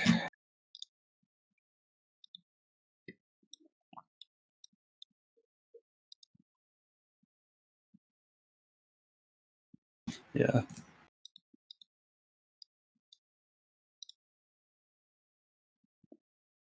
Yeah, Image Shack got really gimped. I think they just didn't want to keep up because Google Image Search and Google Drive and Imager was killing them. Just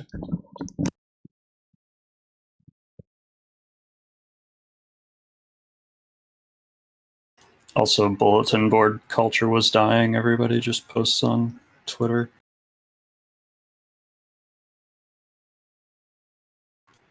Or Insta.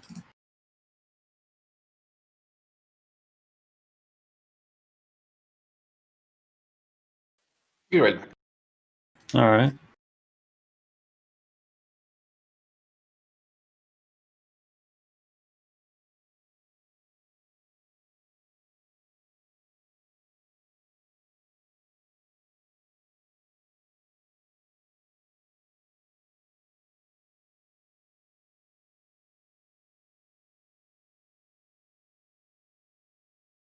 Instagram has been lacking for me. I gotta step my game up.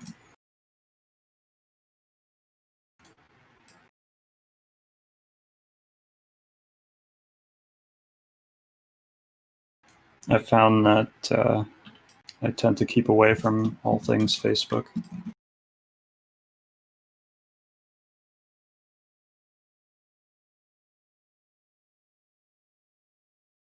But I realize it can't be helped now because that's the goal. Silicon Valley, start a business with the intention of being bought by Google and the big five.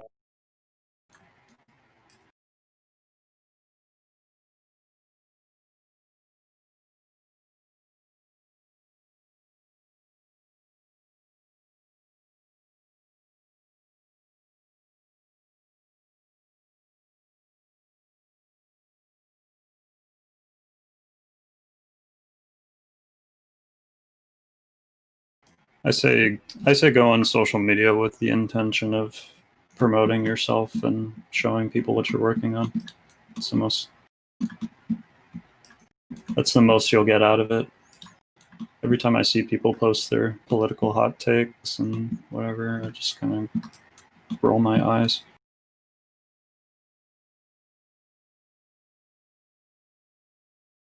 Yes.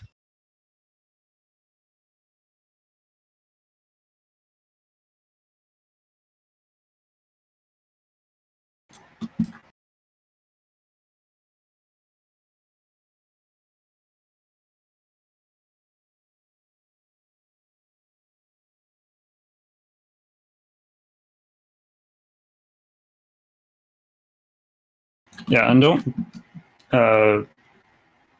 not to knock like Facebook too far down. It's great for correspondence, and in some cases, it's required. I don't get that, but you know, it's still going to be a part of your life whether you like it or not. That's just the way things are.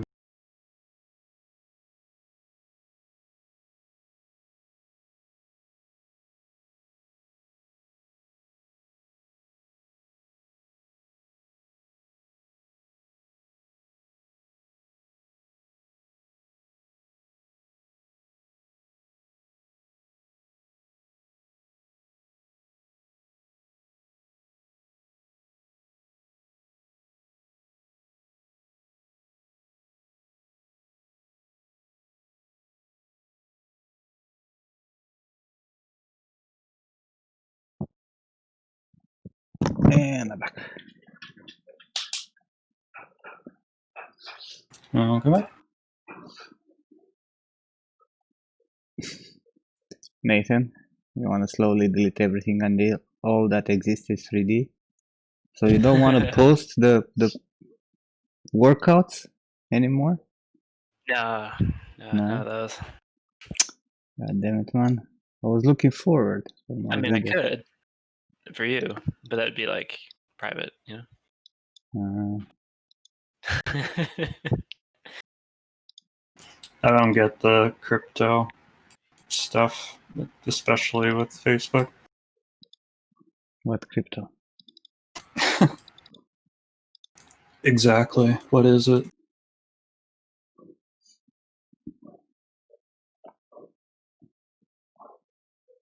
Oh, Facebook wants to make their own crypto.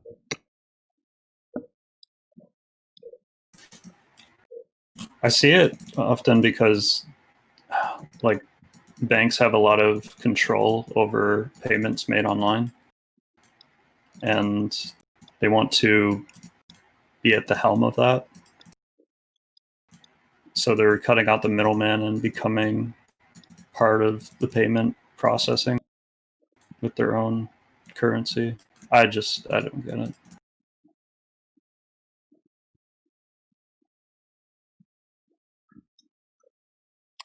I should have not done that. Yeah, should I? Oh yeah, how many undos is that? No, it's working. It's okay. Okay.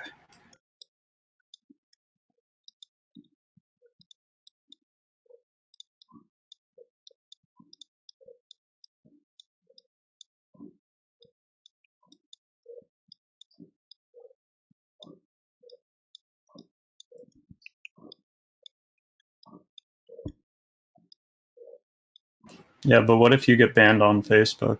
That's my question. Right? Like, you have all this crypto that's owned by Facebook. What happens to it? I think it's gonna be separated from your Facebook account. Like, if they're not trying to create a dystopian nightmare, I would hope so. Damn. I don't think there's anyone that crazy to make it, bound to your fucking Facebook.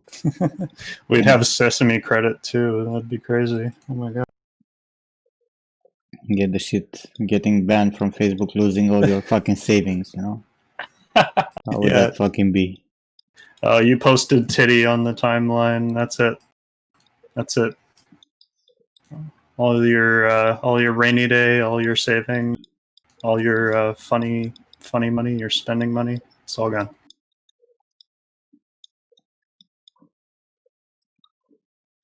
I forgot to make in that video how to control the brush size and that.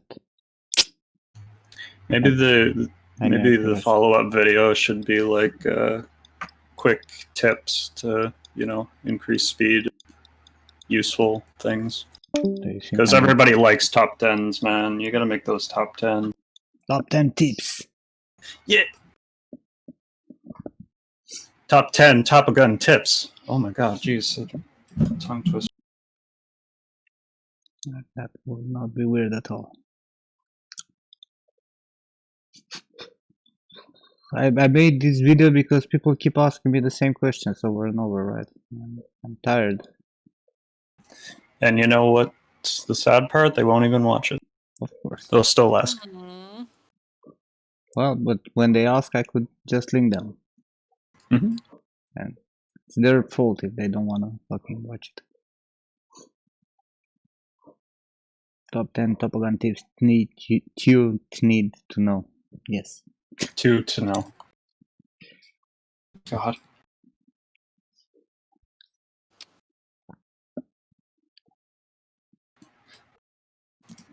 Is there a bot command to link to the video? I don't know if I made one. Let me check. Commands. Top Gun help.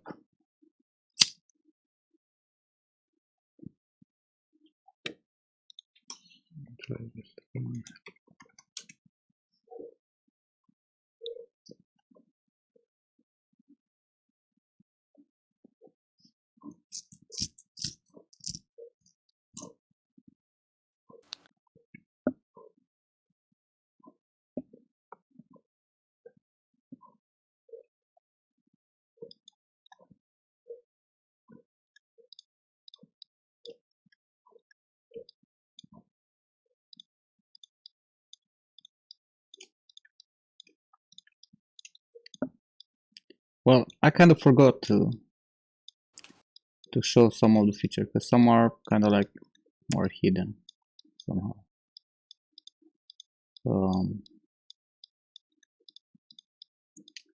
Yeah, I say top 10 toboggan tips. Yeah. Because now it's stuck in my head. Because there's this stuff like, for example, if you go into bridge, go into faces, and you go from here and you just hold click, it should create the whole fucking thing. But it kind of fails on me. Why is it making like double faces here and there? Oh god. Maybe you have to like scrub from top to bottom. Or it's edges. Oh, it was edges, sorry. Yeah, you just use edges, right? And you close it up instantly. Ah, there we go. Tukan! Hey, Tukan. Hello! You're done with the seaside? What's Topogan? Really, senpai? Is it the highway to the danger zone? Is the magic button, Topogan. That's what Topogan is.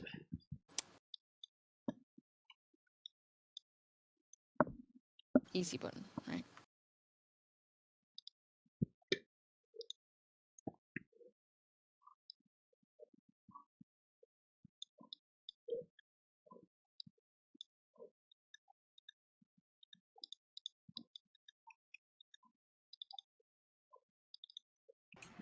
Something else about Christian stuff like that. Has he thought about bringing on a team to make videos, promoting new features and things like that? I think he has a guy, the one who made the videos for Topogan 2 also. Nice. Probably make some videos. I don't know.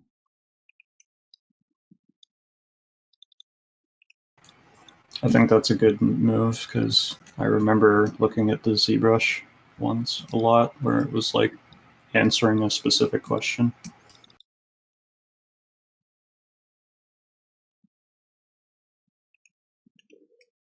Hey, are you kidding me?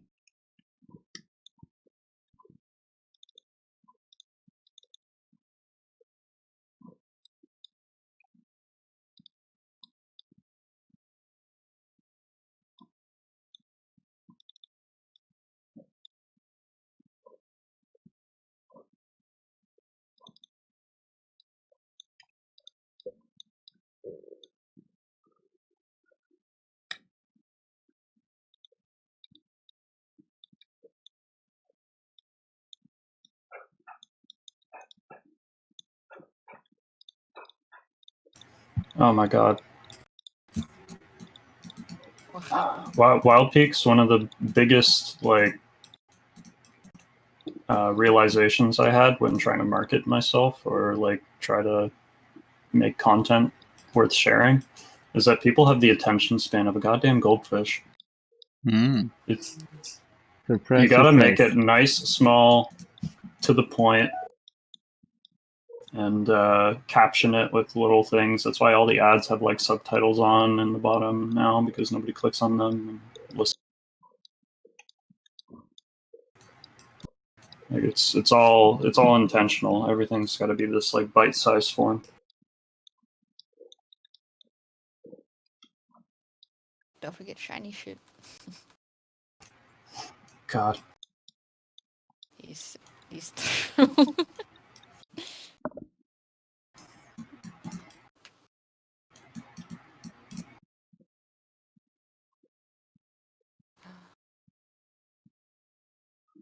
Well, you should try, Skull Senpai. 3 days is enough. Staying on the seaside. Swear to God, I would not live there a month.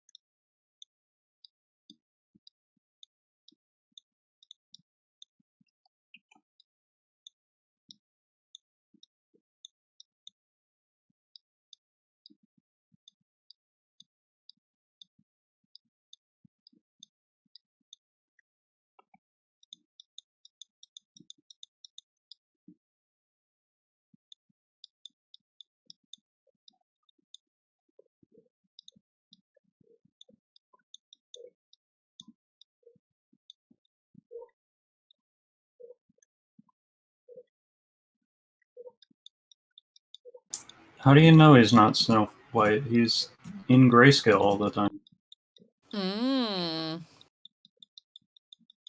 Snow fucking white. Snow fucking white George.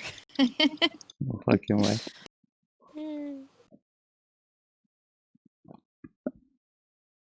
I actually am, Tukan. I'm kind of white.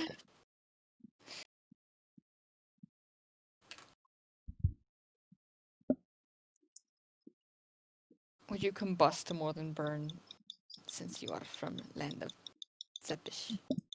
I love sun. I could spend my life on a beach reading and drinking beer. I would have absolutely no problem with that. Tukan is the one running away from the goddamn sun. No.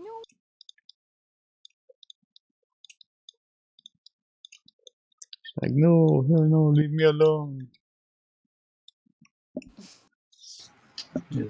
See, she hisses too.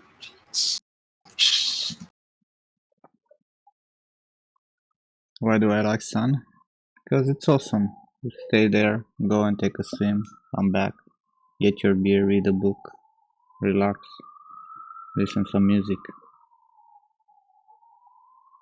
Why would you not love it? It's vitamin D, dude. You want your Don't cave get back. it. She wants her cave back, obviously.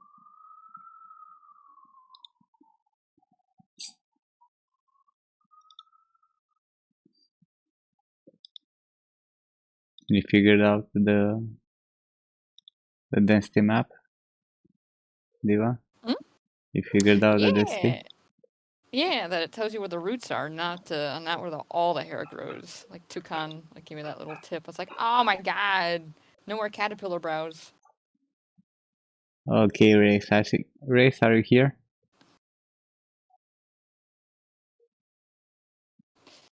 But the realization is there's some stuff in the eye and the nose area I need to fix on that at the eyebrows room. I'm like, oh no! So I'm doing some tiny little tweaks. Like you said, as you put stuff in, you start seeing some areas you're like, oh no. The first thing I think about when I think of caterpillar brow is like 80s action hero trope, and also Bollywood for some reason. I don't know why. Oh. Hey there, eyebrows. What's up? Yeah. It's just gigantic eyebrows. Mike's eyebrows kind of look like, I don't know how familiar you are with the 80s Dune movie. Oh my god, the Dune movie. Yeah. Thufir, the Mentat for the actually no, even the Mentat for the Harkonnens had giant caterpillar brows, Brad Dourif. So I'm like, oh fuck, these are too big. Dune. The spice expands consciousness. It extends life, expands consciousness. It is vital to space travel. Oh my god! The Spacing Guild and its navigators see the spice has mutated. Yeah, somebody's seen the movie a few times. Yay! Oh yeah, I've seen it. I haven't seen it in probably a decade, but I've seen it enough to quote a lot of it. We're talking about Dune. David Lynch's Dune.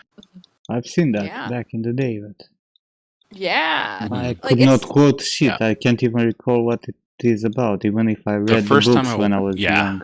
The first time I watched it, I was like, what the hell is this? I had no interest. And then eventually I read the book and I understood things a lot more. And then I watched it again and I loved it. There's a lot in the movie that doesn't exist in the book. The wording modules aren't a thing. Yeah. Stuff like that. But they had to make it interesting. I like that it was strange. That's the thing I like about it the most. It was just really cool production design. It just overall felt strange. It was like Lynch has his own feeling, yeah. Yeah, exactly. Exactly. Again, Mulholland Drive. That's one of my favorite movies too. Oh, that's right. You tell me about Mulholland Drive is so good. Yeah. Mulholland Drive. Yeah. It's a famous road where accidents happen in Hollywood. Oh, okay. That was a psychological thriller movie. Yeah, Naomi Watts, all that stuff. Oh, Mulholland. Can I ask you guys a technical question? Just in this process that I'm trying to learn, is it enough to bake out just the normal maps from Marmoset, or do you bake out like Texturing? other things? No. Let me show Well, I you. mean, there's no texturing. You I want to mean, do like, some you know, I'm texturing. just baking out the high res to the low res, Yeah, but you want to have to texture like it, ambient right? You occlusion want and to take everything. it to fucking substance, right? Yeah, exactly. Well, if you want to take it to substance, these are the maps that you need. Now, if it's Oh, this is awesome. Okay. you need normal object space, position, curvature, thickness, ambient occlusion, and vertex color is used if you have color IDs baked into your high poly. You do all those, huh? Yeah, all these maps you Okay. need because the generators actually use them all. Oh, great. Okay. I thought Like it was most of the okay. generator will definitely use curvature, ambient occlusion, and position, right? Mhm. Like 70% of them will use also normal map object space. Like whatever generators, even the ones that are predefined. But if you want to have control over your texturing process, it's better to have all the maps. Great. So are they imported in as one PSD, or do you No, they have to be their own Several. separate they're ones, right? separate textures. Yeah. You cannot Okay. even bake them as a single, or you can. You can, but I tried importing, it didn't work. Yeah, no, it's gonna be one texture at a time. Okay. Yeah, thank Another you. thing, I'd look at the quick loader. It's the fastest way to get your baker set up. Yeah, I tried Quick that and loader, it it's was fucking amazing. awesome. Yeah, just But export all your highs and lows into one the FBX, most and if the naming conventions are good, then the most Yeah, I went and watched the precious tutorial and thing sorry. about baking in Marmoset is the ability of painting your offset and skew maps. Yeah. Like these two make Marmoset the best baker out there, right? Yeah. The ability to fuck up with the cage and not fuck up the whole thing. And the skewing, especially for hard surface or stuff where you have, you know, bolts and stuff, gold, absolute gold. Yep. Yeah. I remember the good old days when everybody had to make their own custom cages and explode their meshes. That's It was exactly hell. what I was thinking. Yeah, when I was at Volition, man, it was. I remember giving a tutorial on cages. Nowadays, the raycasting cages are usually good enough. But I think what separates Marmoset from Painter is that you can tweak visually the cage, whereas Substance, you're actually kind of doing guesswork. Like you're guessing the values, max and min. There's no variation at all. And then anything else, they say, use a custom cage. And I was like, no, man, I escaped that shit. I don't want But imagine making a cage for an asset that has, you know, 1000 triangles and you need to really make it custom. It's gonna be a fucking pain in the ass. Yeah, and it auto updates when you paint the offset too. That's the wild. Well, if you want to use the auto updates, I don't usually. Toasted Honey, do you have to name IDs with Marmoset when they can name IDs? Do you mean like the name groups? There's like a guide on how to do it if you want. If you wanted to, you could just do _A, _low, _B, _low, and high, vice versa, whatever. Doesn't matter. Anything after the high and the low is low and high is the low and high is suffix for you want. Marmoset. Yeah, I'll link Marmoset's way of doing it because it explained a lot.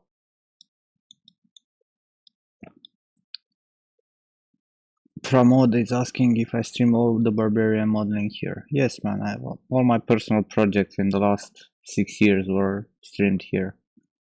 Most of the stuff you'll find if you subscribe on Twitch, but for the Barbarian and the rest of the stuff I did starting the January 1st this year are only available on my Patreon. This is this is all encompassing. There you go. Yeah, thanks. Well, you can also use topogun for baking, just so you know. Yeah, I haven't seen Oh. anything about that yet. I haven't even tried it either. I know it exists. I think it'd be good for test bakes for sure. Like you could just get a quick Get a quick test idea. out. I don't know if it shows the normals though. It has a shader that actually shows the normals to preview it directly here, you know, instead of going to Marmot or whatever. Yeah, I'm hoping like there's a way to just see if there's intersections going on and weird artifacts, so you can diagnose them then. And that I think is the most important. I can always tell Christy to add new features because he already has like 20 ideas about new features. Huh? Oh my god. You know, it's kind of crazy. There's people who make tools for Blender, and they have an entire like company, and they make a team. Like CG Cookie made add-ons for. Oh god, I said it. Shit. Anyway, but whatever. The point is like they have a lot of resources to pump into this stuff because the demand is there. I think Christy could use some more people.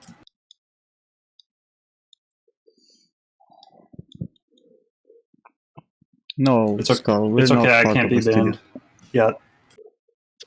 You can't be banned? Is that what you said? I said yet. What do you mean yet? Can ban you instantly. What are you talking about? Oh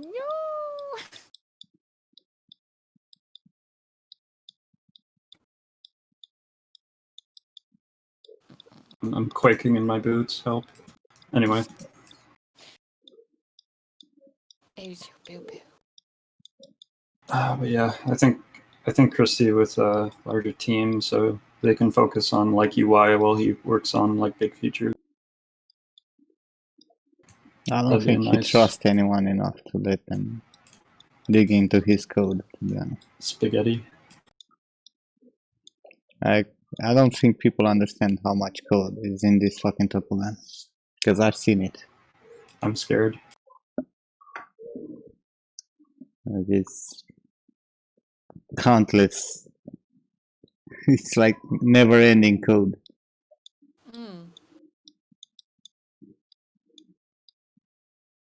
This is Delta. Maybe he brought someone on and then they had a heart attack once they saw the code, and then he decided, okay, I'll spare. Well, initially he was working with an outsource company when he was working initially for the automatic retopo stuff. And they made nothing. They were Chinese. They were like, yes, everything is fine, everything works perfect, yeah. They had nothing.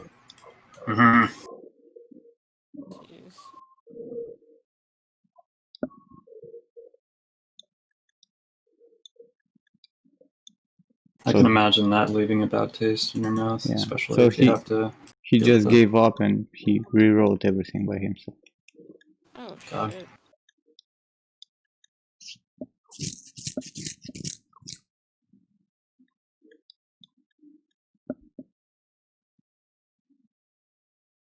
What's the benefit of topogun over auto retopo, remesh, and say ZBrush? Well, how would you rig an automatic retopo to actually work? Also the poles, also the spirals, like we're getting into some like for animation, muddy waters. For animation you need strong topology to hold on the shapes and bend properly. Cannot put whatever topology in there. Not to mention that if you have a flat surface, you don't want 1000 polygons in the flat surface, what auto retopo will do. And then again, you can do automatic retopo here also.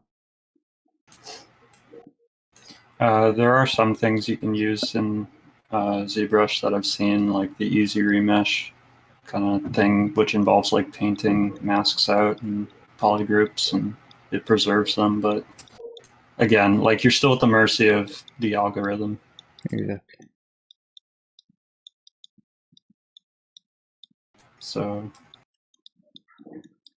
guidelines also are painfully hard to manage sometimes.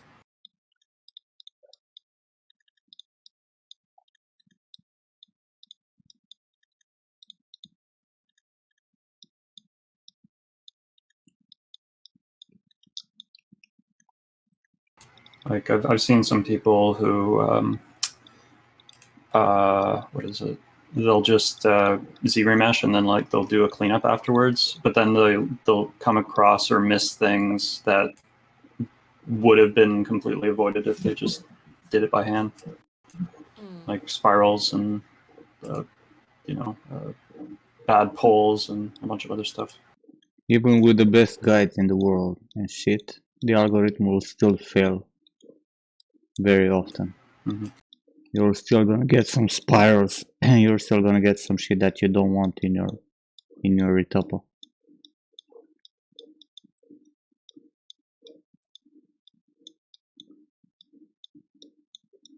And trust me, the automatic retopo in Topogun, it's better than in ZBrush. And you can use guides here also in masks. The end goal for most animatable topology is just to be able to select a face loop and it predictably goes where you want it, instead of like wrapping around the mesh like 1,000 times, like a snake coiling up a tree.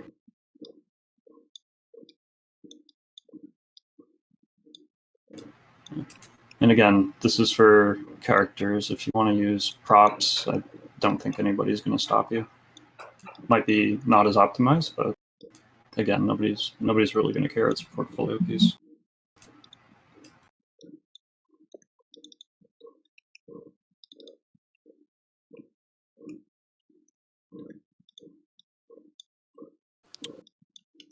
But then the recruiter will look at your topology and be like, the recruiter doesn't know shit. nah, you'll be surprised.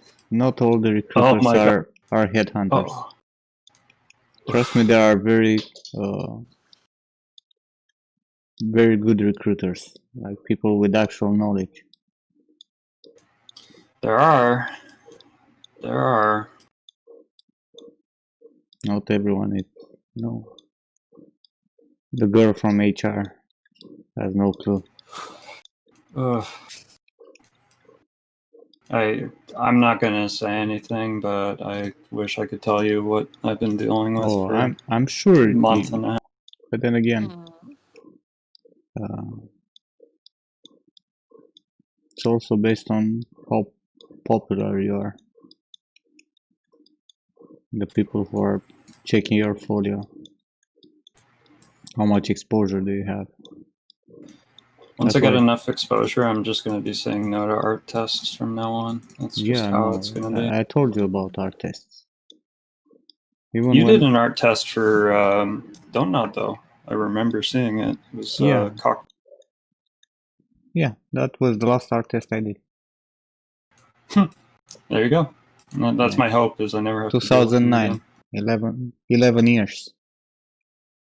Oh, shit. Art tests are like, they give you a concept, they give you references to get you started, and they ask you to do specific things. Like Red Storm, sometimes they'll say no textures, don't do anything. We just want a gray boxed environment, and I want you to put in stuff that adds storytelling. Like, we want to see your environmental storytelling techniques, and they try to throw things in there. And then, some of them are more generic, like, oh, we want you to make this prop, and it has to be baked, and it has to use these maps. And, like, I don't know. You just kind of get them on a case-by-case basis. Some of them are paid, which I hope becomes a standard, because I've seen free ones, and I just kind of go, like, why? But, like, But yeah, if you get a free one, don't try a lot, because then another art test will come along and you'll be like, well, shit, this one's paid. I'm just going to focus on that one.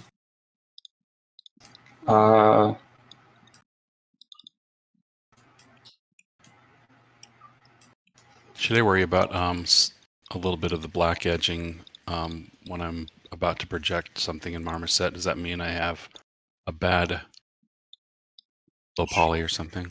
What do you mean black edging? What's the screen? Can you show a picture? Oh, sure. If you don't want Screenshot. other to see, you can just DM me. Oh, yeah.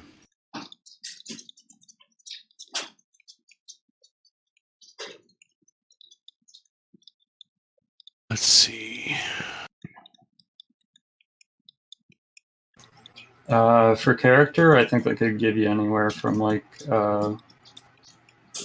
2 weeks to a month. But like, I would seriously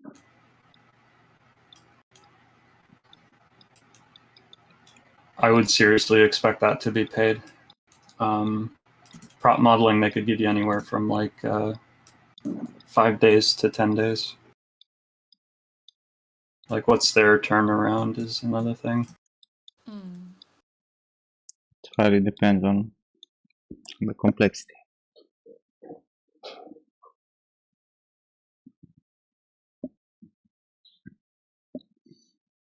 How do the art tests change as you go higher in position? I don't think they would even No. test you if No, you're being considered for a high-end position. They do it based on a claim. It's only for juniors. Okay. This is for people trying to get their foot in the door, more or less. If you don't have a portfolio to show off that you can do everything they want, right? They will give you an art test to figure out if you can do what they require. Right? But if you already have a portfolio that shows off skills in all aspects, there's no point on giving you art test. It's just a waste of time from both sides. Okay.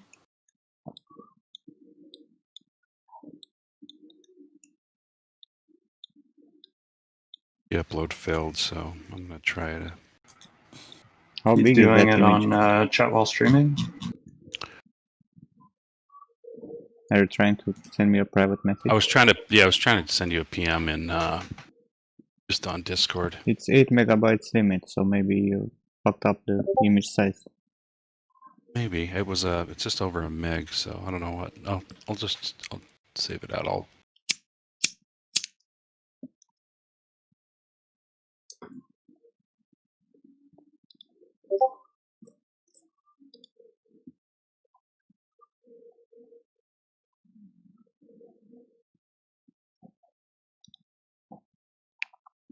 Nah.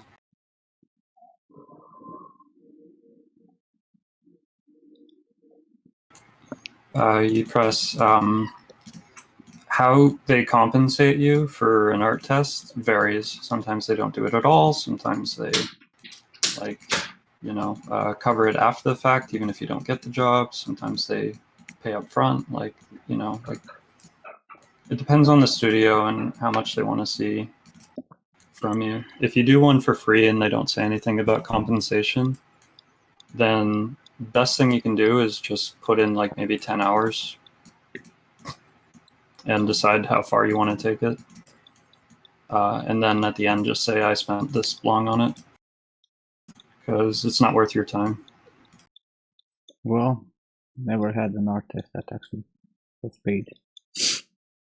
That's the problem. I'm seeing companies that are starting to do that, and I want that to become a standard. So I'm hoping that they'll catch on.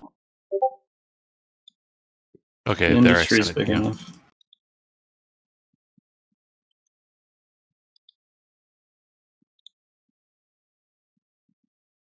I applied for Polygon, and you decimated. They said, Mike. Yeah. Mike. Did I decimate? No, Yeah. I did not. Is that my problem? No, I don't know how you made that mesh, but those are error in mesh. Okay. Like you have triangles that are very long or something like that. that Okay. means it's gonna bake, right? It's gonna transpose into your normal maps also. Are you allowed That's to not- show? I kind of want to know what he's talking about. There are just You some can. It's just some, I'm just a this is some logo I'm black doing. But edges. yeah, I can go clean up the geo better. That's for sure. You get sometimes this kind of errors when you decimate, right? And you have some long triangles, but you probably had like supporting edges or something, and you sculpted on the edges, and they overlap and created like backfacing. You can also Right, try. yeah. You can also try to bake the normal map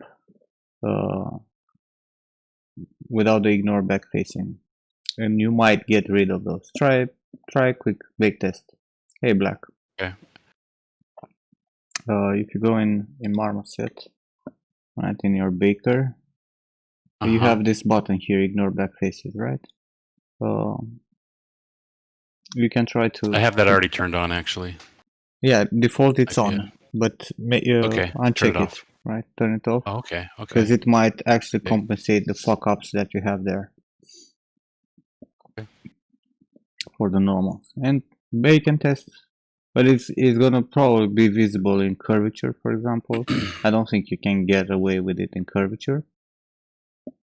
But So is that God knows. that kind of stuff you can't fix down the road, right? I mean, like No, this needs to be I like clean high poly, right? That's why okay.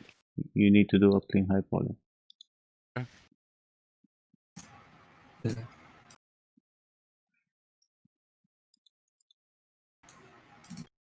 I should have just baked that one. I baked a bunch of images I should have unchecked. Do you do ambient occlusion? I don't know if you said that you don't do that one, right? You should. Yeah, I do. Okay. As I said, like normal mapped object space, position, curvature, thickness, and ambient occlusion.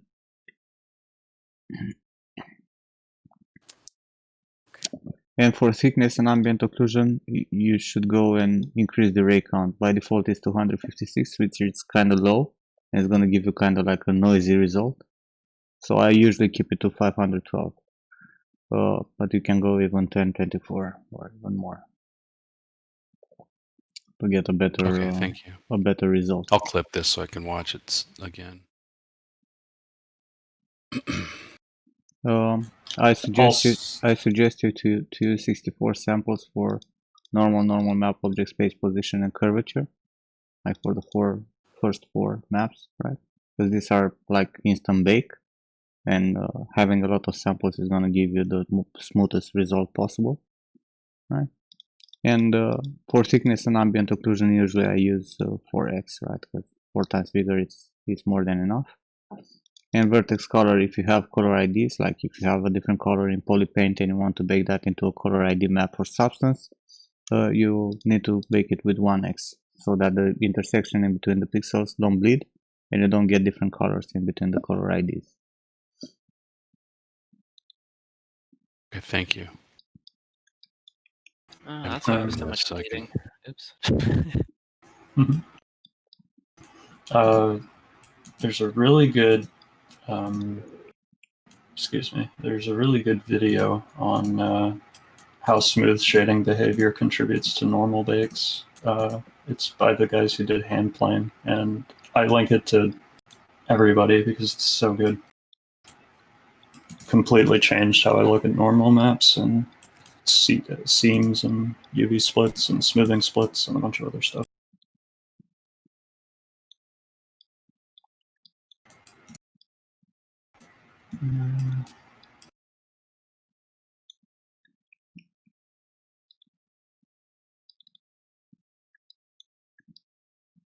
How the fuck?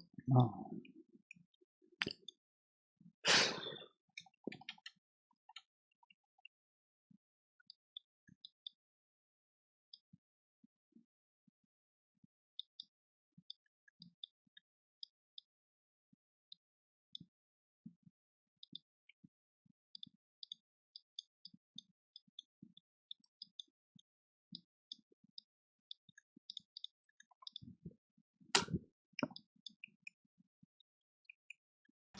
I'll share the video.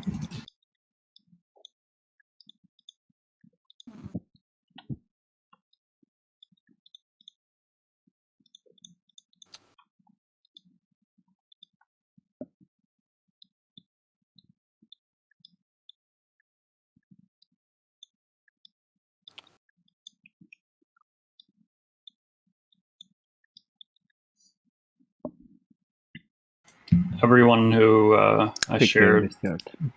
this video with immediately fixed every single artifact they were getting in their normal base, just overnight.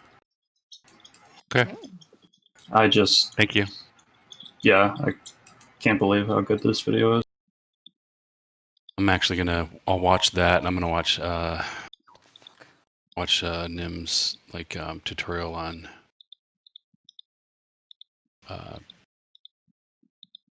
what's it called? Topo gun.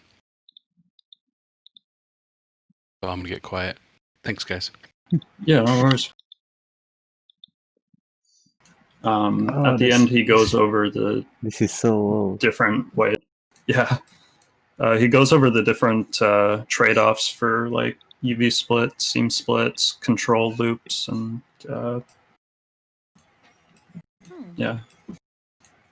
Okay, cool.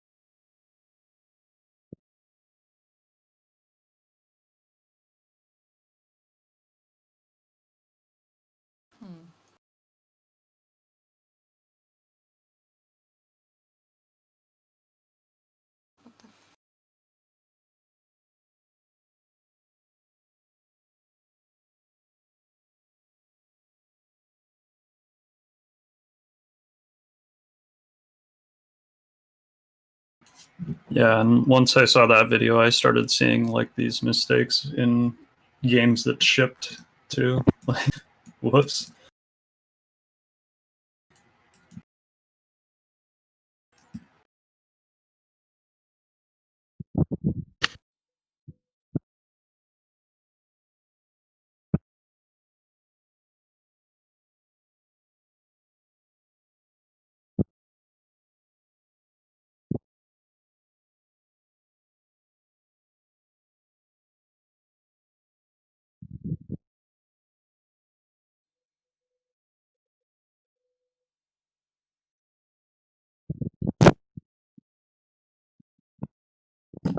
And I'm back. Welcome back.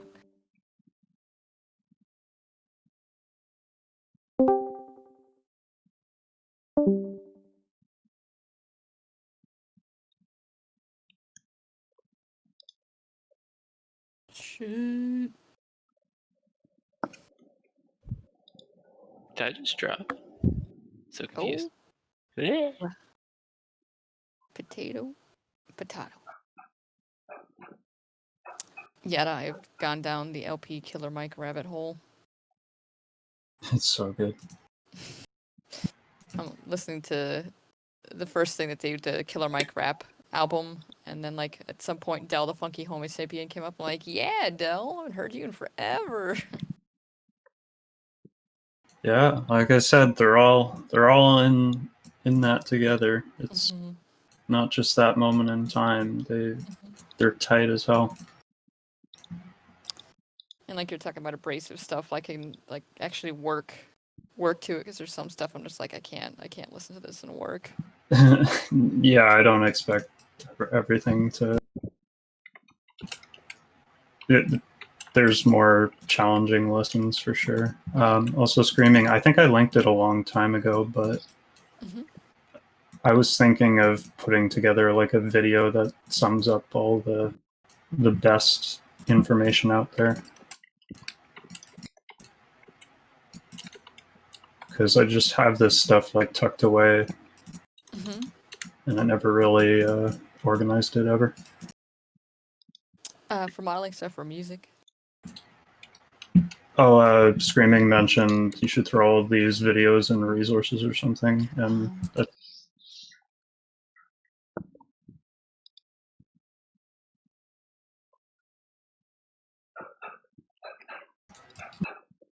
Oh, cool.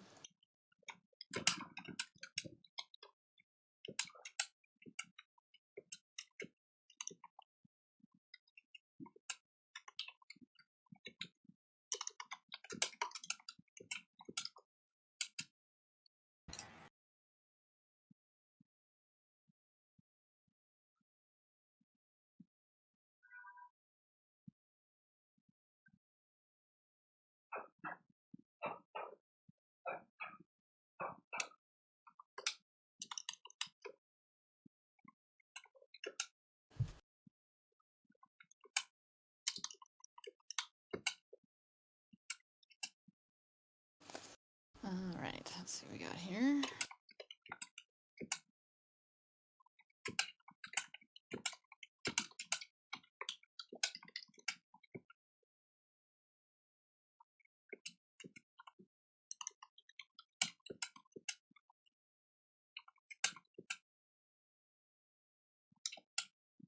Oh, shit.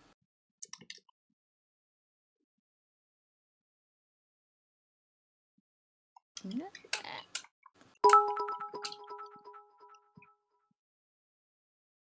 Hey, Toasted, thanks for the bits, man. Really appreciate it.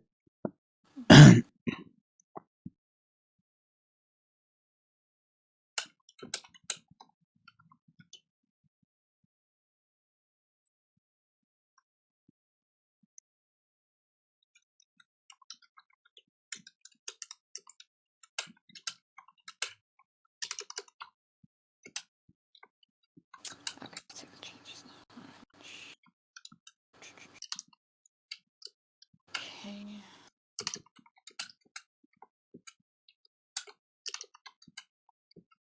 I've got this really great friend, Nimwad. He's like really fantastic. Go check him out. Go subscribe to him. Yeah, let's go.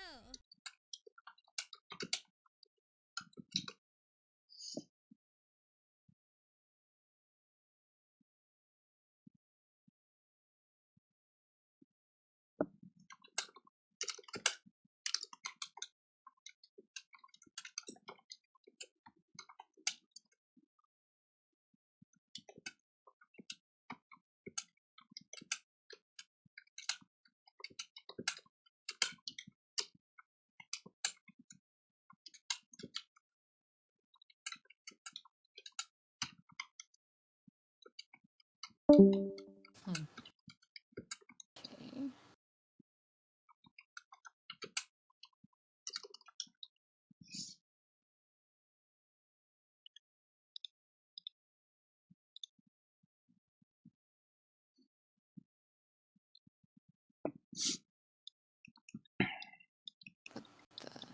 Did it?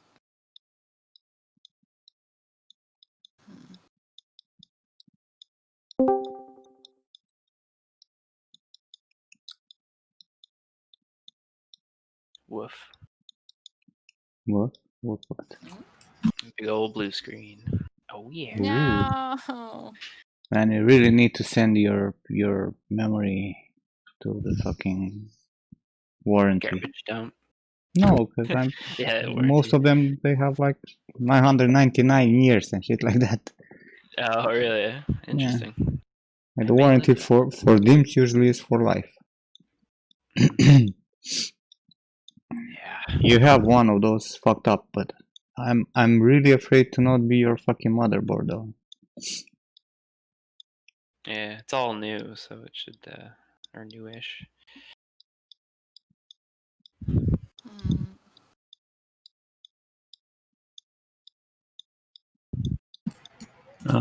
You're having PC troubles there, Nathan? Yeah, I bought a PC in October, and then I only had 8 gig of RAM. It was like a Kingston HyperX or whatever. So I bought 3 new sticks of Kingston HyperX, all same speeds, blah blah blah blah. The plastic was slightly different, but other than that, everything lined up. But yeah, it just kind of like hasn't really been perfect. And then I dropped down to just 16 from 32, just to have 2 matching sticks, and I still kind of got the same sort of issue. I guess it's not it's not stopping me from progressing. Look up your vendor QVL. QVL, I think. Yeah. What it is there's RAM timings, and this is specific to like RAM stick and mother. Even the motherboard BIOS, it's have the same like issue in the BIOS update. Like, Yeah, it might be also from the motherboard settings. Yeah, because on the BIOS update, like they pointing on that specific type of memory, Kingston, that have a lot of issues.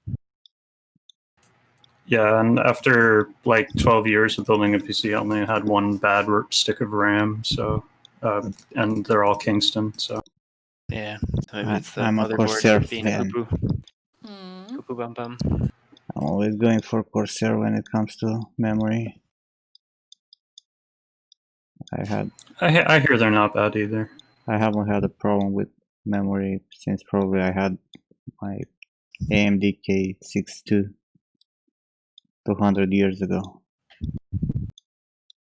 Yeah, back in the day. What GPU am I getting, Arforion? I'm also sort by cheapest, but I also go by user reviews. Also, like I will never buy cheap, like objectively cheap. Hmm. I'm a big fan of PCPartsPicker.com when building PCs. It's the only resource I have. Otherwise, I wouldn't know shit to buy.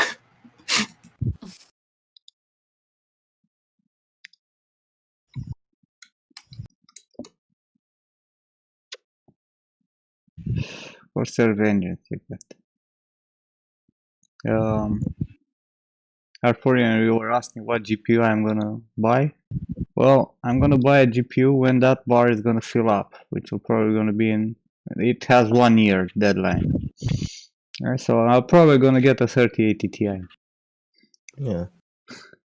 When that's gonna happen. And this all started as a joke because last time I had $200 or $400, I can't recall, but I put like 3 months deadline, and it went over with like 6-7 months over the deadline. And all that because of my birthday this year. That people threw money at me.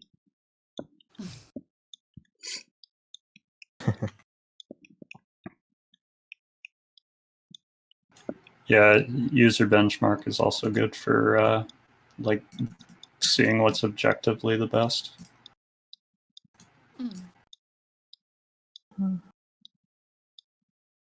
And you can also like compare one part to the other and see how they did. Or just ask me. Daha. Right. You're like the boss of the bosses when it comes to. I'm addicted to PC hardware. Fuck, dude. Come on. What does that mean? He's rich. No. I'm not. But I am always checking and fixing such stuff. And I worked on fixing PCs back in the day. Yeah. I have a background in IT. I really don't like IT though. Like I love it. oh. I found all the jobs I was getting in IT were just soul sucking, and I had to do something about it. Yeah, IT is sucking. Like, it's bad for getting money and like profitable. But for me, it's fun to work on problems and stuff. Yeah, if I could just like solve the problems and not have to like listen to Karen over the phone, I'd be happy. Hello, sir. Did you plug your PC? It's not here. We don't work with phones here. Yeah, they bring you your machine and left. Oh, thank God. Yeah. Yeah. Laptop or PC, and you'll fix it. For GPU rendering? I don't care about GPU rendering, Dave. I would really love real time. I would really love Substance Painter to not crash when I work on a 4K texture. VRAM.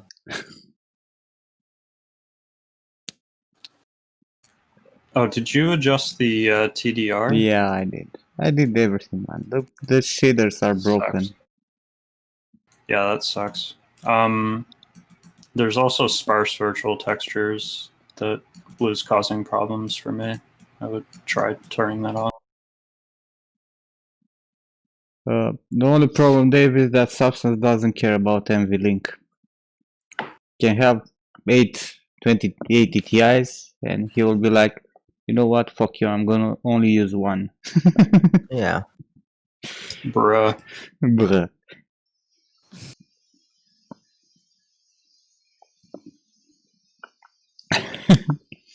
So someone used the code, the referral code, and bought Topogun. So one of you, right? And Christy is sending me this image. What? Show us. What did he send?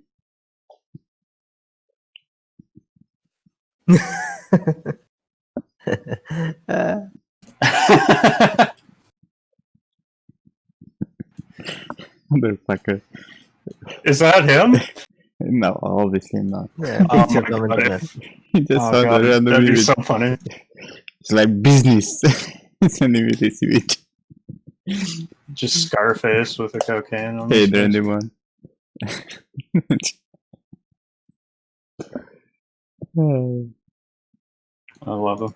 He sent me an image that someone used the referral link, right? So Oh my god. that he sent me that. Ah, damn it, Christy. Yeah, I decided to make proper topology for animation. We're gonna cut those afterwards. I don't like this shit.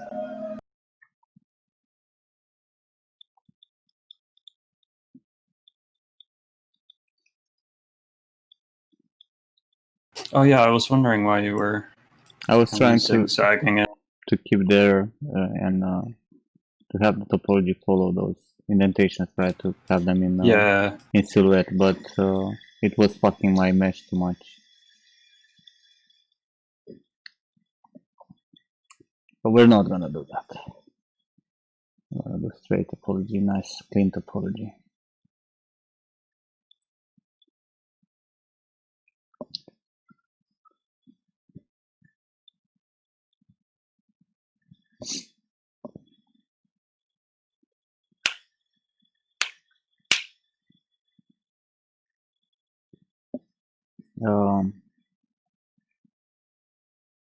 Can't recall how I called that.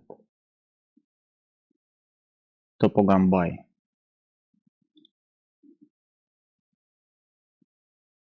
Bye.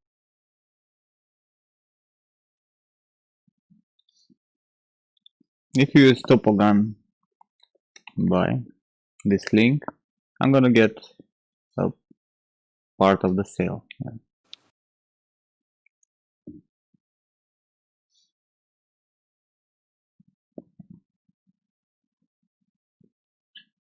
Do it.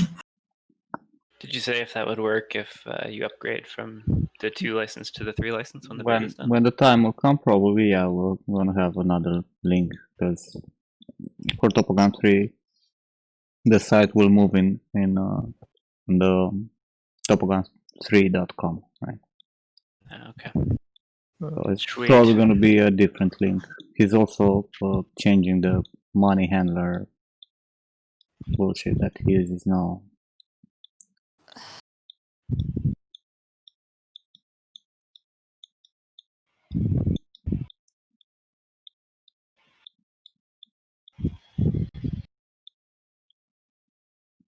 Oh my god. Who's What? blowing the Oh microphone? my god. Nathan. Nathan, yeah. Move your did I microphone away from the nose. My nose? Oh no. You're breathing I into thought it was it a the bit. truck that just went by. And the price will rise up over $100. Yeah, but if you're buying Topogun 2 and then upgrade to Topogun 3, the price will be less than buying Topogun 3. And buying Topogun 2 right now is going to give you access to use Topogun 3 and be able to export your stuff. Yeah, it carries over. And Red Demon, who said that you need to be a character artist to use Topogun? It's absolutely required for props also. So Every retopo. any kind of retopo you have to do.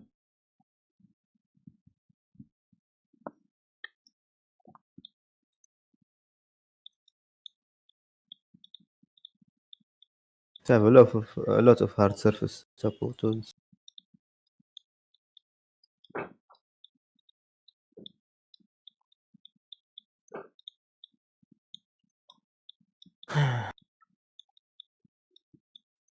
So yeah, if you're gonna buy Topo Gun, make sure buy Topo Gun Nimlot is in the address bar when you.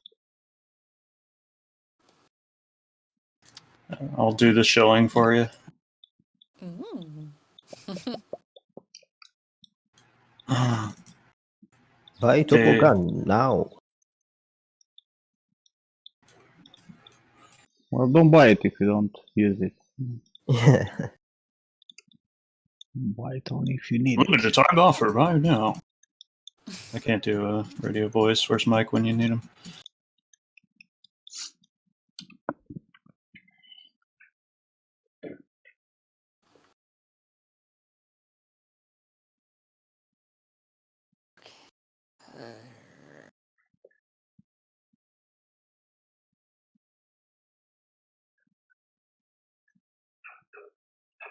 This thing really do what I needed it to. Thanks, Dave. He said, I mean, it costs almost as much as that Blender plugin. Seems like a good deal for a decent retopo program. The only difference, Dave, is that it's not decent. It's the best retopo program. I made a quick video this morning. Like, what competition does Topo Gun have? Pretty much. Like, Watch that video to see what Topogun is capable of. Or if you don't want to watch, I can show you some of the stuff. Mm. Right? But if you think that there is a goddamn Blender plugin that can do this kind of shit,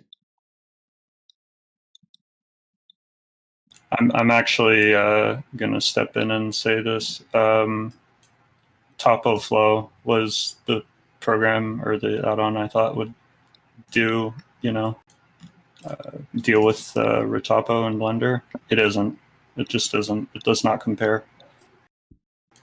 You need a lot more control,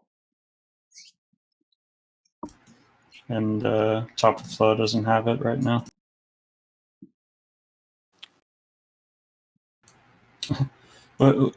Why are you topoing in C4D? Don't you have like NURBS everything? That's crazy. Ugh, Cinema has awful UV tools, so I hate that goddamn program. The UV makes no sense. Like most programs, you click on something, it's like, oh, planar. It's like, no, you can't. Yeah. Like, why? Like, I just can't. And I try to use Blender body paint. have a lot of C4D UI.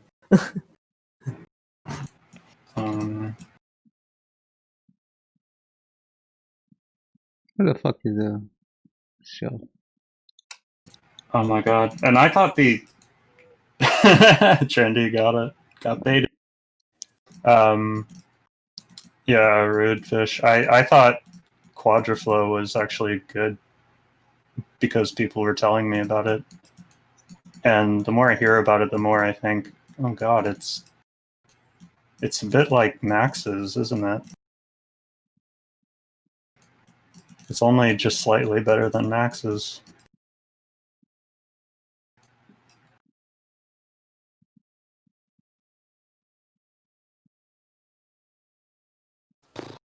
Topogun's gonna kind of make waves. The patch tool alone is enough to really get people to pay attention.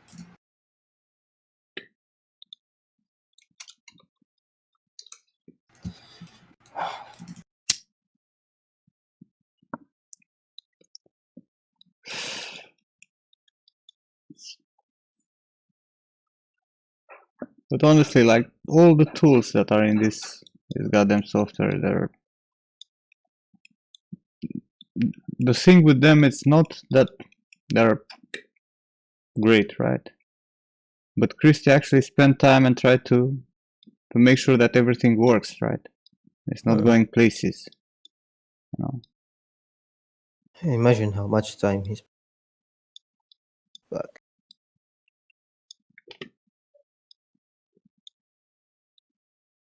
They still have some bugs, right?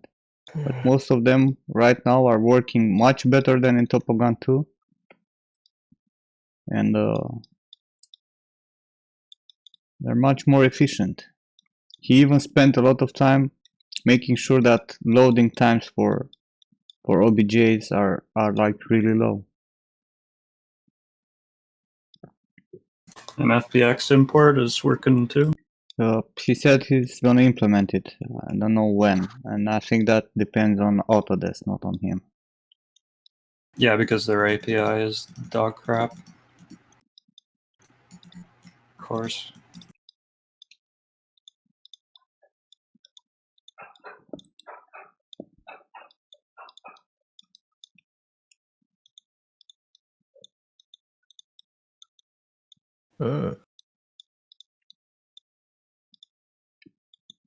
SpaceX launch is done.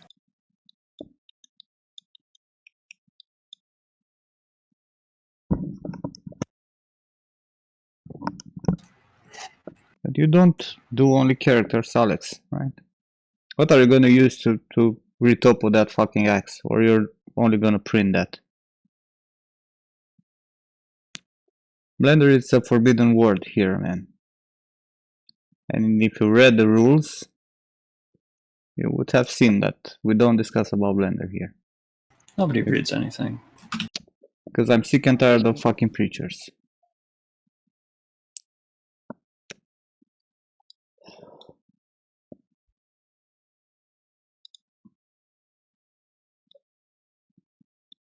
If only Cinema 4D was made more for people that do 3D. That was the problem I had with it is, and this is not knocking anybody obviously, but it was meant for After Effects people or people that didn't learn software It's like packages, Maya. it's like making a character in SketchUp. It's like why eventually the trade-offs. It's just too much. I worked with the damn program for like, I don't know, 9 years, and I'm just like, God. I see it more as a concepting tool in a lot of ways. Yeah, like than VFX. Well, I mean, it's like MoGraph, right? You get like a certain look with it, and it does certain things quickly. But when I wanted to start doing more complicated things, it was just like fucking pulling teeth. And the two different camera systems, like it doesn't have an accurate physical camera, at least not in the version I'd use. They just upgraded again. But I was trying to get depth of field going through like a field of grass. It's like, okay, let me use a stupid hair system in cinema. And when you try to do anything complex with a camera, you have to switch to Pro Camera. But the hair system isn't recognized in Pro Camera, so I'm just like, oh my god. So I had to use like the standard camera for stuff. I'm like, why is this so hard? You can't play blast anything. It actually has to go through and render the viewport before you can't even do a play blast. I'm like, I just want to tear my hair out. Just pulling teeth.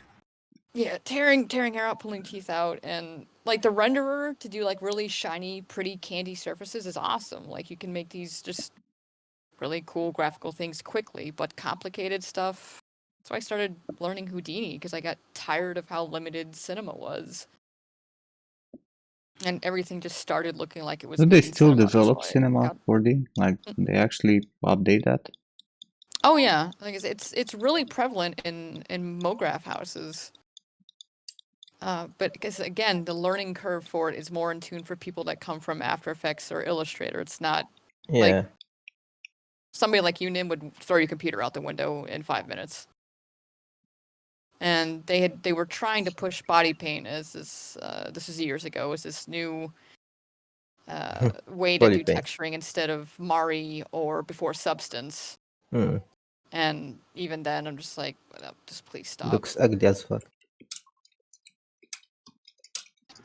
Houdini's for Dave. If you're an independent person, it's $250. But yeah, if you're in a studio, well, then again, if you're in an ad agency, I don't know why they wouldn't get Houdini. Because I think you have to do a bit of one of those. You don't have to sales pitch on their behalf. You could get one of them to sales pitch for you and find ways of integrating. If you feel out your research and you show, hey, you remember this thing that we were dealing with for 2 weeks? This could have solved it in like 3 days if we had a system, and we could solve it for the end of time just by running this one node graph. And then it's like, oh shit, okay, yeah, that's money, so we can offset the cost. Like again, it's only when you buying tools in 3D is like there's a fire at a fire station, and they have to buy a fire truck when the fire happens. It's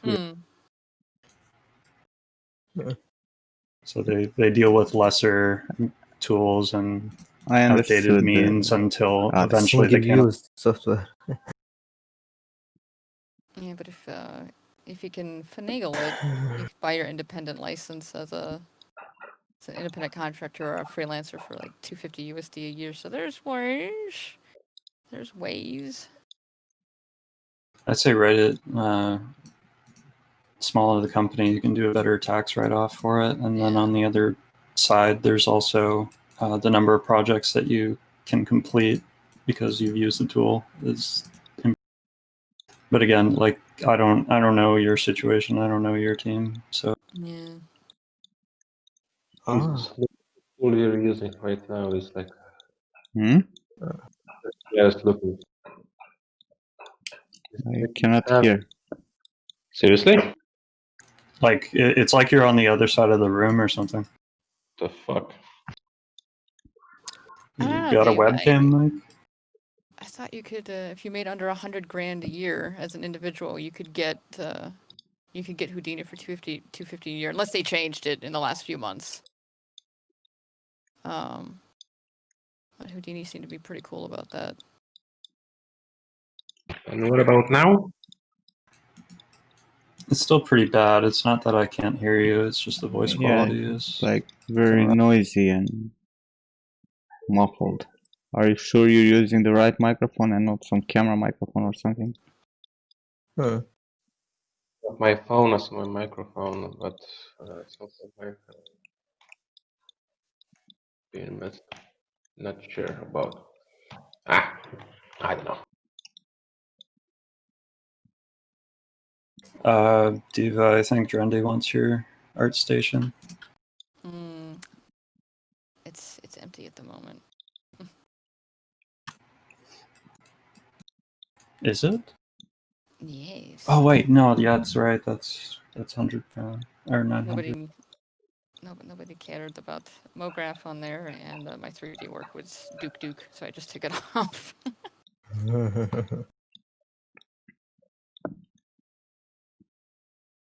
But now I'm starting to see people trying to use MoGraph to push their work. I'm like, oh, so now you want to use some cheap MoGraph. Yes, Jimmy, you have on your avatar. If you click on the avatar, you have how the fuck is called? Some distance there. I can't recall the exact name. Let me open fucking Marvelous because I've got this really great friend, Nimwat. This is Topogun 3. GR Slim Shady.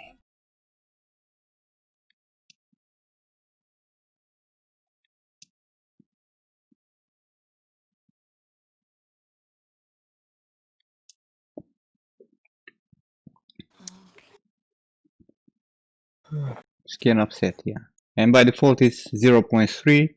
And in the end, when you kind of like want to finish with your asset, it should be 0.1 or something. And also make sure you're working to scale. Yeah, that's rule number one, especially with software like Marvelous.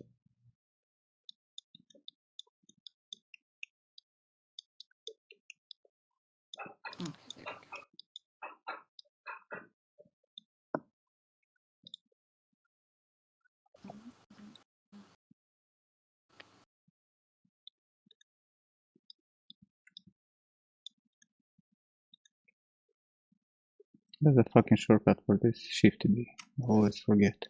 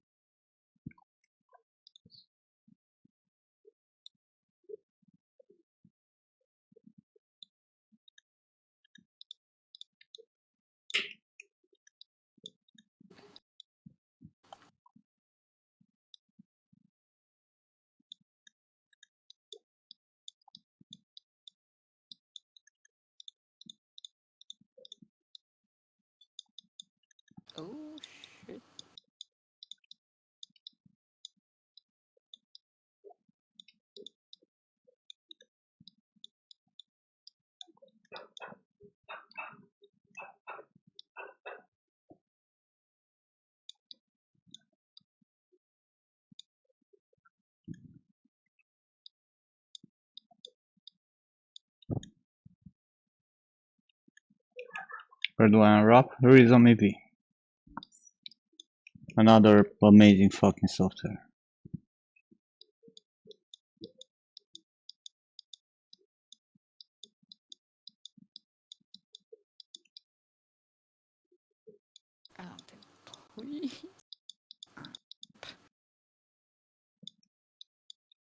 Like, even I learn new features in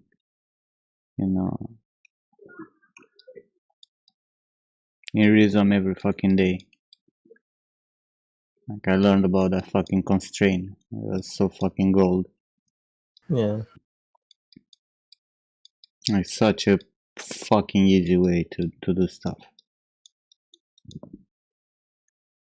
Rhythm has single license with maintenance. You have perpetual license, and you get 1 year of upgrades, or you pay every month, and at the end of the year you get a perpetual license. They have a very cool way of licensing.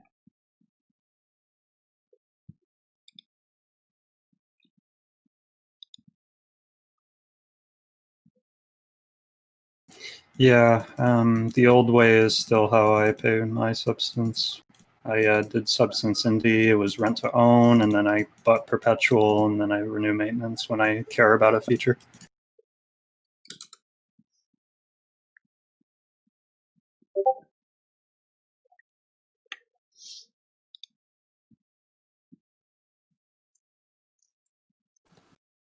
I don't think Rhythm has rent to own, but if you buy perpetual, you just renew based on maintenance to get updates. That's how I currently do it.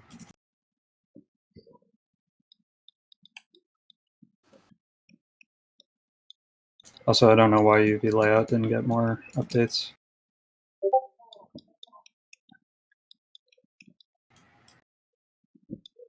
I remember honeymooning it for a bit, like experimenting. It seemed pretty intuitive, and I like their hotkeys, but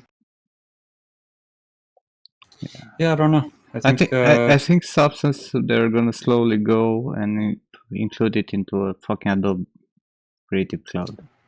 I hope they fucking don't. I think that's where they are going with it, and at that point, I think half of the fucking users will give up on Substance, and competition is coming for Substance. If Quixel Suite comes out again with the new toolset, I think they'll be the strongest competition they'll have. What were you saying, Jimmy? That constraint feature was shown in first tutorial? Yeah. Like vertical constraint. Yeah. Not right now, Alex. Not right now.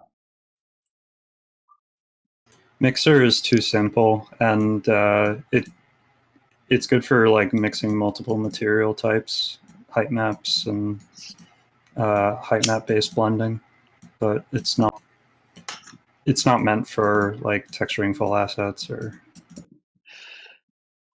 You guys will see pretty soon something really cool happening in the industry. Aw, Dave, what's wrong with that? What's After Effects doing to you, rather than making you crazy? What happened? You mean Unreal 5, Nimlat? No. I'm talking about some soon stuff coming. That's gonna blow your fucking minds and heads off. Oh. The alpha update. Oh, that sucks, Dave. Oh. Oh, no. Adobe drives me insane. Crashy it is. Nathan, what are you trying to say, man? What is your kid typing? Nathan? You're muted, but it's me winking and nudging. Oh. Are you okay, man?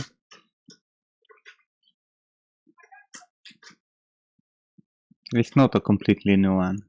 It's a big change on an existing thing.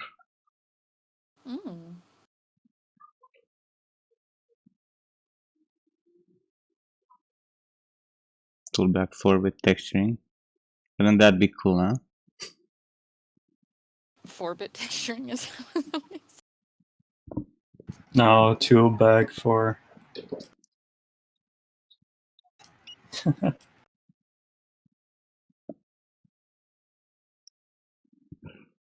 Well, people should be hyped. Y'all think you're ready. You really aren't. Oh no.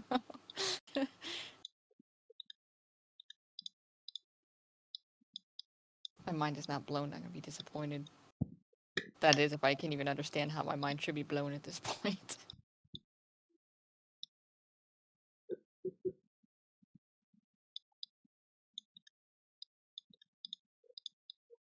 X normal. Oh my god. Please. Oh my god. Don't you dare. What have you brought to this cursed land? Don't you dare. X normal. I had PTSD. It was like the only thing that got the job done for the longest Crazy time. bump with texturing.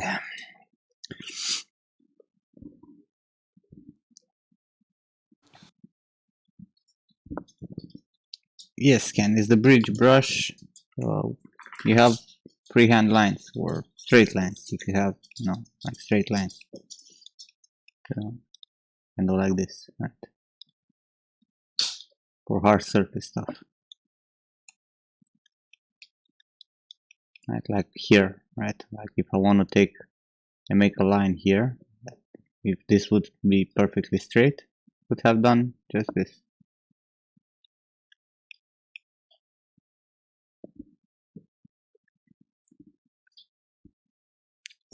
Or use the freehand. That also helps, usually.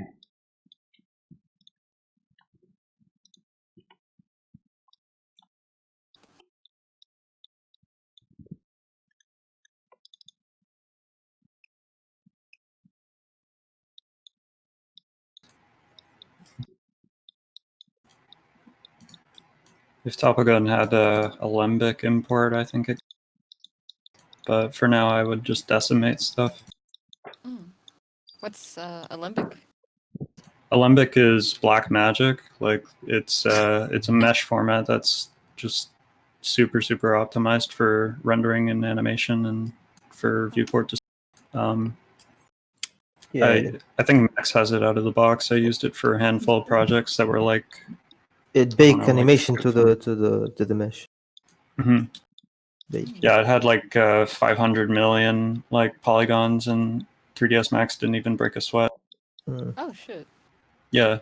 Okay. That was like CAD data that was super expensive.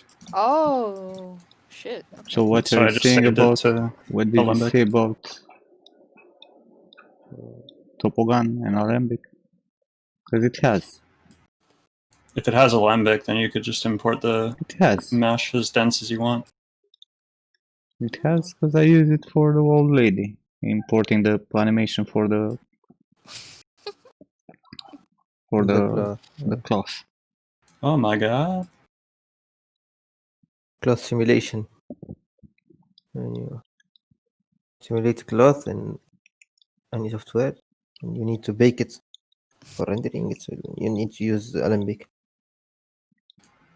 Black magic because it curses you. Black Magic is Solar's plugin. Oh yeah, that's literally what it's called. Shit. Do I play any games? Occasionally. Do you still fish? No. Manny. Now I play as the fish. Mm. Last time I played something on stream, I was playing now. Man-Eater. Where you're the shark. Eating the people.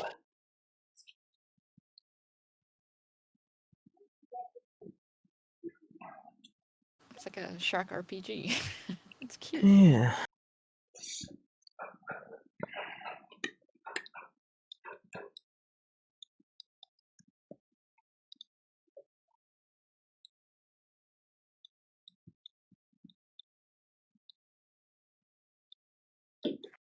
Why the fuck?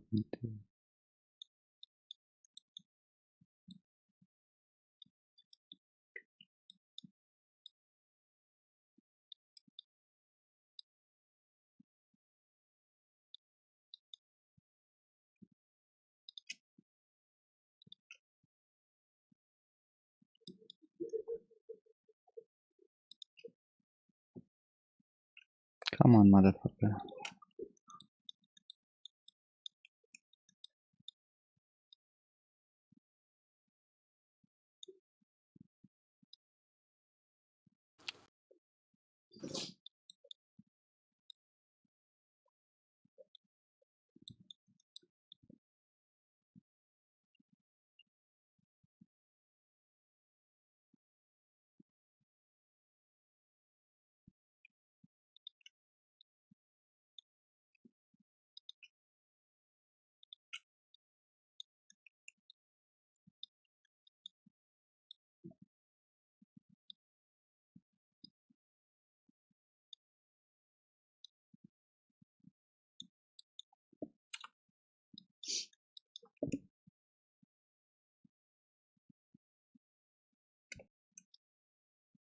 What kind of games do I like? Good games. I'm not really playing past few years. Very few games that actually worth the fucking trouble. Hmm.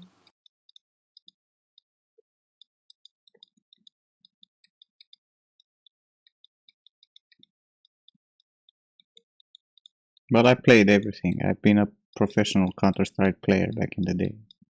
I played League of Legends for years.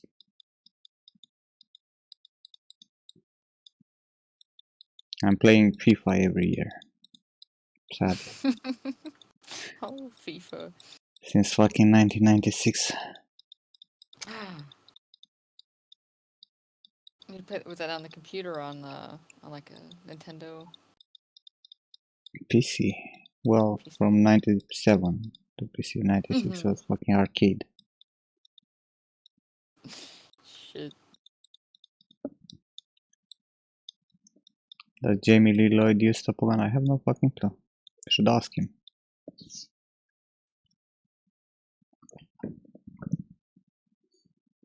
Yeah. I got bored of 2020 though. Played for a while. Like 1,000 games or something. Shit.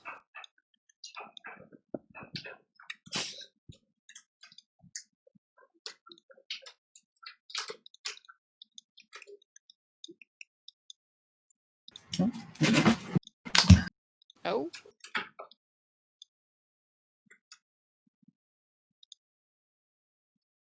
Now you're gonna see how this slice tool is perfect for closing.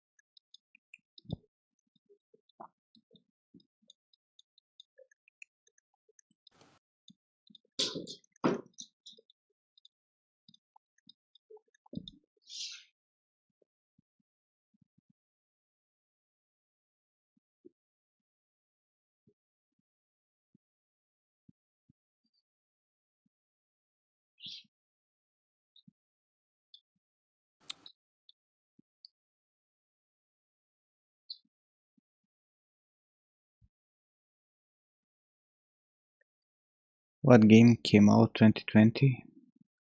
Good game in 2020? Man-Eater. Honestly. Was there any good game this year? So far? Like Not actually, to your taste. yeah, except Doom for Diva. I enjoyed Resident Evil 3, short as it was. I can see why a lot of people were pissed. How short it was. I don't know what else. That's Corona really game. my face. Solitaire 4. Solitaire. Yeah, Valorant. It's not yet out anyway. Mm. Recently going to Red Dead 2 on PC, the fucking walking simulator. I don't want to discuss about that game again. I rant so much about that shit game. Hmm.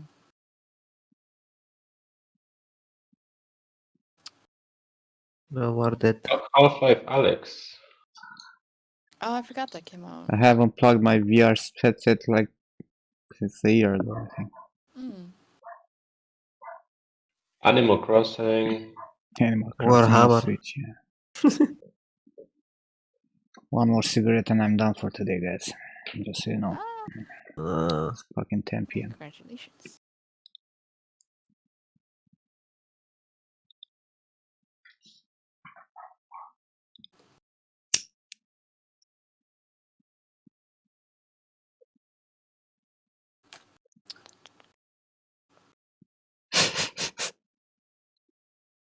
The Colombians are something special. They invented a hospital bed made out of cardboard that can be easily transformed into a fucking coffin. Special Perfect. for Corona. Go to hospital, lay in the coffin.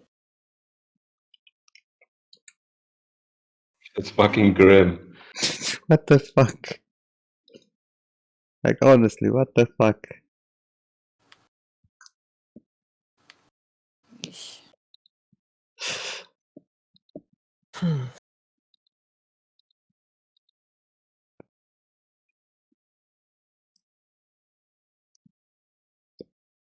Oh, come on, dude. Ah.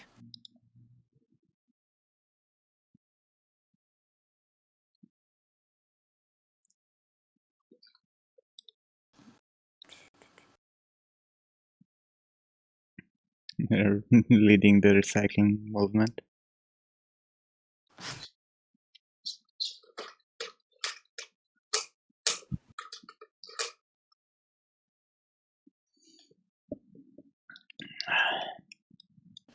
Nope. How the hell is So who wants to do the fucking low poly for this character? I'm already bored and I made Me. a quarter of this shit. Yeah. Hmm.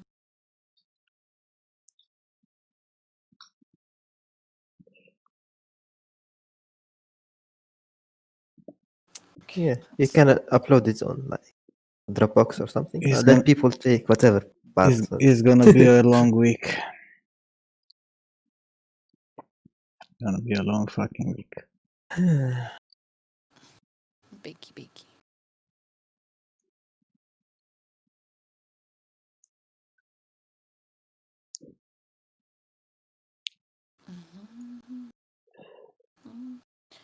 You want me to fix your head screaming? I don't think that's possible, mate.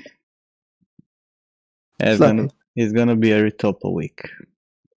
Probably it's gonna take me a week to finish the whole I've retopo. got this really great friend, Nimwad. He's like really fantastic. Go No, check him no. out. Go Not subscribe to him. when I say a week, till Yeah, next let's go. Wednesday. The weapons are already done, Alex.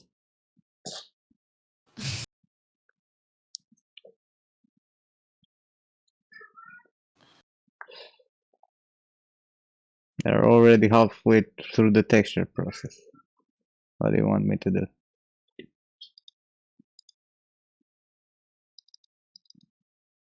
Give him the scarf. We'll be happy. You want the scarf? Yeah, him, not me. Buy For me, Topogun yeah, too, why not? Jimmy. Jimmy, keep asking for free software. It's chill to Retopo? No, it's not. It's boring as fuck, Alex. I hate Retopo with all my heart. Like, honestly. If I would trust my students enough, I would actually give them Retopo this. See, there's the rub. Well, I don't. hate it. So the weapons are already done, Alex.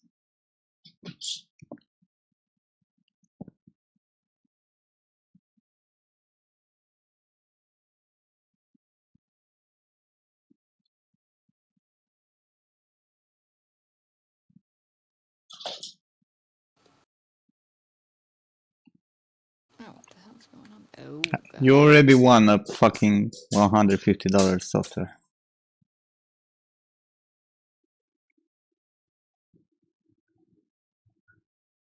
The main reason I'm excited about Unreal? No. We're gonna still have to do proper retopo, don't worry. And to be honest, the fact that I need to reposition all the fucking dreads, thank god they're only like 40 or something.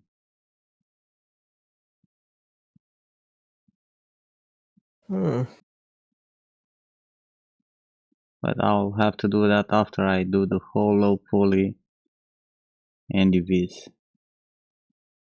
Because I need to spread those stuff through his braids. The endings. Oh.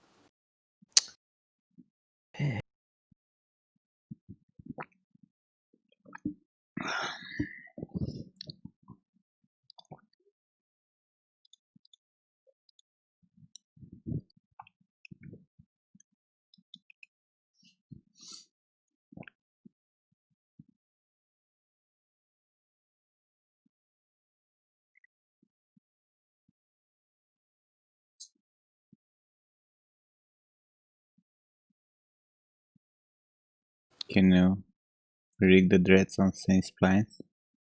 Well, you will need bones. Show the scarf, please.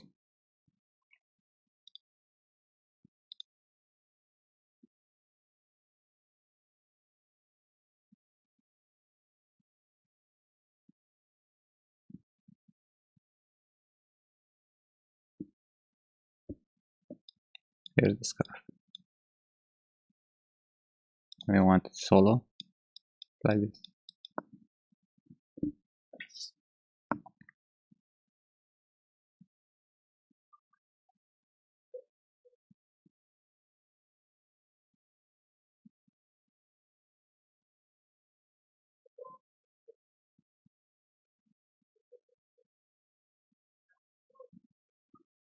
You brought this up from Marvelous, right? Mm-hmm. What's your remesh? Is it the one in Marvelous, or do you go?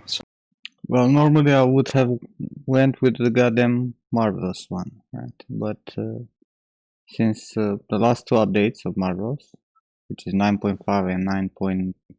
Goddamn, what was before that, 9.4 whatever, sometimes it fails to convert from triangles to quads, which is amazing. So I had to send it, with bullshit topology, and I did a zero measure because I was not caring too much about it because I knew I'm gonna sculpt on it and give it a more stylized look. Yeah, usually I don't tend to swear by Marvelous, but the remesher works for a lot of cases.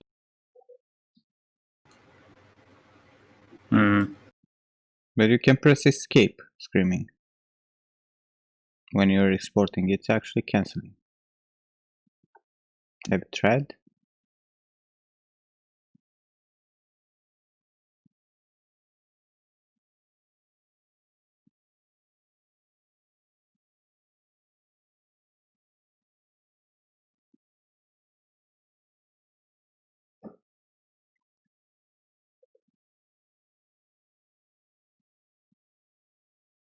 ZBrush Zero Measure is incredible. Have you seen Topogun Zero Mesh? Let me show you. Because I made the video, so I won't bother redoing it. Let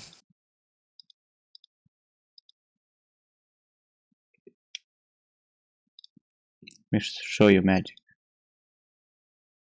What the fuck did I do? How do... Go back up.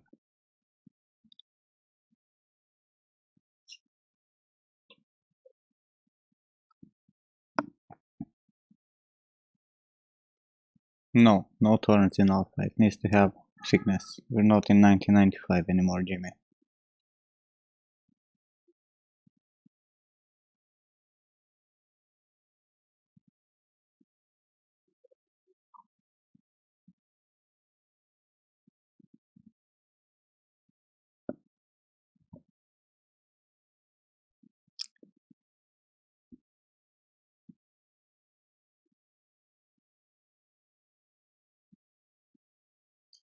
Blah blah blah blah blah. Do the fucking remesh.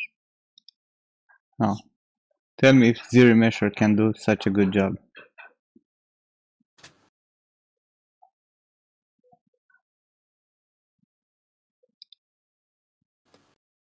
This is automatic retopo. Without any guides, anything. Just automatic. By detecting the goddamn curvature. And you can push it even further.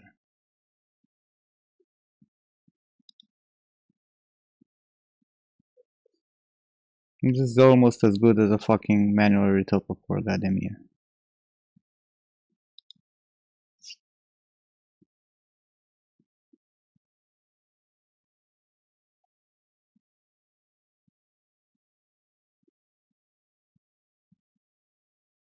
Tell me why, tell me why, tell me why. I think I had a comparison. Yeah. I'll show you a comparison in between Zebra. ZRemesher Hmm. and Topogun. Fucking hell.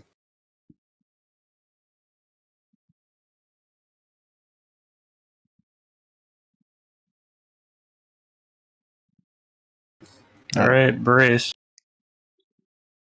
I've got this really great friend, Nimwat. That's the He's, like, difference. really fantastic. Go check him out. Go subscribe to him. Yeah, let's go.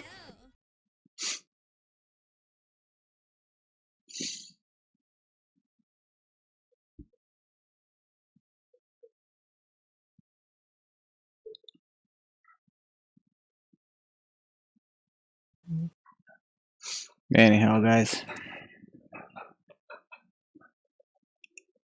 You off, homie? Good Yeah, night. rough. Alrighty. So, guys, have a great day, night, evening, morning, wherever in the world you guys are.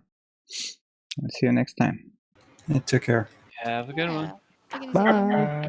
Take care, guys. Take care, man. Bye. See you tomorrow.